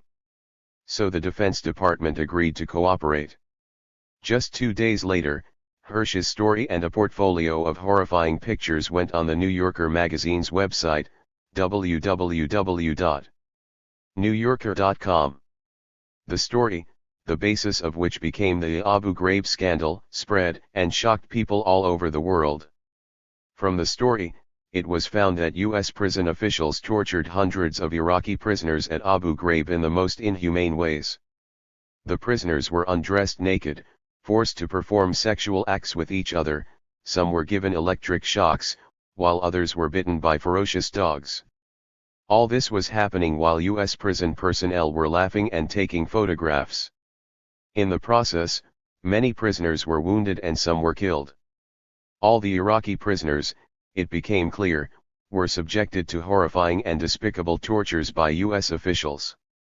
From Seymour Hersh's 3 stories in the New Yorker magazine, it became clear that Abu Ghraib was not an isolated incident, but rather it was a concerted attempt by the U.S. government and the military leadership to bypass and circumvent the Geneva Convention in order to extract intelligence so as to quell the Iraqi resistance. Though the whole civilized world was horrified and shocked at what the U.S. government was doing to its prisoners, in violation of all international laws and the Geneva Convention, no high official of the Bush administration was ever demoted, fired, or punished. It was obvious that such techniques had to be sanctioned and approved by the highest authorities of the Bush regime. Similarly, brutal torture was still being carried out by U.S. interrogators at Guantanamo prison on prisoners picked up randomly from Afghanistan during the war in 2001. Most of the hundreds of prisoners have yet to be charged or tried, some 5 or more years after their confinement. Some were young boys, as young as 12 or 14 years of age. To avoid being blamed for violating the Geneva Convention on prisoners of war treatment, they are termed enemy combatants by the Bush administration. Awarding lucrative contracts to cronies. as per their style, shamelessly huge no-bid contracts about rebuilding Iraq and building permanent U.S. bases etc. were awarded to the American companies, most of which were major donors to Bush's electoral campaign or to the Republican Party. The contracts ranged from hundreds of millions of dollars to billions. Halliburton, Vice President Cheney's former company, and its subsidiary Kellogg, Brown and Root were perhaps the biggest beneficiaries of these contracts. Others included Bechtel Group Incorporated, General Electric, Fluor Corp., Parsons Corp., Custer Battles, DynCorp, the Washington Group International, and many more. As of September 3, 2007, according to www.pushbackcnn.com, the war has cost more than $448.419 billion so far and is rising every day by the minute. That amounts to around $93.417 billion a year, $7.784 billion a month, $1.796 billion per week, $255.937 million a day, $10.664 million an hour and $177,735 per minute and $2,962 per second. And in Afghanistan, they currently spend about $800 million a month or about $18,000 per minute. According to Harvard budget expert Linda Bilmes and the Nobel Prize-winning Columbia economist Joseph Stiglitz, the final cost to the U.S. could be staggering $2 trillion, 10 times higher than $200 billion originally estimated by White House officials. But they take into account factors such as lifetime cost of disability payments and health care to 16,000 injured soldiers, increased recruitment budgets, debt financing of war expenditures and the effects of higher oil prices. Final comments. The neocons succeeded in carrying out their agenda through a president who was inexperienced, devoid of much knowledge of history, poorly read, yet arrogant. This president, George Bush, needed Vice President Dick Cheney to hold his hand when the 9/11 Commission interviewed him, so that he didn't commit any blunders by screwing up his answers. Veteran reporter Seymour Hersh in his book, Chain of Command, HarperCollins Publishers, 2004, asked the most pertinent question. How did they do it? How did 8 or 9 neoconservatives who believed that a war in Iraq was the answer to international terrorism get their way? How did they redirect the government and rearrange long-standing American priorities and policies with so much ease? How did they overcome the bureaucracy, intimidate the press, mislead the Congress and dominate the military? Is our democracy that fragile? I have tried in this book to describe some of the mechanisms used by the White House: the stovepiping of intelligence, the reliance on Ahmet Chalabi, the refusal to hear dissenting opinions, the difficulty of getting straight talk about military operations gone bad, and the inability or unwillingness of the president and his senior aides to distinguish between Muslims who supported terrorism and those who abhorred it. Then he concludes, many of the failings were in plain sight. The administration's manipulation and distortion of intelligence about Iraq's ties to al-Qaeda and its national security threat to the United States was anything but a secret in Washington. 61. Hersh then mentions that the Republican-led Senate Intelligence Committee in its report in July 2004, concludes that the critical mistakes were made not in the White House but at the CIA. It was not only Bush and his cronies who lied, twisted, exaggerated, subverted intelligence, and frightened the American people by imagery of mushroom clouds. The corporate-controlled U.S. news media also played a major role in drumming up support for the war, never allowing any or only very few opponents of the war on the airways and always bringing in so-called military experts who always supported the forthcoming invasion of Iraq. The neocons, the Bush regime, the right-wing supporters of the president, the corporate-controlled news media, the war profiteering corporations, the all-pervasive fear in the minds of the American public after September 11, along with the rubber-stamp Republican-controlled Senate and Congress with spineless, cowed-down Democrats who so easily gave away the authority to wage war to this warmonger president, all these factors contributed to the idea and approval of invading Iraq. After so much propaganda, most Americans believed that Saddam Hussein was connected to the 9/11 attacks, that he had connections with Al-Qaeda, and that he had weapons of mass destruction such as chemical and biological weapons, and that he was even close to developing nuclear bombs. It is interesting to note what John Dean, the man who was made the fall guy and who went to the jail as a result of President Nixon's Watergate scandal, writes about the Bush-Cheney administration in his book, Worse Than Watergate, Little Brown and Company, 2004. Never before we have had a pair of rulers like Bush and Cheney, men whose obsession with control of information and spin is so strong that they are willing to subvert the democratic process for their own short-term personal political gain. Not since Nixon left the White House have we had such political paranoia. When I first began to compare Nixon and Bush, I assumed that their similarities would be superficial. Unfortunately, they are not. 62. There is no doubt that this dubiously elected president came to power with the clear intention of invading Iraq. He prides himself on being a war president, as he mentions it often. Also, he has said more than once, "He tried to kill my dad," referring to Saddam Hussein's alleged attempt to assassinate George H.W. Bush a few years earlier, after Desert Storm, the first Iraq War. In other words, he almost seemed to be seeking revenge. It is also now known that in their first National Security Council meeting on January 30, 2001, they discussed the possibility of a preemptive blitzkrieg against Baghdad. 63. In March, the Pentagon circulated a document entitled Foreign Suitors for Iraqi Oil Field Contracts, where the accompanying maps displayed properties of interest to American corporations and various European governments. A few months later, the Secretary of Defense Donald Rumsfeld, the gung-ho warmonger, ordered his staff to produce intelligence briefings that would justify an attack on Iraq. A few days later, President Bush, at a private dinner, told Tony Blair that when we have dealt with Afghanistan, we must come back to Iraq. 64. All these incidents clearly point out the fact that from the moment they assumed power early in 2001, the Bush-Cheney team had one major agenda on the table: to oust Saddam Hussein and his regime and to replace it with a puppet regime, compliant and beholden to the United States. John Conyers Jr. D. Mitch had started the hearings in December 2005 to prepare grounds for the impeachment of the president.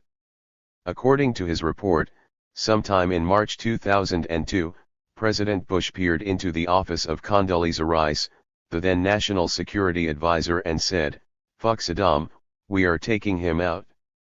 65. Harper's Magazine editor Louis H. Lapham, in his article, "The Case for Impeachment," makes some interesting observations.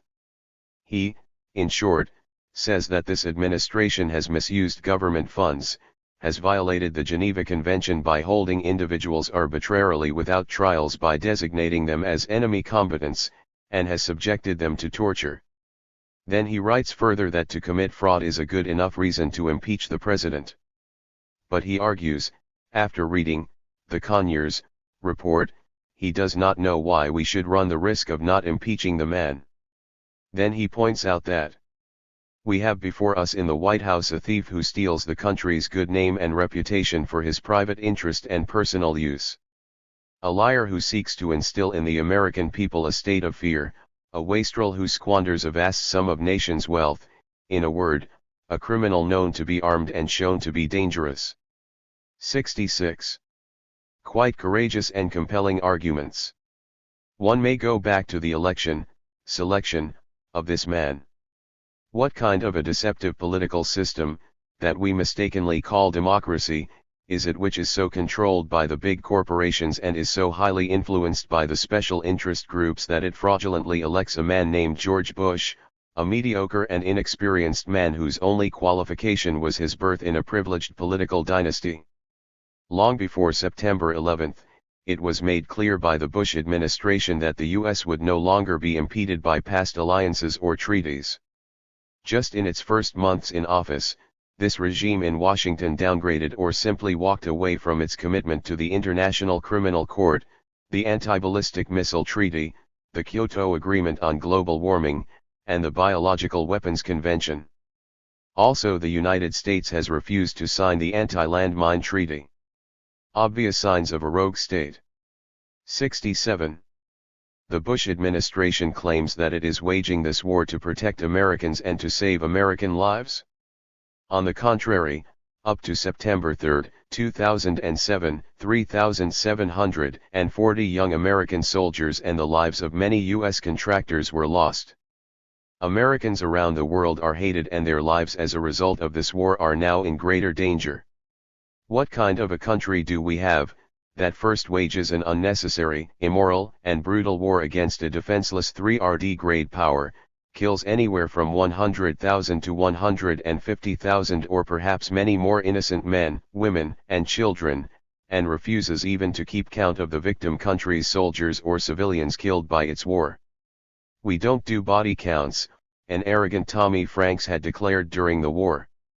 The Bush-Cheney regime and their cronies in their immoral and unwise grand design of greater U.S. empire have plundered hundreds of billions of dollars.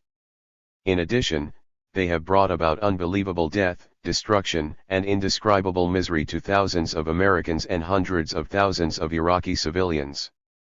They have destroyed an unfortunate country and have permanently polluted its environment using depleted radioactive uranium.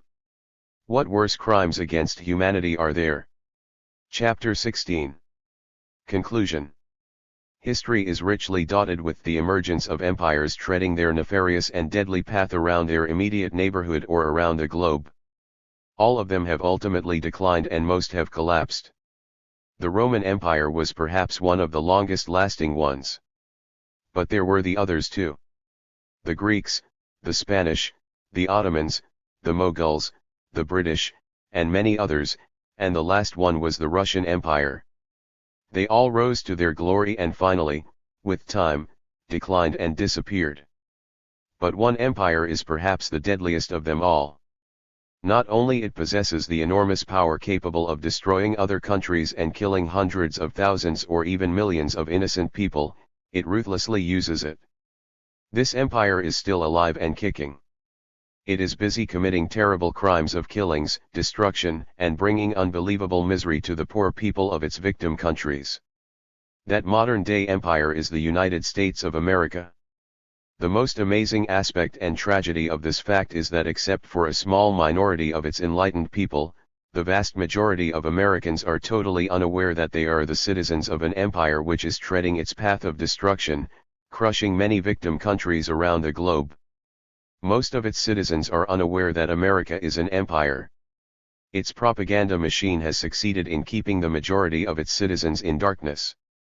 This fact is not obvious to average Americans as these crimes are committed at intervals of 5, 10, 15, or 25 years, the crimes of subversions of democracies, coups, overthrows, assassinations, economic blackmails, or sanctions, and, if all else fails, naked invasions and wars. Most Americans believe that it is a free country. Yet, they do not know or fail to ask why there are more than 2 million people in jail in America. This is the largest number and percentage of people compared to any other country including China.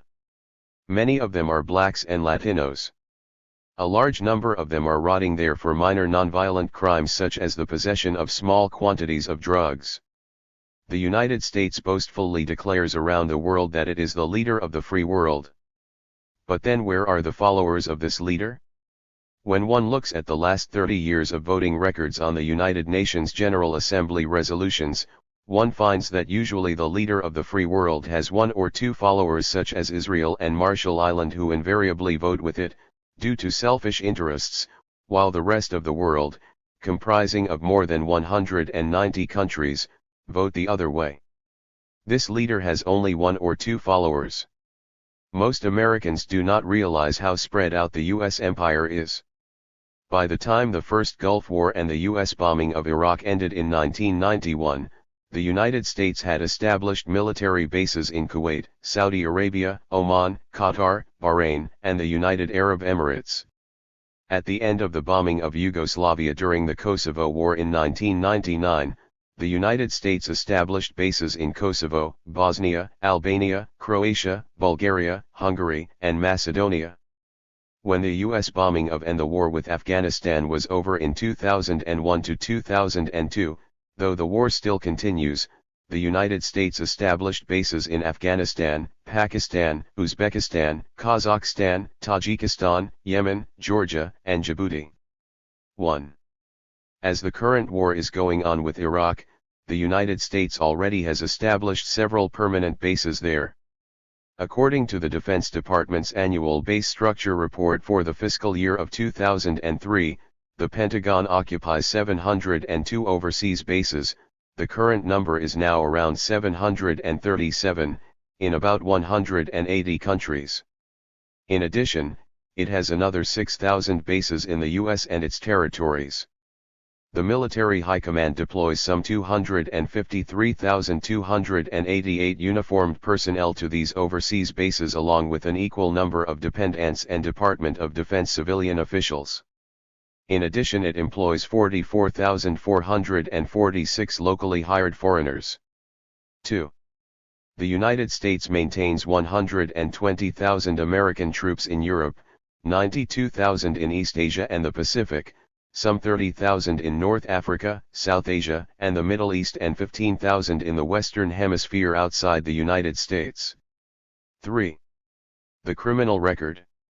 History has been witness to many nations committing crimes against their own citizens or against the people of other countries.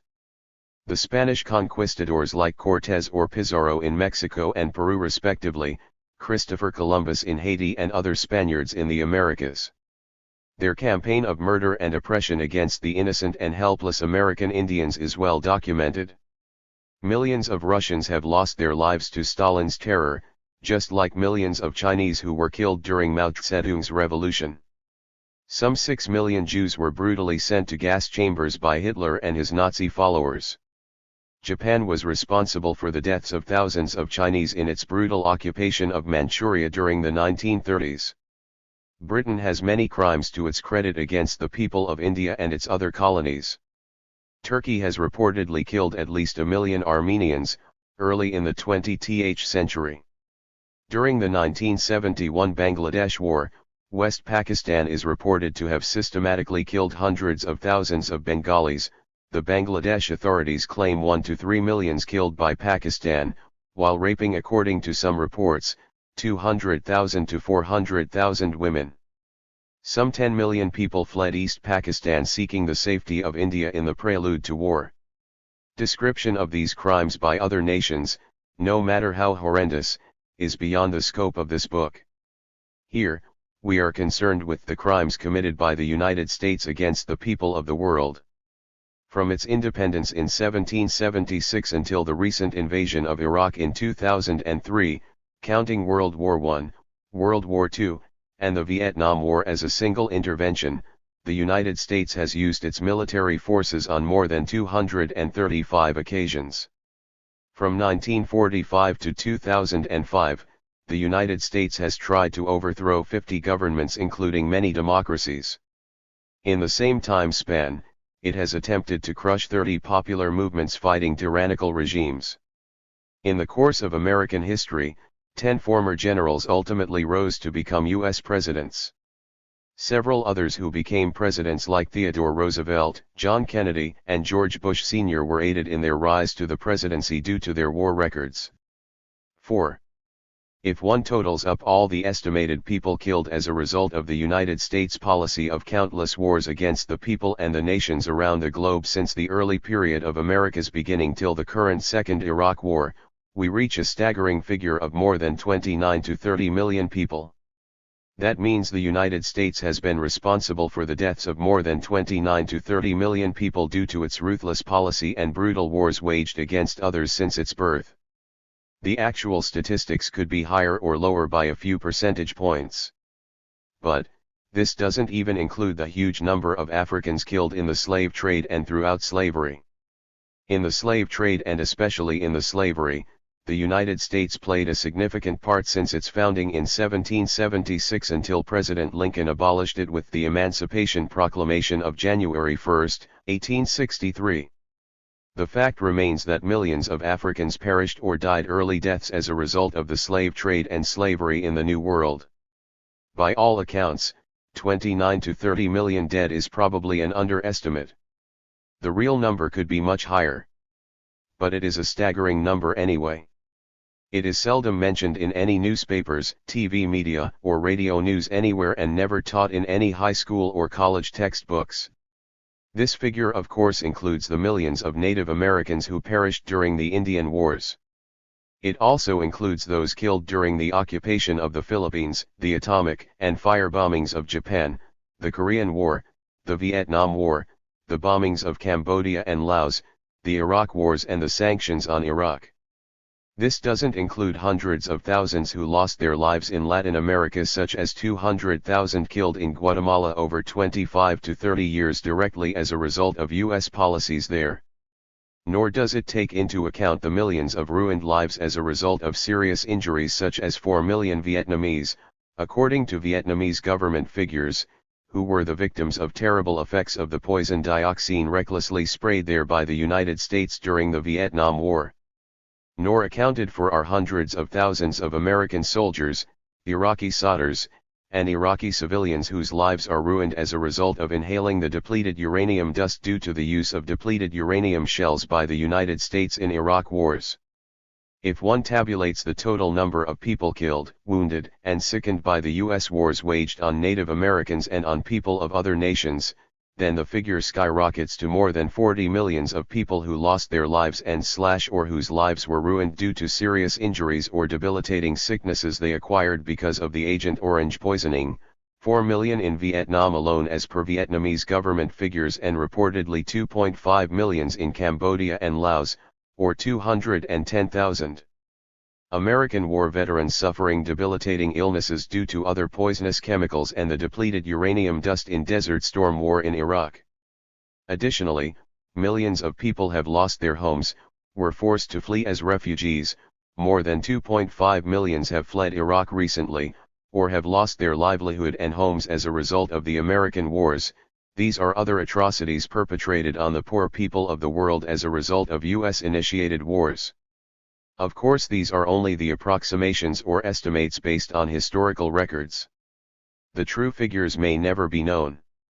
If at all, the real numbers could be higher. But the world is very tolerant and forgetful. These figures are never reported anywhere in the US media. There is no outcry for such crimes heard anywhere around the world. Why? Because most people are not aware of these crimes committed in the past. The majority of them are busy making a living or just living their day-to-day lives. It should be noted here that for every individual that is killed, injured, or sickened, there are at least 10 to 15 close relatives who plunge into deep grief, anguish, and perhaps poverty for rest of their lives. So to how many? 400 to 600 millions of people around the world, America, the land of opportunity, the free country, the democracy, has brought so much misery and unhappiness. If these are not crimes against humanity, then what else are these? The Americans and the rest of the world need to ponder over this. Especially the Americans really need to think about what crimes their political leaders are committing around the world on their name even today. How can anyone with conscience accept such behavior, even if it is their own country, or that is where you live, or it is an ally of your motherland? So this superpower remains on its deadly path, as per its habit, bombing, attacking and invading other nations at certain time periods. Obviously, it should be exposed. If humanity at large becomes aware and aroused, it can stop this empire from treading on such a violent path of war and invasion of weaker nations. The United States has assassinated nationalist leaders and has replaced them with brutal dictators in countless countries. These dictators and their regimes, supported and armed by the United States, have ruled their countries with iron fists for many years in the process, jailing, murdering and disappearing thousands of their opponents. Washington has supplied arms, intelligence, and economic aid to many of these repressive regimes. In most instances, these brutal dictators even came to power with American approval and help. The United States has inspired and has carried out or supported countless coups against many governments. They were replaced by client dictators who have carried out killings of their own civilians. These are all indirect victims of the US policy. If all these numbers killed indirectly by US policy or by US supplied arms and economic support to the brutal regimes are added up, then that number would add up to a staggeringly higher number of people killed, maimed, and injured for life. In recent times, in any war, the number of injured is usually many times larger than the number killed. How many lives must have been ruined by these serious and permanent injuries? As mentioned above, when one adds up people sickened whether by the use of Agent Orange in Vietnam or by radiation burns suffered in Hiroshima and Nagasaki, deformed babies in Vietnam, Cambodia, Laos, and the hundreds of thousands of Iraqi civilians and American Desert Storm veterans who still suffer from terrible sickness resulting from inhaling depleted uranium dust, that total comes to millions of innocent people. How many more Iraqi children in the future will be seriously injured or die when they come across thousands of unexploded cluster bombs that the United States has showered over Iraq? Throughout its violent history, instead of supporting people's movements or nationalist revolutions for people's rights, Washington has supported the wrong side, the side of the ruthless dictators in country after country. Chiang Kai-shek of China, the Shah of Iran, countless dictators in the Latin Americas, Batista of Cuba, Mobutu of Congo, Idi Amin of Uganda, Marcos of the Philippines, Somoza of Nicaragua, the military junta of Argentina and Greece, Pinochet of Chile, Lon Nol of Cambodia, the Diem brothers of South Vietnam, Suharto of Indonesia, Ayub Khan, Zia-ul-Haq, and Musharraf of Pakistan, the list goes on and on. So one might ask, what is the real purpose of the US global agenda?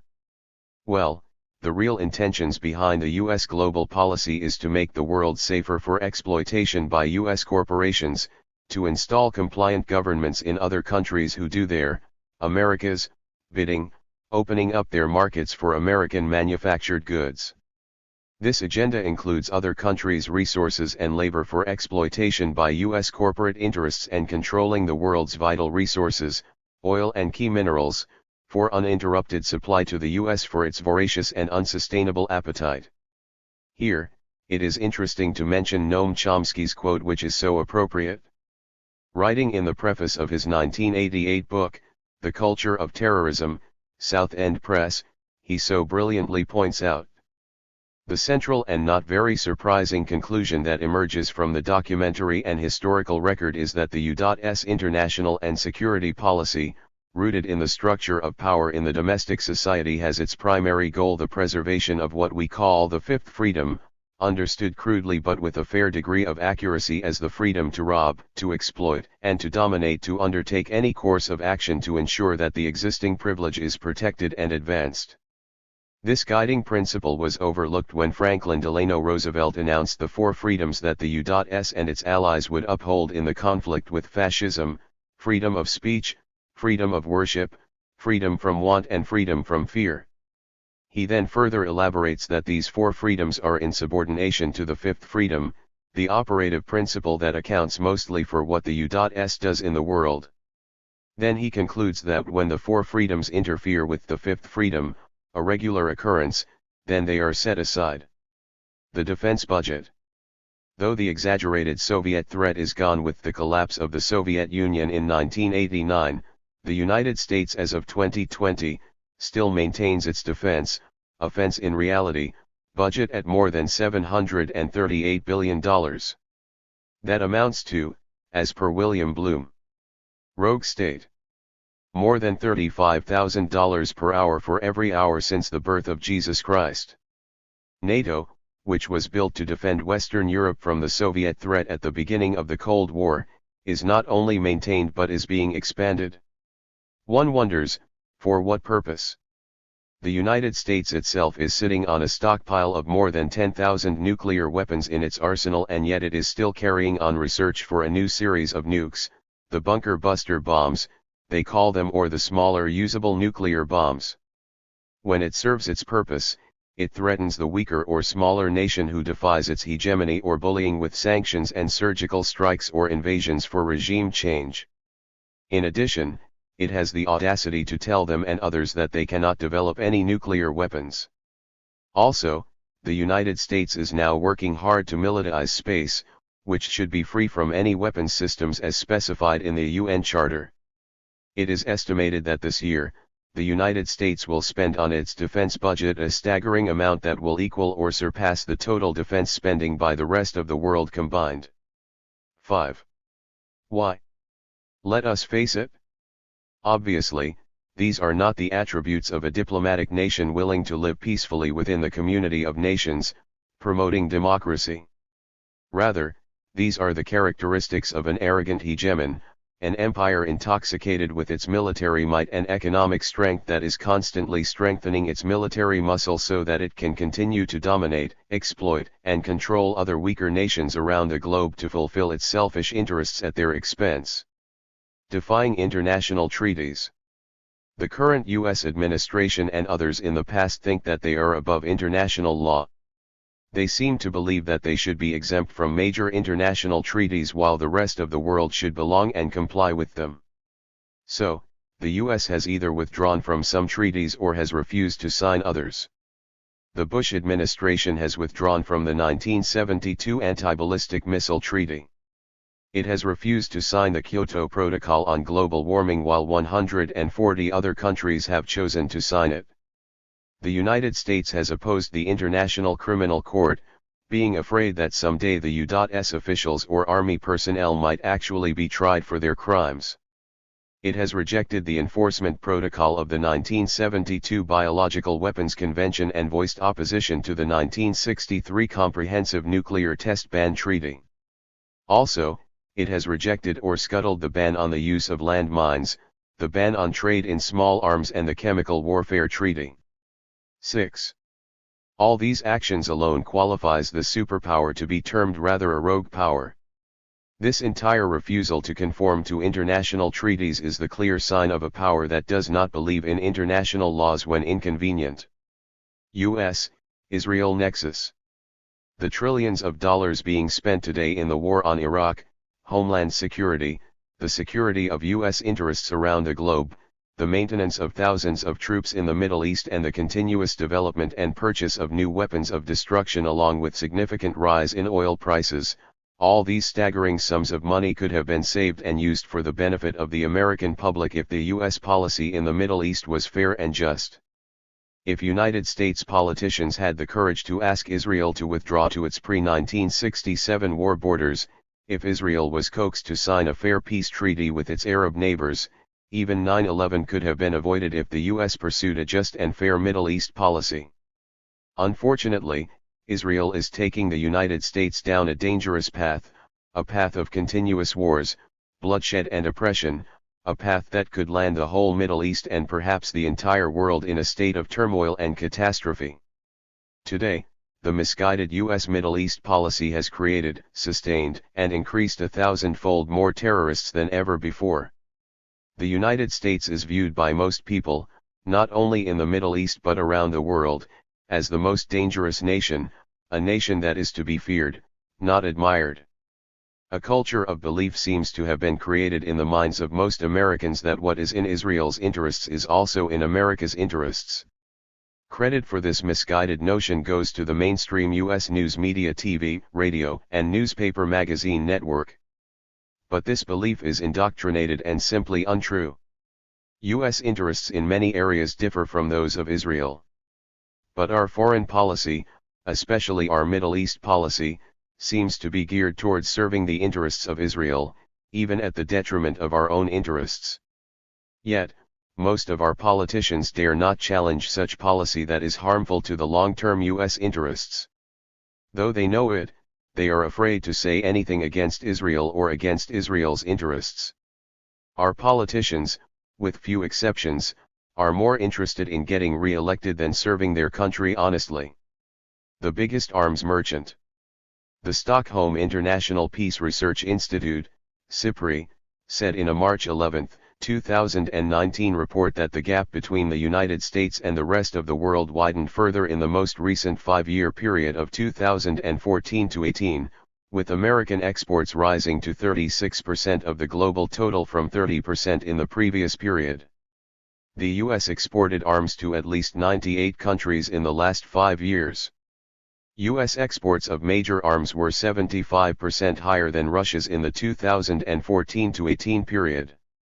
In a report released in December 2018, SIPRI said arms exports by U.S. companies in 2017 amounted to $222.6 billion, while Russia had $37.7 billion in arms exports for that 1 year.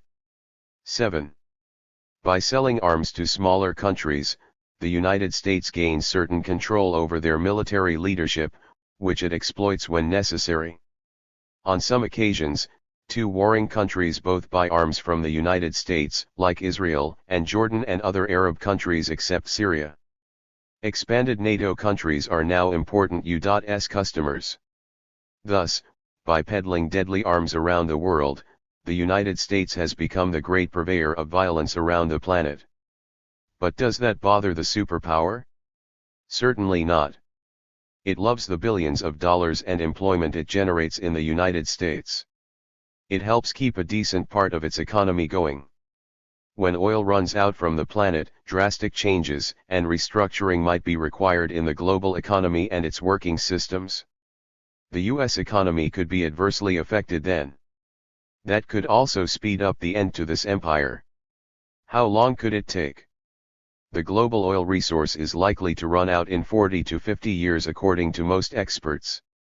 The U.S. military economic juggernaut, which is so heavily dependent on this oil today, may run out of steam then. Of course they might invent or find better ways to harness other forms of energy such as alcohol, nuclear energy, solar energy, etc. But there is no guarantee that these new sources would be feasible or sufficient to keep the wheels of this empire running. Also, the United States is running a deficit with China as well as with most of the other major countries of the world today. How long could such deficit financing last? It is possible that America then may not simply have the wherewithal to support the current utterly extravagant network of U.S. bases and troops around the world, its monstrous defense budget and the lifestyle it is accustomed to. Hence, it is quite feasible that by the end of the 21st century or even earlier, the U.S. empire would have collapsed either due to overextension, by running out of resources, or because of the countless wars that it is addicted to, driving it to bankruptcy. Of course, America as a nation would survive. But by then, hopefully, it will be a nation that would know its limitations. It would be a benign and peaceful nation, a nation with limited power but more wisdom. Then, like an old man who finally realizes that the crimes and violence he committed as a youth was an utter folly never to be repeated again. So, just like the Roman, the Ottoman, the British, the Spanish or the Russian empires, all former empires but now nations with limited power and perhaps more wisdom, the United States will join their ranks in the next 50 to 75 years. But the question is, how can this power get away with committing these crimes for so long? Who can stop it and divert its resources and technological power for the betterment of its own people and for the humanity at large? Well, only the awakened people of the world, especially of America, when joined together can stop it. What is of paramount importance to the people of the United States as well as the world is to know both the enormity and the tragedy of such crimes committed against them by the United States, spanning more than 2¼ centuries. Only when the majority of Americans and people worldwide realize this, will there come a time when they will unite in a global force united for peace that will prevent this and any other nation from committing such crimes against humanity in the future. Today, this world of ours does not need a superpower which is intoxicated with its military might bent on the domination of weaker nations, and in the process committing crimes against humanity. America has a lot of positive sides too. Though corrupted by its corporate domination and morally corrupt politicians, its political democracy is still one of the best, its institutions are excellent and its people are straightforward, friendly and benevolent. But the corporations and the special interest groups have hijacked this old democracy. Without the knowledge of the American people. If the United States really wants to be a nation that is loved rather than hated and feared around the world, that is admired rather than condemned by the people around the globe, that is an example of a true democracy worth emulating rather than being a bully and an empire, then the United States must do the following. 1. Stop interfering in other nations' internal affairs. 2. Wind up all the military bases around the globe and bring back all the US soldiers home. 3. Stop the exploitation of many poorer and weaker nations under the guise of globalization. 4. Start treating every nation as an equal partner in trade and commerce. 5. Force Israel to vacate all the territories illegally acquired and occupied since the 1967 war with the Arabs and to sign a fair peace treaty with its Arab neighbors. 6. Let the Palestinians have their own country and let all the Palestinians who were driven out, return to Palestine. 7. Stop selling and supplying arms around the world and encourage other arms supplier to do the same. Also stop selling or supplying arms to Israel or to any other country. 8. Stop all aid to Israel until it vacates all the Arab lands it still occupies since the 1967 Arab-Israeli War. Use that money to help Americans who are needy. 9. Reduce the unnecessary defense budget by 70% or more and use the billions of dollars thus saved for education, healthcare, and other needs of millions of Americans who have so little. 10. Stop purchasing newer weapons of war and use that money towards better education of our children. 11. Stop private, corporate, POC and special interest group contributions to the presidential candidates and start the public financing of the presidential, senatorial, and congressional races.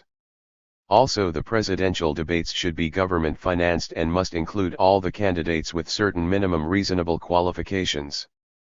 12. Start a universal healthcare system in this country similar to that of Canada or the European countries, or synthesize the best features of all these countries' healthcare systems to formulate our own. 13. Stop the exploitation of poor countries by American corporations abroad by applying rigid codes of conduct for the multinationals. 14. Stop militarizing space. 15. Join all the international treaties such as the Kyoto Protocol on Global Warming, the Anti-Ballistic Missile Treaty, the International Criminal Court, and Ban on the Land Mine Treaty, the Biological Weapons Convention, and the Ban on Trade in Small Arms and the Chemical Warfare Treaty and others. 16. Start negotiations with all the nuclear powers and formulate a definite timetable for dismantling of all the nuclear weapons from the face of the earth. Do the same for eliminating chemical and biological weapons from this planet. 17. Work with all the major industrial nations to formulate a policy combating global warming. 18. Give citizenship or permanent resident status to all the illegal immigrants who are already in the United States working for little wages. Treat them as equal citizens. 19. Stop sales and import of cars and SUVs in this country which give, on the average, less than 35 miles per gallon. Increase this minimum mileage to 40 miles per gallon in 5 years. Also expand or establish in every major U.S. city a mass transit system for the people to commute. 20. Create a Department of Alternate Sources of Energy which initiates a crash program of research and development to find other sustainable and clean sources of energy to reduce our dependence on oil and coal. 21.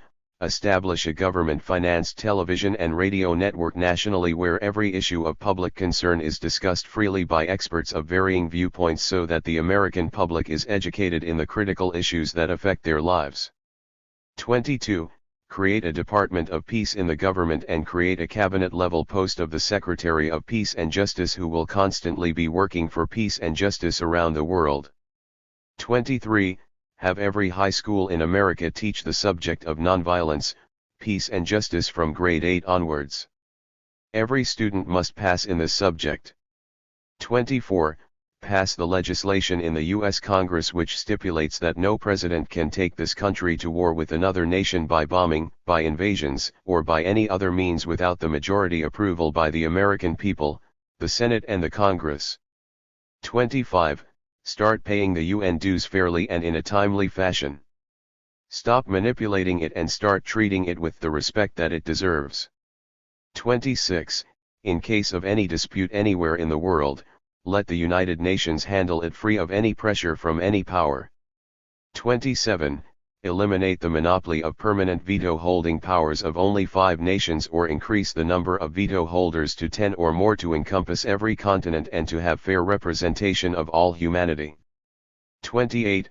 In short, work with the rest of the humanity towards a beautiful world which is peaceful, free from wars and exploitation, environmentally clean, free of nuclear weapons, a world that is beautiful and that our great-grandchildren can enjoy and be proud of us for the kind of world we left them. If the United States did pursue these lofty ideals, then it surely will be a beacon of light for rest of the humanity to follow. America certainly has the capacity to be that nation, that indispensable nation who can lead the humanity to the heaven on earth, peacefully living with each other like a civilized society, everyone in every country progressing to their potential, helping each other while protecting the environment.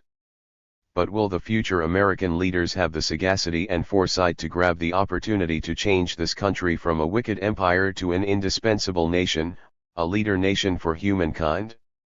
Only time will tell. Final comments. As intended, the worldwide control of humanity's economic, political, and social activities is under the helm of U.S. corporate and military power. Underlying this process are various strategies of direct and indirect military interventions. These strategies are designed to win and maintain global subordination. U.S. strategists, over the years and especially since September 11, 2001, in an attempt to justify their military interventions in different parts of the world, conceptualized the greatest fraud in U.S. history, namely the global war on terrorism. Under this fabricated pretext, the U.S. carries out global war against all those who oppose U.S. hegemony. If naked aggression is not possible, economic war against these countries is carried out to force their submission. This truth was formulated with brutal candor as far back as 1948, at the beginning of the Cold War, by the historian and the U.S. diplomat George Kennan. The U.S. has 50% of the world's wealth but only 6.5% of its population. In this situation, our real job in the coming period, is to maintain this position of disparity. To do so, we have to dispense with all sentimentality, we should cease thinking about human rights, the raising of living standards and democratization. The same mindset pervades today in the minds of the power elites in Washington, D.C.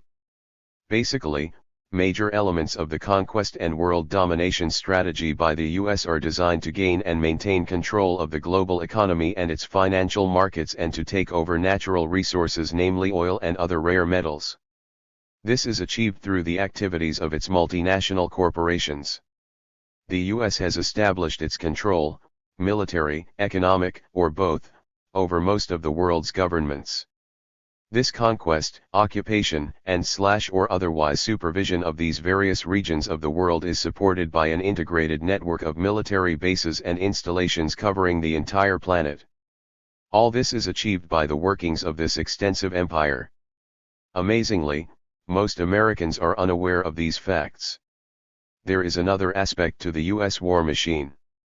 In the early 1970s, the United States, in collaboration with the Kingdom of Saudi Arabia, created the petrodollar, which forced all foreign nations to make their payment for oil purchases in the U.S. dollar. The benefactor of this system were the American financial institutions as well as the American corporations, which means U.S. economy. The constant pressure to keep the system intact and going foments a culture of regime change by U.S. wars on other nations through economic sanctions, and if this fails, then by military means or vice versa.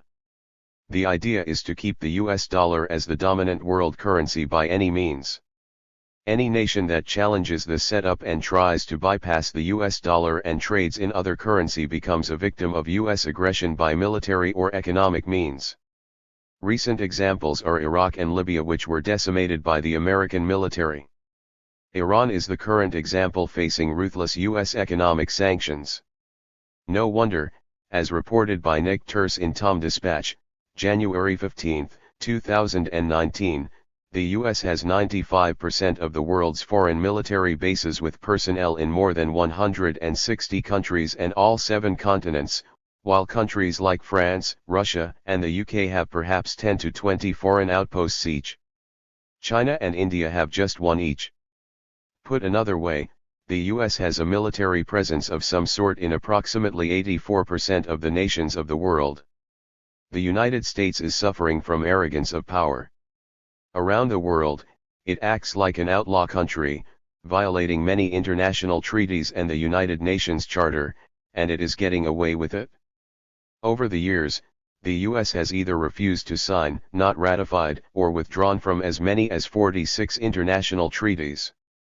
Why does the United States have military bases in so many countries of the world, wasting hundreds of billions of dollars while close to 40 million of its own people live below poverty line? As evidenced and exposed by this book, the United States foreign policy has been extremely harmful to the rest of the world. What is amazing is that after each immoral war on another small country, after having killed scores of people and having destroyed that poor small nation, there is business as usual in the United States. No American president and his cabinet who were responsible for their crimes are punished. On the contrary, some of them get re-elected as president like George W. Bush did in 2004. Some of them make millions of dollars writing their memoirs and going on speaking tours. Henry Kissinger, the former U.S. Secretary of State, and later National Security Advisor to President Nixon, was greatly responsible along with Nixon for prolonging the Vietnam War. As a result, hundreds of thousands more Vietnamese and some 22,000 more American troops were killed.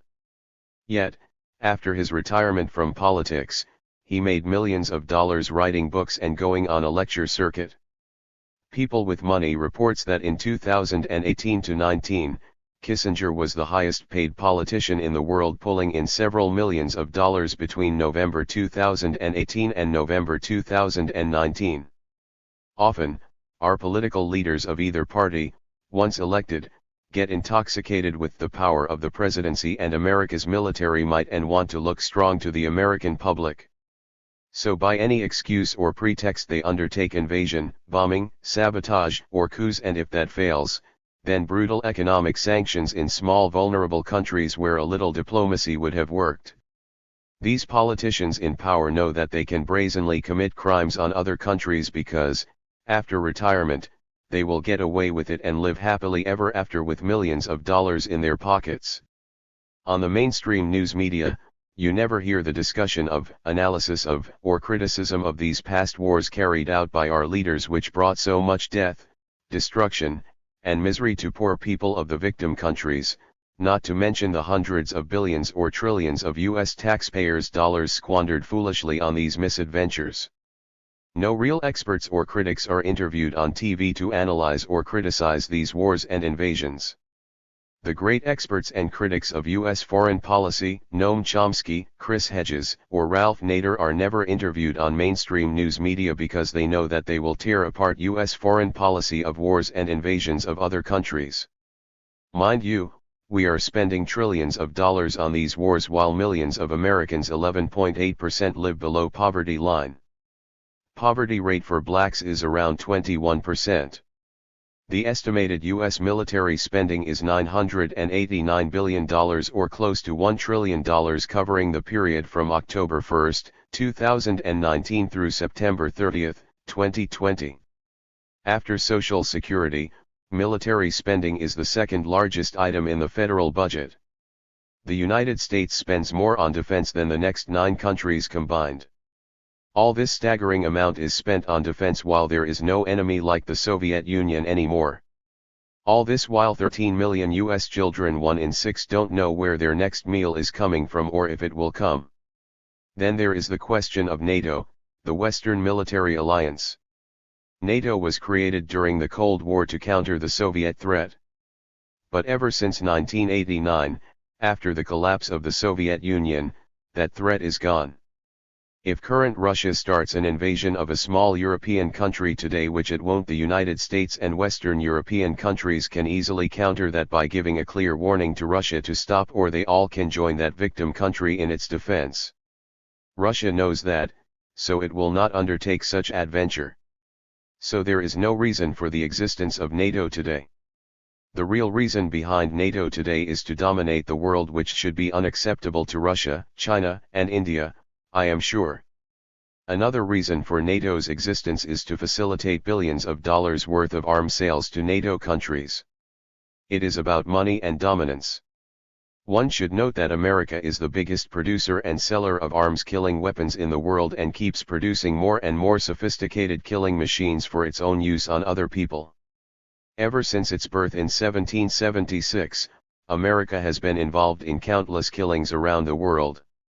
Invasions, wars, sabotage, coups, assassinations, and overthrows have been the policy of this country. From the exploitation of Africa, coups, assassinations, overthrows, and invasions in Latin America, to wars and invasions in the Middle East, no country has been immune to the US criminal hands. Since World War II, the US has destroyed more than 50 democratic governments or movements. Unfortunately, most Americans and the people of the world except educated academicians and progressives, are unaware of this. As the United States is so powerful, no other nation can stop this global hegemon. Only the people of America can stop their nation from being such a violent nation, but most of them are unaware of the history. So America's lawless behavior around the world goes on unabated. A most recent example of this is George W. Bush's war with Iraq and Afghanistan. This immoral and unnecessary war will cost this country more than $5 trillion. It has killed, by some estimates, 1 million innocent Iraqi people and has devastated the country. It also killed more than 4,400 young Americans. Yet, what did the US achieve by this war? All this carnage for controlling Iraq's oil. Mind you, 72% of Americans supported this immoral war. The whole war was based on blatant lies. Even today, after 17 years, we are still entangled in the Afghanistan war despite the cost of many lives and billions of dollars. After the disastrous Iraq war, George Bush wrote a book and made millions of dollars. Also after his criminal presidency, he went on speaking tours around the country charging $100,000 or more, getting richer and richer. Rather than belonging to a jail cell, he is enjoying his life playing golf.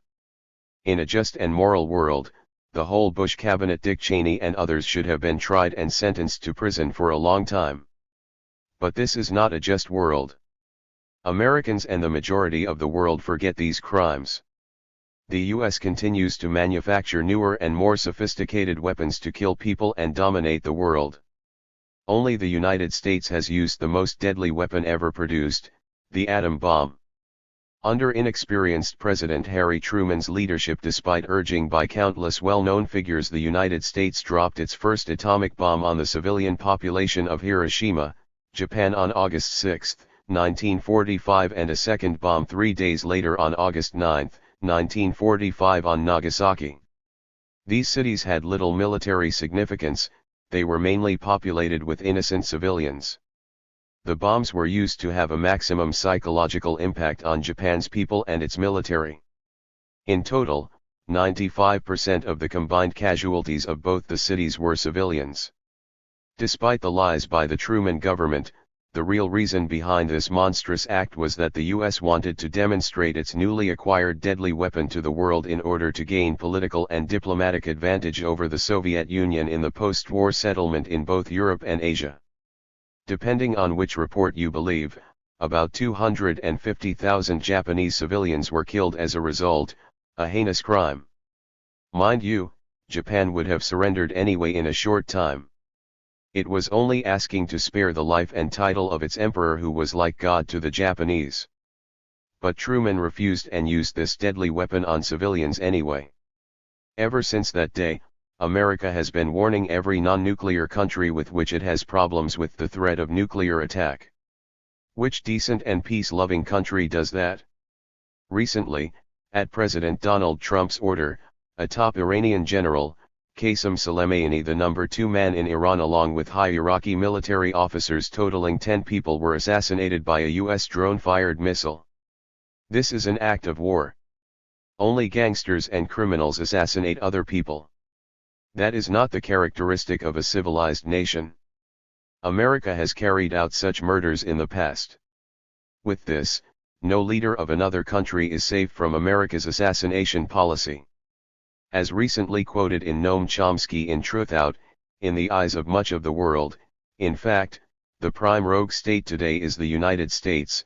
Harvard professor of the science of government and government advisor Samuel Huntington, president of the American Political Science Association Robert Jervis. Foreign Affairs, 2001. No wonder, Dr. Martin Luther King Jr., more than 50 years ago called the government of the United States the greatest purveyor of violence in the world today. It is still very true. Gallup runs regular polls of international opinions. In 2013, for the first time it asked which country is the greatest threat to world peace. The US won. No other country even came close. Far behind in second place was Pakistan. Iran, the greatest threat to world peace in US opinion, was scarcely mentioned.